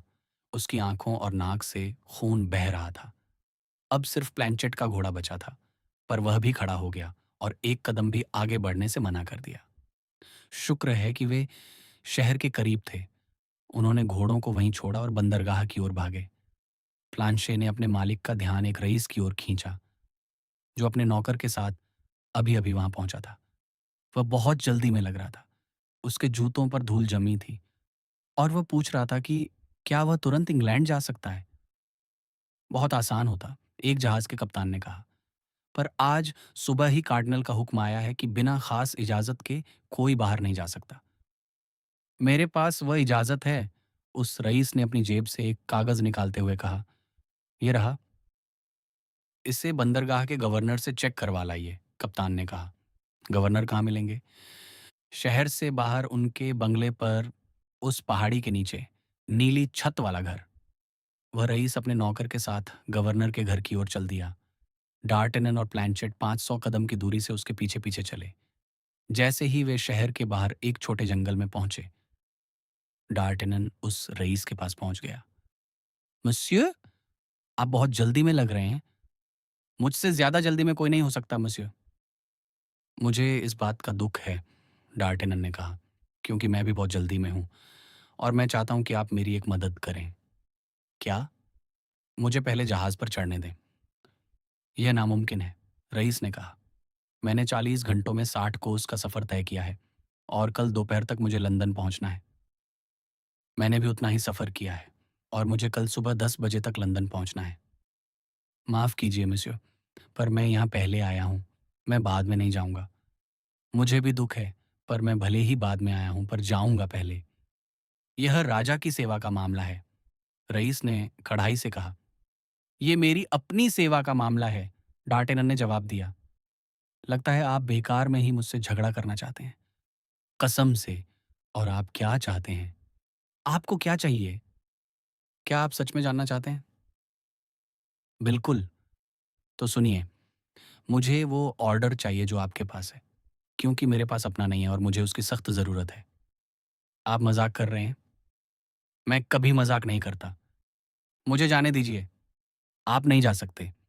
मेरे बहादुर नौजवान, मैं आपका भेजा उड़ा दूंगा। लुभिन, मेरी पिस्तौलें लाओ। प्लॉन्शे, डार्टेनन चिल्लाया, तुम नौकर को संभालो, मैं मालिक को देखता हूं। प्लांशे लुबिन पर झपटा। वह ताकतवर था। उसने जल्द ही उसे जमीन पर पटक दिया और उसके सीने पर अपना घुटना टिका दिया। आप अपना काम कीजिए जनाब, प्लांशे चिल्लाया। मैंने अपना काम कर दिया है। यह देखकर रईस ने तलवार निकाली और डार्टेनन पर हमला किया, पर उसका पाला एक बहुत मजबूत प्रतिद्वंद्वी से पड़ा था। 3 सेकंड के भीतर डार्टेनन ने उसे 3 घाव दिए और हर वार के साथ वह चिल्लाया, एक आथोस के लिए, एक पोर्थोस के लिए और एक आरमिस के लिए।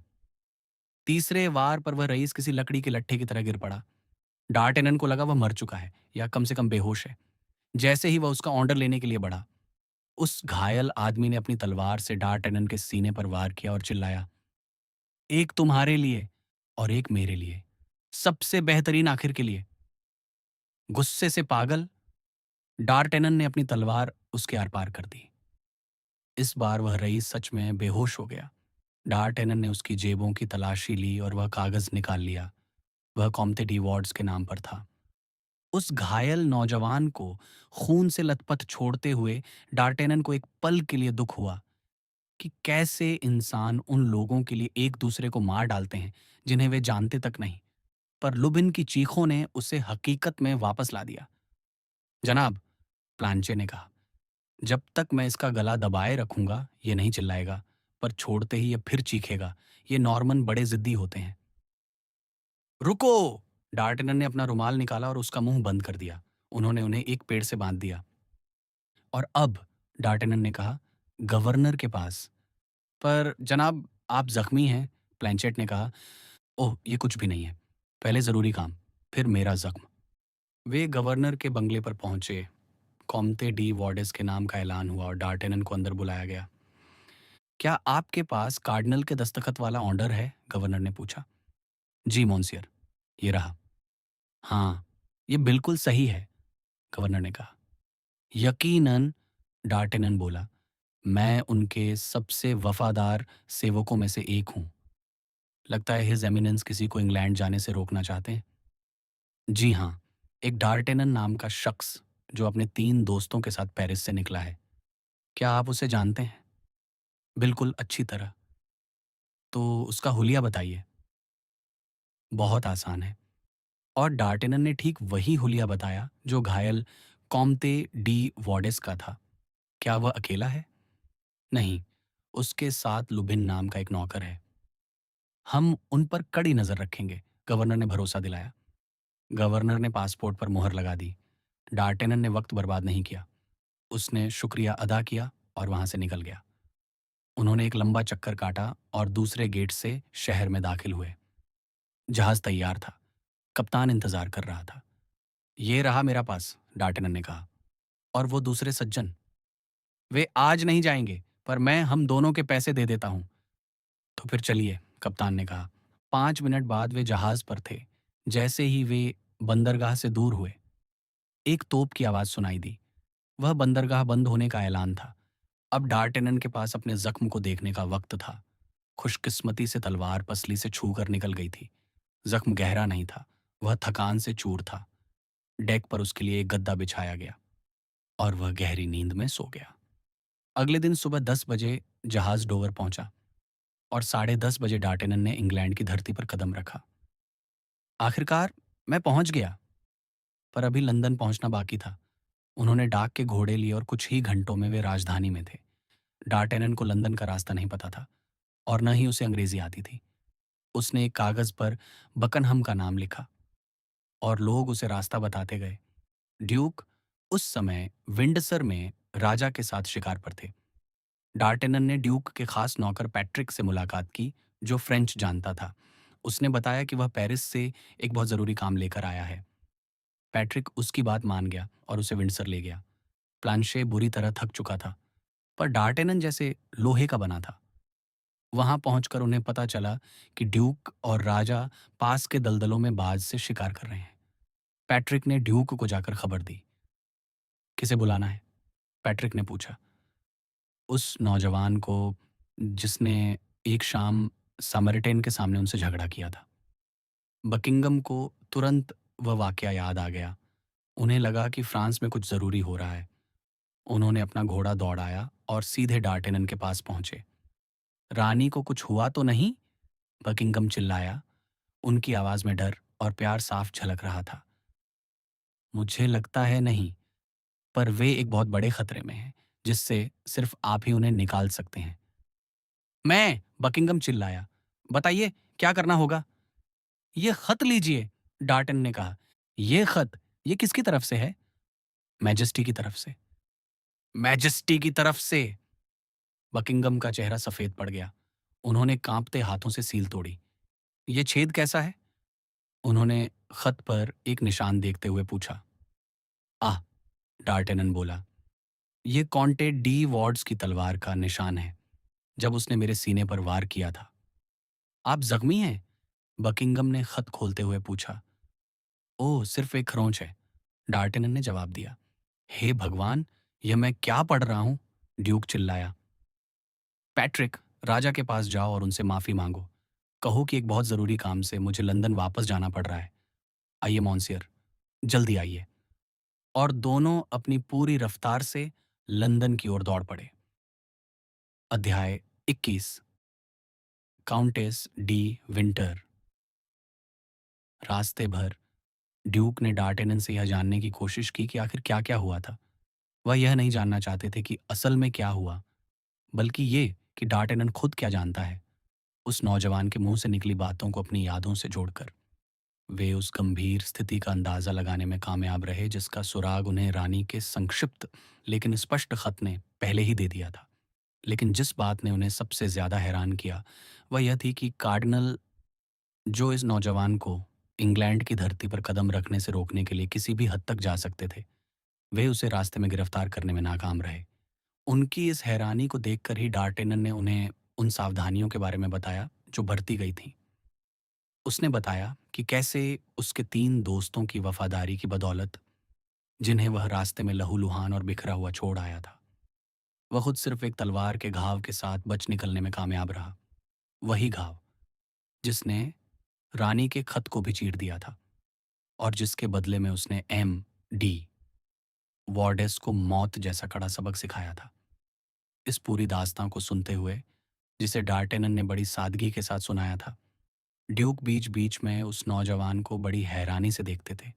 उन्हें यकीन नहीं हो रहा था कि महज 20 साल के दिखने वाले इस चेहरे के पीछे इतनी सूझबूझ, बहादुरी और वफादारी छिपी हो सकती है। घोड़े हवा से बातें कर रहे थे और कुछ ही मिनटों में वे लंदन के दरवाजों पर पहुंच गए। डार्टेनन को लगा था कि शहर पहुंचकर ड्यूक अपनी रफ्तार कम कर देंगे, पर ऐसा नहीं हुआ। वे उसी तेजी से आगे बढ़ते रहे। रास्ते में जो भी आया उसकी परवाह किए बिना वे अपनी धुन में चलते रहे। शहर पार करते समय 2-3 छोटे हादसे भी हुए, लेकिन बकनगैम ने पीछे मुड़कर यह तक नहीं देखा कि उनके घोड़ों से टकराकर गिरे हुए लोगों का क्या हुआ। डार्टेनन भी उनके पीछे लगा रहा और पीछे से उन लोगों की चीखें और गालियां सुनाई दे रही थीं। अपने महल के आंगन में पहुंचते ही बकनिगम घोड़े से कूद पड़े। उन्होंने जानवर की परवाह किए बिना उसकी लगाम गर्दन पर छोड़ दी और सीधे भीतर की ओर भागे। डार्टेनन ने भी वैसा ही किया, हालांकि उसे उन बेजुबान जानवरों की थोड़ी ज्यादा फिक्र थी जिनकी काबिलियत का वह कायल था। पर उसे यह देखकर संतोष हुआ कि 3-4 अस्तबल के नौकर रसोई और अस्तबल से दौड़ते हुए आए और घोड़ों को संभाल लिया। ड्यूक इतनी तेजी से चल रहे थे कि डार्टेनन को उनके साथ कदम मिलाने में मुश्किल हो रही थी। वे कई कमरों से होकर गुजरे जिनकी भव्यता और खूबसूरती का अंदाजा फ्रांस के बड़े से बड़े रईसों को भी नहीं होगा। आखिर में वे एक ऐसे शयन कक्ष में पहुंचे जो सजावट और दौलत का एक अनोखा चमत्कार था। इस कमरे के एक कोने में पर्दों के पीछे एक गुप्त दरवाजा था। ड्यूक ने अपने गले में पहनी सोने की चेन से लटकी एक छोटी सी चाबी निकाली और उसे खोला। डार्टेनन मर्यादा के कारण पीछे ही रुक गया, लेकिन दरवाजा पार करते ही बकनघम मुड़े। नौजवान की हिचकिचाहट को देखकर उन्होंने कहा, अंदर आ जाओ, और अगर तुम्हारी किस्मत अच्छी रही और तुम्हें महारानी के सामने जाने का मौका मिला तो उन्हें बताना कि तुमने यहाँ क्या देखा है। इस आमंत्रण से हिम्मत पाकर डार्टेनन ड्यूक के पीछे हो लिया। उन्होंने पीछे से दरवाजा बंद कर दिया। वे दोनों एक छोटी सी प्रार्थनाशाला में थे, जिसकी दीवारों पर सोने के काम वाले फारसी रेशम के पर्दे लगे थे। वह कमरा अनगिनत मोमबत्तियों की रोशनी से जगमगा रहा था। एक वेदी, ऑल्टर के ऊपर, नीले मखमली चंदोवे के नीचे एन ऑफ ऑस्ट्रिया की एक आदमकद तस्वीर लगी थी। वह तस्वीर इतनी जीवंत थी कि उसे देखते ही डार्टेनन के मुंह से हैरानी की एक चीख निकल गई। ऐसा लगता था मानो रानी अभी बोल पड़ेंगी। वेदी पर उस तस्वीर के ठीक नीचे वही बक्सा रखा था जिसमें हीरे के वो स्टड्स थे। ड्यूक वेदी के करीब पहुंचे। वे किसी पादरी की तरह घुटनों के बल झुके और बक्सा खोला। उन्होंने बक्से से नीला रिबन निकाला जो हीरों की चमक से जगमगा रहा था। उन्होंने कहा, देखो, ये वो कीमती स्टड्स हैं जिन्हें मैंने अपनी मौत के साथ दफनाने की कसम खाई थी। रानी ने ये मुझे दिए थे और अब रानी को इनकी ज़रूरत है। उनकी इच्छा ही सर्वोपरि है, जैसे खुदा की मर्ज़ी। फिर वे उन स्टड्स को एक-एक करके चूमने लगे, जिनसे वे अब अलग होने वाले थे। पर अचानक उनके मुँह से एक खौफनाक चीख निकली। क्या बात है?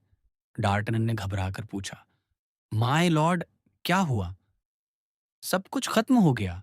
बकिंगम का चेहरा लाश की तरह सफ़ेद पड़ गया। 2 स्टड्स गायब हैं। यहाँ सिर्फ 10 ही बचे हैं। क्या वे आपसे कहीं गिर गए हैं, माय लॉर्ड? या आपको लगता है कि वे चोरी हो गए हैं?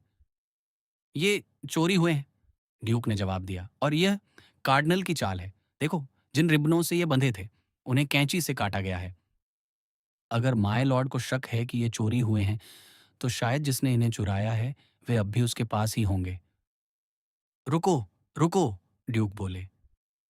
मैंने ये स्टड्स सिर्फ एक बार पहने थे, 8 दिन पहले विंडसर में राजा की एक दावत में। कॉम्टेस द विंटर, जिनसे मेरा झगड़ा चल रहा था, उस रात मुझसे सुलह करने आई थी। वह सुलह कुछ नहीं, बल्कि एक ईर्ष्यालु औरत का इंतकाम था। मैंने उस रात के बाद से उसे नहीं देखा। वो औरत कार्डिनल की जासूस है। क्या उसके जासूस पूरी दुनिया में फैले हैं? डार्टेनन चिल्लाया। ओह हाँ, बकिंगम ने गुस्से में अपने दांत पीसते हुए कहा। हाँ, वह एक खौफनाक दुश्मन है, लेकिन बताओ, वह दावत कब होने वाली है? अगले सोमवार को। अगले सोमवार? अभी भी हमारे पास 5 दिन हैं। ये जरूरत से ज्यादा वक्त है। पैट्रिक ड्यूक ने प्रार्थनाशाला का दरवाजा खोलकर आवाज दी। पैट्रिक! उनका खास नौकर हाजिर हुआ। मेरे जौहरी और मेरे सचिव को फौरन बुलाओ। नौकर बिना कोई सवाल किए चुपचाप हुक्म की तामील करने चला गया। सचिव सबसे पहले पहुंचा, क्योंकि वह महल में ही रहता था। उसने देखा कि बकिंगम अपने कमरे में मेज पर बैठे खुद अपने हाथों से आदेश लिख रहे थे। मिस्टर जैक्सन, उन्होंने कहा, तुरंत लॉर्ड चांसलर के पास जाओ और उनसे कहो कि मैं उन्हें इन आदेशों को पूरा करने की जिम्मेदारी सौंपता हूं। मैं चाहता हूं कि इनका ऐलान फौरन किया जाए। लेकिन माय लॉर्ड, अगर लॉर्ड चांसलर ने मुझसे इन असाधारण आदेशों की वजह पूछी, तो मैं क्या जवाब दूंगा? यही कि यह मेरी इच्छा है और मैं अपनी मर्जी के लिए किसी इंसान को जवाबदेह नहीं हूं। क्या यही जवाब? सचिव ने मुस्कुराते हुए पूछा। उन्हें महाराज को देना होगा। अगर इत्तेफाक से महाराज यह जानना चाहें कि आखिर ब्रिटेन के किसी भी बंदरगाह से कोई भी जहाज बाहर क्यों नहीं जा सकता। तुम सही कह रहे हो, मिस्टर जैक्सन, बकिंगम ने जवाब दिया। वे महाराज से कहेंगे कि मैंने युद्ध का मन बना लिया है और फ्रांस के खिलाफ ये मेरी पहली सैन्य कार्रवाई है। सचिव झुककर चला गया। हम उस तरफ से सुरक्षित हैं, बकिंगम ने डार्टेनन की ओर मुड़कर कहा। अगर वो स्टड्स अब तक पेरिस नहीं पहुंचे हैं, तो वे तुम्हारे पहुंचने के बाद ही वहां पहुंच पाएंगे। वह कैसे? मैंने महाराज के सभी बंदरगाहों पर मौजूद जहाज़ों पर रोक लगा दी है। मेरी खास इजाज़त के बिना अब एक भी जहाज़ लंगर नहीं उठा पाएगा। डार्टनन बड़ी हैरानी से उस इंसान को देख रहा था, जो एक राजा के भरोसे से मिली असीमित शक्ति का इस्तेमाल अपनी निजी साजिशों के लिए कर रहा था। बकिंगम ने उस नौजवान के चेहरे के भाव पढ़ लिए और वे मुस्कुराए। हाँ, उन्होंने कहा, हाँ, एन ऑफ ऑस्ट्रिया ही मेरी सच्ची रानी है। उनके एक शब्द पर मैं अपने देश को धोखा दे सकता हूँ, अपने राजा को, अपने खुदा को धोखा दे सकता हूँ। उन्होंने मुझसे कहा था कि मैं ला रोशेल के प्रोटेस्टेंट लोगों की मदद न करूं, और मैंने ऐसा ही किया। मैंने अपना वादा तोड़ा, ये सच है, पर उससे क्या? मैंने अपने प्यार की बात मानी, और क्या मुझे उसका बड़ा इनाम नहीं मिला? उस वफादारी के बदले ही मुझे उनकी यह तस्वीर मिली है। डार्टेनन यह देखकर दंग था कि राष्ट्रों की किस्मत और इंसानों की जिंदगी कितने कमजोर और अनजाने धागों से बंधी होती है। वह इन्हीं ख्यालों में खोया था कि जौहरी अंदर आया। वह एक आयरिश व्यक्ति था, अपने काम का सबसे माहिर उस्ताद। वह खुद मानता था कि वह बकिंगम की वजह से साल के 1 लाख लीवर कमाता है।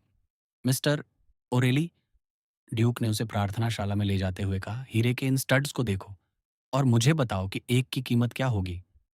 जौहरी ने उनकी बनावट और हीरों की चमक को परखा और बिना किसी हिचकिचाहट के बोला, 1500 पिस्टोलेस प्रति पीस, माय लॉर्ड। ठीक ऐसे ही 2 और स्टड्स बनाने में कितने दिन लगेंगे? तुम देख रहे हो कि यहाँ 2 गायब हैं। 8 दिन, माय लॉर्ड। अगर तुम ये परसों तक मुझे दे दो, तो मैं तुम्हें 1 के 3000 पिस्टोलेस दूंगा, माय लॉर्ड। ये आपके पास होंगे।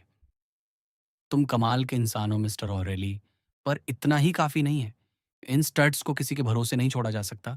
तुम्हें यह काम इसी महल के भीतर करना होगा। असंभव, माय लॉर्ड। मेरे अलावा कोई और इसे ऐसा नहीं बना सकता कि नए और पुराने में फ़र्क पता ना चले। इसीलिए मेरे प्यारे मिस्टर ऑनरेली, तुम मेरे कैदी हो और अगर तुम इस महल से बाहर जाना चाहते हो, तो तुम नहीं जा सकते। इसलिए इसी में अपनी भलाई समझो। तुम्हें जिन कारीगरों और औज़ारों की ज़रूरत है, उनके नाम बताओ। जौहरी ड्यूक को अच्छी तरह जानता था। वह जानता था कि बहस करना बेकार है। क्या मुझे मेरी पत्नी को खबर करने की इजाज़त मिलेगी? उसने पूछा। ओह! अगर तुम चाहो तो उससे मिल भी सकते हो मेरे प्यारे मिस्टर ऑनरेली। तुम्हारी कैद बड़ी सुखद होगी और हर परेशानी का मुआवज़ा मिलना चाहिए। इसलिए स्टड्स की कीमत के अलावा ये 1000 पिस्टोल्स का आदेश है, ताकि तुम इस कैद की झुंझलाहट को भूल सको। डार्टेनन उस मंत्री की दरियादिली देखकर हैरान था, जो इंसानों और करोड़ों रुपयों के साथ खिलौनों की तरह खेल रहा था। जौहरी ने अपनी पत्नी को खत लिखा, 1000 पिस्टॉल्स का चेक भेजा और बदले में अपने सबसे काबिल शागिर्द हीरों की एक सूची और ज़रूरी औजार मंगवाए। बकम जौहरी को उस कमरे में ले गए, जो आधे घंटे के भीतर एक वर्कशॉप में बदल गया। फिर उन्होंने हर दरवाजे पर एक संतरी खड़ा कर दिया, जिसे हुक्म था कि पैट्रिक के अलावा किसी को भी अंदर न आने दिया जाए। जौहरी और उसके शागिर्द का बाहर निकलना पूरी तरह मना था। यह सब तय होने के बाद ड्यूक डार्टेनन की ओर मुड़े। अब मेरे जवान दोस्त, उन्होंने कहा, इंग्लैंड अब हमारा है। तुम क्या चाहते हो? तुम्हारी क्या इच्छा है? एक बिस्तर, माय लॉर्ड, डार्टेनन ने जवाब दिया। सच कहूं तो इस समय मुझे उसी की सबसे ज्यादा जरूरत है। बकिंगम ने डार्टेनन को अपने कमरे के बगल वाला कमरा दिया। वे उस नौजवान को अपने करीब रखना चाहते थे। इसलिए नहीं कि उन्हें उस पर शक था, बल्कि इसलिए ताकि वे लगातार उससे रानी के बारे में बातें कर सकें।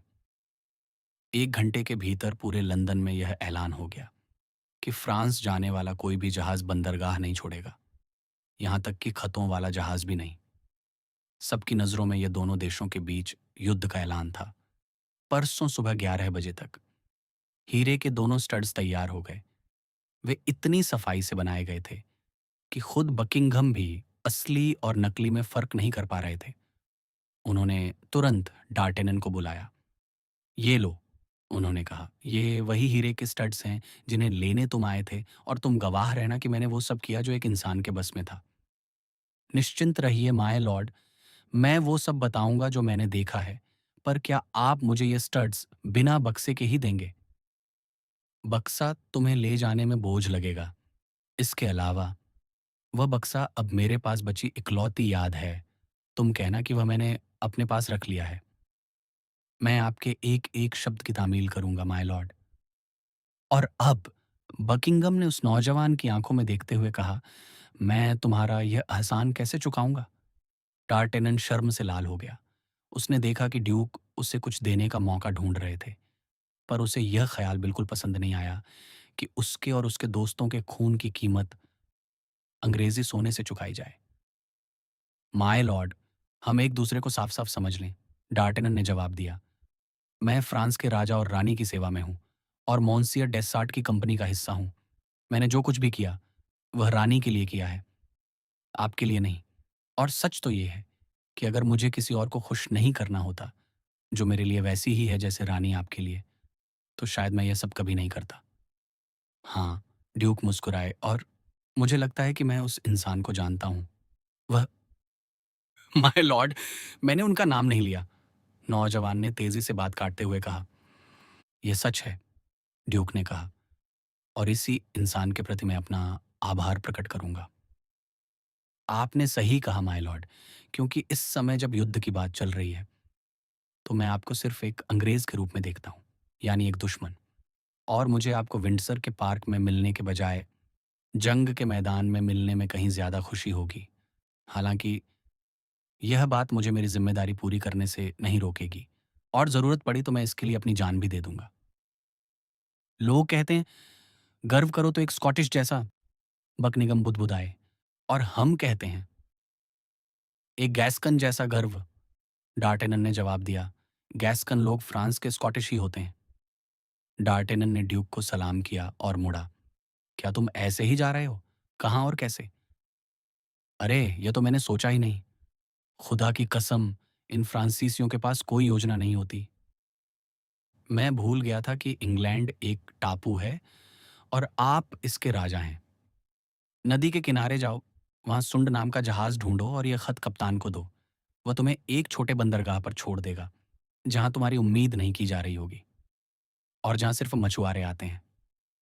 उस बंदरगाह का नाम सेंट वैलेरी। पर सुनो, वहां पहुंचकर तुम एक मामूली सराय में जाओगे, जिसका ना कोई नाम है ना कोई बोर्ड। वह सिर्फ एक मछुआरे की झोपड़ी है। तुम गलती नहीं करोगे, वहां वैसी सिर्फ एक ही है। उसके बाद तुम मालिक को बुलाओगे और उससे कहोगे फॉरवर्ड, जिसका मतलब है फ्रेंच में एन अवेंट। ये पासवर्ड है। वह तुम्हें एक तैयार घोड़ा देगा और रास्ता समझा देगा। तुम्हें रास्ते में 4 और ऐसे पड़ाव मिलेंगे। अगर तुम हर जगह पेरिस का अपना पता दे दोगे, तो चारों घोड़े तुम्हारे पीछे वहां पहुंच जाएंगे। तुम उनमें से 2 को पहले से जानते हो, वही जिन पर हम आए थे, और बाकी 2 भी उनसे कम नहीं होंगे। ये घोड़े जंग के लिए तैयार हैं।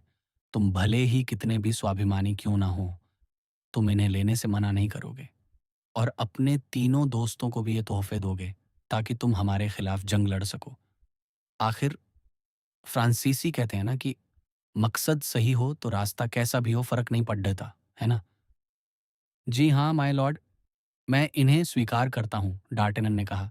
और अगर खुदा ने चाहा, तो हम आपके इन तोहफों का अच्छा इस्तेमाल करेंगे। तो ठीक है, अब हाथ मिलाओ नौजवान। शायद हम जल्द ही जंग के मैदान में मिलेंगे, पर तब तक के लिए मुझे उम्मीद है कि हम अच्छे दोस्त बनकर अलग होंगे। जी माय लॉर्ड, पर इस उम्मीद के साथ कि हम जल्द ही दुश्मन बनेंगे। निश्चिंत रहो, मैं वादा करता हूँ। मुझे आपकी जुबान पर भरोसा है माय लॉर्ड। डार्टेनन ने ड्यूक को सलाम किया और तेजी से नदी किनारे पहुंचा। टावर ऑफ लंदन के सामने उसे वहीं जहाज मिला। उसने कप्तान को खत दिया, जिसने बंदरगाह के गवर्नर से जांच करवाने के बाद तुरंत लंगर उठाने की तैयारी शुरू कर दी। 50 जहाज निकलने के इंतजार में थे।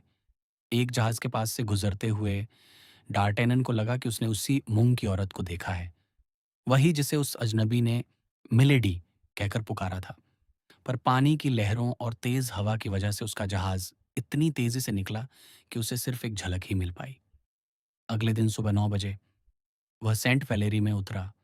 डार्टेनन ने तुरंत उस सराय को ढूंढ लिया। वहां इंग्लैंड और फ्रांस के बीच युद्ध की चर्चा हो रही थी। डार्टेनन भीड़ चीरकर मालिक के पास पहुंचा और कहा, फॉरवर्ड। मालिक ने तुरंत उसे पीछे चलने का इशारा किया। आंगन के दरवाजे से होता हुआ वह उसे अस्तबल ले गया। वहां एक तैयार घोड़ा खड़ा था। मुझे रास्ता बताइए, डार्टेनन ने कहा। यहाँ से ब्लांगी जाओ और वहां से न्यूफ चैटल। वहां गोल्डन हैरो नाम की सराय में पासवर्ड बताना। तुम्हें वहां भी एक तैयार घोड़ा मिलेगा। क्या मुझे कुछ पैसे देने हैं? सब कुछ चुका दिया गया है, मालिक ने जवाब दिया। बड़े दिल से। अब जाओ, खुदा तुम्हारा साथ दे। आमीन, नौजवान चिल्लाया और सरपट दौड़ पड़ा। 4 घंटे बाद वह न्यूफ चैटल में था। उसने सारे निर्देशों का पालन किया। उसे हर जगह एक नया और ताजादम घोड़ा मिलता गया। पेरिस का पता? मस्कटियर्स का मुख्यालय, डेस साठ की कंपनी। काफी है, मालिक ने जवाब दिया। वह रुएन को दाहिनी तरफ छोड़ते हुए आगे बढ़ा।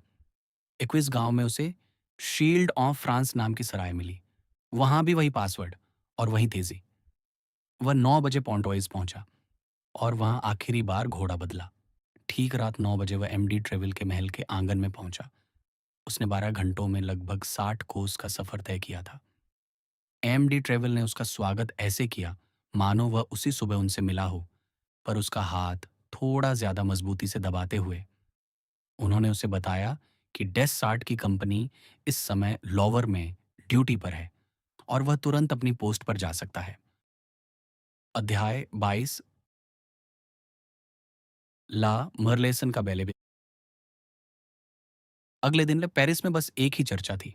शहर के नगर सेवकों यानी अल्डरमैन ने राजा और रानी के सम्मान में एक भव्य दावत आयोजित की थी। इस शाम की सबसे बड़ी बात यह थी कि उनके मैजेस्टीज वहां प्रसिद्ध ला मेरलेजों नृत्य करने वाले थे। यह राजा का सबसे पसंदीदा बैले था। होटल डी विले में इस महत्वपूर्ण शाम के लिए पूरे 8 दिनों तक तैयारियां चलीं। शहर के बढ़ियों ने ऊंचे मचान खड़े किए थे ताकि आमंत्रित महिलाओं को वहां बिठाया जा सके। शहर के रसद विभाग ने कमरों को सफेद मोम की 200 मशालों से सजाया था। उस दौर में ये एक अनसुनी विलासिता थी।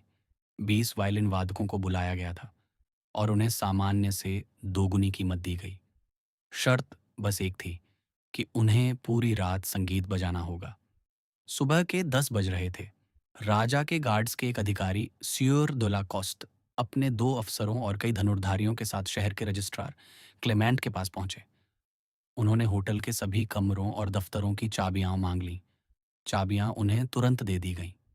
हर चाबी पर एक लेबल लगा था ताकि उसे पहचाना जा सके। उसी पल से सभी दरवाजों और रास्तों की सुरक्षा सियोर दुला कॉस्ट के जिम्मे थी। 11 बजे ड्यू हेलियर आए, जो गार्ड्स के कप्तान थे। वे अपने साथ 50 धनुर्धारी लाए थे, जिन्हें फौरन होटल डी विले के अलग अलग दरवाजों पर तैनात कर दिया गया।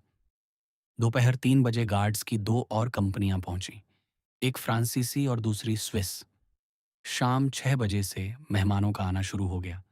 जैसे जैसे वे अंदर दाखिल होते, उन्हें उनके लिए तैयार किए गए मचानों पर बिठा दिया जाता। रात के 9 बजे मैडम ला प्रीमियर प्रेसिडेंट पहुंची। रानी के बाद वे इस उत्सव की सबसे महत्वपूर्ण हस्ती थीं। शहर के अधिकारियों ने उनका स्वागत किया और उन्हें रानी के बैठने की जगह के ठीक सामने वाले बॉक्स में बिठाया गया। आधी रात के वक्त गलियों में जोरदार जयकार और शोर सुनाई दिया। यह राजा थे जो ल्यूवर से चलकर होटल डी विले की ओर आ रहे थे। पूरी सड़क रंग बिरंगी लालटेन की रोशनी से जगमगा रही थी। तुरंत नगर सेवक अपनी शाही पोशाक में राजा की अगवानी के लिए आगे बढ़े। वे सीढ़ियों पर राजा से मिले, जहां व्यापारियों के प्रधान ने उनका स्वागत किया।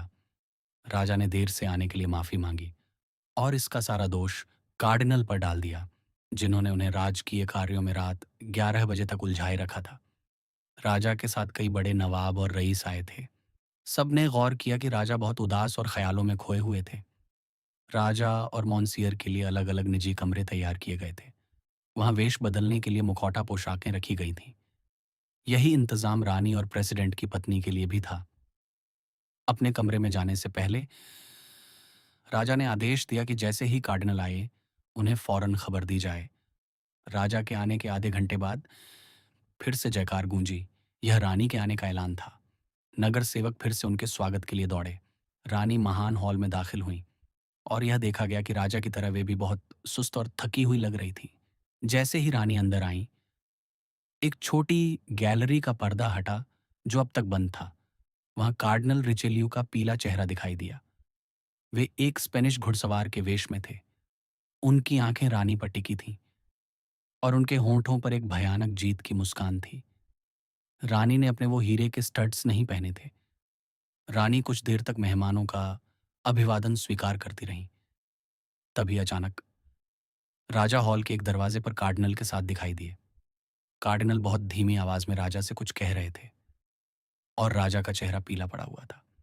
राजा बिना मुखौटे के भीड़ को चीरते हुए आगे बढ़े। वे सीधे रानी के पास गए और एक बदली हुई आवाज में बोले, मैडम, आपने वे हीरे के स्टड्स पहनना क्यों मुनासिब नहीं समझा, जबकि आप जानती थीं कि इससे मुझे कितनी खुशी मिलेगी। रानी ने चारों ओर नजर घुमाई और पीछे खड़े कार्डिनल के चेहरे पर एक शैतानी मुस्कान देखी। सायर, रानी एक कांपती हुई आवाज में बोली, क्योंकि इतनी भीड़ के बीच मुझे डर था कि कहीं उनके साथ कोई हादसा ना हो जाए। और आप गलत थी मैडम। अगर मैंने वो तोहफा आपको दिया था तो इसलिए कि आप उन्हें पहनकर अपनी शोभा बढ़ाएं। मैं फिर कहता हूं, आप गलत थीं। राजा की आवाज गुस्से से कांप रही थी। सायर, रानी बोली, मैं अभी उन्हें लूव्र से मंगवा सकती हूँ और इस तरह आपकी इच्छा पूरी हो जाएगी। तो ऐसा ही कीजिए मैडम, और फौरन कीजिए, क्योंकि 1 घंटे के भीतर बैले शुरू होने वाला है। रानी ने आज्ञा मानी और अपने कमरे की ओर चली गई। सभा में कुछ देर के लिए हलचल और उलझन फैल गई। संगीत बजने लगा, पर किसी का ध्यान उस पर नहीं था। राजा अपने कमरे से बाहर निकले। उन्होंने शिकार की बहुत ही सुंदर पोशाक पहनी थी। राजा इस वेश में वाकई अपने राज्य के सबसे बड़े रईस लग रहे थे। तभी कार्डिनल राजा के करीब आए और उनके हाथ में एक छोटा बक्सा थमा दिया। राजा ने उसे खोला और उसमें हीरे के 2 स्टड्स थे। इसका क्या मतलब है? राजा ने पूछा। कुछ नहीं, कार्डिनल ने ठंडे लहजे में जवाब दिया। बस, अगर रानी के पास वो स्टड्स हैं, जिस पर मुझे काफ़ी शक है, तो उन्हें गिनिएगा सिर्फ। और अगर आपको सिर्फ 10 ही मिले, तो रानी से पूछिएगा कि ये 2 स्टड्स जो मेरे पास हैं, उनसे किसने चुराए थे? राजा कार्डिनल से कुछ और पूछ पाते, उससे पहले ही पूरे हॉल में तारीफों का शोर मच गया। रानी बिना शक फ्रांस की सबसे सुंदर महिला थीं। उन्होंने शिकार की एक खास पोशाक पहनी थी। उनके बाएं कंधे पर नीले रिबन के साथ वो हीरे के स्टड्स चमक रहे थे। राजा खुशी से कांप उठे और कार्डिनल गुस्से से। उसी पल संगीत गूंजा और बैले शुरू हुआ। राजा रानी के सामने नृत्य कर रहे थे और हर बार जब वे उनके पास से गुजरते, उनकी आंखें उन स्टड्स को निहारतीं, जिनकी संख्या वे तय नहीं कर पा रहे थे। कार्डिनल के माथे पर ठंडा पसीना आने लगा था।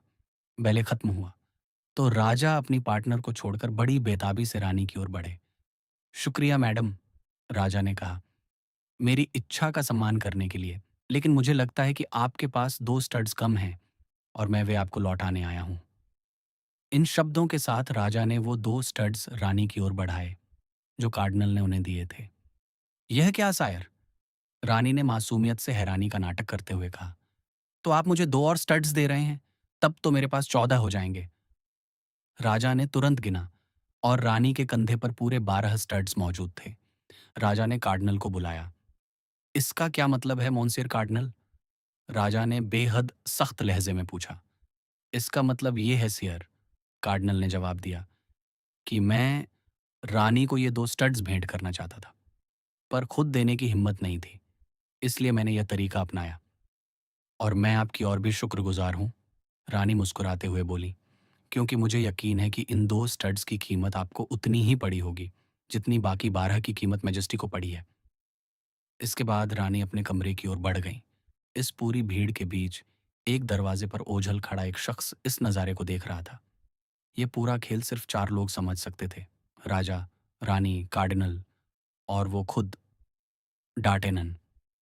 रानी अपने कमरे में जा चुकी थी और डार्टेनन वहां से निकलने ही वाला था कि तभी उसे अपने कंधे पर एक हल्का सा स्पर्श महसूस हुआ। उसने मुड़कर देखा। एक नौजवान महिला काली मखमली नकाब पहने खड़ी थी। उसने उसे पीछे आने का इशारा किया। नकाब के बावजूद डार्टेनन ने अपनी मार्गदर्शक मैडम बोनासियो को पहचान लिया। डार्टेनन प्यार और उत्सुकता के साथ उसके पीछे चल दिया। जैसे जैसे गलियारे खाली होते गए, वह उसे रोकना और देखना चाहता था, पर वह किसी चिड़िया की तरह तेजी से फिसलती हुई आगे बढ़ रही थी। उसने अपने होंठों पर उंगली रखकर डार्टेनन को खामोश रहने का इशारा किया। अंत में मैडम बोनासियो ने एक छोटे और अंधेरे कमरे का दरवाज़ा खोला और डार्टेनन को अंदर ले गई। वहां उसने फिर से खामोशी का इशारा किया और पर्दे के पीछे छिपा एक दूसरा दरवाज़ा खोला। अंदर से तेज रोशनी आ रही थी और वह महिला वहां से गायब हो गई। डार्टेनन एक पल के लिए वहीं खड़ा रहा। उसे रानी के कमरे से महिलाओं के बात करने की आवाज़ें आ रही थीं। रानी बहुत खुश लग रही थी। वे अपनी खुशी का श्रेय उत्सव की सुंदरता और नृत्य को दे रही थीं। तभी पर्दे के बीच से एक हाथ और एक बांह बाहर निकली। वह हाथ असाधारण रूप से सुंदर और सफ़ेद था। डार्टेनन फौरन समझ गया कि यह उसका इनाम है। वह घुटनों के बल बैठ गया। उसने उस हाथ को थामा और बड़े सम्मान के साथ चूम लिया। जैसे ही वह हाथ पीछे हटा, डार्टेनन की हथेली में एक अंगूठी छोड़ गया। दरवाज़ा तुरंत बंद हो गया और कमरे में फिर से अंधेरा छा गया। डार्टेनन ने वह अंगूठी अपनी उंगली में पहन ली। वह वहीं इंतजार करता रहा। उसके फर्ज का इनाम तो मिल गया था, अब शायद उसके प्यार के इनाम की बारी थी। तभी मैडम बोनासियो वापस आई। आखिरकार तुम आ गई, डार्टेनन धीरे से चिल्लाया। खामोश! उस महिला ने उसके होठों पर हाथ रखते हुए कहा, खामोश और यहां से वैसे ही निकल जाओ जैसे आए थे। पर मैं तुमसे फिर कब और कहाँ मिलूंगा? एक खत जो तुम्हें अपने घर पर मिलेगा, वह सब बता देगा। अब जाओ, जल्दी जाओ। इन शब्दों के साथ उसने डार्टेनन को कमरे से बाहर धकेल दिया। डार्टेनन ने एक बच्चे की तरह बात मान ली, जो इस बात का सबूत था कि वह वाकई प्यार में था। अध्याय 23। मुलाकात। डार्टेनन फौरन घर की ओर दौड़ा। हालांकि सुबह के 3 बज रहे थे और उसे पेरिस के सबसे खतरनाक इलाकों से गुजरना था, लेकिन उसके साथ कोई अनहोनी नहीं हुई। सब जानते हैं कि शराबियों और प्रेमियों की रक्षा स्वयं ईश्वर करते हैं। उसे गलियारे का दरवाजा खुला मिला। वह सीढ़ियों से ऊपर चढ़ा और एक तयशुदा तरीके से दस्तक दी। प्लैंचेट ने, जिसे उसने 2 घंटे पहले ही होटल डी विले से घर भेज दिया था, दरवाजा खोला।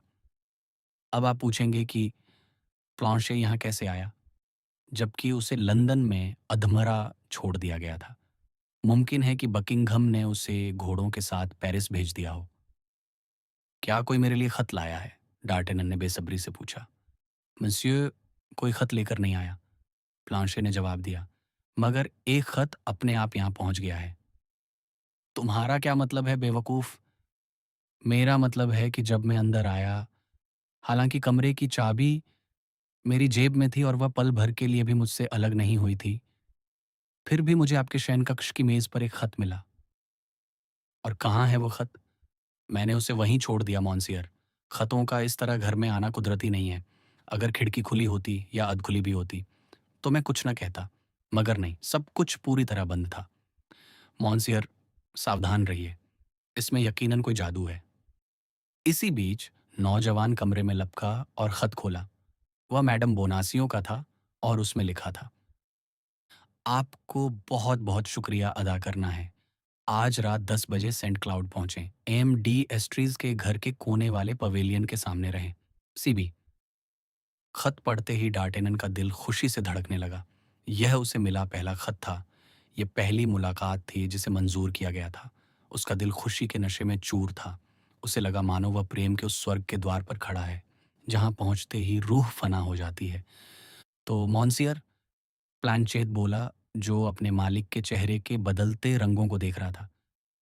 क्या मेरा अंदाजा गलत था? क्या यह कोई मुसीबत नहीं है? तुम गलत हो, प्लानचेट, डार्टेनन ने जवाब दिया। और सबूत के तौर पर ये इनाम लो और मेरी सेहत के लिए जाम पियो। शुक्रिया मसियो, मगर बंद घरों में इस तरह खतों का आना, ये आसमान से गिरा है मेरे दोस्त, आसमान से। तो मसियो संतुष्ट हैं? प्लांशे ने पूछा। मेरे प्यारे प्लांशे, मैं दुनिया का सबसे खुश इंसान हूँ। और क्या मैं मॉन्सियर की इस खुशी का फायदा उठाकर सोने जा सकता हूँ? हाँ, जाओ। ईश्वर मिसियो पर अपनी कृपा बनाए रखे, मगर फिर भी वह खत। प्लांचेत बुदबुदाते हुए चला गया। डार्टेनन की दरियादिली के बावजूद उसके मन का शक पूरी तरह दूर नहीं हुआ था। अकेले रह जाने पर डार्टेनन ने उस खत को बार बार पढ़ा। उसने अपनी सुंदर माशूका के हाथ की लिखी उन लकीरों को बार बार चूमा। अंत में वह बिस्तर पर गया और गहरी नींद में सुनहरे सपने देखने लगा। सुबह 7 बजे वह उठा और प्लैंचेट को बुलाया। दूसरी आवाज पर प्लैंचेट ने दरवाजा खोला। उसके चेहरे पर अब भी पिछली रात की घबराहट के निशान बाकी थे। प्लांशे, डार्टेनन ने कहा, मैं शायद आज पूरे दिन बाहर रहूंगा। शाम 7 बजे तक तुम अपनी मर्जी के मालिक हो, मगर 7 बजे 2 घोड़ों के साथ तैयार रहना। लो भाई, प्लांशे बोला, लगता है फिर से अपनी खाल छिदवाने की तैयारी है। अपनी बंदूक और पिस्तौल भी साथ रख लेना। देखा, मैंने कहा था ना, प्लांशे चिल्लाया। मुझे यकीन था। वो मनहूस खत। डर मत बेवकूफ, ये बस एक सैर सपाटा है। हाँ, बिल्कुल पिछले सफर की तरह, जहां गोलियों की बारिश हो रही थी। ठीक है, अगर तुम्हें वाकई डर लग रहा है मस्यो प्लांश, डार्टेनन ने कहा, तो मैं अकेला चला जाऊंगा। मुझे डरपोक साथी के बजाय अकेले सफर करना ज्यादा पसंद है। मस्यो मेरे साथ नाइंसाफी कर रहे हैं, प्लांशे बोला। मुझे लगा आपने मुझे मैदान ए जंग में देखा है। हाँ, मगर मुझे लगा शायद तुम्हारी सारी हिम्मत पहली बार में ही खत्म हो गई। मस्यो देखेंगे कि मुझ में अभी भी हिम्मत बाकी है। बस गुजारिश है कि इसका इस्तेमाल जरा सोच समझ कर करें। क्या तुम्हें लगता है कि आज शाम के लिए थोड़ी हिम्मत बची है? मुझे उम्मीद है मॉन्सियर। ठीक है, तो मुझे तुम पर भरोसा है। शाम को तैयार रहना। डार्टेनन बाहर निकला। एम बोनासियो अपने दरवाजे पर खड़ा था। डार्टेनन बिना बात किए निकलना चाहता था, मगर दर्जी ने इतने अदब से सलाम किया कि उसे रुकना पड़ा। आखिर उस पति के प्रति थोड़ी नरमी तो बरतनी ही थी, जिसकी सुंदर पत्नी ने उसी शाम सेंट क्लाउड में मुलाकात का वक्त दिया था। बातचीत बेचारे दर्जी की जेल और कैद के इर्द गिर्द घूमने लगी। बोनासी, जो इस बात से बेखबर था कि डार्टेनन ने मोंग के उस अजनबी के साथ उसकी बातचीत सुन ली थी, अपनी दास्तां सुनाने लगा। वह मोंडी लाफेमास को कार्डिनल का जल्लाद कह रहा था। उसने बेस्टिल की जंजीरों, काल कोठरियों और टॉर्चर के हथियारों का लंबा बखान किया। डार्टेनन उसकी बातें बड़े धीरज से सुनता रहा। जब वह चुप हुआ तो डार्टेनन ने पूछा, और मैडम बोनासिए, क्या आपको पता चला उन्हें कौन अगवा कर ले गया था? आह, बोनासियो बोला, उन्होंने मुझे कुछ नहीं बताया और मेरी पत्नी ने कसम खाई है कि वह खुद नहीं जानती। मगर आप? दर्जी ने दोस्ती भरे लहजे में पूछा। आप इन दिनों कहाँ गायब थे? कल प्लैंचेट आपके जूतों से जो धूल झाड़ रहा था, वह पेरिस की सड़कों की तो नहीं लग रही थी। आप सही कह रहे हैं मेरे दोस्त। हम एक छोटे सफर पर थे। कहाँ? दूर? नहीं, बस 40 कोस। हम मुंसियो अथोस को झरनों पर छोड़ने गए थे। और आप वापस आ गए, है ना? बोनासिए ने शरारत भरी मुस्कान के साथ पूछा। आप जैसे जवान रईस को उसकी माशूका ज्यादा दिन दूर नहीं रहने देती। पेरिस में कोई आपका बेसब्री से इंतजार कर रहा था, है ना?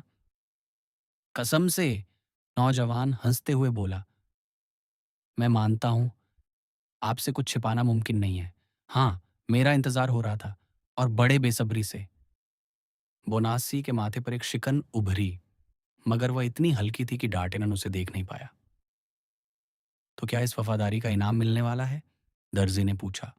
उसकी आवाज में एक मामूली सा बदलाव आया था, मगर डार्टेनन ने उस पर गौर नहीं किया। शायद आपकी बात सच हो जाए, डार्टेनन हंसते हुए बोला। नहीं, मैं तो बस इसलिए पूछ रहा था कि कहीं मैं आपको रोक तो नहीं रहा।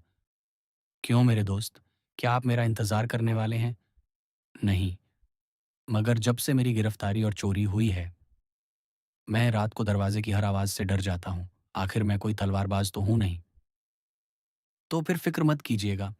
अगर मैं रात 1, 2 या 3 बजे लौटूं, और अगर मैं वापस न भी आऊं, तब भी परेशान मत होइएगा। इस बार बोनासियो इतना पीला पड़ गया कि डार्टेनन को पूछना पड़ा कि क्या बात है।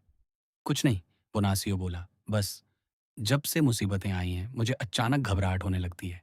अभी मुझे एक सिहरन सी महसूस हुई। आप फिक्र न करें, आप बस अपनी खुशियों पर ध्यान दें। तो फिर मैं काफ़ी व्यस्त रहूंगा। अभी नहीं, थोड़ा इंतज़ार कीजिए। आज शाम आपने कहा ना? हाँ, आज शाम आएगी। खुदा का शुक्र है। शायद आप भी उसका उतना ही इंतज़ार कर रहे हैं जितना मैं। मुमकिन है आज मैडम बोनासियो घर आ जाएं। मैडम बोनासियो आज आज़ाद नहीं है, पति ने गंभीरता से जवाब दिया। आज वे लूव्र में अपनी ड्यूटी पर तैनात हैं। तो यह आपके लिए बड़े दुख की बात है मेरे दोस्त। जब मैं खुश होता हूं तो चाहता हूं पूरी दुनिया खुश रहे, मगर लगता है यह मुमकिन नहीं। नौजवान यह चुटकुला सुनाकर हंसते हुए चला गया।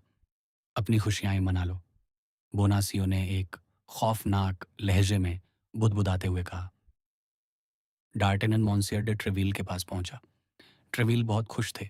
उन्हें राजा और रानी दावत में बहुत दिलकश लगे थे। यह सच था कि कार्डिनल का मूड बहुत खराब था। राजा रानी सुबह 6 बजे वापस लौटे थे। अब तुम्हारी बात करते हैं मेरे दोस्त, ट्रेविल ने आवाज धीमी करते हुए कहा। सावधान रहना, कार्डिनल अपमान नहीं भूलता, और वो अपमान करने वाला नौजवान तुम हो। मुझे क्या डर है, डार्टनन बोला, जब तक मुझ पर राजा रानी की मेहरबानी है। सब कुछ का डर है। कार्डिनल की याददाश्त बहुत तेज है, और यह हीरा, दुश्मन का तोहफा अच्छा नहीं होता। लैटिन में कहा गया है, टाइमियो डैनोस एट डोना फेरेंटेस, यानी तोहफा देने वाले दुश्मनों से बचो। ये अंगूठी दुश्मन ने नहीं दी है मोन्सियर, डार्टनन ने कहा। यह महारानी ने दी है। महारानी ने? ओह, ट्रिविल बोला, यह तो वाकई एक शाही जेवर है। इसकी कीमत 1000 पिस्टोल से कम नहीं होगी। क्या महारानी ने यह खुद तुम्हें दी? जी हाँ, उन्होंने खुद अपने हाथ से यह मुझे दी। कहाँ? उनके शयन कक्ष के पास वाले कमरे में। कैसे? उन्होंने अपना हाथ चूमने के लिए आगे बढ़ाया। तुमने महारानी का हाथ चूमा है? ट्रिविल ने डार्टेनन की आंखों में गौर से देखते हुए पूछा। मैजेस्टी ने मुझे यह सम्मान दिया, और वह भी गवाहों के सामने। पागलपन, सरासर पागलपन। नहीं मोन्सियर, बेफिक्र रहिए, किसी ने नहीं देखा। और डार्टेनन ने पूरी कहानी सुना दी। ओह, ये औरतें! पुराने फौजी ने सिर हिलाया। मैं उन्हें जानता हूं। उन्हें रहस्यों से बड़ा लगाव होता है। तो तुमने सिर्फ बांह देखी। अगर तुम दोबारा महारानी से मिलो तो वे तुम्हें पहचानेंगी भी नहीं। नहीं, मगर इस हीरे की बदौलत, नौजवान बोला। सुनो, ट्रिविल ने कहा, क्या मैं तुम्हें एक सलाह दूं, एक दोस्त की सलाह? यह मेरा सम्मान होगा मोन्सियर। तो फिर फौरन किसी जौहरी के पास जाओ और इस हीरे को बेच दो। कोई भी जौहरी तुम्हें इसके 800 पिस्टोल दे देगा। पैसों का कोई नाम नहीं होता, मगर इस अंगूठी का नाम तुम्हें तबाह कर सकता है। अपनी मल्लिका का तोहफा बेच दूं? कभी नहीं। तो कम से कम इसका नगीना अंदर की तरफ मोड़ लो। सब जानते हैं कि एक मामूली मस्कटियर के पास ऐसे हीरे नहीं होते। क्या आपको लगता है मुझे डरना चाहिए? डार्टेनन ने पूछा। मेरे दोस्त, तुम एक सुलगते हुए बारूद के ढेर पर सो रहे हो। तो मुझे क्या करना चाहिए? हमेशा चौकन्ने रहो। कार्डिनल के हाथ बहुत लंबे हैं। वह जरूर बदला लेगा, मगर किस तरह, वह तो शैतान ही जाने। कम से कम तुम्हें गिरफ्तार किया जा सकता है। क्या? वे राजा के आदमी को गिरफ्तार करने की जुर्रत करेंगे? पढ़िए, उन्होंने अथोस को भी गिरफ्तार किया था। मेरी बात मानो, जिसे दरबार में 30 साल हो गए हैं। किसी पर भरोसा मत करो। अपने दोस्त पर नहीं, अपने भाई पर नहीं, और अपनी माशूका पर तो बिल्कुल नहीं। डार्टेनन शर्म से लाल हो गया। अपनी माशूका पर? मगर क्यों? क्योंकि औरतें कार्डिनल का सबसे आसान हथियार हैं। वे तुम्हें 10 पिस्टोलस के लिए बेच देंगी। क्या तुमने डेलीला की कहानी नहीं सुनी? डार्टेनन को रात की मुलाकात का ख्याल आया, मगर उसे अपनी सुंदर माशूका पर रत्ती भर भी शक नहीं हुआ। खैर, ट्रिविल ने पूछा, तुम्हारे बाकी साथियों का क्या हुआ? मैं आपसे यही पूछने वाला था मोन्सियर। मैंने उन्हें रास्ते में छोड़ दिया था। पोर्टोस को चांतेली में, अरामिस को क्रिविकुर में, और अथास को एमेंस में। और तुम कैसे बच निकले? एक चमत्कार से मोन्सियर, और कॉम्ट द वार्ड्स को रास्ते में ठिकाने लगाकर। द वार्ड, वह कार्डिनल का आदमी है। सुनो, मेरे पास एक विचार है। कहिए मोन्सियर। मैं तुम्हारी जगह होता तो खामोशी से पेरिस छोड़ देता और अपने साथियों की तलाश में निकल जाता। वे वाकई इस ध्यान के हकदार हैं। सलाह अच्छी है मोन्सियर। मैं कल निकल जाऊंगा। कल क्यों? आज शाम क्यों नहीं? आज शाम एक जरूरी काम है। आह, वही इश्क मुश्क। औरतें ही हमें बर्बाद करती आई हैं। मेरी बात मानो और आज ही निकल जाओ। नामुमकिन है मोन्सियर। तो तुमने जुबान दी है? जी मोन्सियर। तब तो बात अलग है। पर वादा करो कि अगर तुम आज रात जिंदा बचे तो कल सुबह ही निकल जाओगे। वादा करता हूं। डार्टेनन ट्रिविल के घर से निकला। उसने अथास, पोर्टोस और अरामिस के यहाँ पता किया, मगर कोई नहीं लौटा था। जब वह घोड़ों के अस्तबल पहुंचा तो देखा कि 3 घोड़े आ चुके थे। प्लांशे उन्हें तैयार कर रहा था। मॉन्सियर, प्लांशे बुदबुदाया, क्या आप उस मकान मालिक बोनासियो पर भरोसा करते हैं? बिल्कुल नहीं। आप सही हैं। जब आप उससे बात कर रहे थे, मैंने उसका चेहरा देखा। वह बार बार रंग बदल रहा था। सच? जैसे ही आप मुड़े, वह अपना हैट उठाकर दूसरी दिशा में तेजी से भाग गया। लगता है तुम सही कह रहे हो प्लैंचेट। मामला कुछ रहस्यमयी है। तो मोन्सियर, आज रात नहीं जाएंगे? बिल्कुल जाऊंगा। रात 9 बजे तैयार रहना। मैं तुम्हें लेने आऊंगा। प्लांचेट ने एक ठंडी आह भरी। डार्टेनन समझदार था। वह घर नहीं गया, बल्कि उस गैस्कन पादरी के पास खाना खाने चला गया। अध्याय 24। पवेलियन। रात के 9 बजे डार्टेनन होटल दे गार्ड पहुंचे। उन्होंने देखा कि प्लांचेट पूरी तरह तैयार था। चौथा घोड़ा भी आ चुका था। प्लांचेट अपनी मस्कटून और एक पिस्तौल से लैस था। डार्टेनन ने अपनी तलवार ली और 2 पिस्तौलें अपनी बेल्ट में खोस लीं। फिर दोनों घोड़ों पर सवार होकर खामोशी से निकल पड़े। बाहर गहरा अंधेरा था और किसी ने उन्हें जाते हुए नहीं देखा। प्लांचेत अपने मालिक के पीछे पीछे चला और उनसे 10 कदमों की दूरी बनाए रखी। डार्टेनन ने नदी किनारे के घाटों को पार किया, ला कॉन्फ्रेंस के फाटक से बाहर निकले और उस सड़क पर बढ़ चले जो सेंट क्लाउड की ओर जाती थी। वह सड़क उस समय आज के मुकाबले कहीं ज्यादा खूबसूरत थी। जब तक वे शहर की सीमा में रहे, प्लानचे ने वह सम्मानजनक दूरी बनाए रखी जो उसने खुद तय की थी। लेकिन जैसे जैसे रास्ता सुनसान और अंधेरा होने लगा, वह चुपके से करीब आने लगा। जब वे बॉयज डी बॉलोन के जंगल में दाखिल हुए, तो वह स्वाभाविक रूप से अपने मालिक के कंधे से कंधा मिलाकर चलने लगा। सच तो ये है कि ऊंचे पेड़ों की सरसराहट और झाड़ियों में चांद की परछाई उसे बुरी तरह डरा रही थी। डार्टेनन से यह बात छिपी न रही कि उसके नौकर के दिमाग में कुछ चल रहा है। उन्होंने पूछा, क्यों मोन्सियर प्लैंचेट, अब हमें क्या हो गया है? क्या आपको नहीं लगता मोन्सियर कि जंगल गिरजाघरों की तरह होते हैं? वो कैसे प्लैंचेट? क्योंकि दोनों ही जगहों पर हम ऊंची आवाज में बात करने की हिम्मत नहीं जुटा पाते। लेकिन तुम ऊंची आवाज में बोलने से क्यों डर रहे हो प्लैंचेट? क्या तुम्हें डर लग रहा है?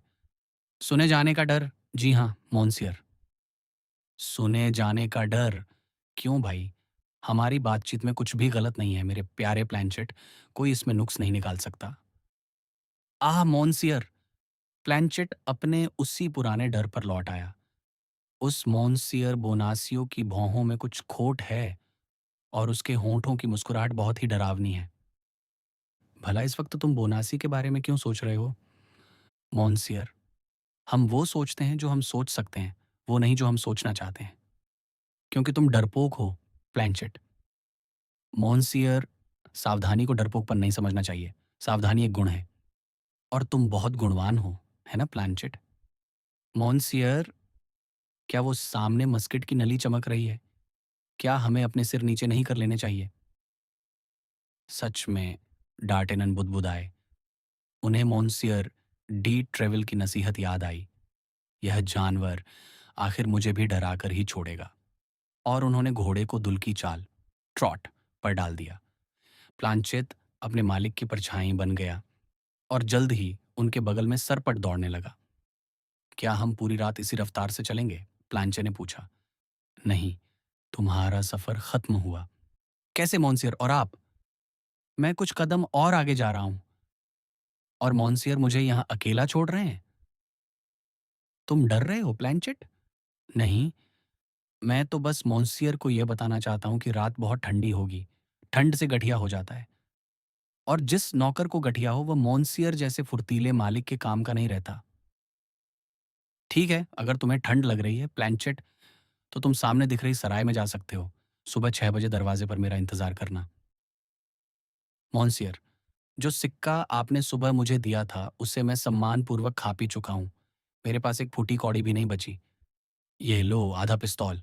कल सुबह मिलते हैं। डार्टनन घोड़े से कूदे, लगाम प्लैंचेट की ओर फेंकी और अपना चोगा लपेटकर तेजी से निकल पड़े। हे भगवान, मुझे कितनी ठंड लग रही है! प्लैंचेट चिल्लाया, और खुद को गर्म करने के लिए वह तुरंत उस सराय की ओर भागा और दरवाजा खटखटाया। इस बीच डार्टेनन एक पगडंडी से होते हुए सेंट क्लाउड पहुंच गए। मुख्य सड़क के बजाय वे महल के पीछे से मुड़े, एक सुनसान गली में पहुंचे और जल्द ही उस पवेलियन के सामने थे। वह जगह बहुत ही एकांत में थी। एक तरफ ऊंची दीवार थी और दूसरी तरफ एक छोटा सा बगीचा और एक गरीब की झोपड़ी जो झाड़ियों के पीछे छिपी थी। वे तय जगह पर पहुंच गए। चूंकि उन्हें कोई संकेत नहीं दिया गया था, इसलिए वे इंतजार करने लगे। वहां जरा भी शोर नहीं था। ऐसा लगता था मानो वे राजधानी से सैकड़ों मील दूर हों। डार्टेनन झाड़ी के सहारे टिक गए। उस झाड़ी और बगीचे के पार गहरे कोहरे ने उस शून्यता को ढका हुआ था जहां पेरिस सो रहा था। एक विशाल रिक्त स्थान जहां से कुछ रोशनी के बिंदु चमक रहे थे, मानो उस नर्क के कफन के सितारे हों। लेकिन डार्टेनन के लिए सब कुछ सुखद था। हर विचार में एक मुस्कान थी। तय समय होने ही वाला था। कुछ ही मिनटों में सेंट क्लाउड के घंटाघर ने धीरे धीरे 10 बार प्रहार किया। रात के सन्नाटे में वह गूंज कुछ उदास सी थी, लेकिन हर प्रहार उस नौजवान के दिल में मधुरता से गूंज रहा था। उनकी आंखें दीवार के कोने पर बने उस छोटे पवेलियन पर टिकी थीं, जिसकी खिड़कियां बंद थीं, सिवाय पहली मंजिल की एक खिड़की के। उस खिड़की से हल्की रोशनी आ रही थी। जो बाहर खड़े पेड़ों के पत्तों को चांदी जैसा चमका रही थी। उन्हें जरा भी शक नहीं था कि उस खिड़की के पीछे सुंदर मैडम बोनासियो उनका इंतजार कर रही होंगी। इसी मधुर विचार में डार्टेनन ने आधा घंटा बिता दिया। सेंट क्लाउड के घंटाघर ने 10:30 बजाए। इस बार न जाने क्यों डार्टेनन की रगों में एक ठंडी सिहरन दौड़ गई। शायद ठंड का असर था, जिसे वे मन का वहम समझ बैठे। फिर उन्हें लगा कि शायद उन्होंने खत गलत पढ़ा है और मुलाकात का समय 11 बजे का है। वे खिड़की के करीब गए, खत निकाला और रोशनी में दोबारा पढ़ा। नहीं, कोई गलती नहीं थी। समय 10 बजे का ही था। वे वापस अपनी जगह लौट आए, पर अब उस खामोशी और एकांत से उन्हें घबराहट होने लगी थी। 11 बज गए। अब डार्टेनन को वाकई डर लगने लगा कि मैडम बोनासी के साथ कुछ बुरा हुआ है। उन्होंने 3 बार तालियां बजाईं, जो प्रेमियों का आम संकेत होता है, लेकिन कोई जवाब नहीं मिला। एक गूंज तक नहीं। उन्हें थोड़ी झुंझलाहट हुई कि शायद वह महिला इंतजार करते करते सो गई है। उन्होंने दीवार पर चढ़ने की कोशिश की, पर दीवार की हाल ही में मरम्मत हुई थी और हाथ टिकाने की कोई जगह नहीं थी। तभी उनका ध्यान पेड़ों पर गया। एक पेड़ सड़क की ओर झुका हुआ था। उन्होंने सोचा कि उसकी शाखाओं से पवेलियन के अंदर की झलक मिल सकती है। पेड़ पर चढ़ना आसान था। डार्टेनन अभी सिर्फ 20 साल के थे। स्कूली दिनों की आदतें अभी छूटी नहीं थीं। पलक झपकते ही वे शाखाओं के बीच थे और उनकी तेज नजरों ने खिड़की के शीशों के पार अंदर झांका। वहां जो कुछ था, उसने डार्टेनन को सिर से पैर तक कंपा दिया। वह शांत रोशनी एक भयानक अव्यवस्था को उजागर कर रही थी। एक खिड़की टूटी हुई थी, कमरे का दरवाजा उखड़ा हुआ था और कब्जों से लटका था। मेज पर सजा हुआ शानदार खाना जमीन पर बिखरा पड़ा था। शराब की सुराहियां टूटी हुई थीं, फल कुचले हुए थे। कमरे की हर चीज एक हिंसक और हताश संघर्ष की गवाही दे रही थी। टाटेनन को लगा कि उन्होंने कपड़ों के फटे हुए टुकड़े और चादरों पर खून के धब्बे भी देखे हैं। वे बुरी तरह धड़कते दिल के साथ सड़क पर उतरे। वे हिंसा के अन्य निशान ढूंढना चाहते थे। वह हल्की रोशनी अब भी रात की शांति में जल रही थी। डार्टेनन ने तब एक ऐसी चीज देखी जिस पर उनका ध्यान पहले नहीं गया था। जमीन पर इंसानों और घोड़ों के पैरों के निशान थे। पेरिस से आए किसी रथ के पहियों के गहरे निशान नरम मिट्टी में ढंसे हुए थे, जो पवेलियन से आगे नहीं गए थे, बल्कि वापस पेरिस की ओर मुड़ गए थे। आखिरकार दीवार के पास उन्हें एक औरत का फटा हुआ दस्ताना मिला। वह एक खुशबूदार दस्ताना था, वैसा ही जिसे प्रेमी सुंदर हाथों से छीन लेना पसंद करते हैं। जैसे जैसे डार्टेनन जांच कर रहे थे, उनके माथे से ठंडा पसीना बड़ी बूंदों में बहने लगा। उनका दम घुट रहा था। फिर भी वे खुद को दिलासा देने लगे कि शायद इस पवेलियन का मैडम बोनासी से कोई लेना देना ना हो, कि शायद वह पति की ईर्ष्या की वजह से पेरिस में ही रुक गई हों। लेकिन उनके मन की पीड़ा इन सभी दलीलों को ठुकरा रही थी। एक अनहोनी का एहसास उन्हें बुरी तरह जकड़ चुका था। डार्टेनन लगभग पागल से हो गए। वे मुख्य सड़क की ओर भागे और घाट पर पहुंचकर नाविक से पूछताछ की। नाविक ने बताया कि शाम करीब 7 बजे वह एक नौजवान महिला को पार ले गया था, जिसने काला चोगा ओढ़ा था। वह अपनी पहचान छिपाने की कोशिश कर रही थी और इसी वजह से नाविक ने उसे गौर से देखा था। वह जवान और खूबसूरत थी। डार्टेनन ने नाविक की लालटेन की रोशनी में मैडम बोनासियो का खत दोबारा पढ़ा। सब कुछ इशारा कर रहा था कि उनके साथ कोई बड़ी दुर्घटना हुई है। वे फिर से पवेलियन की ओर भागे। गली अब भी सुनसान थी। उन्हें उस खामोश और अंधेरी झोपड़ी का ख्याल आया, जिसने यकीनन सब कुछ देखा होगा। वे झाड़ी फांद कर झोपड़ी तक पहुंचे। पहली बार दस्तक देने पर कोई जवाब नहीं मिला। वहां मौत जैसी खामोशी थी। उन्होंने दोबारा दस्तक दी। अंदर से एक हल्की सी आहट सुनाई दी, एक डरी हुई आहट।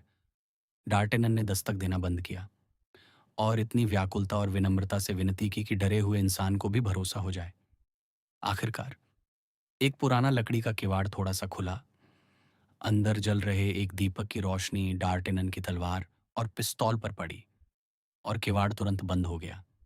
फिर भी डार्टेनन ने एक बूढ़े आदमी का सिर देख लिया था।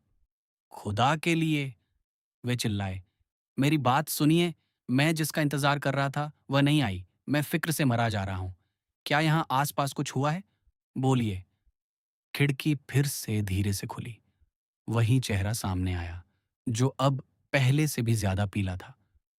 डार्टेनन ने अपनी कहानी सुनाई, नाम छिपाते हुए। उन्होंने बताया कि कैसे उन्होंने पेड़ पर चढ़कर कमरे की हालत देखी। बूढ़ा आदमी ध्यान से सुनता रहा और सिर हिलाकर हामी भरता रहा। आपका क्या मतलब है? डार्टेनन चिल्लाए। खुदा के लिए साफ-साफ कहिए। ओह! मोंसियर, बूढ़े ने कहा, मुझसे कुछ मत पूछिए। अगर मैंने वो बता दिया जो मैंने देखा है, तो मेरा अंजाम बुरा होगा। डार्टेनन ने उसे एक पिस्तौल फेंक कर दी और कसम खाई कि वे किसी को कुछ नहीं बताएंगे। बूढ़े ने उनकी आंखों में सच और दुख देखा और धीमी आवाज में बोलना शुरू किया। रात के 9 बजे थे जब मैंने गली में शोर सुना। मैंने दरवाज़ा खोला तो देखा कि 3 आदमी उसे खोलने की कोशिश कर रहे हैं। अंधेरे में 2 घोड़ों वाला एक रथ और कुछ सवारी के घोड़े खड़े थे। उनके सरदार ने मुझसे सीढ़ी मांगी। वो सीढ़ी जिससे मैं फल तोड़ता हूँ। उसने मुझे एक सिक्का दिया और धमकी दी कि अगर मैंने एक शब्द भी बोला तो मैं मारा जाऊंगा। मैं अपनी झोपड़ी के पीछे से होकर झाड़ियों में छिप गया, जहां से मैं सब देख और सुन सकता था। वे रथ को चुपके से करीब लाए। रथ से एक छोटे कद का, मोटा और अधेड़ उम्र का आदमी उतरा, जिसने साधारण काले कपड़े पहने थे। वह सीढ़ी से ऊपर गया, खिड़की से अंदर झांका और नीचे आकर फुसफुसाया, वही है। तभी उनके सरदार ने अपने पास मौजूद चाबी से पवेलियन का दरवाजा खोला और अंदर चला गया। बाकी 2 आदमी सीढ़ी से ऊपर चढ़े। वह छोटा बूढ़ा आदमी रथ के पास ही रहा। अचानक पवेलियन के अंदर से चीखें सुनाई दी। एक महिला खिड़की पर आई, मानो वह नीचे कूदने वाली हो। लेकिन जैसे ही उसने बाकी 2 आदमियों को देखा, वह पीछे हट गई और वे कमरे के अंदर घुस गए। फिर मुझे कुछ दिखाई नहीं दिया, बस फर्नीचर टूटने की आवाजें आईं। वह महिला मदद के लिए चिल्ला रही थी, पर जल्द ही उसकी आवाज दबा दी गई। 2 आदमी उस महिला को अपनी बाहों में उठाकर लाए और रथ में डाल दिया। वह छोटा बूढ़ा आदमी भी उसके पीछे अंदर घुस गया। उनका सरदार खिड़की बंद करके बाहर आया। बाकी दोनों घोड़ों पर सवार हुए और रथ तेजी से पेरिस की ओर निकल गया। डार्टेनन यह भयानक दास्तान सुनकर सुन्न रह गए। उनके दिल में गुस्सा और जलन की आग सुलग रही थी।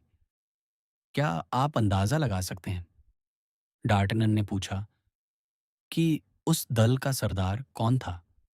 एक लंबा सांवला आदमी, जिसकी काली मूछें थीं, काली आंखें और रईसों वाला अंदाज। वही आदमी, डार्टेनन चिल्लाए। फिर से वही, हमेशा वही। वह यकीनन मेरा काल है। और वह दूसरा, छोटा वाला, वह कोई रईस नहीं था। उसके पास तलवार भी नहीं थी। बाकी लोग उसे कोई अहमियत नहीं दे रहे थे।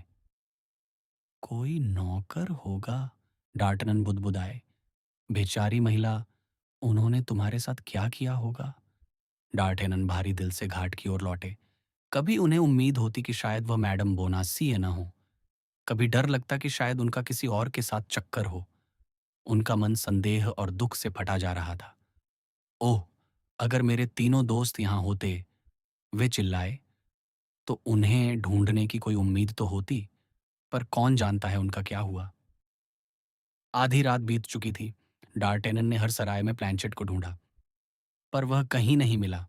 सुबह 6 बजे धुंध के बीच उन्होंने देखा कि ईमानदार प्लैंचेट दोनों घोड़ों के साथ एक छोटी सी सराय के बाहर उनका इंतजार कर रहा था। अध्याय 25। पोर्थोस। डार्टेनन सीधे अपने घर जाने के बजाय मॉन्सियर डी ट्रेविल के दरवाजे पर रुका। वह तेजी से सीढ़ियां चढ़ गया। इस बार उसने सब कुछ बता देने का फैसला किया था। मॉन्सियर डी ट्रेविल यकीनन उसे सही सलाह देते। इसके अलावा मॉन्सियर डी ट्रेविल लगभग रोजाना महारानी से मिलते थे। शायद वे उस बेचारी युवती के बारे में कुछ पता लगा पाते, जिससे अपनी मालकिन के प्रति वफादारी की भारी कीमत चुकानी पड़ रही थी। मॉन्सियर डी ट्रेविल ने उस नौजवान की बात बड़े ध्यान से सुनी। उनकी गंभीरता से साफ था कि वे इसे सिर्फ एक प्रेम प्रसंग नहीं मान रहे थे। जब डार्टेनन ने अपनी बात पूरी की, तो कप्तान बोले, हम्म, इस पूरे मामले में 1 मील दूर से ही कार्डिनल की साजिश की बू आ रही है। मगर मॉन्सियर, अब हम क्या करें? डार्टेनन ने पूछा। अभी के लिए कुछ नहीं, बस पेरिस छोड़ दो, जैसा कि मैंने पहले कहा था। जितनी जल्दी हो सके यहाँ से निकल जाओ। मैं महारानी से मिलूंगा। मैं उन्हें उस बेचारी औरत के गायब होने की पूरी जानकारी दूंगा, जिससे वे शायद अब तक बेखबर हैं। मेरी ये बातें उन्हें आगे की राह दिखाएंगी और तुम्हारे लौटने तक शायद मेरे पास कोई अच्छी खबर हो। मुझ पर भरोसा रखो। डार्टेनन जानता था कि मोंसियर डी ट्रेविल वादे करने के आदी नहीं थे, लेकिन अगर वे कभी वादा करते तो उसे अपनी बात से भी बढ़कर निभाते थे। डार्टेनन ने कृतज्ञता के साथ उन्हें नमन किया। कप्तान भी इस बहादुर और साहसी नौजवान में काफी दिलचस्पी ले रहे थे। उन्होंने डार्टेनन का हाथ थामकर उसे विदा किया और एक सुखद यात्रा की कामना की। मोंसियर डी ट्रेविल की सलाह को तुरंत अमल में लाने के लिए डार्टेनन सीधे रू दे फोसोयोर की ओर चल दिया। वह अपना सामान पैक करना चाहता था। जब वह घर के करीब पहुंचा तो उसने देखा कि मोंसियर बोनासेक्स सुबह की पोशाक पहने अपनी दहलीज पर खड़े थे। चतुर प्लानशेट ने पिछली रात उस बूढ़े के बारे में जो कुछ कहा था, वह सब डार्टेनन के दिमाग में गूंज उठा। उसने दर्जी को पहले से कहीं ज्यादा गौर से देखा। उसके चेहरे पर एक अजीब सी पीलापन था, जो किसी बीमारी का संकेत हो सकता था। लेकिन डार्टेनन ने उसके झुर्रीदार चेहरे की हलचल में एक धोखेबाज की मुस्कान देखी, एक बदमाश की हंसी। एक ईमानदार आदमी की हंसी से अलग होती है। एक पाखंडी के आंसू एक सच्चे इंसान के आंसुओं जैसे नहीं होते। हर झूठ एक मुखौटा है, और मुखौटा चाहे कितना भी अच्छा बना हो, गौर से देखने पर असली चेहरा पहचाना जा सकता है। डार्टेनन को लगा कि मोंसियर बोनासेक्स ने भी एक मुखौटा पहन रखा है, और वह मुखौटा बड़ा ही घिनौना था। डार्टेनन बिना बात किए आगे बढ़ना चाहता था, लेकिन बोनासेक्स ने उसे रोक लिया। क्यों नौजवान, ऐसा लगता है कि आपकी रातें काफी रंगीन बीत रही हैं। बोनासेक्स बोला, सुबह के 7 बज रहे हैं। धिक्कार है, आप तो दुनिया के दस्तूर ही बदल रहे हैं। जब लोग घर से बाहर निकलते हैं तब आप लौट रहे हैं। मोन्सियर बोनासियक्स, कोई आप पर ऐसा इल्जाम नहीं लगा सकता, डार्टेनन ने जवाब दिया। आप तो शरीफों के लिए एक मिसाल हैं। ये सच है कि जब किसी के पास आपकी जैसी जवान और खूबसूरत पत्नी हो तो उसे बाहर सुख ढूंढने की जरूरत नहीं पड़ती। सुख तो खुद चलकर उसके पास आता है ना मोन्सियर बोनासिक्स?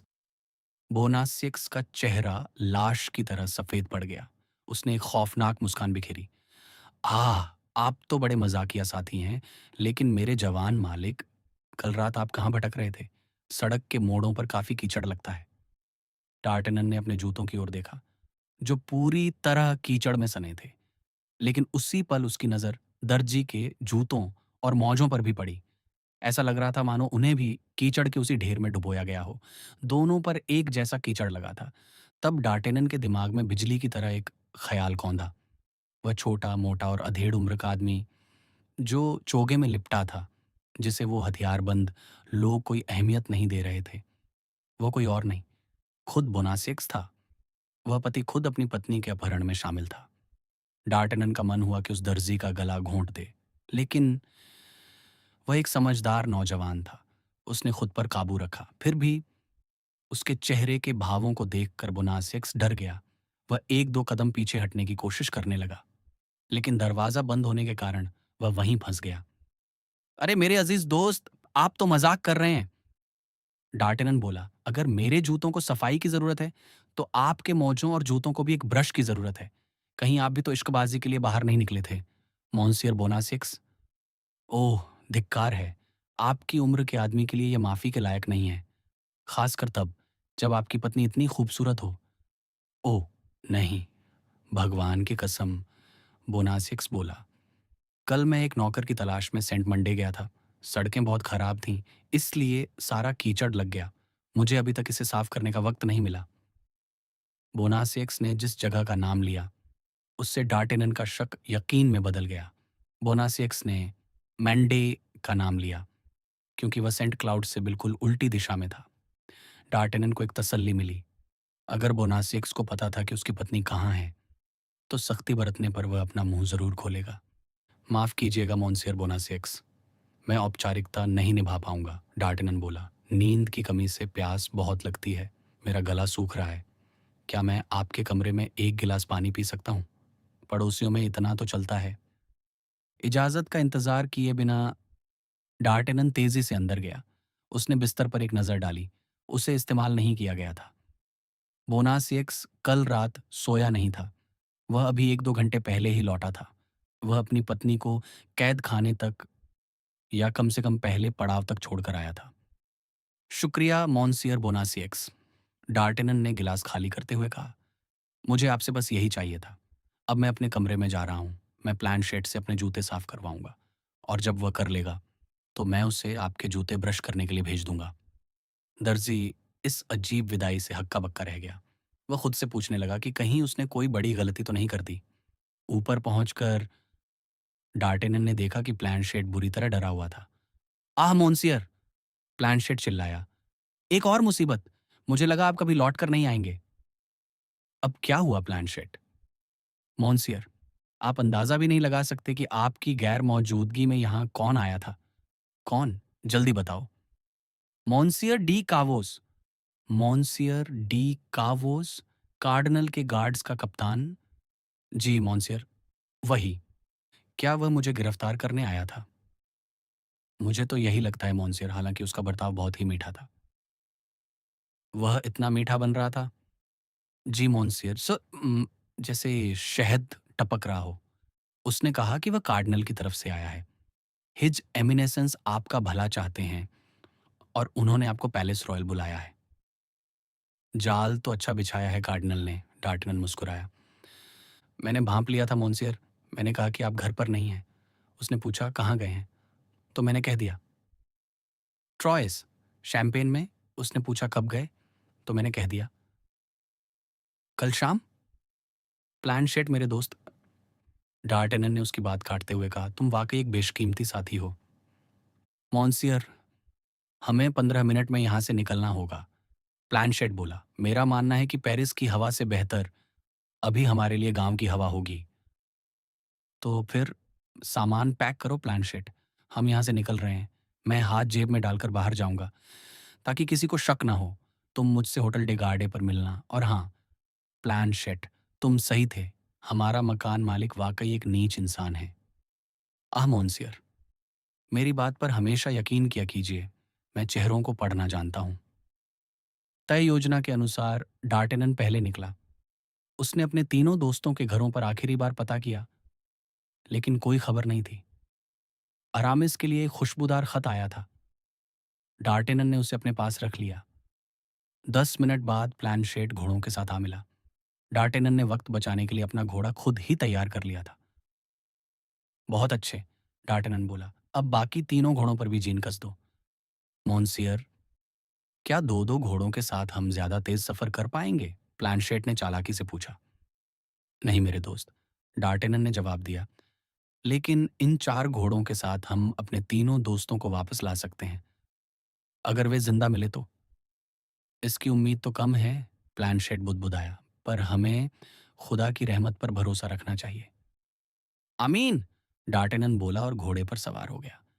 पेरिस छोड़ने के लिए उन्होंने अलग अलग रास्तों का चुनाव किया ताकि किसी को शक ना हो। वे सेंट डेनिस के आगे जाकर मिले।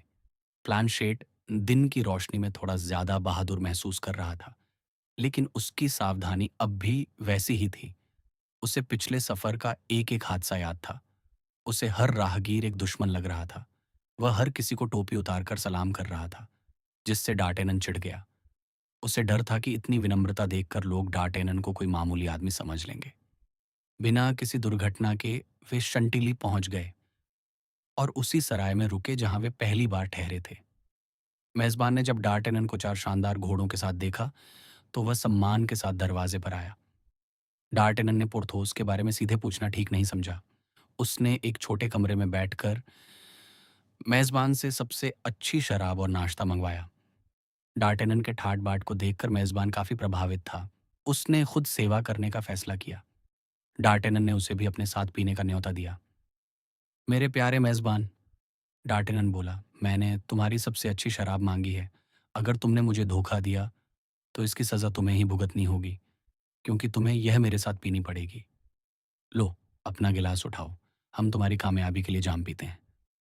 मेजबान ने शुक्रिया अदा किया। बातचीत शुरू हुई। डार्टेनन ने बातों बातों में जिक्र किया कि वह 10-12 दिन पहले यहाँ अपने मस्कटियर दोस्तों के साथ आया था, जिनमें से एक का किसी अजनबी से झगड़ा हो गया था। बिल्कुल मोंसियर, मेज़बान बोला। मुझे अच्छी तरह याद है। क्या आप मोंसियर पोर्थोस की बात कर रहे हैं? हाँ, वही मेरा साथी है। बताओ, क्या उसे कुछ हुआ? मोंसियर, आपको अंदाज़ा होगा कि वह आगे का सफ़र तय नहीं कर पाए थे। हाँ, उसने हमसे मिलने का वादा किया था, पर वह नहीं आया। उन्होंने यहाँ रुककर हमें धन्य किया है मोंसियर, लेकिन हम थोड़े फ़िक्रमंद हैं। क्यों? उनके खर्चों को लेकर हमें डर है कि वे बिल कैसे चुकाएँगे। खर्चों की फ़िक्र मत करो, वह यकीनन भुगतान कर देगा, डार्टेनन ने दिलासा दिया। क्या पोरथोस ज़ख्मी है? मोंसियर, मैं कुछ कह नहीं सकता। हमें चेतावनी दी गई है कि हमारी ज़ुबान की कीमत हमारे कान होंगे। क्या मैं पोर्थोस से मिल सकता हूँ? बिल्कुल, दाईं ओर की सीढ़ियाँ चढ़िए। नंबर 1 कमरा। बस उन्हें पहले से बता दीजिएगा कि आप कौन हैं। क्यों?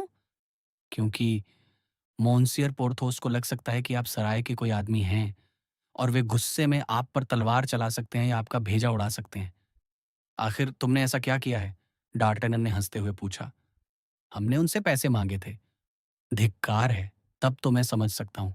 पोर्थोस को ये बातें बिल्कुल पसंद नहीं आती, पर मुझे पता है कि उसके पास पैसे होंगे। हमें भी यही लगा था, मोंसियर, लेकिन जब हमने बिल पेश किया, तो उन्होंने हमें शैतान के पास भेज दिया। दरअसल, वे पिछले दिन जुआ खेल रहे थे। जुआ? और किसके साथ? किसी रईस के साथ जो यहाँ से गुजर रहा था। पोर्थोस अपना सब कुछ हार गया, यहाँ तक कि अपना घोड़ा भी। यह तो पोर्थोस की पुरानी आदत है, डार्टेनन बुदबुदाया। मेज़बान ने बताया कि पोर्थोस अब भी सराय के सबसे शानदार कमरे में टिका है। जब उससे कमरा बदलने को कहा गया, तो उसने मेज़ पर पिस्तौल रख दी।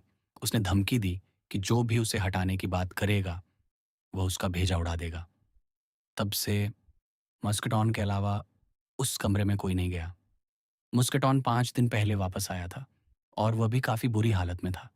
वह अपने मालिक के लिए जो चाहे बिना पूछे ले लेता है। पोर्थोस तुम्हें सारा पैसा चुका देगा, डार्टेनन ने कहा। वह एक बड़ी डचेस का चहेता है। मेज़बान मुस्कुराया। मोंसियर, अगर मैं वो कहूँ जो मैं जानता हूँ। क्या जानते हो? वह कोई डचेस नहीं है। वह चटेल के एक वकील की बूढ़ी पत्नी है, मैडम कॉकविनार्ड। वह कम से कम 50 साल की है। वह पोर्थोस की बेवफाई से तंग आ चुकी है और उसने एक ढेला भी भेजने से मना कर दिया है। और क्या तुमने ये बात पोर्थोस को बताई? डार्टेनन ने पूछा। हमारी इतनी हिम्मत कहाँ मोंसियर, वह हमें मार डालेगा। मेजबान ने यह भी बताया कि पोर्थोस उस अजनबी से बुरी तरह हार गया था और जख्मी हो गया था। वह नहीं चाहता कि किसी को उसकी हार के बारे में पता चले, इसलिए वह घुटने में मोच आने का बहाना बना रहा है। डार्टेनन मुस्कुराते हुए ऊपर गया। कमरे के दरवाजे पर बड़े अक्षरों में एक लिखा था। डार्टेनन ने दस्तक दी। अंदर से आवाज आई, अंदर आ जाओ। पोर्थोस बिस्तर पर लेटा था और मुस्कटॉन के साथ ताश यानी लांस्कुनेट खेल रहा था। कमरे में तीतर और खरगोश के मांस की खुशबू महक रही थी। ढेर सारी खाली बोतलें मेज पर पड़ी थीं। डार्टेनन को देखते ही पोर्थोस खुशी से चिल्ला उठा। मुस्कटॉन सम्मान के साथ खड़ा हो गया। आह, डार्टेनन, तुम यहाँ? तुम्हारा स्वागत है। माफ करना, मैं उठ नहीं सकता। तुम्हें तो पता ही होगा मेरे साथ क्या हुआ, पोर्थोस ने घबराहट में पूछा। नहीं, डार्टेनन ने अनजान बनते हुए कहा। पोर्थोस ने चैन की सांस ली। क्या हुआ मेरे अजीज पोर्थोस? वो अपने दुश्मन पर वार करते समय मेरा पैर एक पत्थर पर फिसल गया और मेरे घुटने में मोच आ गई। सच में, मेरे सम्मान की कसम, उस बदमाश की किस्मत अच्छी थी, वरना मैं उसे वहीं ढेर कर देता। पोर्थोस ने अपनी पुरानी डींगें हाँकना शुरू किया। उसने यह भी बताया कि उसने जुए में अपने 75 पिस्तौल और घोड़ा भी हार दिया है। कोई बात नहीं पोर्थोस, डार्टनन मुस्कुराया। तुम्हारी डचेस है ना, वह तुम्हारी मदद जरूर करेगी। पोर्थोस ने बहाना बनाया कि शायद वह अपने गांव गई है, इसलिए जवाब नहीं आया। लेकिन तुम्हारा मेजबान तो तुम्हारा काफी ख्याल रख रहा है। डार्टेनन ने खाली बोतलों और पकते हुए मांस की ओर इशारा किया। मुस्कटॉन इंतजाम कर लेता है, पोर्थोस ने गर्व से कहा। डार्टेनन ने मुस्कटॉन से पूछा कि वह इतना शानदार खाना और शराब कहाँ से लाता है। मुस्केटॉन ने अपनी कहानी सुनाई। उसने बताया कि उसके पिता एक शातिर शिकारी पोचर थे। मुस्केटॉन ने लासो फेंकने की कला सीखी थी। वह सराय के तहखाने के रोशनदान से लासो फेंककर शराब की बोतलें निकाल लेता है और पास के जंगलों से खरगोश और तीतर पकड़ लाता है। कमाल है मुस्केटॉन! डार्टेनन हंस पड़ा। डार्टेनन ने पोर्थोस को अपनी कहानी सुनाई, सिर्फ उतनी जितनी जरूरी थी। उसने बताया कि वह इंग्लैंड से 4 शानदार घोड़े लाया है, जिनमें से एक नीचे अस्तबल में पोर्थोस का इंतजार कर रहा है। डार्टेनन अब अरामिस और एथोस की खबर लेने के लिए बेताब था। उसने पोर्थोस से विदा ली। पोर्थोस अभी कुछ दिन और सराय में रुकने वाला था, अपनी डचेस के जवाब के इंतजार में। डार्टेनन और प्लानशेट एक बार फिर सड़क पर थे, अपने खोए हुए साथियों की तलाश में। अध्याय 26। अरामिस और उनका शोध प्रबंध। डार्टेनन ने पोर्थोस को उसके जख्म या उस वकील की पत्नी के बारे में कुछ नहीं बताया। हमारा यह नौजवान उम्र में भले ही छोटा था, पर बड़ा ही समझदार था। उसने उस शेखीबाज मस्कटियर की हर बात पर यकीन करने का नाटक किया। डार्टेनन जानता था कि अगर किसी का कोई छिपा हुआ राज उजागर हो जाए तो दोस्ती में दरार पड़ सकती है। इसके अलावा जब हम किसी के बारे में उससे ज्यादा जानते हैं जितना वह सोचता है, तो हमें उस पर एक मानसिक बढ़त हासिल होती है। भविष्य की साजिशों में वह अपने तीनों दोस्तों को अपनी किस्मत का मोहरा बनाना चाहता था। इसलिए डार्टेनन खुश था कि उन दोस्तों को अपनी उंगलियों पर नचाने वाली अदृश्य डोरियां अब उसके हाथ में थीं। फिर भी रास्ते भर उसके दिल पर एक गहरा बोझ बना रहा। वह उस खूबसूरत और जवान मैडम बोनासी के बारे में सोच रहा था। उसे उस सुख के छिन जाने का इतना मलाल नहीं था जितना उस बेचारी औरत के साथ हुई किसी अनहोनी का डर था। उसे पूरा यकीन था कि वह कार्डिनल के इंतकाम का शिकार हुई है, और कार्डिनल का इंतकाम कितना खौफनाक होता है यह सब जानते थे। उसे यह समझ नहीं आ रहा था कि वह खुद मंत्री की नज़रों में बेगुनाह कैसे बच गया। शायद एमडी का वॉइस उसे यह राज बता देते, अगर वे घर पर मिलते।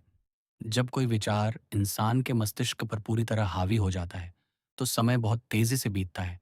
बाहरी दुनिया तब एक नींद की तरह लगने लगती है और वह विचार एक सपने जैसा। समय और दूरी का एहसास मिट जाता है। हम एक जगह से चलते हैं और दूसरी जगह पहुंच जाते हैं। बस बीच के सफर की यादें किसी धुंध की तरह धुंधली हो जाती हैं। डार्टेनन भी इसी अवस्था में था। उसने शंटिली से क्रैवकर तक का सफर कैसे तय किया, उसे कुछ याद नहीं था। गांव पहुंचते ही उसकी याददाश्त वापस आई। उसने सिर झटक कर चारों ओर देखा। उसे वहीं सराय दिखी जहां उसने अरामिस को छोड़ा था। उसने अपने घोड़े को दुल की चाल पर डाला और सराय के दरवाजे पर जाकर रुका। इस बार उसका स्वागत मालिक ने नहीं, बल्कि मालकिन ने किया। डार्टेनन चेहरा पढ़ने में माहिर था। उसने उस हंसमुख और स्वस्थ महिला को एक नज़र में देखा और समझ गया कि इससे कुछ भी छिपाने की जरूरत नहीं है।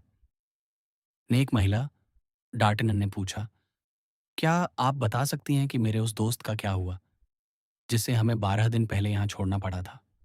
वही खूबसूरत नौजवान, करीब 24 साल का, सौम्य और मिलनसार। हाँ, वही, जिसके कंधे पर जख्म था। बिल्कुल वही, मॉन्सियर। वह अभी यहीं है। अरे वाह, शुक्रिया। डार्टेनन घोड़े से कूद पड़ा और लगाम प्लैंचेट की ओर फेंक दी। आपने तो मेरी जान में जान डाल दी। कहाँ है मेरा प्यारा अरामिस? मैं उसे गले लगाने के लिए बेताब हूँ। माफ कीजिए मॉन्सियर, पर मुझे शक है कि वह इस वक्त आपसे मिल पाएंगे। क्यों? क्या उनके साथ कोई महिला है? अरे नहीं, तौबा कीजिए, वह बेचारा। नहीं मॉन्सियर, उनके साथ कोई महिला नहीं है। फिर किसके साथ हैं वे? मोंटेदिये के पादरी और अमीन्स के जेजुइट्स के प्रमुख के साथ। हे भगवान! डार्टेनन चिल्लाया, क्या उनकी तबीयत फिर से बिगड़ गई है? नहीं मॉन्सियर, इसके उलट, बीमारी के दौरान उन पर ईश्वर की कृपा हुई है। उन्होंने अब पादरी बनने का फैसला कर लिया है। अच्छा, तो ये बात है, डार्टेनन ने कहा। मैं तो भूल ही गया था कि वह सिर्फ कुछ समय के लिए ही मस्कटियर बने थे। क्या आप अभी भी उनसे मिलना चाहेंगे? अब तो और भी ज्यादा। ठीक है, दाईं ओर वाली सीढ़ियों से ऊपर जाइए, दूसरी मंजिल पर कमरा नंबर 5। डार्टेनन तेजी से उन सीढ़ियों की ओर बढ़ा, लेकिन उस भविष्य के पादरी तक पहुंचना इतना आसान नहीं था।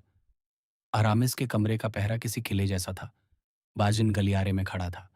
वह बड़े जोश के साथ रास्ता रोके खड़ा था।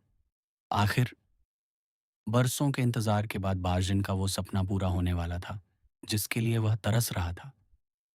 दरअसल बाजिन का सपना हमेशा से किसी चर्च के बड़े अधिकारी की सेवा करना था। वह बेसब्री से उस दिन का इंतजार कर रहा था, जब अरामिस अपनी वर्दी उतारकर पादरी का चोगा पहन लेंगे। अरामिस के बार-बार किए गए वादों ने ही उसे अब तक एक मस्कटियर की सेवा में रोके रखा था, जहां उसे लगता था कि उसकी आत्मा खतरे में है। बाजिन इस वक्त बेहद खुश था। उसे यकीन था कि इस बार उसका मालिक अपना फैसला नहीं बदलेगा। शारीरिक दर्द और मानसिक बेचैनी ने अपना असर दिखाया था। अरामिस ने अपनी माशूका के अचानक गायब होने और कंधे के जख्म को ईश्वर की चेतावनी मान लिया था। बाजिन के लिए डार्टेनन का आना किसी मुसीबत से कम नहीं था। उसे डर था कि डार्टेनन कहीं उसके मालिक को फिर से दुनियादारी के दलदल में न खींच ले जाए। उसने बहादुरी से दरवाजे पर पहरा देने का फैसला किया। चूंकि मालकिन ने सच बता दिया था, इसलिए वह यह तो नहीं कह सकता था कि अरामिस अंदर नहीं है। उसने डार्टेनन को समझाने की कोशिश की कि इस धार्मिक चर्चा में खलल डालना भारी गुस्ताखी होगी, लेकिन डार्टेनन ने बाजिन की बातों पर कोई ध्यान नहीं दिया। उसने एक हाथ से उसे रास्ते से हटाया और दूसरे हाथ से कमरा नंबर 5 का कुंडा घुमा दिया। दरवाजा खुला और डार्टेनन अंदर दाखिल हुआ। अरामिस ने काले रंग का चोगा पहना था। सिर पर एक गोल चपट्टी टोपी थी। वह एक लंबी मेज के सामने बैठा था, जो कागजों के पुलिंदों और भारी भरकम किताबों से भरी थी। उसके दाईं ओर जेजुइट्स के प्रमुख बैठे थे और बाईं ओर मोंटिदिए के पादरी। कमरे के पर्दे आधे गिरे हुए थे, जिससे अंदर एक रहस्यमयी रोशनी छाई थी। एक मस्कटियर के कमरे में जो हथियार और शान और शौकत की चीजें दिखती थीं, वे सब जादू की तरह गायब हो चुकी थीं। बाजिन बाजन ने तलवार, पिस्तौल, पंखों वाली टोपी और रेशमी फीते सब कुछ छिपा दिया था। डार्टेनन को एक कोने में कोड़े मारने वाली एक रस्सी भी दीवार पर लटकी दिखी। डार्टेनन के अंदर आने की आहट सुनकर अरामिस ने सिर उठाया। डार्टेनन यह देखकर दंग रह गया कि अरामिस के चेहरे पर उसे देखकर कोई खास खुशी या हलचल नहीं हुई। उसका मन दुनियादारी से पूरी तरह कट चुका था। नमस्ते, प्रिय डार्टेनन, अरामिस ने कहा। यकीन करो, तुम्हें देखकर खुशी हुई। मुझे भी तुम्हें देखकर बहुत खुशी हुई, डार्टेनन ने जवाब दिया। हालांकि मुझे यकीन नहीं हो रहा कि मैं अरामिस से ही बात कर रहा हूं। मैं वही हूं मेरे दोस्त, पर तुम्हें शक क्यों हो रहा है? मुझे लगा कि मैं गलत कमरे में आ गया हूं और किसी चर्च के अधिकारी के कमरे में पहुंच गया हूं। फिर तुम्हें सज्जनों के साथ देखकर मुझे लगा कि कहीं तुम बहुत बीमार तो नहीं हो। काले कपड़ों वाले उन दोनों आदमियों ने डार्टेनन को तिरछी नजरों से देखा, पर डार्टेनन को कोई परवाह नहीं थी। शायद मैंने खलल डाल दिया, मेरे अजीज अरामिस, उसने आगे कहा। जो मैं देख रहा हूं, उसे लगता है कि तुम इन सज्जनों के सामने अपने गुनाह कबूल कर रहे हो। अरामिस के चेहरे पर हल्का सा रंग आया। खलल? नहीं मेरे दोस्त, बल्कि मुझे खुशी है कि तुम सही सलामत हो। चलो, कम से कम बात तो कर रहा है, डार्टेनन ने मन में सोचा। ये सज्जन मेरे मित्र हैं और अब भी एक बड़े खतरे से बचकर आए हैं। अरामिस ने बड़े धार्मिक अंदाज में पादरियों से कहा। ईश्वर की महिमा है मोन्सियर, उन दोनों ने एक साथ झुककर कहा। मैंने भी शुक्रिया अदा करने में कोई कसर नहीं छोड़ी है महाशय, डार्टेनन ने जवाब दिया। तुम बिल्कुल सही समय पर आए हो डार्टेनन, अरामिस बोला। तुम हमारी चर्चा में शामिल होकर अपनी बुद्धि से हमारी मदद कर सकते हो। हम कुछ धार्मिक सवालों पर बहस कर रहे हैं। मैं तुम्हारी राय जानना चाहूंगा। एक तलवारबाज की राय का कोई खास वजन नहीं होगा, डार्टेनन ने कहा। उसे अरामिस का यह बदला हुआ रूप पसंद नहीं आ रहा था। अरामिस ने कहा, नहीं, तुम्हारी राय बहुत कीमती होगी। सवाल यह है, जेजुइट्स प्रमुख का मानना है कि मेरा शोध प्रबंध उपदेशात्मक और शास्त्रीय होना चाहिए। शोध प्रबंध? क्या तुम शोध प्रबंध लिख रहे हो? बिल्कुल, जेजुइट ने जवाब दिया। पादरी बनने की परीक्षा से पहले यह अनिवार्य है।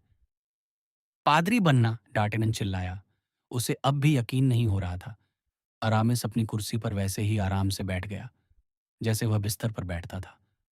वह अपने सफेद हाथों को हवा में लहराते हुए बोला, डार्टेनन, जेजुइट्स प्रमुख चाहते हैं कि मेरा विषय शास्त्रीय हो, जबकि मैं उसे थोड़ा काल्पनिक रखना चाहता हूँ। उन्होंने मुझे यह विषय दिया है। निचले दर्जे के पादरियों के लिए आशीर्वाद देते समय दोनों हाथों का इस्तेमाल अनिवार्य है। डार्टेनन को इस विषय में उतनी ही दिलचस्पी हुई जितनी किसी को दीवार पेंट होते देखने में होती है। इसका मतलब है, अरामिस ने विस्तार से समझाया, आशीर्वाद देते समय दोनों हाथ जरूरी हैं। अद्भुत विषय है, जेसुइट चिल्लाया। अद्भुत और शास्त्रीय। पादरी ने उसकी बात दोहराई। उसे लैटिन डार्टेनन जितनी ही आती थी, पर वह जेसुइट की नकल कर रहा था। डार्टेनन बिल्कुल खामोश रहा। अरामिस ने आगे कहा, हाँ, अद्भुत है, पर इसके लिए धर्म ग्रंथों का गहरा अध्ययन चाहिए। मैंने इन विद्वानों के सामने स्वीकार किया है कि राजा की सेवा और पहरेदारी के कारण मेरी पढ़ाई थोड़ी छूट गई है। इसलिए मैं अपनी पसंद का कोई ऐसा विषय चुनना चाहता हूँ जो इन कठिन धार्मिक सवालों के बीच नैतिकता की बात करे। डार्टेनन अब ऊबने लगा था। जेसुइट और पादरी लैटिन में मूसा और सेंट पीटर के उदाहरण देने लगे। वे बहस करने लगे कि आशीर्वाद उंगलियों से देना चाहिए या हाथों से। पोप अपनी 3 उंगलियों से आशीर्वाद देते हैं, एक पिता के लिए, एक पुत्र के लिए और एक पवित्र आत्मा के लिए। सब ने अपने सीने पर क्रॉस का निशान बनाया। डार्टेनन ने भी उनकी नकल की। जेसुइट अपनी ही धुन में बोलता रहा। डार्टेनन का सिर चकराने लगा। अरामिस ने कहा, महोदय, मैं इस शोध प्रबंध की सुंदरता को समझता हूँ, पर यह मेरे लिए बहुत कठिन होगा। मैंने यह विषय चुना था। प्रभु को भेंट चढ़ाते समय थोड़ा सा मलाल होना बुरा नहीं है। रुको! जेजिट चिल्लाया। ये तो अधर्म है। तुम गलत रास्तों पर जा रहे हो मेरे जवान दोस्त। तुम बर्बाद हो जाओगे। तुम बर्बाद हो जाओगे। पादरी ने भी अपना सिर हिलाया। वे बहस करने लगे कि क्या भगवान को खुद को सौंपते समय दुनिया का मलाल करना सही है। डार्टेनन को लगा जैसे वह किसी पागल खाने में आ गया हो। उससे उनकी आधी बातें समझ नहीं आ रही थी। लेकिन मेरी बात तो सुनिए, अरामिस ने थोड़े इंतजार के बाद कहा। मैं यह नहीं कह रहा कि मुझे मलाल है, पर क्या यह गलत नहीं है कि हम भगवान को सिर्फ वही चीज भेंट करें जिससे हम पूरी तरह ऊब चुके हैं? डार्टेनन, तुम क्या कहते हो? मैं भी यही मानता हूं, डार्टेनन जोश में चिल्लाया। जेजुइट और पादरी अपनी कुर्सियों से उछल पड़े। बहस फिर शुरू हो गई। अरामिस ने अपनी बात साबित करने के लिए एक धार्मिक कविता सुनाई। डार्टेनन और पादरी को वह पसंद आई, पर जेजुइट अब भी खुश नहीं था। दुनिया अब भी तुम्हारे अंदर जोर जोर से बोल रही है, जेजुइट ने कहा। तुम अभी भी दुनियादारी के पीछे हो। मुझे डर है कि तुम पर ईश्वर की कृपा अधूरी है। अरामिस ने जवाब दिया, निश्चिंत रहिए, मेरा संकल्प अटल है। आखिरकार वे दोनों उठ खड़े हुए। बाजिन बड़े सम्मान के साथ उन्हें बाहर तक छोड़ने गया। अरामिस भी उन्हें सीढ़ियों तक छोड़ने आया और फिर वापस डार्टेनन के पास आया। जब दोनों दोस्त अकेले रह गए तो पहले कुछ देर खामोशी रही। फिर अरामिस बोला, देख रहे हो, मैं अपने पुराने विचारों की ओर लौट आया हूं। हाँ, ईश्वर की कृपा तुम पर हो गई है, जैसा उन महाशय ने कहा था। मैंने यह फैसला बहुत पहले कर लिया था। तुमने मुझे अक्सर इसके बारे में कहते सुना होगा, है ना? हाँ, पर सच कहूं तो मुझे लगा तुम मजाक कर रहे हो। ऐसी चीजों पर ओह डार्टेनन, क्यों नहीं? लोग तो मौत का भी मजाक उड़ाते हैं और वे गलत करते हैं, डार्टेनन। अरामिस ने गंभीरता से कहा। ठीक है, ठीक है, अब धर्म की बातें बंद करते हैं अरामिस। तुमने आज के लिए काफी बहस कर ली है। रही बात मेरी, तो मैं आज सुबह 10 बजे से भूखा हूं। मुझे जोरों की भूख लगी है। हम अभी खाना खाएंगे मेरे दोस्त। बस याद रखना कि आज शुक्रवार है। मैं आज ना तो मांस खा सकता हूँ और ना ही किसी को खाते हुए देख सकता हूँ। तुम्हें फल और सब्जियों से काम चलाना होगा। सब्जियां? डार्टेनन ने घबरा कर पूछा। हाँ, पालक और फल। पर तुम्हारे लिए मैं अंडे मंगवा सकता हूँ। हालांकि वह भी एक तरह से मांस ही है क्योंकि उनसे चूजे निकलते हैं। ज्यादा मजेदार तो नहीं है, पर तुम्हारे साथ रहने के लिए मैं ये भी खा लूंगा।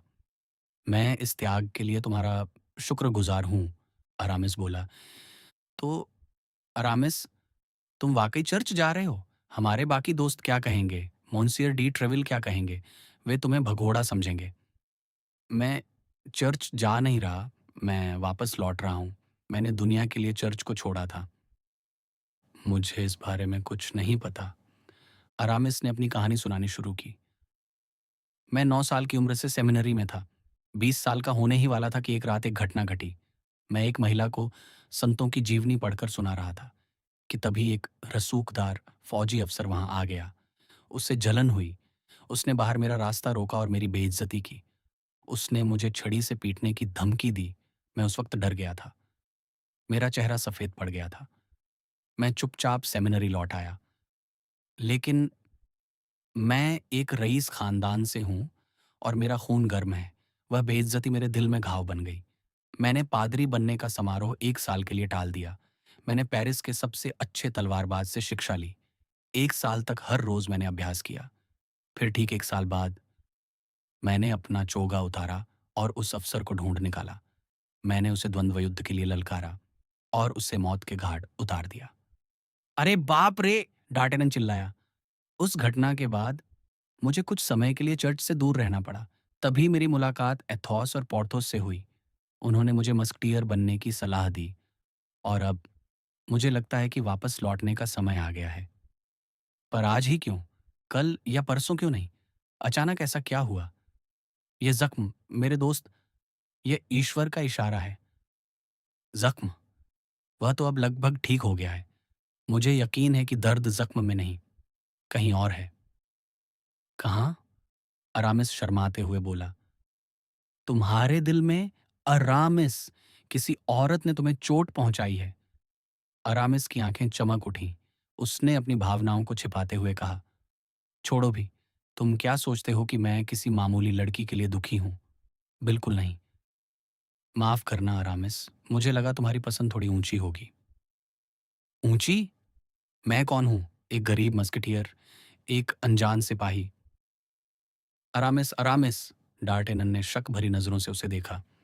सब मिट्टी है और मिट्टी में ही मिल जाना है। अरामिस ने उदासी से कहा, रिश्ते टूट जाते हैं, खासकर सुनहरे रिश्ते। डार्टेनन, अपने जख्मों को छिपा कर रखो। खामोशी ही दुखी इंसान का आखिरी सहारा है। अफसोस मेरे दोस्त, डार्टेनन ने आह भरते हुए कहा, तुम तो मेरी ही कहानी सुना रहे हो। क्या मतलब? जिस महिला से मैं प्यार करता हूं उसे मुझसे छीन लिया गया है। मुझे नहीं पता वह कहाँ है, जिंदा है या मर गई। कम से कम तुम्हें यह तो पता है कि वह अपनी मर्जी से नहीं गई। पर मेरा मामला। अरामिस रुक गया। तो तुमने दुनिया छोड़ने का फैसला पक्का कर लिया है? हमेशा के लिए। आज तुम मेरे दोस्त हो, कल तुम मेरे लिए महज एक साया होंगे। यह दुनिया एक कब्रिस्तान के सिवा कुछ नहीं है। बड़ा ही दुखद है यह सब। डार्टेनन मुस्कुराया और बोला, ठीक है, फिर इस खत का कोई मतलब नहीं है। चलो इसे जला देते हैं। यकीनन इसमें तुम्हारी उस लड़की की बेवफाई की खबर होगी। कौन सा खत? अरामिस बेताबी से चिल्लाया। एक खत जो तुम्हारी गैर मौजूदगी में आया था और मुझे दिया गया। किसका खत है वह? किसी मामूली नौकरानी का होगा। शायद मैडम डी चेवरेज की दासी का। बेचारी को अपनी मालकिन के साथ वापस जाना पड़ा होगा और उसने खुद को बड़ा दिखाने के लिए किसी खुशबूदार कागज पर डचेस की मुहर लगा दी होगी। क्या कह रहे हो तुम? अरे, लगता है मुझसे कहीं गिर गया, डार्टेनन ने मजाक करते हुए कहा। पर क्या फर्क पड़ता है? दुनिया तो एक कब्रिस्तान है और औरतें महज साया। डार्टेनन, तुम मेरी जान ले लोगे? अरामिस चिल्लाया। लो, मिल गया। डार्टेनन ने जेब से खत निकाला। अरामिस उस पर झपटा। उसने खत को ऐसे पढ़ा मानो उसे निगल जाएगा। उसका चेहरा खुशी से चमक उठा। शुक्रिया डार्टेनन, शुक्रिया। अरामिस पागलपन की हद तक खुश था। उसे वापस जाना पड़ा। वह बेवफा नहीं है। वह अब भी मुझसे प्यार करती है। आओ मेरे दोस्त, मुझे गले लगाओ। मैं खुशी से पागल हो रहा हूं। दोनों दोस्त उस भारी भरकम किताब के चारों ओर नाचने लगे। शोध प्रबंध के पन्ने फर्श पर बिखर गए। तभी बाजिन पालक और आमलेट लेकर अंदर आया। हटो यहां से! अरामिस ने अपनी टोपी उसके मुंह पर दे मारी। वापस जाओ। ये बदसूरत सब्जियां ले जाओ। जाकर शानदार खरगोश का मांस, भुना हुआ मुर्गा और पुरानी शराब लेकर आओ। बाजिन हक्का बक्का रह गया। उसने समझ नहीं आया कि पल भर में यह क्या हो गया। उसके हाथ से पालक और आमलेट फर्श पर गिर गए। तो अरामिस, डार्टेनन ने हंसते हुए कहा, क्या अब भी प्रभु को भेंट चढ़ाने का इरादा है? भाड़ में गई तुम्हारी लैटिन। चलो शराब पीते हैं मेरे प्यारे डार्टेनन, चलो जी भरकर पीते हैं। और मुझे बताओ कि बाहर की दुनिया में क्या चल रहा है। अध्याय 27। एथोस की पत्नी। अब हमें अथोस को ढूंढना है, डार्टेनन ने फुर्तीले अरेमिस से कहा। एक शानदार दोपहर के भोजन के बाद अरामिस अपना शोध प्रबंध भूल चुका था और डार्टेनन अपनी थकान। डार्टेनन ने उसे राजधानी से निकलने के बाद की पूरी दास्तान सुना दी थी। क्या तुम्हें वाकई लगता है कि उसके साथ कुछ बुरा हुआ होगा? अरेमिस ने पूछा। अथोस बहुत शांत और बहादुर है और वह तलवार चलाने में माहिर है। बेशक, आथोस की बहादुरी और हुनर के बारे में मुझसे ज्यादा सम्मान किसी के मन में नहीं है, पर मुझे अपनी तलवार का डंडों के बजाय भालों से टकराना ज्यादा पसंद है। मुझे डर है कि कहीं आथोस को उन नौकरों ने पीट पीट कर अधमरा न कर दिया हो। वे लोग बहुत बेरहमी से वार करते हैं, इसीलिए मैं जल्द से जल्द निकलना चाहता हूँ। मैं तुम्हारे साथ चलने की कोशिश करूंगा, एरमिस ने कहा। हालांकि मैं खुद को घोड़े पर सवार होने की स्थिति में महसूस नहीं कर रहा हूँ। कल मैंने उस घोड़े का इस्तेमाल करने की कोशिश की थी जो दीवार पर लटका है, पर दर्द ने मुझे उस पवित्र अभ्यास को जारी रखने नहीं दिया। यह पहली बार है जब मैंने सुना है कि कोई बंदूक की गोली के जख्म को कोड़ों से ठीक करने की कोशिश कर रहा है। पर तुम बीमार थे और बीमारी दिमाग को कमजोर कर देती है, इसलिए तुम्हें माफ किया जा सकता है। तुम कब निकलने का इरादा रखते हो? कल सुबह होते ही। आज रात जितनी हो सके गहरी नींद सो लो और कल, अगर मुमकिन हुआ, तो हम साथ चलेंगे। अगली सुबह जब डार्टेनन ने अरामिस के कमरे में प्रवेश किया, तो उसने उसे खिड़की पर खड़ा पाया। तुम क्या देख रहे हो? डार्टेनन ने पूछा। सच कहूं तो मैं उन 3 शानदार घोड़ों को देख रहा हूं जिन्हें अस्तबल के लड़के घुमा रहे हैं।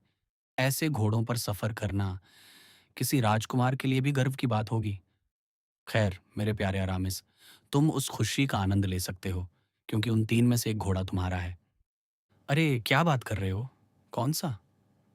उन 3 में से जो भी तुम्हें पसंद आए। मेरी कोई खास पसंद नहीं है। और ये शानदार साज सज्जा, क्या ये भी मेरी है? बिना किसी शक के? तुम मजाक कर रहे हो डार्टेनन? नहीं, अब जब तुमने फ्रेंच में बात करना शुरू किया है तो मैंने मजाक करना छोड़ दिया है। क्या? ये कीमती होल्स्टर, ये मखमली चोगा, ये चांदी जड़ी जीन, क्या ये सब मेरे लिए है? तुम्हारे लिए और किसी के लिए नहीं। जैसे वह घोड़ा जो जमीन कुरेद रहा है वह मेरा है, और वह दूसरा जो नाच रहा है वह अथोस का है। पेस्टे! ये तीनों कमाल के जानवर हैं। मुझे खुशी है कि ये तुम्हें पसंद आए। यकीनन ये राजा का दिया हुआ तोहफा होगा। कम से कम कार्डिनल ने तो नहीं दिया होगा। पर यह मत सोचो कि ये कहाँ से आए हैं। बस ये सोचो कि इनमें से एक तुम्हारी मिल्कियत है। मैं उसे चुनता हूँ जिसे वह लाल बालों वाला लड़का पकड़कर खड़ा है। तो वह तुम्हारा हुआ। हे भगवान! मेरा सारा दर्द गायब हो गया। अब तो शरीर में 30 गोलियां होने पर भी मैं इस पर सवार हो सकता हूँ। कसम से, कितने खूबसूरत रकाब हैं। अरे बज़न, फौरन यहाँ आओ। बाज़न दहलीज पर हाजिर हुआ। वह बहुत उदास और बुझा-बुझा सा लग रहा था। अब और किसी हुक्म की जरूरत नहीं है, डार्टेनन ने बात काटते हुए कहा। तुम्हारे होल्स्टर में पिस्तौलें भरी हुई हैं। बाजिन ने एक ठंडी आह भरी। चलो, मोंसियर बाजिन, शांत हो जाओ, डार्टेनन ने कहा। हर तरह के लोग स्वर्ग के राज्य को प्राप्त करते हैं। मोंसियर पहले से ही इतने अच्छे धर्मशास्त्री थे, बाजिन लगभग रोते हुए बोला। वे एक बिशप बन सकते थे, और शायद एक कार्डिनल भी। खैर मेरे बेचारे बाजिन, थोड़ा सोचो, चर्च का आदमी बनने से क्या फायदा? क्या उससे तुम युद्ध से बच सकते हो? देखो, कार्डिनल भी अगली जंग की तैयारी कर रहे हैं, सिर पर हेलमेट और हाथ में भाला लेकर। बातचीत के दौरान वे नीचे आए। एरमिस अपनी पुरानी फुर्ती और अंदाज के साथ जीन पर उछलकर सवार हुआ, पर उस शानदार जानवर के थोड़े से उछल कूद करते ही सवार को अपना दर्द इतना असहनीय महसूस हुआ कि वह पीला पड़ गया। डार्टेनन ने उसे संभाला और वापस उसके कमरे तक ले गया। कोई बात नहीं मेरे प्यारे अरेमिस, अपना ख्याल रखो, उसने कहा। मैं अकेला ही अथोस की तलाश में जाऊंगा। तुम फौलाद के बने हो, अरामिस ने जवाब दिया। नहीं, बस मेरी किस्मत अच्छी है। पर मेरे आने तक तुम अपना वक्त कैसे बिताओगे? अब कोई शोध प्रबंध नहीं, उंगलियों या आशीर्वाद पर कोई बहस नहीं। क्यों? अरामिस मुस्कुराया। मैं कविताएं लिखूंगा, उसने कहा। हाँ, मुझे पता है। ऐसी कविताएं जिनमें मैडम डी चेवरेज की दासी के खत की खुशबू होगी। बाजिन को छंद सिखाओ, रही बात घोड़े की, तो रोज उसे थोड़ा घुमाना ताकि तुम्हें उसकी आदत हो जाए।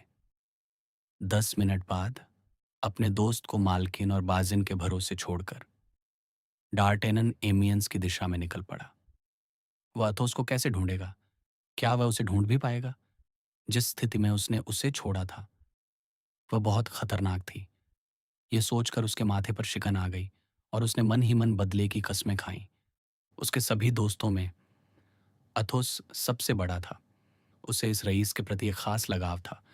अथुस का वह कुलीन अंदाज, महानता की वह झलक जो समय समय पर उसके व्यक्तित्व से बाहर निकलती थी, और वह व्यवहार जो उसे दुनिया का सबसे सुखद साथी बनाता था, उसकी बहादुरी जो गजब की शांति का परिणाम थी, ये गुण डार्टेनन के लिए प्रशंसा का विषय थे। अथोस की कदकाठी और चेहरा, उसमें एक अनकही भव्यता और शालीनता थी। वह घंटों अपनी बोतल, अपने गिलास या अपने मूक नौकर ग्रिमो को देखता रहता। वह 4 लोगों के बराबर शराब पी जाता था, पर कभी उसका संतुलन नहीं बिगड़ता था। डार्टेनन इस उदासी का कारण कभी नहीं समझ पाया था। एथोस के पास कभी कोई खत नहीं आता था। उसका राज उसके अतीत में छिपा था। खैर, डार्टेनन ने सोचा, बेचारा अथोस शायद इस वक्त मर चुका होगा, और वह भी मेरी गलती से, क्योंकि मैं ही उसे इस मामले में घसीट कर लाया था। इसके अलावा मोंसियर, प्लांचे ने अपने मालिक के विचारों में जुड़ते हुए कहा, शायद हमारी जान उसी की बदौलत बची है।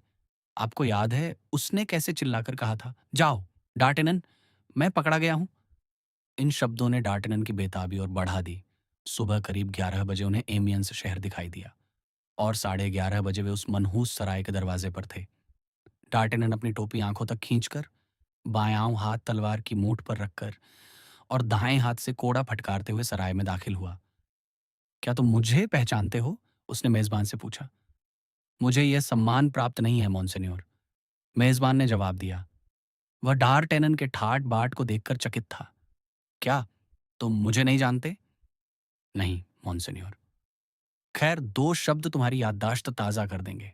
तुमने उस सज्जन का क्या किया जिस पर तुमने 12 दिन पहले जाली पैसे चलाने का झूठा इल्जाम लगाया था? मेजबान का चेहरा लाश की तरह सफेद पड़ गया। आह मोन्सेन्योर, उसका जिक्र मत कीजिए। मेजबान बड़े ही दयनीय स्वर में चिल्लाया। मैंने उस गलती की कितनी भारी कीमत चुकाई है। वह सज्जन कहाँ है वह? मेरी बात सुनिए मोन्सेन्योर, मुझ पर रहम कीजिए, बैठ जाइए। डार्टेनन गुस्से और फिक्र से खामोश एक जज की तरह बैठ गया। कहानी यह है मोन्सेन्योर, कांपते हुए मेजबान ने शुरू किया। मुझे अधिकारियों ने चेतावनी दी थी कि एक मशहूर जालसाज मेरी सराय में आएगा। मोन्सेन्योर, मुझे आपके घोड़ों और आपकी शक्ल का हुलिया दिया गया था। आगे बढ़ो, डार्टेनन ने कहा। उस सज्जन ने, आपके मित्र ने, बड़ी बहादुरी से मुकाबला किया। उन्होंने अपनी पिस्तौलों से 2 आदमियों को जख्मी कर दिया और फिर तलवार लेकर लड़ते हुए पीछे हटने लगे। उन्हें अपने पीछे तहखाने की सीढ़ियों का दरवाजा मिला। वे अंदर गए, चाबी निकाली और खुद को अंदर बंद कर लिया।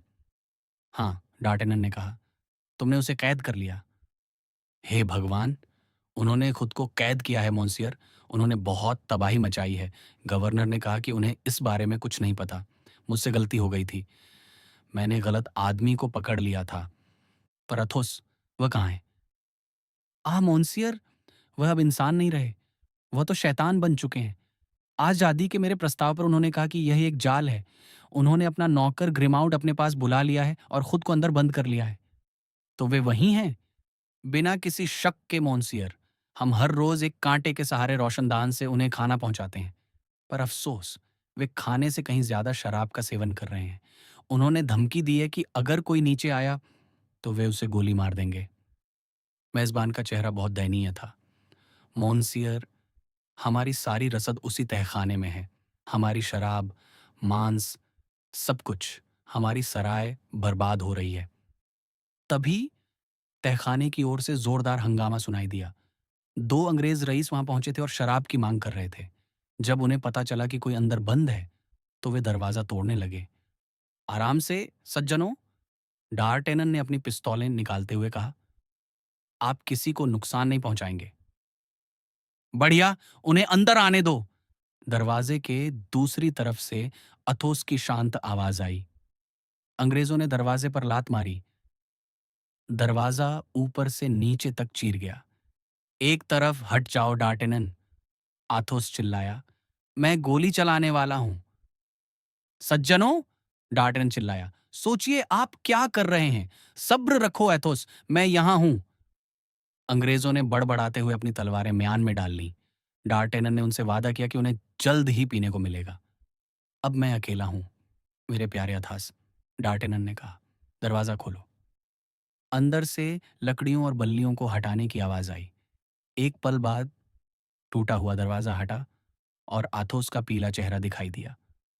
डार्टेनन उसके गले लग गया, पर उसने देखा कि अथोस लड़खड़ा रहा था। "तुम ज़ख्मी हो?" "मैं? बिल्कुल नहीं। मैं बुरी तरह नशे में हूँ मेरे दोस्त। मैंने कम से कम 150 बोतलें तो पी ही डाली होंगी।" मेज़बान के माथे पर पसीना बहने लगा।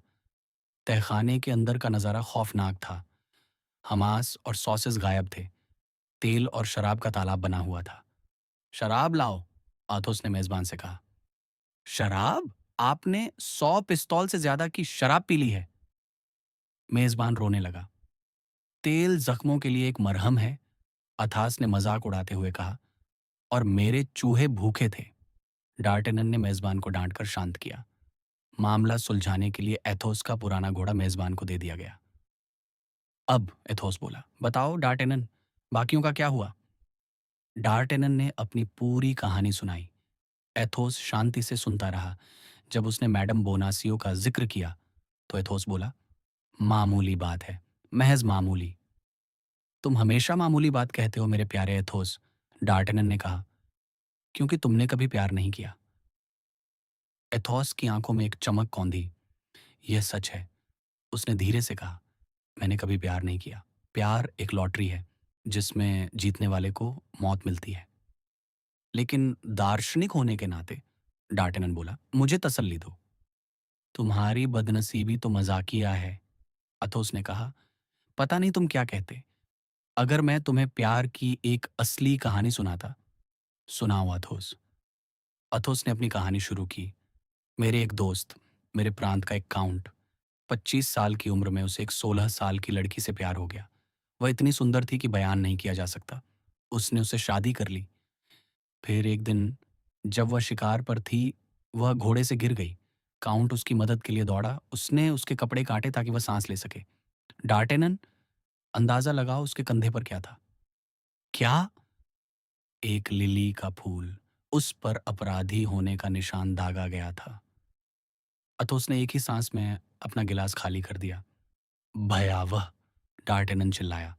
"सच है मेरे दोस्त, उस लड़की ने चर्च से चोरी की थी। काउंट ने उसके हाथ पीछे बांधे और उसे एक पेड़ पर फांसी दे दी।" "हे भगवान! अथोस, ये तो कत्ल हुआ।" डार्टेनन कांप उठा।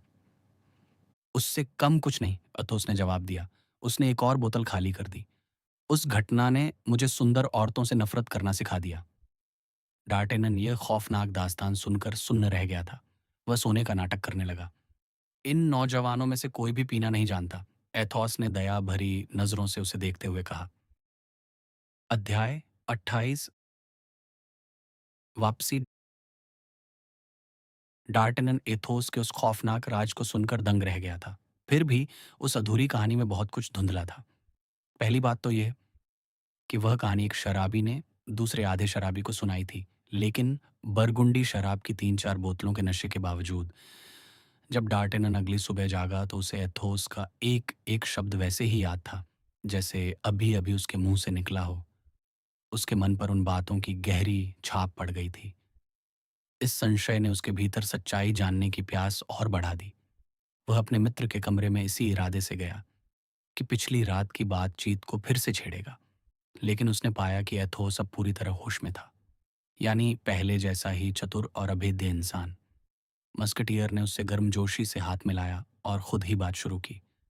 "कल मैं बहुत नशे में था, डार्टेनन," उसने कहा। "मुझे अपनी भारी और गर्म जुबान से और अपनी कांपती हुई नब्ज से इसका अंदाजा हो रहा है। मैं शर्त लगा सकता हूँ कि मैंने कोई न कोई बेवकूफ़ी ज़रूर की होगी।" ये कहते हुए उसने अपने मित्र की आंखों में बड़ी गंभीरता से देखा, जिससे डार्टेनन थोड़ा असहज हो गया। "नहीं," डार्टेनन ने जवाब दिया, "अगर मुझे सही से याद है, तो आपने कोई ऐसी-वैसी बात नहीं की थी।"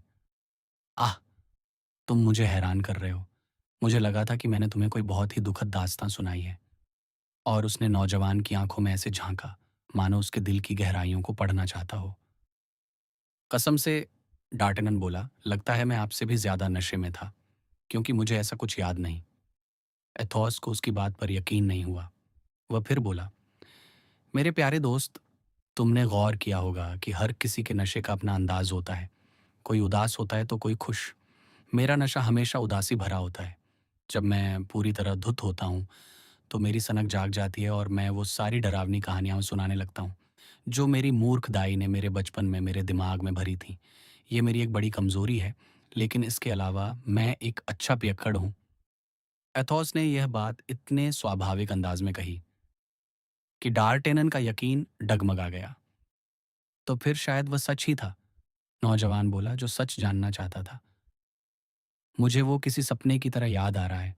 हम फांसी के बारे में बात कर रहे थे। एथॉस का चेहरा और भी पीला पड़ गया। फिर भी उसने हंसने की कोशिश की। आह! देखा, मुझे पता था। लोगों को फांसी पर चढ़ाते देखना मेरा सबसे बुरा सपना है। हाँ, हाँ, डार्टेनन ने बात बढ़ाई। अब मुझे याद आया, वह किसी एक मिनट रुकिए। हाँ, वह किसी औरत के बारे में था। बिल्कुल वही। एथॉस का चेहरा अब लगभग नीला पड़ चुका था। वही मेरी उस सुंदर महिला वाली कहानी है। मैं वह कहानी तभी सुनाता हूँ जब मैं बहुत ज्यादा नशे में होता हूँ। जी हाँ, वही कहानी थी, डार्टेनन ने एथॉस को गौर से देखते हुए कहा। वह कहानी एक लंबी, गोरी और नीली आंखों वाली महिला की। हाँ, जिसे फांसी दे दी गई थी। उसके पति द्वारा, जो आपका कोई परिचित रईस था। डार्टेनन ने अपनी नजरें उस पर गड़ाए रखीं। देखा, जब इंसान को पता नहीं होता कि वह क्या बोल रहा है, तो वह खुद को कितनी मुश्किल में डाल सकता है। एथॉस ने कंधे उचकाते हुए कहा, मानो वह खुद पर तरस खा रहा हो। डार्टेनन, मैं कसम खाता हूं, मैं अब कभी इतनी शराब नहीं पीऊंगा। यह बहुत बुरी आदत है। डार्टेनन खामोश रहा। फिर अचानक बात बदलते हुए एथोस बोला, खैर, उस घोड़े के लिए शुक्रिया जो तुम मेरे लिए लाए थे। क्या वह आपकी पसंद का है? डार्टेनन ने पूछा। हाँ, पर वह कड़ी मेहनत वाला घोड़ा नहीं है। आप गलत कह रहे हैं। मैंने उसे 1.5 घंटे में 10 कोस दौड़ाया था और वह थका तक नहीं। अब तो मुझे और भी अफसोस हो रहा है। अफसोस? क्यों? क्योंकि मैंने उसे जुए में हार दिया है। कैसे? डार्टेनन हक्का बक्का रह गया। एथॉस ने बताया कि सुबह 6 बजे वह नीचे गया और एक अंग्रेज रईस के साथ पासा फेंका। उसने अपना घोड़ा दांव पर लगाया और उसे हार गया, लेकिन उसने गर्व से कहा कि उसने घोड़े की कीमती साज सज्जा वापस जीत ली है। डार्टेनन बहुत दुखी हुआ। एथोस, आपने गलत किया। वह घोड़ा जंग के मैदान में हमारी पहचान बनने वाला था। वह एक यादगार तोहफा था। मेरे प्यारे दोस्त, खुद को मेरी जगह रखकर देखो, मस्कटियर ने जवाब दिया। मैं बोरियत से मरा जा रहा था, और सच कहूं तो मुझे अंग्रेजी घोड़े पसंद नहीं है। हमारी पहचान के लिए वो कीमती जीन ही काफी है। रही बात घोड़े की, तो हम कह देंगे कि उसे कोई बीमारी हो गई और वह मर गया। टार्टेनन मुस्कुराया तक नहीं। मुझे दुख है कि तुम इन जानवरों को इतनी अहमियत दे रहे हो, एथोस ने जारी रखा, क्योंकि मेरी कहानी अभी खत्म नहीं हुई है। अब और क्या किया आपने? अपना घोड़ा हारने के बाद मेरे मन में विचार आया कि क्यों ना तुम्हारा घोड़ा भी दांव पर लगा दूं। क्या? पर मुझे उम्मीद है कि वह महज एक विचार ही रहा होगा। नहीं, मैंने तुरंत उसे अमल में लाया। और नतीजा? डार्टेनन ने बड़ी घबराहट में पूछा। मैंने पासा फेंका और मैं हार गया। क्या? मेरा घोड़ा? हाँ, तुम्हारा घोड़ा। 7 के मुकाबले 8, बस एक अंक की कमी रह गई। तुम तो वो कहावत जानते ही हो। एथोस, मैं कसम खाता हूं, आप होश में नहीं हैं। मेरे प्यारे लड़के, कल जब मैं तुम्हें वो झूठी कहानियां सुना रहा था, तब तुम्हें ये कहना चाहिए था। आज सुबह नहीं। खैर, मैंने तुम्हारा घोड़ा और उसका सारा सामान भी हार दिया। यह वाकई भयानक है। रुको, अभी तो तुमने सब सुना ही नहीं। अगर मेरा सिर गर्म ना होता तो मैं एक बेहतरीन जुआरी बन सकता था, पर मैं जोश में आ गया। लेकिन अब आप क्या दांव पर लगाते? आपके पास तो कुछ बचा ही नहीं था। ओह! बचा था मेरे दोस्त, वह हीरा जो तुम्हारी उँगली पर चमक रहा है। मैंने कल ही उसे देख लिया था। ये हीरा! डार्टेनन ने तुरंत अपना हाथ अपनी अंगूठी पर रख लिया। मुझे हीरों की परख है। मेरे पास भी कभी कुछ थे। मैंने उसकी कीमत 1000 पिस्टोलस लगाई। मुझे उम्मीद है डार्टेनन डर के मारे आधा मर चुका था कि आपने मेरे हीरे का ज़िक्र नहीं किया होगा। इसके उलट मेरे दोस्त, वह हीरा ही हमारा आखिरी सहारा था। उससे मैं हमारे घोड़े, उनका सामान और वापसी का खर्चा भी जीत सकता था। एथोस, आप मुझे डरा रहे हैं। मैंने तुम्हारे हीरे का ज़िक्र अपने विरोधी से किया। क्या तुम्हें लगता है कि तुम अपनी उँगली पर आसमान का सितारा पहनोगे और कोई उसे देखेगा नहीं? नामुमकिन। आगे कहिए, कसम से आप अपनी बेरुखी से मेरी जान ले लेंगे। तो मैंने उस हीरे को 100-100 पिस्तौल के 10 हिस्सों में बाँट दिया। आप मज़ाक कर रहे हैं? डार्टेनन को अब गुस्सा आने लगा था। नहीं, मैं मज़ाक नहीं कर रहा। मेरी जगह होकर देखो। 15 दिनों से मैंने कोई इंसानी चेहरा नहीं देखा था। सिर्फ़ शराब की बोतलें थीं। यह मेरे हीरे को दाँव पर लगाने की कोई वजह नहीं हुई। डार्टेनन की मुट्ठियाँ भींच गईं। पूरी बात तो सुनो। 13वें दाँव में मैं सब कुछ हार गया। 13 नंबर हमेशा मेरे लिए मनहूस रहा है।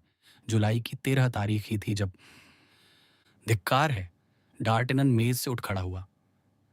सब्र रखो, एथोस बोला। मेरे पास एक योजना थी। वह अंग्रेज़ थोड़ा अजीब था। उसने ग्रिमॉर्ड को अपनी नौकरी में रखने का प्रस्ताव दिया था। मैंने ग्रिमॉर्ड को दाँव पर लगा दिया, खामोश ग्रिमॉर्ड को 10 हिस्सों में बाँटकर। फिर क्या हुआ? डार्टेनन को अपनी हँसी रोकनी पड़ी। उसी ग्रिमॉर्ड की बदौलत मैंने तुम्हारा हीरा वापस जीत लिया। अब बताओ, क्या दृढ़ता एक गुण नहीं है?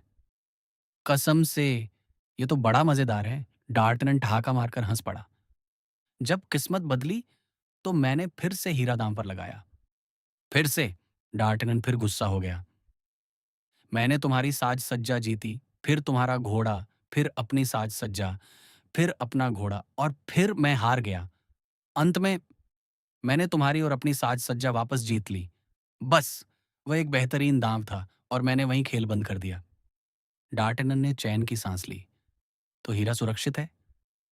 बिल्कुल सुरक्षित है मेरे दोस्त, और हमारे घोड़ों का सारा सामान भी। पर बिना घोड़ों के इस सामान का क्या करेंगे? मेरे पास एक विचार है। अंग्रेज अब भी यहीं हैं। वे इस साज सज्जा को बहुत पसंद कर रहे हैं। तुम उस साज सज्जा को घोड़े के बदले दांव पर लगाओ। अंत में डार्टेनन ने पासा फेंका और जीत हासिल की। उसे घोड़ा वापस मिल सकता था, पर एथॉस ने उसे सलाह दी कि घोड़े के बजाय 100 पिस्तौल नकद ले ले। डार्टेनन मान गया। उन्होंने ग्रिमॉर्ड और प्लानशेट के टट्टू लिए और दोनों नौकर पैदल सामान लेकर चल दिए। रास्ते में वे क्रेव की ओर पहुंचे, जहां अरामिस खिड़की पर उदास बैठा था। पता चला कि अरामिस ने भी अपना घोड़ा साट लुइस में बेच दिया है। लगता है हम सब एक जैसे ही हैं, एथॉस हंसते हुए बोला। फिर वे पोर्थोस के पास पहुंचे। वह एक शानदार दावत उड़ा रहा था। पोर्थोस ने बताया कि उसने अपना घोड़ा 80 लुई में दे दिया। जब वे सब खाने बैठे तो एथॉस ने बड़े गंभीर अंदाज में कहा, सज्जनों, आप लोग घोड़े का मांस खा रहे हैं। क्या? सब चौंक गए।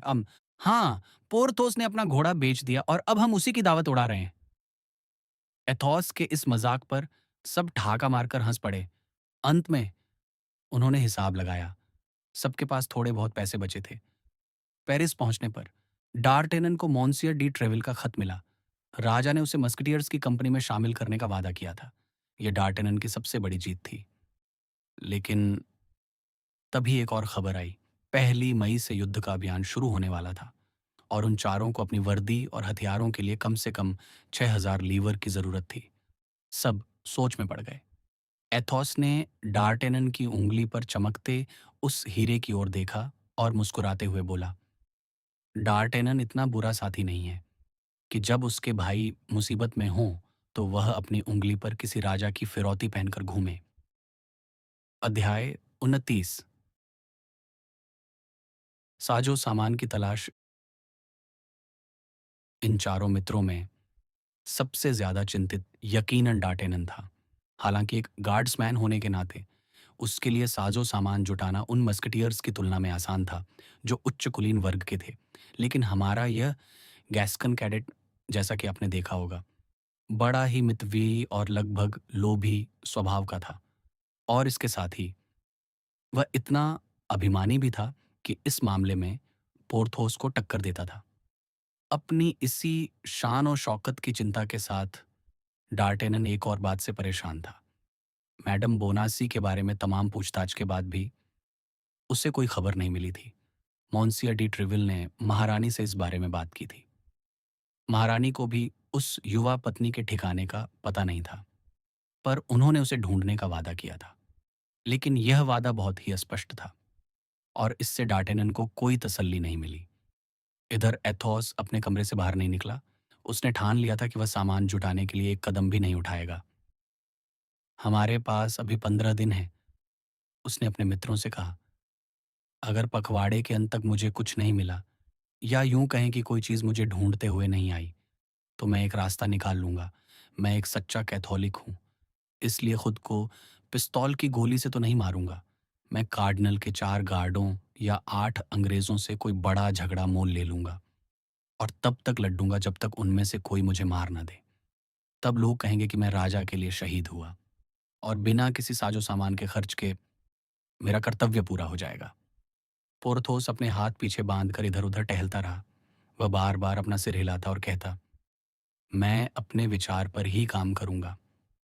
अरामिस, जो काफी चिंतित और लापरवाही से कपड़े पहने हुए था, खामोश रहा। इन हालातों से साफ था कि इस मंडली में गहरी हताशा छाई हुई थी। उनके नौकर भी अपने मालिकों के दुख में शरीक थे। मस्केटॉन ने रोटी के टुकड़ों का भंडार जमा कर लिया था। बाजिन, जिसका झुकाव हमेशा से धर्म की ओर था, चर्चों से बाहर नहीं निकलता था। प्लैंचेट मक्खियों को उड़ते हुए देखता रहता। और ग्रिमाउड, जो अपने मालिक की खामोशी की कसम के कारण चुप था, ऐसी गहरी आहें भरता कि पत्थर भी पिघल जाए। तीनों दोस्त, क्योंकि एथोस ने हिलने तक की कसम खाई थी, सुबह जल्दी निकलते और रात को देर से लौटते। वे सड़कों पर ऐसे भटकते मानो फुटपाथ को देख रहे हों कि कहीं कोई यात्री अपना बटुआ तो नहीं छोड़ गया। जब वे आपस में मिलते तो एक दूसरे को बेचारगी से देखते, जैसे पूछ रहे हों, क्या तुम्हें कुछ मिला? हालांकि पोर्थोस सबसे पहले एक विचार लेकर आया था। वह सक्रिय इंसान था, हमारा या काबिल पोर्थोस। एक दिन डार्टेनन ने उसे सेंट ल्यू के चर्च की ओर जाते देखा और स्वाभाविक रूप से उसके पीछे चल दिया। पोर्थोस ने चर्च में प्रवेश किया। अंदर जाने से पहले उसने अपनी मूंछों को मरोड़ा और अपनी दाढ़ी को सहलाया, जो हमेशा उसके किसी बड़े और विजयी संकल्प का संकेत होता था। डार्टेनन बड़ी सावधानी से छिपकर उसके पीछे गया। पोर्थोस एक खंभे के सहारे खड़ा हो गया और डार्टेनन दूसरी तरफ से छिपकर खड़ा रहा। वहां प्रवचन चल रहा था और चर्च लोगों से भरा था। पोर्थोस ने इस मौके का फायदा उठाया और औरतों को ताड़ने लगा। मस्केटन की मेहनत की बदौलत पोर्थोस की बाहरी हालत उसकी आंतरिक गरीबी को उजागर नहीं कर रही थी। उसका हैट थोड़ा घिसा हुआ था, पंख थोड़े फीके पड़ गए थे और सुनहरा काम भी पुराना हो गया था। लेकिन चर्च के उस धुंधले उजाले में ये चीजें नजर नहीं आ रही थीं और पोर्थोस अब भी हैंडसम पोर्थोस दिख रहा था। डार्टेनन ने उस खंभे के पास वाली बेंच पर एक ढलती उम्र की सुंदरी को देखा। वह थोड़ी पीली और सूखी हुई सी थी, लेकिन अपने काले हुड के नीचे बड़ी अकड़ के साथ बैठी थी। पोर्थोस की नजरें तिरछी होकर उस महिला पर पड़ीं और फिर वे चर्च की छत की ओर घूमने लगीं। दूसरी तरफ वह महिला समय समय पर शर्माती और बिजली की रफ्तार से चंचल पोर्थोस की ओर देखती। यह साफ था कि पोर्थोस की यह बेरुखी काले हुड वाली उस महिला को चुभ रही थी। वह गुस्से में अपने होंठ काट रही थी और अपनी सीट पर बेचैन हो रही थी। पोर्थोस ने यह देखकर अपनी मूंछें फिर मरोड़ी और चर्च के अगले हिस्से में बैठी एक और खूबसूरत महिला को इशारे करने लगा। वह महिला न सिर्फ सुंदर थी, बल्कि यकीनन किसी ऊंचे खानदान की थी। उसके पीछे एक छोटा नौकर था जो उसकी मखमली गद्दी थामे था, और एक दासी थी जिसने उसकी प्रार्थना की किताब वाली थैली पकड़ी थी। काले हुड वाली महिला पोर्थोस की नज़रों का पीछा कर रही थी। उसने देखा कि पोर्थोस की नज़रें उस मखमली गद्दी वाली अमीर महिला पर टिकी हैं। पोर्थोस बड़ी चतुराई से खेल रहा था। आंखों की हल्की सी हरकत, होंठों पर उंगली और वो छोटी सी मुस्कान जो उस उपेक्षित सुंदरी के दिल को छलनी कर रही थी।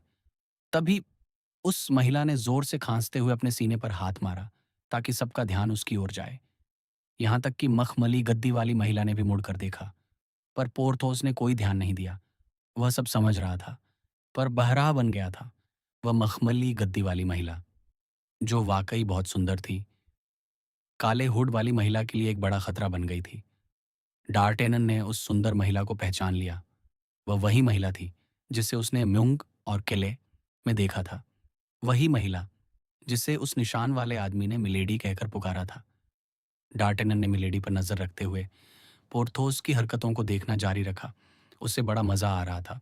उसने अंदाजा लगाया कि वह काले हुड वाली महिला रू ओजॉर्स के वकील की पत्नी मैडम कोकनार है।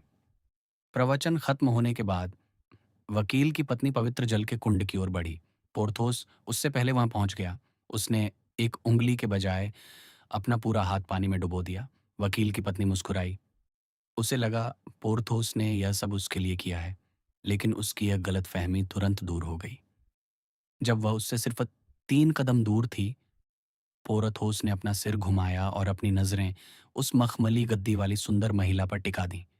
जैसे ही वह महिला पोर्थोस के पास पहुंचे, पोर्थोस ने अपना भीगा हुआ हाथ कुंड से निकाला। उस सुंदर महिला ने अपनी कोमल उंगलियों से पोरथोस के बड़े हाथ को छुआ, मुस्कुराई, क्रॉस का निशान बनाया और चर्च से बाहर चली गई। वकील की पत्नी के लिए यह बर्दाश्त से बाहर था। उसे पूरा यकीन हो गया कि पोर्थोस और उस महिला के बीच कुछ चल रहा है। वह गुस्से से भर गई। उसने दबी हुई आवाज में मस्कटियर से कहा, "हे मोंसियर पोर्थोस, क्या आप मुझे पवित्र जल नहीं देंगे?" उस आवाज को सुनकर पोर्थोस ऐसे चौंक गया मानो कोई 100 साल की नींद से जागा हो। माँ मादाम, क्या यह आप हैं? हमारे प्यारे मोंसियर कॉकनार्ड कैसे हैं? क्या वे अब भी उतने ही कंजूस हैं? पता नहीं मेरी आंखें कहाँ थीं कि 2 घंटे के प्रवचन के दौरान मैं आपको देख ही नहीं पाया। मैं आपसे सिर्फ 2 कदम दूर थी, मोंसियर, वकील की पत्नी ने जवाब दिया। लेकिन आपको कुछ दिखाई नहीं दे रहा था, क्योंकि आपकी आंखें तो सिर्फ उस सुंदर महिला पर थीं जिसे आपने अभी पवित्र जल दिया। पोर्थोस ने शर्मिंदा होने का नाटक किया। आह, तो आपने गौर किया? अंधी नहीं थी मैं, मोंसियर। हाँ, पोर्थोस बोला, वो मेरी जान पहचान की एक डचेस हैं। उनके पति की ईर्ष्या की वजह से मिलना मुश्किल होता है। उन्होंने मुझे संदेश भेजा था कि वे सिर्फ मुझसे मिलने के लिए इस मामूली से इलाके के चर्च में आएंगी। मोंसियर पोर्थोस, वकील की पत्नी ने कहा, क्या आप 5 मिनट के लिए मुझे अपना सहारा देंगे? मुझे आपसे कुछ कहना है। बिल्कुल मैडम। पोर्थोस ने मन ही मन आंख मारी, जैसे कोई जुआरी उस शिकार पर हंसता है जिसे वह लूटने वाला हो। उस वक्त डार्टेनन वहां से गुजरा। वह मिलेडी का पीछा कर रहा था। उसने पोरथोस की ओर एक नजर डाली और उसकी विजयी मुस्कान देख ली। वाह, उसने मन ही मन सोचा, लगता है ये शख्स बहुत जल्द अपने साजो सामान का इंतजाम कर लेगा। पोर्थोस वकील की पत्नी के साथ सेंट मैगलोर के सुनसान रास्ते पर पहुंचा। आह, मोंसियर पोरथोस, वकील की पत्नी चिल्लाई जब उसे यकीन हो गया कि कोई उन्हें सुन नहीं रहा। लगता है आप बहुत बड़े विजेता बन गए हैं। मैं? मादाम, भला कैसे? पोरथोस ने बड़े गर्व से अपनी छाती चौड़ी की। अभी चर्च में वो इशारे और वो पवित्र जल, वो कोई राजकुमारी रही होगी जिसके साथ उसका नौकर और दासी थे।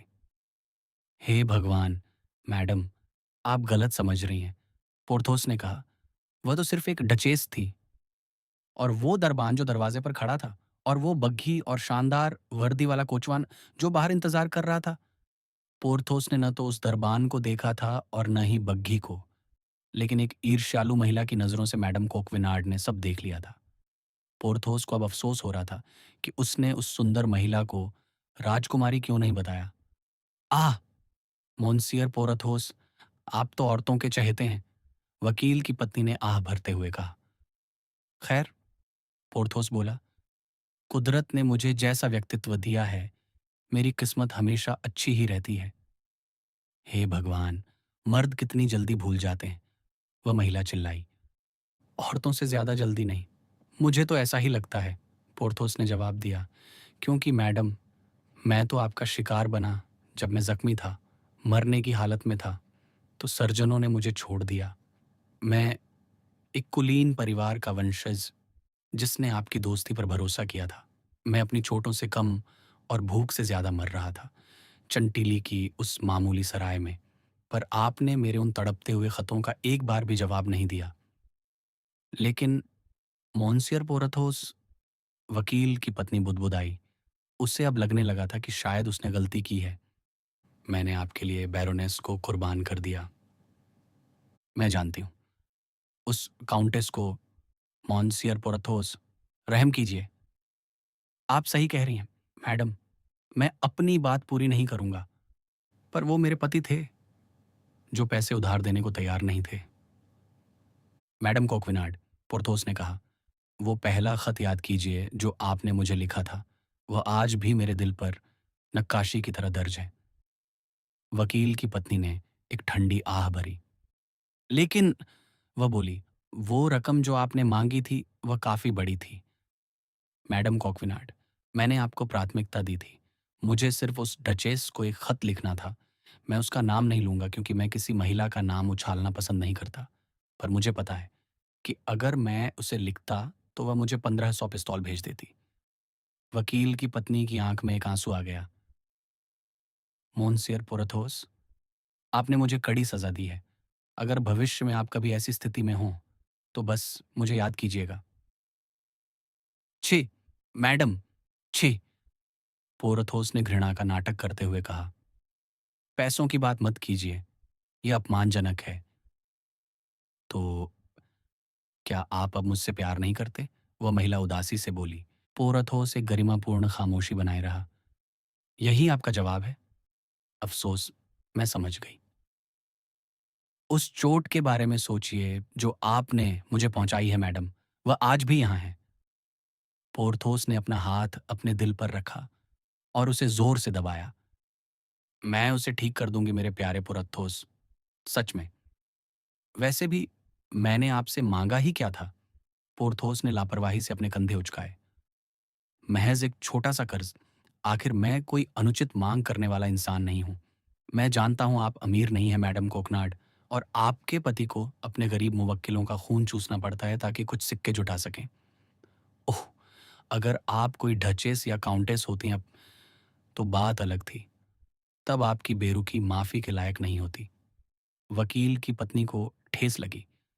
मोन्सियर पोरथोस, आपको पता होना चाहिए कि मेरा संदूक भले ही एक वकील की पत्नी का हो, पर उन बनावटी औरतों के संदूक से कहीं ज्यादा भरा हुआ है। यह तो और भी बड़ा अपमान है, पोर्थोस ने अपना हाथ छुड़ाते हुए कहा। क्योंकि अगर आप अमीर हैं, मैडम कॉकविनाड, तो पैसे देने से मना करने का आपके पास कोई बहाना नहीं था।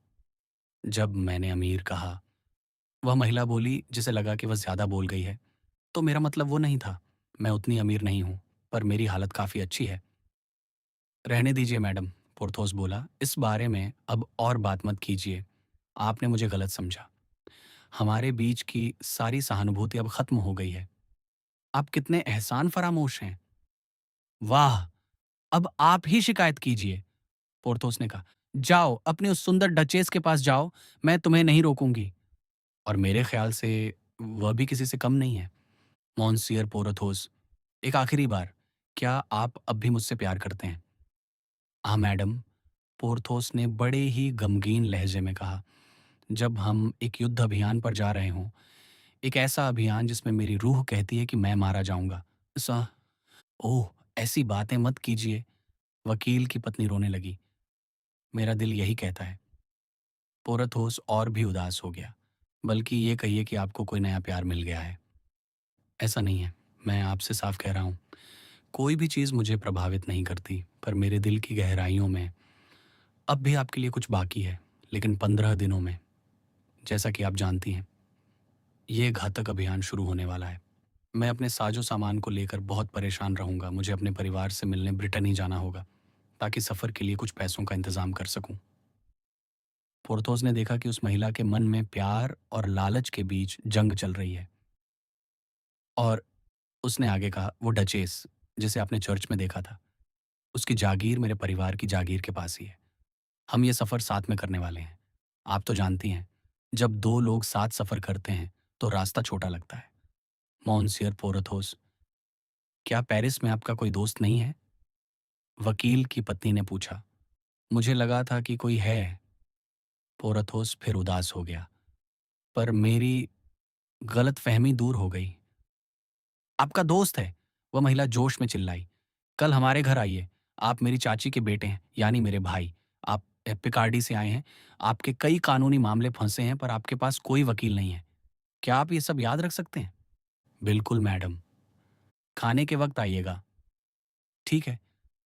और मेरे पति के सामने सावधान रहिएगा। वे 76 साल के होने के बावजूद बड़े चतुर हैं। 76 साल! वाह, क्या उम्र है! पोर्थोस ने जवाब दिया। बड़ी उम्र है मोन्सियर। हाँ, उस बेचारे आदमी से कभी भी विधवा होने की उम्मीद की जा सकती है। उसने पोर्थोस की ओर एक गहरा इशारा किया। खुशकिस्मती से हमारे शादी के अनुबंध के अनुसार जो भी बचेगा सब उसी का होगा। सब कुछ? हाँ, सब कुछ। मैं देख रहा हूं कि आप बड़ी दूरदर्शी महिला हैं मैडम कॉकविनाड। पोर्थोस ने प्यार से उसका हाथ दबाते हुए कहा।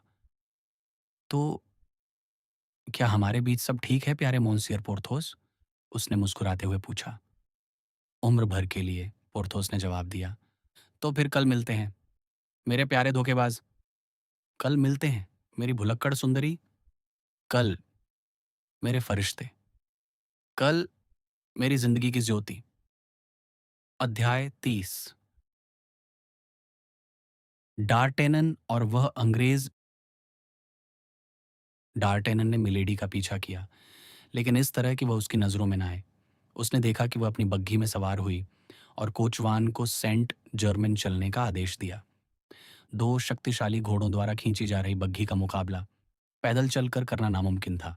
इसलिए डार्टेनन वापस रूफेरो की ओर मुड़ गया। रास्ते में उसकी मुलाकात प्लानशेट से हुई। प्लानशेट एक हलवाई की दुकान के सामने खड़ा बड़े चाव से एक लजीज केक को निहार रहा था। डार्टेनन ने उसे आदेश दिया, मॉन्सियर डी ट्रेविल के अस्तबल में जाओ। वहां से 2 घोड़े तैयार करो, एक मेरे लिए और एक अपने लिए। फिर उन्हें सीधे एथोस के घर ले आओ। डार्टेनन के लिए ट्रेविल के अस्तबल के दरवाजे हमेशा खुले रहते थे। प्लानशेट रुडू कोलंबियर की ओर निकल गया और डार्टेनन रूफेरो की ओर।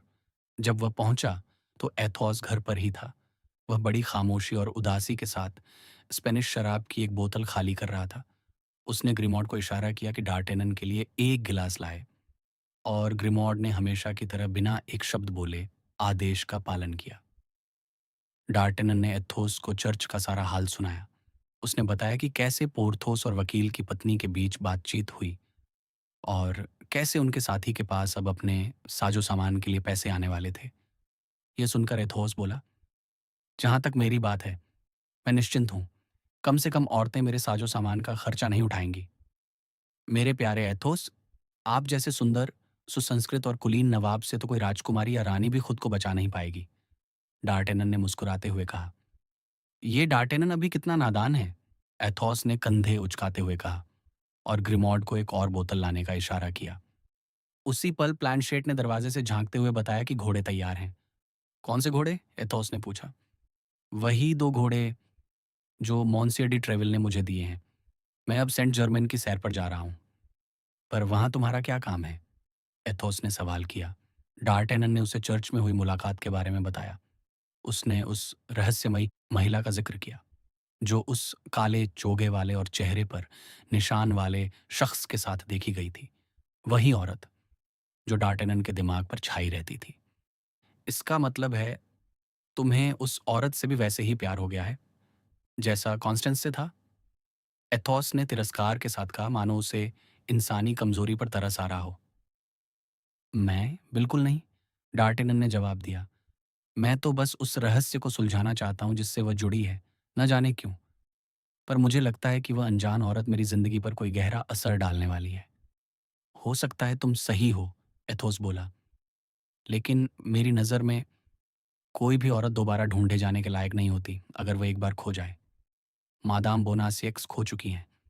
अगर वह मिल भी गईं तो यह उनकी बदकिस्मती होगी।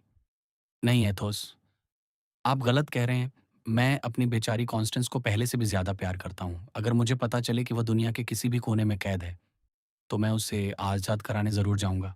पर अफ़सोस, मुझे कुछ पता नहीं। मेरी सारी कोशिशें नाकाम रही हैं। अब क्या करूँ? बस अपना ध्यान कहीं और लगाने की कोशिश कर रहा हूँ। तो फिर मिलेडी के साथ अपना मन बहलाओ मेरे दोस्त। मेरी दुआएँ तुम्हारे साथ हैं। एथोस, मेरी बात मानिए। यहाँ कैदी की तरह खुद को बंद करने के बजाय मेरे साथ घोड़े पर सवार होकर सेंट जर्मैन चलिए। मेरे प्यारे दोस्त, एथोस ने कहा, जब मेरे पास घोड़े होते हैं तब मैं सवारी करता हूँ। जब नहीं होते तो पैदल चलता हूँ। डार्टेनन मुस्कुराया और बोला, खैर, मैं तो उसी पर सवारी करूंगा जो मुझे मिल जाए। मैं आपकी तरह इतना घमंडी नहीं हूं। तो फिर अलविदा, मेरे प्यारे एथोस। अलविदा, मस्कडियर ने ग्रिमॉर्ड को अगली बोतल खोलने का इशारा करते हुए कहा। डार्टेनन और प्लानशेट सेंट जर्मन की सड़क पर निकल पड़े। पूरे रास्ते डार्टेनन के दिमाग में एथोस की बातें घूमती रहीं। हालांकि डार्टेनन बहुत भावुक स्वभाव का नहीं था, पर उस दर्जी की सुंदर पत्नी ने उसके दिल पर गहरी छाप छोड़ी थी। वह वाकई उसे ढूंढने के लिए दुनिया के किसी भी छोर तक जा सकता था। लेकिन दुनिया गोल है और इसके कई छोर हैं। उसे समझ नहीं आ रहा था कि वह कहाँ मुड़े। इस बीच वह मिलेडी का पता लगाने की कोशिश कर रहा था। मिलेडी ने उस काले चोगे वाले आदमी से बात की थी। इसका मतलब वह उसे जानती थी और डार्टेनन को पूरा यकीन था कि उसी आदमी ने कॉन्स्टेंस का अपहरण किया था। इन्हीं विचारों में खोया हुआ डार्टेनन सेंट जर्मेन पहुंच गया। वह एक शांत गली से गुजर रहा था और अपनी उस खूबसूरत अंग्रेज महिला को ढूंढ रहा था। तभी एक सुंदर घर की छत पर उसे एक जाना पहचाना चेहरा दिखा। प्लानशेट ने उसे पहले पहचाना। अरे मॉन्सियर, प्लानशेट ने कहा, क्या आपको वह चेहरा याद है जो वहां झांक रहा है? नहीं, डार्टनर ने जवाब दिया, पर मुझे यकीन है कि मैंने उसे पहले भी कहीं देखा है। बिल्कुल देखा है, प्लानशेट बोला। मॉन्सियर, वह बेचारा लुबिन है, काउंट डी वॉर्ड्स का नौकर। वही जिसे आपने 1 महीने पहले कैला की सड़क पर बहुत अच्छे से सबक सिखाया था। हाँ, अब याद आया, डार्टेनन बोला। तुम्हें क्या लगता है, वह तुम्हें पहचान पाएगा? मुश्किल है मोंसियर। उस वक्त वह इतनी मुसीबत में था कि उसे मेरी शक्ल याद नहीं होगी। ठीक है, जाओ और उससे बात करो, डार्टेनन ने आदेश दिया। बातों बातों में यह पता लगाने की कोशिश करो कि उसका मालिक जिंदा है या मर गया। प्लानशेट घोड़े से उतरा और सीधे लुबिन के पास गया। दोनों नौकरों के बीच बातचीत शुरू हो गई। इधर डार्टेनन घोड़ों को लेकर एक गली में मुड़ गया और झाड़ियों के पीछे छिपकर उन्हें देखने लगा। तभी उसे एक बग्घी के आने की आवाज सुनाई दी। यह मिलेडी की बग्घी थी। डार्टेनन अपने घोड़े की गर्दन पर झुक गया ताकि वह सब देख सके, लेकिन उसे कोई न देख पाए। मिलेडी ने खिड़की से अपना सुंदर सुनहरा सिर बाहर निकाला और अपनी दासी को कुछ आदेश दिए। वह दासी, जो करीब 20-22 साल की एक चंचल और फुर्तीली लड़की थी, बग्घी से उतरी और उसी छत की ओर बढ़ी जहां लुबिन खड़ा था। उसी वक्त घर के अंदर से किसी ने लुबिन को आवाज दी और प्लानशेट वहां अकेला रह गया। दासी ने प्लानशेट को ही लुबिन समझ लिया। उसने एक छोटी सी चिट्ठी उसकी ओर बढ़ाई और कहा, यह तुम्हारे मालिक के लिए है। मेरे मालिक के लिए? प्लानशेट हैरान रह गया। हाँ, और यह बहुत जरूरी है, इससे जल्दी ले लो। दासी वापस बग्घी की ओर भागी और बग्घी तेजी से आगे बढ़ गई। प्लानशेट ने वह चिट्ठी देखी, फिर वह दौड़कर डार्टेनन के पास पहुंचा। यह आपके लिए है मोंसियर, प्लानशेट ने चिट्ठी देते हुए कहा। मेरे लिए? क्या तुम्हें यकीन है? बिल्कुल मोंसियर, उस लड़की ने कहा, तुम्हारे मालिक के लिए। और मेरे तो एक ही मालिक हैं, आप। वैसे लड़की बड़ी प्यारी थी। डार्टेनन ने चिट्ठी खोली। उसमें लिखा था, एक इंसान जो आपकी उतनी फिक्र करता है जितनी वह जाहिर नहीं करना चाहता। वह यह जानना चाहता है कि आप किस दिन जंगल की सैर पर निकलेंगे। कल hotel field of the cloth of gold पर काले और लाल लिबास में एक नौकर आपके जवाब का इंतजार करेगा। ओह, डार्टेनन बोला, यह तो बड़ी दिलचस्प बात है। ऐसा लगता है कि मिलेडी और मैं एक ही इंसान की सेहत को लेकर चिंतित हैं। तो प्लानशेट, मॉन्सियर डी वॉर्ड्स कैसे हैं? इसका मतलब वे मरे नहीं? नहीं मॉन्सियर, वे उतने ही स्वस्थ हैं जितने शरीर में तलवार के 4 घाव खाने के बाद कोई हो सकता है। लुबिन ने मुझे पूरी कहानी सुनाई। वो अब भी मुझे पहचान नहीं पाया। बहुत अच्छे प्लानशेट, तुम नौकरों के राजा हो। अब घोड़ों पर सवार हो जाओ। हमें उस बग्घी का पीछा करना है। 5 मिनट के भीतर ही उन्होंने उस बग्घी को सड़क किनारे खड़ा देखा। एक शानदार लिबास पहने घुड़सवार बग्घी के दरवाजे के पास खड़ा था। मिलेडी और उस घुड़सवार के बीच बड़ी गर्मागर्म बहस चल रही थी। वे अंग्रेजी में बात कर रहे थे, जिसे डार्टेनन समझ नहीं पा रहा था, पर उनके लहजे से साफ था कि वह अंग्रेज महिला बहुत गुस्से में थी। अचानक उसने अपने पंखे से उस आदमी पर जोरदार वार किया, जिससे पंखे के 1000 टुकड़े हो गए। वह घुड़सवार जोर-जोर से हंसने लगा, जिससे मिलेडी का गुस्सा और बढ़ गया। डार्टेनन को लगा कि दखल देने का यही सही मौका है। वह दूसरी ओर से बग्घी के पास पहुंचा, अपनी टोपी उतारी और बड़े सम्मान से कहा, मादाम, क्या मैं आपकी मदद कर सकता हूँ? मुझे ऐसा लग रहा है कि इस घुड़सवार ने आपको बहुत परेशान किया है। आप बस एक शब्द कहें और मैं इसे इसकी बदतमीज़ी की सज़ा दूँगा। मिलेडी ने मुड़कर डार्टेनन को बड़ी हैरानी से देखा। फिर वह साफ फ्रेंच में बोली, मोंसियर, मैं खुशी-खुशी आपकी मदद लेती अगर यह शख्स मेरा भाई ना होता। ओह! मुझे माफ़ कीजिएगा, डार्टेनन बोला। मुझे इस बात का अंदाज़ा नहीं था। ये बेवकूफ़ यहाँ क्या दखल दे रहा है? वह अंग्रेज़ घुड़सवार, जिसे मिलेडी ने अपना भाई बताया था, बग्घी की खिड़की की ओर झुकते हुए चिल्लाया, इसे अपने काम से काम क्यों नहीं है? बेवकूफ़ तुम खुद हो, डार्टेनन ने पलटकर जवाब दिया। मैं यहाँ इसलिए खड़ा हूँ, क्योंकि मेरी मर्ज़ी है। उस अंग्रेज़ ने अपनी बहन से अंग्रेज़ी में कुछ कहा। मैं आपसे फ्रेंच में बात कर रहा हूँ, डार्टेनन ने कहा। तो कृपा करके इसी भाषा में जवाब दीजिए। आप मादाम के भाई हैं। ये अच्छी बात है, पर खुशकिस्मती से आप मेरे भाई नहीं हैं। आम तौर पर औरतें ऐसे झगड़ों को शांत करने की कोशिश करती हैं, पर मिलेडी ने ऐसा कुछ नहीं किया। वह वापस अपनी सीट पर बैठ गई और रूखेपन से कोचवान को हुक्म दिया, आगे बढ़ो, घर चलो। उस सुंदर दासी ने जाते-जाते डार्टेनन की ओर एक आत्मीय नज़र डाली, मानो वह उससे प्रभावित हो गई हो। बग्घी चली गई और अब वे दोनों मर्द एक दूसरे के सामने अकेले खड़े थे। उस अंग्रेज ने बग्घी के पीछे जाने की कोशिश की, पर डार्टेनन ने उसके घोड़े की लगाम पकड़ ली। डार्टेनन का गुस्सा अब और बढ़ गया था, क्योंकि उसने पहचान लिया था कि यह वही अंग्रेज है जिसने एमियंस में उसका घोड़ा जीता था और एथोस का हीरा भी जीतने वाला था। सुनिए मोन्सियर, डार्टेनन ने कहा, आप मुझसे भी ज्यादा बेवकूफ लग रहे हैं, क्योंकि आप भूल गए कि हमारे बीच एक पुराना हिसाब बागी है। ओह! अंग्रेज बोला, तो तुम हो मेरे उस्ताद? ऐसा लगता है तो तुम्हें हर वक्त कोई ना कोई खेल खेलना पसंद है। हाँ, और मुझे याद आया कि मुझे अपना बदला लेना है। अब हम देखेंगे कि क्या आप तलवार भी उतनी ही सफाई से चला सकते हैं जितना पासा फेंकते हैं। तुम्हें दिख रहा है कि मेरे पास अभी तलवार नहीं है, अंग्रेज ने कहा। क्या तुम एक निहत्थे आदमी के सामने अपनी बहादुरी दिखाओगे? मुझे उम्मीद है कि आपके पास घर पर तलवार होगी। खैर, मेरे पास 2 हैं। अगर आप चाहें तो मैं उनमें से एक के लिए फिर से पासा फेंक सकता हूँ। डार्टेनन ने चुटकी ली। उसकी ज़रूरत नहीं है, अंग्रेज़ बोला। मेरे पास खिलौनों की कमी नहीं है। बहुत अच्छे, डार्टेनन ने जवाब दिया। तो अपनी सबसे लंबी तलवार चुनिए और आज शाम मुझे आकर मिलिए। कहाँ? लक्ज़मबर्ग के पीछे। वह जगह ऐसे खेलों के लिए बड़ी शानदार है। ठीक है, मैं पहुँच जाऊँगा। वक़्त? शाम के 6 बजे। और हाँ, आपके पास 1-2 दोस्त तो होंगे ही। मेरे 3 दोस्त हैं, जो मेरे साथ इस खेल में शामिल होना पसंद करेंगे। 3? कमाल है! ये तो बहुत अच्छी बात है। मेरे पास भी ठीक 3 ही दोस्त हैं। खैर, तुम हो कौन? अंग्रेज़ ने पूछा। मैं मोंसियर डार्टनन हूँ, एक गैस्कन सिपाही। मैं राजा के मस्कटियर्स में सेवा करता हूँ। और आप? मैं लॉर्ड डी विंटर हूँ, बैरन शेफ़ील्ड। तो मोंसियर बैरन, मैं आपका सेवक हूँ। डार्टेनन ने अपने घोड़े को ऐड़ लगाई और पेरिस की ओर लौट पड़ा। पेरिस पहुंचते ही डार्टेनन सीधे एथोस के घर पहुंचा। उसने उसे सारी कहानी सुनाई, सिवाय उस चिट्ठी के जो काउंट डी वॉर्ड्स के लिए थी।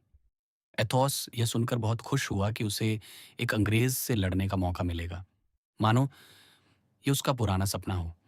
उन्होंने तुरंत पोरथोस और अरामिस को बुलावा भेजा। जब वे पहुंचे तो उन्हें सारी स्थिति समझाई गई। पोरथोस ने अपनी तलवार निकाली और हवा में वार करने लगा। वह किसी नर्तक की तरह कलाबाजियां दिखाने लगा। अरामिस, जो अपनी कविता लिखने में व्यस्त था, उसने खुद को एक कमरे में बंद कर लिया और कहा कि तलवारें निकलने के वक्त ही उसे परेशान किया जाए। एथोस ने ग्रिमॉर्ड को एक और बोतल लाने का इशारा किया। डार्टेनन खामोश बैठा, अपनी एक छोटी सी योजना बना रहा था। उसके चेहरे पर आती जाती मुस्कान बता रही थी कि वह किसी नए और रोमांचक कारनामे के लिए तैयार है। अध्याय 31। अंग्रेज और फ्रांसीसी। नियत समय आने पर वे अपने 4 नौकरों के साथ लक्जमबर्ग के पीछे एक मैदान में पहुंचे, जहां आमतौर पर बकरियां चराई जाती थीं। एथोस ने चरवाहे को वहां से हटने के लिए कुछ सिक्के दिए। नौकरों को पहरेदारी का हुक्म दिया गया। तभी एक शांत मंडली उस बाड़े के करीब आई, अंदर दाखिल हुई और मस्केटियर्स के साथ शामिल हो गई। फिर विदेशी परंपरा के अनुसार एक दूसरे का परिचय कराया गया। अंग्रेज सभी ऊंचे खानदान के रईस थे। उनके लिए उनके विरोधियों के ये अजीबो-गरीब नाम न केवल हैरानी का विषय थे, बल्कि झुंझलाहट का भी। मगर मोंसियर, लॉर्ड डी विंटर बोले, हम अभी भी नहीं जानते कि आप लोग कौन हैं। हम ऐसे नामों के साथ नहीं लड़ सकते। ये तो चरवाहों के नाम लगते हैं। तो फिर आपकी लॉर्डशिप ये मान सकती है कि ये महज फर्जी नाम है, एथोस ने कहा। जिससे असली नाम जानने की हमारी इच्छा और बढ़ गई है, अंग्रेज ने जवाब दिया। जब आप हमारे नाम नहीं जानते थे, तब तो आपने हमारे साथ बड़े शौक से जुआ खेला था, एथोस बोले, और उसी जुए में आपने हमारे घोड़े भी जीते थे। वह सच है, पर तब हमने सिर्फ अपने सिक्के दांव पर लगाए थे। इस बार हम अपना खून दांव पर लगा रहे हैं। जुआ तो किसी के भी साथ खेला जा सकता है, लेकिन लड़ाई सिर्फ बराबर वालों के साथ की जाती है, और ये बिल्कुल जायज है, एथोस ने कहा। उन्होंने उन 4 अंग्रेजों में से एक को, जिससे उन्हें लड़ना था, एक तरफ ले जाकर धीमी आवाज में अपना असली नाम बताया। पोर्थोस और अरामिस ने भी ऐसा ही किया। क्या अब आपको इत्मीनान है? अथोस ने अपने विरोधी से पूछा। क्या अब मैं इस काबिल हूं कि आप मेरे साथ शमशीरें टकराने का सम्मान मुझे बख्शें? जी हाँ, मोंसियर, अंग्रेज ने झुककर अदब से कहा। खैर, अब क्या मैं आपको एक बात बताऊं? अथास ने बड़े ठंडेपन से कहा। क्या? अंग्रेज ने पूछा। यही कि अगर आप मुझे खुद को जाहिर करने के लिए मजबूर न करते, तो ये आपके लिए ज्यादा अक्लमंदी होती। भला ऐसा क्यों? क्योंकि दुनिया की नजरों में मैं मर चुका हूं। मेरे पास गुमनाम रहने की अपनी वजहें हैं। इसलिए अब मुझे आपको मारना ही होगा, ताकि मेरा यह राज इस मैदान से बाहर ना जा पाए। अंग्रेज ने आथोस की ओर देखा। उसे लगा कि वे मजाक कर रहे हैं, पर आथोस के चेहरे पर मजाक का लेश मात्र भी निशान नहीं था। सज्जनों, अथास ने अपने साथियों और विरोधियों को संबोधित करते हुए कहा, क्या हम तैयार हैं? हाँ, अंग्रेजों और फ्रांसीसियों की आवाज एक साथ गूंजी। तो फिर तैयार हो जाइए, अतोस चिल्लाए। सूरज की ढलती किरणों में 8 तलवारें एक साथ चमकी। मुकाबला शुरू हुआ। उन पुरुषों के बीच वह स्वाभाविक शत्रुता साफ झलक रही थी। अथोस इतनी शांति और सलीके से तलवारबाजी कर रहे थे, मानो वे किसी स्कूल में अभ्यास कर रहे हों। पोर्थोस, जो शायद शंटीली के हादसे के बाद अपनी बेतहाशा खुद एतमादी खो चुके थे, इस बार बड़ी चतुराई और सावधानी से खेल रहे थे। एरामिस, जिन्हें अपनी कविता का तीसरा हिस्सा पूरा करना था, वे किसी जल्दबाज आदमी की तरह लड़ रहे थे। सबसे पहले अथोस ने अपने प्रतिद्वंद्वी को मौत के घाट उतारा। उन्होंने सिर्फ एक वार किया, पर जैसा उन्होंने कहा था, वह वार घातक था। तलवार सीधे दिल के पार हो गई। दूसरे नंबर पर पोर्थोस थे। उन्होंने अपने विरोधी की जांघ पर गहरा जख्म कर उसे घास पर लिटा दिया। जब अंग्रेज ने अपनी हार मान ली और तलवार सौंप दी, तो पोर्थोस ने उसे अपनी बाहों में उठाया और उसकी बग्घी तक छोड़ाए। अरमिस ने अपने प्रतिद्वंद्वी पर ऐसा जोरदार हमला किया कि वह आदमी 50 कदम पीछे हटने के बाद मैदान छोड़कर भाग खड़ा हुआ। वह नौकरों के ठाकों के बीच ओझल हो गया। रही बात डार्टेनन की, तो वह सिर्फ बचाव की मुद्रा में लड़ रहा था। जब उसने देखा कि उसका विरोधी काफी थक चुका है, तो उसने एक जोरदार वार से उसकी तलवार हवा में उड़ा दी।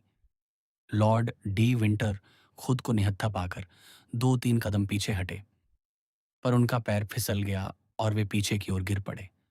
डार्टनन एक ही छलांग में उनके ऊपर पहुंच गया। उसने अंग्रेज के गले पर तलवार टिकाते हुए कहा, लॉर्ड, मैं आपको जान से मार सकता हूं। आप पूरी तरह मेरे बस में हैं, लेकिन मैं आपकी बहन की खातिर आपकी जान बख्शता हूं। डार्टनन की खुशी का ठिकाना नहीं था। उसने वही कर दिखाया था जो उसने पहले से सोच रखा था। अंग्रेज एक ऐसे नेक दिल नौजवान से पाला पड़ने पर बहुत खुश हुआ। उसने डार्टेनन को गले लगा लिया और तीनों मस्कटियर्स की जमकर तारीफ की। जब पोर्थोस और एरामिस उस मृत अंग्रेज के कपड़े ढीले कर रहे थे, इस उम्मीद में कि शायद जख्म जानलेवा ना हो, तभी उसके कपड़ों से एक बड़ा बटुआ गिरा। डार्टेनन ने उसे उठाया और लॉर्ड डी विंटर को देना चाहा। भला मैं इसका क्या करूंगा? अंग्रेज ने कहा। आप इसे उनके परिवार को लौटा सकते हैं, डार्टेनन ने कहा। उसके परिवार को इस मामूली सी रकम की कोई परवाह नहीं होगी। उसका परिवार अब हर साल 15,000 लुइस का वारिस होगा। यह बटुआ आप अपने नौकरों के लिए रख लीजिए। डार्टेनन ने वह बटुआ अपनी जेब में रख लिया। और अब मेरे युवा मित्र, लॉर्ड डी विंटर ने कहा, आज ही शाम को, अगर आप चाहें, तो मैं आपका परिचय अपनी बहन मिलेडी क्लरिक से कराऊंगा। मैं चाहता हूं कि आप उनकी नज़रों में अपनी जगह बनाएं। दरबार में उनका काफ़ी प्रभाव है। भविष्य में उनकी एक सिफारिश आपके बड़े काम आ सकती है। डार्टनन खुशी से लाल हो गया और उसने हामी भर दी। उसी समय अथास डार्टनन के पास आए। उस बटुए का क्या करने वाले हो? उन्होंने फुसफुसाकर पूछा। मैं तो ये आपको देने वाला था, मेरे प्यारे अथास। मुझे? भला मुझे क्यों? आपने उसे मारा है। ये जीत की लूट है। मैं एक दुश्मन का वारिस। अथास ने कहा, तुमने मुझे क्या समझ रखा है? युद्ध में यही दस्तूर है, डार्टेनन ने कहा। तो द्वंद्व में क्यों नहीं? मैदान ए जंग में भी मैंने कभी ऐसा नहीं किया। पोर्टोस ने कंधे उचकाए। अरामिस ने भी अपने होंठों की जुम्बिश से अथास की बात का समर्थन किया। तो फिर? डार्टेनन बोला, ये पैसे नौकरों को दे देते हैं, जैसा लॉर्ड डी विंटर चाहते थे। हाँ, अथोस ने कहा, चलो पैसे नौकरों को दे देते हैं, पर हमारे नौकरों को नहीं, बल्कि उन अंग्रेजों के नौकरों को। अथोस ने बटुआ उठाया और उसे कोचवान के हाथ में दे दिया। यह तुम्हारे और तुम्हारे साथियों के लिए है। एक ऐसा आदमी जिसके पास खुद कुछ नहीं था। उसकी यह दरियादिली देखकर पोर्थोस भी दंग रह गया। लॉर्ड डी विंटर और उनके मित्र ने भी इस फ्रांसीसी उदारता की जमकर सराहना की। हालांकि ग्रिमॉड, बाजिन, मॉस्केटॉन और प्लानशेट इससे कुछ खास खुश नहीं थे। विदा लेते समय लॉर्ड डी विंटर ने डार्टेनन को अपनी बहन का पता दिया। वे प्लेस रॉयल के नंबर 6 में रहती थीं। डार्टेनन ने रात 8 बजे अथास के घर पर मिलने का समय तय किया। मिलेडी क्लैरिक से मिलने के विचार ने हमारे गैस्कन के दिमाग को पूरी तरह घेर लिया था। उसे याद आया कि कैसे यह रहस्यमयी महिला अब तक उसकी तकदीर से जुड़ी रही थी। उसे यकीन था कि वह कार्डिनल की कोई एजेंट है। फिर भी वह न चाहते हुए भी उसकी ओर खींचा जा रहा था। उसे बस एक ही डर था कि कहीं मिलेडी उसे मोंग या डोवर वाला आदमी न पहचान ले। डार्टेनन ने शानदार लिबास पहना, फिर एथोस के पास पहुंचा और उसे सब बताया। एथोस ने उसकी योजनाएं सुनी, फिर अपना सिर हिलाया और उसे कड़वाहट के साथ आगाह किया। क्या? वे बोले, तुमने अभी अभी एक औरत को खोया है जिसे तुम नेक और मुकम्मल कहते थे, और अब तुम दूसरी के पीछे अंधे होकर भाग रहे हो। डार्टनन को यह बात चुभी। मैं मैडम बोनासी को दिल से प्यार करता था, जबकि मिलेडी के प्रति मेरा आकर्षण दिमागी है, उसने कहा। उससे मिलने का मेरा मुख्य मकसद यह पता लगाना है कि दरबार में उसकी क्या भूमिका है। उसकी भूमिका यह समझना मुश्किल नहीं है, अथोस ने कहा। वह कार्डिनल की कोई जासूस है। वह तुम्हें ऐसे जाल में फंसाएगी जहां तुम अपना सिर गंवा दोगे। धिक्कार है, मेरे प्यारे अथास, आप हर चीज के अंधेरे पहलू को ही क्यों देखते हैं? दोस्त, मैं औरतों पर भरोसा नहीं करता, और कर भी कैसे हूं। मैंने इसकी बहुत भारी कीमत चुकाई है, खासकर गोरी औरतों की। मिलेडी गोरी है ना? उसके बाल सुनहरे और बेहद खूबसूरत हैं। आह, मेरे बेचारे डार्टेनन, आथोस ने आ भरी। लॉर्ड डी विंटर नियत समय पर पहुंचे। आथोस दूसरे कमरे में चले गए। लॉर्ड उन्हें अपनी बग्घी में लेकर प्लेस रॉयल के लिए रवाना हुए। मिलेडी क्लैरिक ने डार्टेनन का बड़े औपचारिक ढंग से स्वागत किया। उनका बंगला बेइंतहा आलीशान था, जबकि ज्यादातर अंग्रेज युद्ध के कारण फ्रांस छोड़ रहे थे। मिलेडी अपने घर पर ढेर सारा पैसा खर्च कर रही थी। इससे साफ था कि उन पर सरकारी पाबंदियों का कोई असर नहीं था। देखिए मैडम, लॉर्ड डी विंटर ने अपनी बहन से कहा, ये वही नौजवान है जिसने मेरी जान बचाई। हालांकि हम दुश्मन थे, मैंने इनका अपमान किया था और मैं एक अंग्रेज हूं, फिर भी इन्होंने मुझ पर रहम किया। मेरी खातिर इनका शुक्रिया अदा कीजिए। मिलेडी के माथे पर एक हल्की सी शिकन उभरी।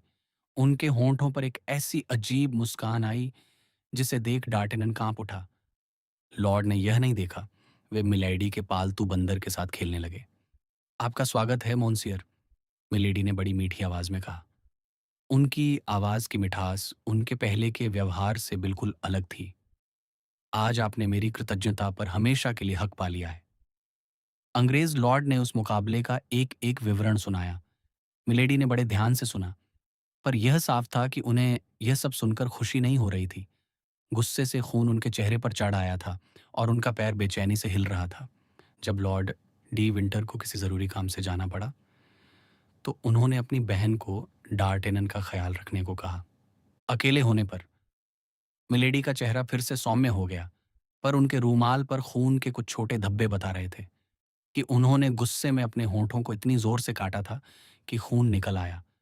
बातचीत काफी मजेदार रही। मिलेडी ने बताया कि लॉर्ड डी विंटर उनके देवर हैं, भाई नहीं। उन्होंने परिवार के छोटे भाई से शादी की थी, जो अब उन्हें एक बच्चे के साथ विधवा छोड़कर चल बसा था। आधे घंटे की बातचीत के बाद डार्टेनन को यकीन हो गया कि मिलेडी फ्रांसीसी ही थी। वे इतनी शुद्ध फ्रेंच बोल रही थीं कि कोई शक ही नहीं रहा। डार्टेनन ने भी तारीफों के पुल बांधने शुरू कर दिए। विदा लेते समय सीढ़ियों पर उसे वही सुंदर दासी मिली, जिसने उसे छूते हुए बड़ी मिठास से माफी मांगी। डार्टेनन अगले दिन भी आया और उसके अगले दिन भी। हर दिन मिलेडी उसका बेहतर स्वागत करती। हर शाम उसे वह सुंदर दासी जरूर मिलती। उसका नाम किटी था। वह डार्टेनन की ओर बड़ी उम्मीद भरी नजरों से देखती, पर डार्टेनन अपनी मालकिन के ख्यालों में इतना खोया था कि उसने किटी की ओर गौर तक नहीं किया। अध्याय 32। वकील के घर डिनर। द्वंद्व युद्ध में पोर्थोस ने चाहे कितनी ही शानदार भूमिका निभाई हो, पर वह उस वकील की पत्नी के यहाँ मिलने वाले रात्रि भोज को नहीं भूला था। अगले दिन करीब 1 घंटे तक मॉस्केटॉन की मेहनत और ब्रश की सफाई के बाद वह अपनी किस्मत पर नाज करते हुए री ओजॉर्स की ओर चल पड़ा। उसका दिल धड़क रहा था, पर डार्टेनन की तरह किसी युवा और बेचैन प्यार के लिए नहीं। नहीं, उसके खून में एक भौतिक स्वार्थ दौड़ रहा था। आखिर वह उस रहस्यमयी दहलीज को पार करने वाला था, उन अनजान सीढ़ियों को चढ़ने वाला था, जिनसे होकर मोंसियर कोकेनाड के सोने के सिक्कों ने एक एक कर ऊपर का सफर तय किया था। वह हकीकत में उस तिजोरी को देखने वाला था, जिसे उसने बीसियों बार अपने सपनों में देखा था। एक लंबी और गहरी तिजोरी, जो तालों और जंजीरों से दीवार में जकड़ी हुई थी। वह तिजोरी, जिसके बारे में उसने इतना सुना था और जिसे वकील की पत्नी के उन हाथों द्वारा खोला जाना था, जो थोड़े झुर्रीदार जरूर थे, पर अब भी सुंदर थे। और फिर वह, जो दुनिया भर में भटकने वाला एक बेघर मुसाफिर था, एक ऐसा सिपाही जो सरायों और ढाबों का आदी था, वह आज एक व्यवस्थित घर के सुखों का आनंद लेने वाला था। एक चचेरे भाई की हैसियत से आना और हर दिन एक अच्छी मेज पर बैठना, उस बूढ़े वकील के चेहरे की झुर्रियों को अपनी बातों से कम करना और उन क्लर्कों को जुए के दांव पेच सिखाकर उनकी महीने भर की जमा पूंजी जीत लेना, यह सब पोर्थोस के लिए बहुत ही रोमांचक था। वह मस्कटियर उन अफवाहों को नहीं भूला था जो उस द्वार के वकीलों के बारे में मशहूर थीं। कंजूसी, मक्खी चूसी और फाके। लेकिन वकील की पत्नी अब तक उसके प्रति काफी उदार रही थी, इसलिए उसे एक आरामदायक घर की उम्मीद थी। पर दरवाजे पर पहुंचते ही मस्कटियर के मन में कुछ संदेह पैदा होने लगे। घर का रास्ता कुछ खास प्रभावशाली नहीं था। एक बदबूदार और अंधेरा गलियारा, सीढ़ियां जिन पर पड़ोसी के आंगन से आने वाली हल्की सी रोशनी ही सहारा थी, और पहली मंजिल पर एक छोटा दरवाज़ा, जिस पर विशाल कीलें ठुकी थीं। पोर्थोस ने हाथ से दरवाज़ा खटखटाया। एक लंबे और पीले से क्लर्क ने, जिसके चेहरे पर बालों का घना जंगल उगा था, दरवाज़ा खोला। वह उस ऊंचे कद, सैनिक वर्दी और रौबदार चेहरे को देखकर तुरंत सम्मान से भर गया। पहले क्लर्क के पीछे एक छोटा क्लर्क आया, दूसरे के पीछे एक और लंबा क्लर्क, और तीसरे के पीछे करीब 12 साल का एक लड़का। कुल मिलाकर 3.5 क्लर्क, जो उस द्वार में एक बड़े मुवक्किल वर्ग का सबूत थे। हालांकि मस्कडियर के आने की उम्मीद 1 बजे की थी, पर वकील की पत्नी दोपहर से ही नजरें जमाए बैठी थी। उसे यकीन था कि उसके प्रेमी का पेट उसे वक्त से पहले ही खींच लाएगा। जैसे ही मेहमान अंदर आया, मादाम कोकेनाड दफ्तर में दाखिल हुई। उसे देखकर पोर्थोस की झिझक थोड़ी कम हुई। क्लर्क उसे बड़ी उत्सुकता से देख रहे थे, और पोर्थोस को समझ नहीं आ रहा था कि इस बढ़ती घटती उम्र की कतार को क्या कहे। वह खामोश खड़ा रहा। ये मेरे चचेरे भाई हैं, वकील की पत्नी चिल्लाई। आइए आइए, मोंसियर पोर्थोस। पोर्थोस का नाम सुनते ही क्लर्क हंसने लगे, पर जैसे ही उसने मुड़कर उन्हें घूरा, हर चेहरे पर तुरंत गंभीरता छा गई। वे वकील के दफ्तर पहुंचे। वह एक अंधेरा कमरा था, जो कागजों के ढेर से भरा पड़ा था। उस कमरे से बाहर निकलते ही दाईं ओर रसोई थी, और फिर वे बैठक में दाखिल हुए। ये सारे कमरे एक दूसरे से जुड़े हुए थे, पर इन्हें देखकर पोर्थोस पर कोई अच्छा असर नहीं पड़ा। रसोई के अंदर एक सरसरी नज़र डालते ही उसे बड़े अफसोस के साथ यह मानना पड़ा कि उसे वहां वो आग और वो हलचल नहीं दिखी, जो एक अच्छी दावत के समय रसोई में होनी चाहिए। वकील को यकीनन उसके आने की खबर दे दी गई थी। मॉन्सियर कोकेनाड ने उसे देखकर कोई हैरानी नहीं दिखाई। वे अपनी कुर्सी के हथों का सहारा लेकर खड़े हुए। तो हम चचेरे भाई हैं, मॉन्सियर पोर्थोस? वकील ने पूछा। वह बूढ़ा आदमी एक बड़े काले कोट में लिपटा हुआ था। वह सूखा हुआ और फुर्तीला लग रहा था। उसकी छोटी ग्रे आंखें अंगारों की तरह चमक रही थीं। बदकिस्मती से उसके पैरों ने उसका साथ देना छोड़ दिया था। पिछले 5-6 महीनों से वह पूरी तरह अपनी पत्नी का गुलाम बन चुका था। जी हाँ, मोंसियर, हम चचेरे भाई हैं, पोर्थोस ने बिना झिझक के कहा।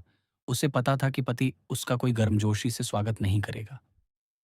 शायद महिला पक्ष की ओर से, है ना? वकील ने शरारत से पूछा। पोर्थोस ने इसे सादगी समझा और अपनी मूंछों के पीछे मुस्कुरा दिया। मादाम कोकेनाड थोड़ा शर्मा गई। पोर्थोस के आने के बाद से मोंसियर कोकेनाड बार बार अपनी मेज के सामने रखे एक बड़े संदूक को बड़ी फिक्र से देख रहे थे। पोर्थोस समझ गया कि यह वही संदूक है, और वह खुश था कि हकीकत उसके सपने से भी ज्यादा ऊंची थी। वकील ने कहा, मोंसियर भाई, जंग पर जाने से पहले आप एक बार हमारे साथ खाना खाने का गौरव हमें प्रदान करेंगे, है ना मादाम कोकेनाड? इस बार पोर्थोस को यह बात किसी चोट की तरह लगी। मादाम कोकेनाड ने तुरंत संभाला। मेरे भाई के पास पेरिस में बहुत कम वक्त है, इसलिए हमें उनसे विनती करनी चाहिए कि वे अपना हर मुमकिन पल हमें दें। ओह, मेरे पैर, मेरे बेचारे पैर! कोकेनाड बुदबुदाया और मुस्कुराने की कोशिश की। खाने का वक्त हो गया। वे भोजन कक्ष में गए।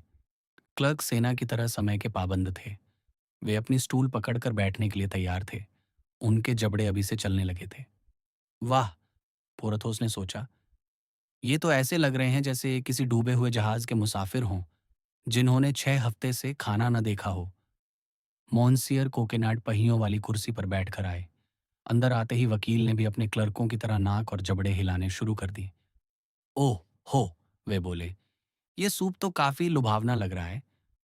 भला इन्हें इसमें ऐसी क्या खुशबू आ रही है? पोर्थोस ने सोचा। उसके सामने एक पतला सा पानी था, जिसमें मांस का नामो निशान नहीं था। ब्रेड के कुछ टुकड़े सतह पर ऐसे तैर रहे थे, जैसे समंदर में कोई टापू हो। सबसे पहले मोंसियर कोकेनाड को सूप दिया गया, फिर पोर्थोस को। उसके बाद मादाम ने उन बेचैन क्लर्कों को बिना सूप के सिर्फ ब्रेड के सूखे टुकड़े दे दिए। दरवाज़ा हल्का सा खुला, और पोर्थोस ने देखा कि वह छोटा क्लर्क, जिसे दावत में जगह नहीं मिली थी, वह गलियारे में खड़ा होकर सूखी रोटी चबा रहा था। सूप के बाद नौकरानी एक उबला हुआ मुर्गा लेकर आई। उसे देखते ही सबकी आंखें फटी की फटी रह गईं। देखकर लगता है कि आप अपने परिवार से बहुत प्यार करती हैं, मादाम कोकेनाड। वकील ने एक व्यंग्य भरी मुस्कान के साथ कहा। वह मुर्गा बहुत दुबला था और उस पर ऐसी सख्त खाल थी जिसे काटना नामुमकिन था। यकीनन वह मुर्गा अपनी स्वाभाविक मौत मरने ही वाला था कि उसे पका लिया गया। धिक्कार है, पोर्थोस ने सोचा। मैं बुढ़ापे का सम्मान करता हूं, पर उसे उबला हुआ खाना पसंद नहीं करता। मादाम कोकेनाड ने डिश अपनी ओर खींची। उसने उसके दो बड़े काले पैर काटकर अपने पति की प्लेट में रख दिए। गर्दन खुद के लिए रख ली। एक पंख पोर्थोस को दिया और बाकी मुर्गा तुरंत वापस भेज दिया। मुर्गे की जगह अब सेम की फली की एक बड़ी डिश आ गई। उसमें मटन की कुछ हड्डियां झांक रही थीं, जिन पर मांस का नाम भी नहीं था। मादाम ने सबको थोड़ा थोड़ा खाना बांटा। अब शराब की बारी आई। मोंसियर कोकेनाड ने एक छोटी पत्थर की बोतल से सबके गिलास में एक तिहाई शराब डाली। क्लर्कों ने उसमें तुरंत पानी भर लिया। पोर्थोस ने बड़ी झिझक के साथ उस मुर्गे का पंख खाया। जब मेज के नीचे वकील की पत्नी का घुटना उसके घुटने से टकराया, तो वह कांप उठा। उसने वह शराब भी पी, जो उसे किसी कड़वे सिरके जैसी लगी। मोंसियर कोकेनाड उसे बिना पानी मिलाए शराब पीते देख गहरी आहें भरने लगे। क्या आप थोड़े बीन्स लेंगे, पोरथोस? मादाम ने ऐसे लहजे में पूछा जिसका मतलब था, मत लेना, भाड़ में जाए, मैं इन्हें चखूंगा तक नहीं। पोर्थोस ने मन में कहा और जोर से बोला, शुक्रिया मादाम, मेरा पेट भर गया है। वकील बार बार कहने लगा, आह मादाम कोकेनाड, आपकी दावत तो एक शाही उत्सव थी, मैंने कितना ज्यादा खा लिया। कोकेनाड ने सूप पिया था, मुर्गे के काले पैर चबाए थे और मटन की वो हड्डी साफ की थी जिस पर नाम मात्र का मांस था। क्लर्क चुपचाप उठे और बाहर चले गए। जाओ जवानों, काम करो और खाना पचाओ, वकील ने कहा। उनके जाते ही मादाम ने पनीर, कुछ मुरब्बा और शहद बादाम का केक निकाला। मोंसियर कोकेनाड की भौहें तन गईं। उन्हें लगा कि ये सब कुछ ज्यादा ही हो रहा है। पोर्थोस ने अपने होंठ काट लिए, क्योंकि उसे वहां खाने लायक कुछ नहीं दिखा। असली दावत, कोकेनाड चिल्लाया। पोरथोस ने पास रखी बोतल देखी, पर वह खाली थी। उसने थोड़ा मुरब्बा छका और मादाम कोकेनाड के चिपचिपे केक को आजमाया। चलो, उसने सोचा, ये कुर्बानी पूरी हुई। अब बस उस संदूक के अंदर झांकने की उम्मीद बाकी है। खाना खाने के बाद कोकेनाड को नींद आने लगी। वह अपने कमरे में जाना चाहता था, जहां वह अपनी तिजोरी के पास रह सके। उसने अपने पैर तिजोरी के कोने पर टिका दिए। वकील की पत्नी पोर्थोस को दूसरे कमरे में ले गई। आप हफ्ते में 3 बार यहाँ खाना खाने आ सकते हैं, उसने कहा। शुक्रिया मादाम, पोर्थोस बोला, पर मुझे अपने साजो सामान के बारे में भी सोचना है। वह बदनसीब साजो सामान, मादाम ने आह भरी। पर एक मस्कटियर के साजो सामान में आखिर क्या क्या होता है? ओह, बहुत कुछ। मस्कटियर्स, जैसा कि आप जानती हैं, खास सिपाही होते हैं। जरा विस्तार से बताइए। खैर, ये सब करीब। पोर्थोस रुक गया। वकील की पत्नी कांपने लगी। कितना? मुझे उम्मीद है कि ये, ओह नहीं, पोर्थोस ने कहा, ये 2500 लीवर से ज्यादा नहीं होगा। कंजूसी बरतने पर मैं 2000 लीवर में भी काम चला लूंगा। हे भगवान, 2000 लीवर, ये तो एक दौलत है। मादाम कोकेनाड ने कहा, व्यापार में मेरे कई रिश्तेदार हैं, मैं ये सब चीजें आपको सस्ते दाम में दिला सकती हूँ। जैसे, सबसे पहले क्या आपको एक घोड़ा नहीं चाहिए? हाँ, एक घोड़ा। तो फिर मेरे पास आपके लिए बिल्कुल सही चीज है। वाह! पोर्थोस का चेहरा खिल उठा। पर मुझे बाकी सामान भी चाहिए। उसकी कीमत कम से कम 300 लीवर होगी। 300 लीवर? ठीक है, लिख लीजिए, मादाम ने आंख भरी। पोर्थोस मुस्कुराया। उसे याद आया कि उसके पास कीमती जीन पहले से है। ये 300 लीवर वो अपनी जेब में रखने वाला था। फिर उसने आगे कहा, मेरे नौकर के लिए एक घोड़ा और मेरा बैग। हथियारों की फिक्र मत कीजिए। नौकर के लिए घोड़ा? मादाम हिचकिचाई। मेरे दोस्त, एक सुंदर खच्चर भी घोड़े जैसा ही काम देता है। अगर मॉस्केटॉन के लिए एक अच्छा खच्चर ले लें तो। ठीक है, एक सुंदर खच्चर ही सही, पोर्थोस ने कहा, पर याद रहे, उस पर पंख और घंटियां होनी चाहिए। आप बेफिक्र रहिए, अब बस वह बैग रह गया है। ओह, उसकी फिक्र मत कीजिए, मेरे पति के पास कई बैग हैं, आप सबसे अच्छा चुन लेना। एक बैग तो बहुत बड़ा है। क्या वह बैग खाली है? पोर्थोस ने पूछा। बिल्कुल खाली है, मादाम ने मासूमियत से जवाब दिया। आह! पर मादाम, मुझे जो बैग चाहिए, वह भरा हुआ होना चाहिए। मादाम ने फिर से आहें भरना शुरू किया। अंत में यह तय हुआ कि वकील की पत्नी 800 लीवर नकद देगी और एक घोड़ा और खच्चर का इंतजाम करेगी। शर्तें तय होने के बाद पोरथोस ने विदा ली। मस्कटियर घर लौटा, पर वह अब भी भूखा था और उसका मूड काफी खराब था। अध्याय 33। दासी और मालकिन। बावजूद इसके कि उसका अंतर्मन उसे चेतावनी दे रहा था और एथोस उसे नेक सलाह दे रहे थे, डार्टेनन हर बीतते घंटे के साथ मिलाइडी के प्यार में और भी डूबता जा रहा था। वह हर रोज उनके दरबार में अपनी हाजिरी लगाता और उस अभिमानी गैस्कन को पूरा यकीन था कि देर सबेर मिलेडी उसके प्यार का जवाब जरूर देंगी। एक दिन जब वह बड़े ठाठ से वहां पहुंचा और उसका दिल किसी सुनहरी उम्मीद से भरा था, उसे फाटक के नीचे वहीं सुंदर दासी किटी मिली।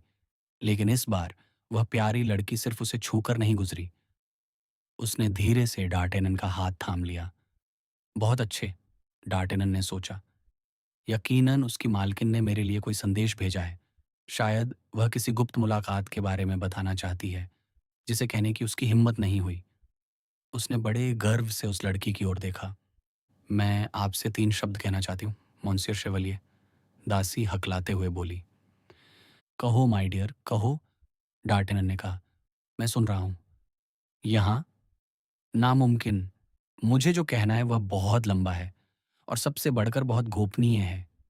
तो फिर क्या किया जाए? अगर मोंसियर मेरे पीछे आए तो? किटी ने झिझकते हुए पूछा। जहां तुम चाहो। किटी, जिसने अब भी डार्टेनन का हाथ थाम रखा था, उसे एक अंधेरी और घुमावदार सीढ़ी से ऊपर ले गई। करीब 15 सीढ़ियां चढ़ने के बाद उसने एक दरवाजा खोला। अंदर आइए मोंसियर, उसने कहा। यहां हम अकेले हैं और बात कर सकते हैं। और यह किसका कमरा है? ये मेरा है मोंसियर। उस दरवाजे से ये मेरी मालकिन के कमरे से जुड़ा है। पर आप डरो मत, वह हमारी बातें नहीं सुन पाएंगी। वह आधी रात से पहले कभी सोने नहीं जाती। डार्टेनन ने चारों ओर नजर दौड़ाई। वह छोटा सा कमरा बड़ा साफ और सुथरा था, पर न चाहते हुए भी उसकी नजरें उसी दरवाजे की ओर जा रही थीं, जो मिलेडी के शयनकक्ष की ओर खुलता था। किटी उस नौजवान के मन की बात समझ गई और उसने एक ठंडी आह भरी।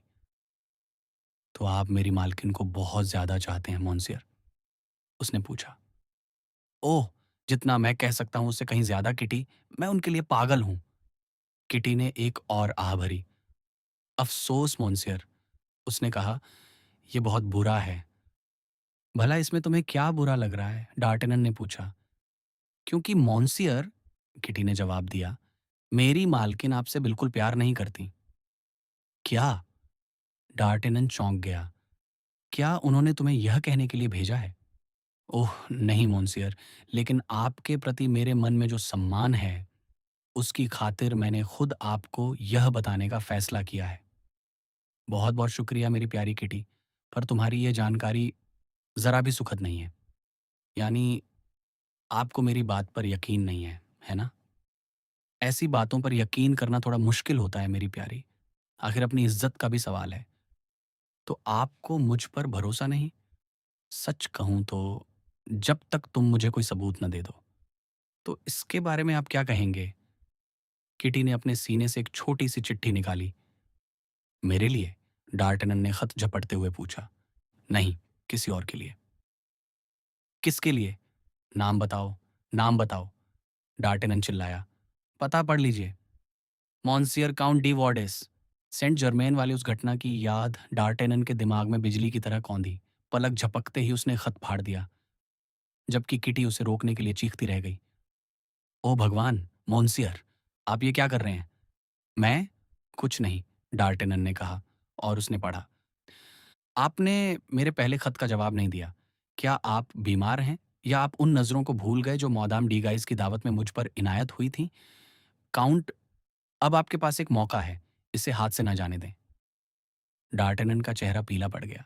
उसकी इज्जत को ठेस पहुंची थी और उसे लगा जैसे उसका प्यार घायल हो गया हो। बेचारे मोंसियर डार्टेनन, किटी ने बड़े हमदर्दाना लहजे में कहा, और उस नौजवान का हाथ फिर से दबाया। तुम्हें मुझ पर तरस आ रहा है, छोटी बच्ची? डार्टेनन ने पूछा। ओह हाँ, और पूरे दिल से, क्योंकि मैं जानती हूं कि प्यार क्या होता है। तुम जानती हो प्यार क्या होता है? डार्टेनन ने पहली बार उसे गौर से देखा। अफसोस, हाँ। खैर, तो फिर मुझ पर तरस खाने के बजाय तुम्हें अपनी मालकिन से मेरा बदला लेने में मेरी मदद करनी चाहिए। और आप कैसा बदला लेंगे? मैं उन्हें जीत लूंगा और अपने प्रतिद्वंद्वी को रास्ते से हटा दूंगा। मैं इसमें आपकी मदद कभी नहीं करूंगी, मोंसियर, किटी ने जोश में कहा। और क्यों नहीं? डार्टेनन ने पूछा। दो वजहों से। पहली यह कि मेरी मालकिन आपसे कभी प्यार नहीं करेंगी। तुम्हें कैसे पता? आपने उनके दिल पर चोट की है। मैंने मैंने भला उनका क्या बिगाड़ा है? मैं जो जब से उन्हें जानता हूँ उनके कदमों में एक गुलाम की तरह रहा हूँ। बताओ, मैं विनती करता हूँ। मैं यह राज्य सिर्फ उसी आदमी को बताऊंगी जो मेरी रूह की गहराइयों को पढ़ सके। डार्टेनन ने दूसरी बार किटी की ओर देखा। वह लड़की इतनी सुंदर थी कि कई डचेसेस अपनी मिल्कियत देकर भी वैसी सुंदरता पाना चाहती। किटी, उसने कहा, जब तुम चाहो मैं तुम्हारी रूह को पढ़ लूंगा, उसकी फिक्र मत करो। और उसने उसे एक ऐसा चुंबन दिया कि वह बेचारी लड़की शर्म से लाल हो गई।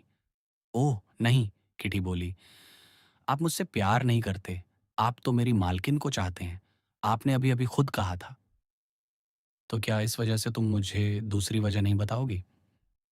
दूसरी वजह, मॉन्सियर शवलियर, किटी ने उस चुंबन और नौजवान की आंखों के भाव से हिम्मत जुटाते हुए कहा, वह यह है कि प्यार में हर कोई पहले अपने बारे में सोचता है। तब कहीं जाकर डार्टेनन को किटी की वे तिरछी नजरें, गलियारों में बार बार उसका मिलना और वो गहरी आहें याद आईं।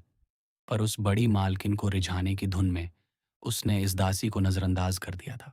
जो बाज का शिकार करता है वह गौरैया पर ध्यान नहीं देता। पर इस बार हमारे गैस्कन ने एक ही नज़र में समझ लिया कि किटी के इस प्यार से उसे क्या क्या फायदे हो सकते हैं।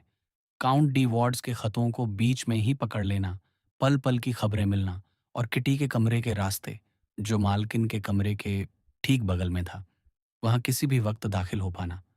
वह जालसाज मन ही मन उस बेचारी लड़की की बलि चढ़ाने को तैयार था, ताकि किसी भी तरह मिलेडी को हासिल कर सके। खैर, उसने उस लड़की से कहा, मेरी प्यारी किटी, क्या तुम चाहती हो कि मैं तुम्हें अपने उस प्यार का सबूत दूं जिस पर तुम्हें शक है? कौन सा प्यार? लड़की ने पूछा। वह प्यार जो मैं तुम्हारे लिए महसूस करने को तैयार हूं। और उसका सबूत क्या है? क्या तुम चाहती हो कि आज शाम का वह वक्त जो मैं तुम्हारी मालकिन के साथ बिताता हूं, वह तुम्हारे साथ बिताऊं? ओह हाँ, किटी ने तालियां बजाते हुए कहा, बिल्कुल। तो फिर यहां आओ मेरी प्यारी, डार्टेनन ने एक कुर्सी पर जमते हुए कहा।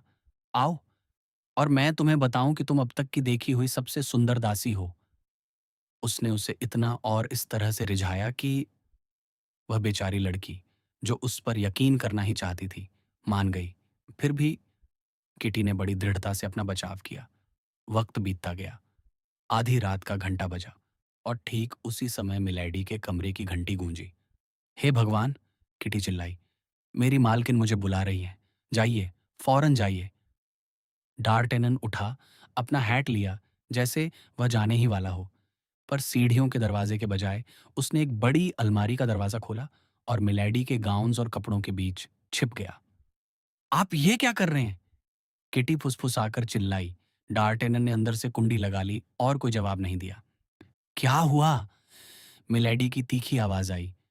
क्या तुम सो रही हो जो घंटी बजने पर जवाब नहीं देती? डार्टेनन ने सुना कि बगल वाला दरवाजा बड़े जोर से खुला।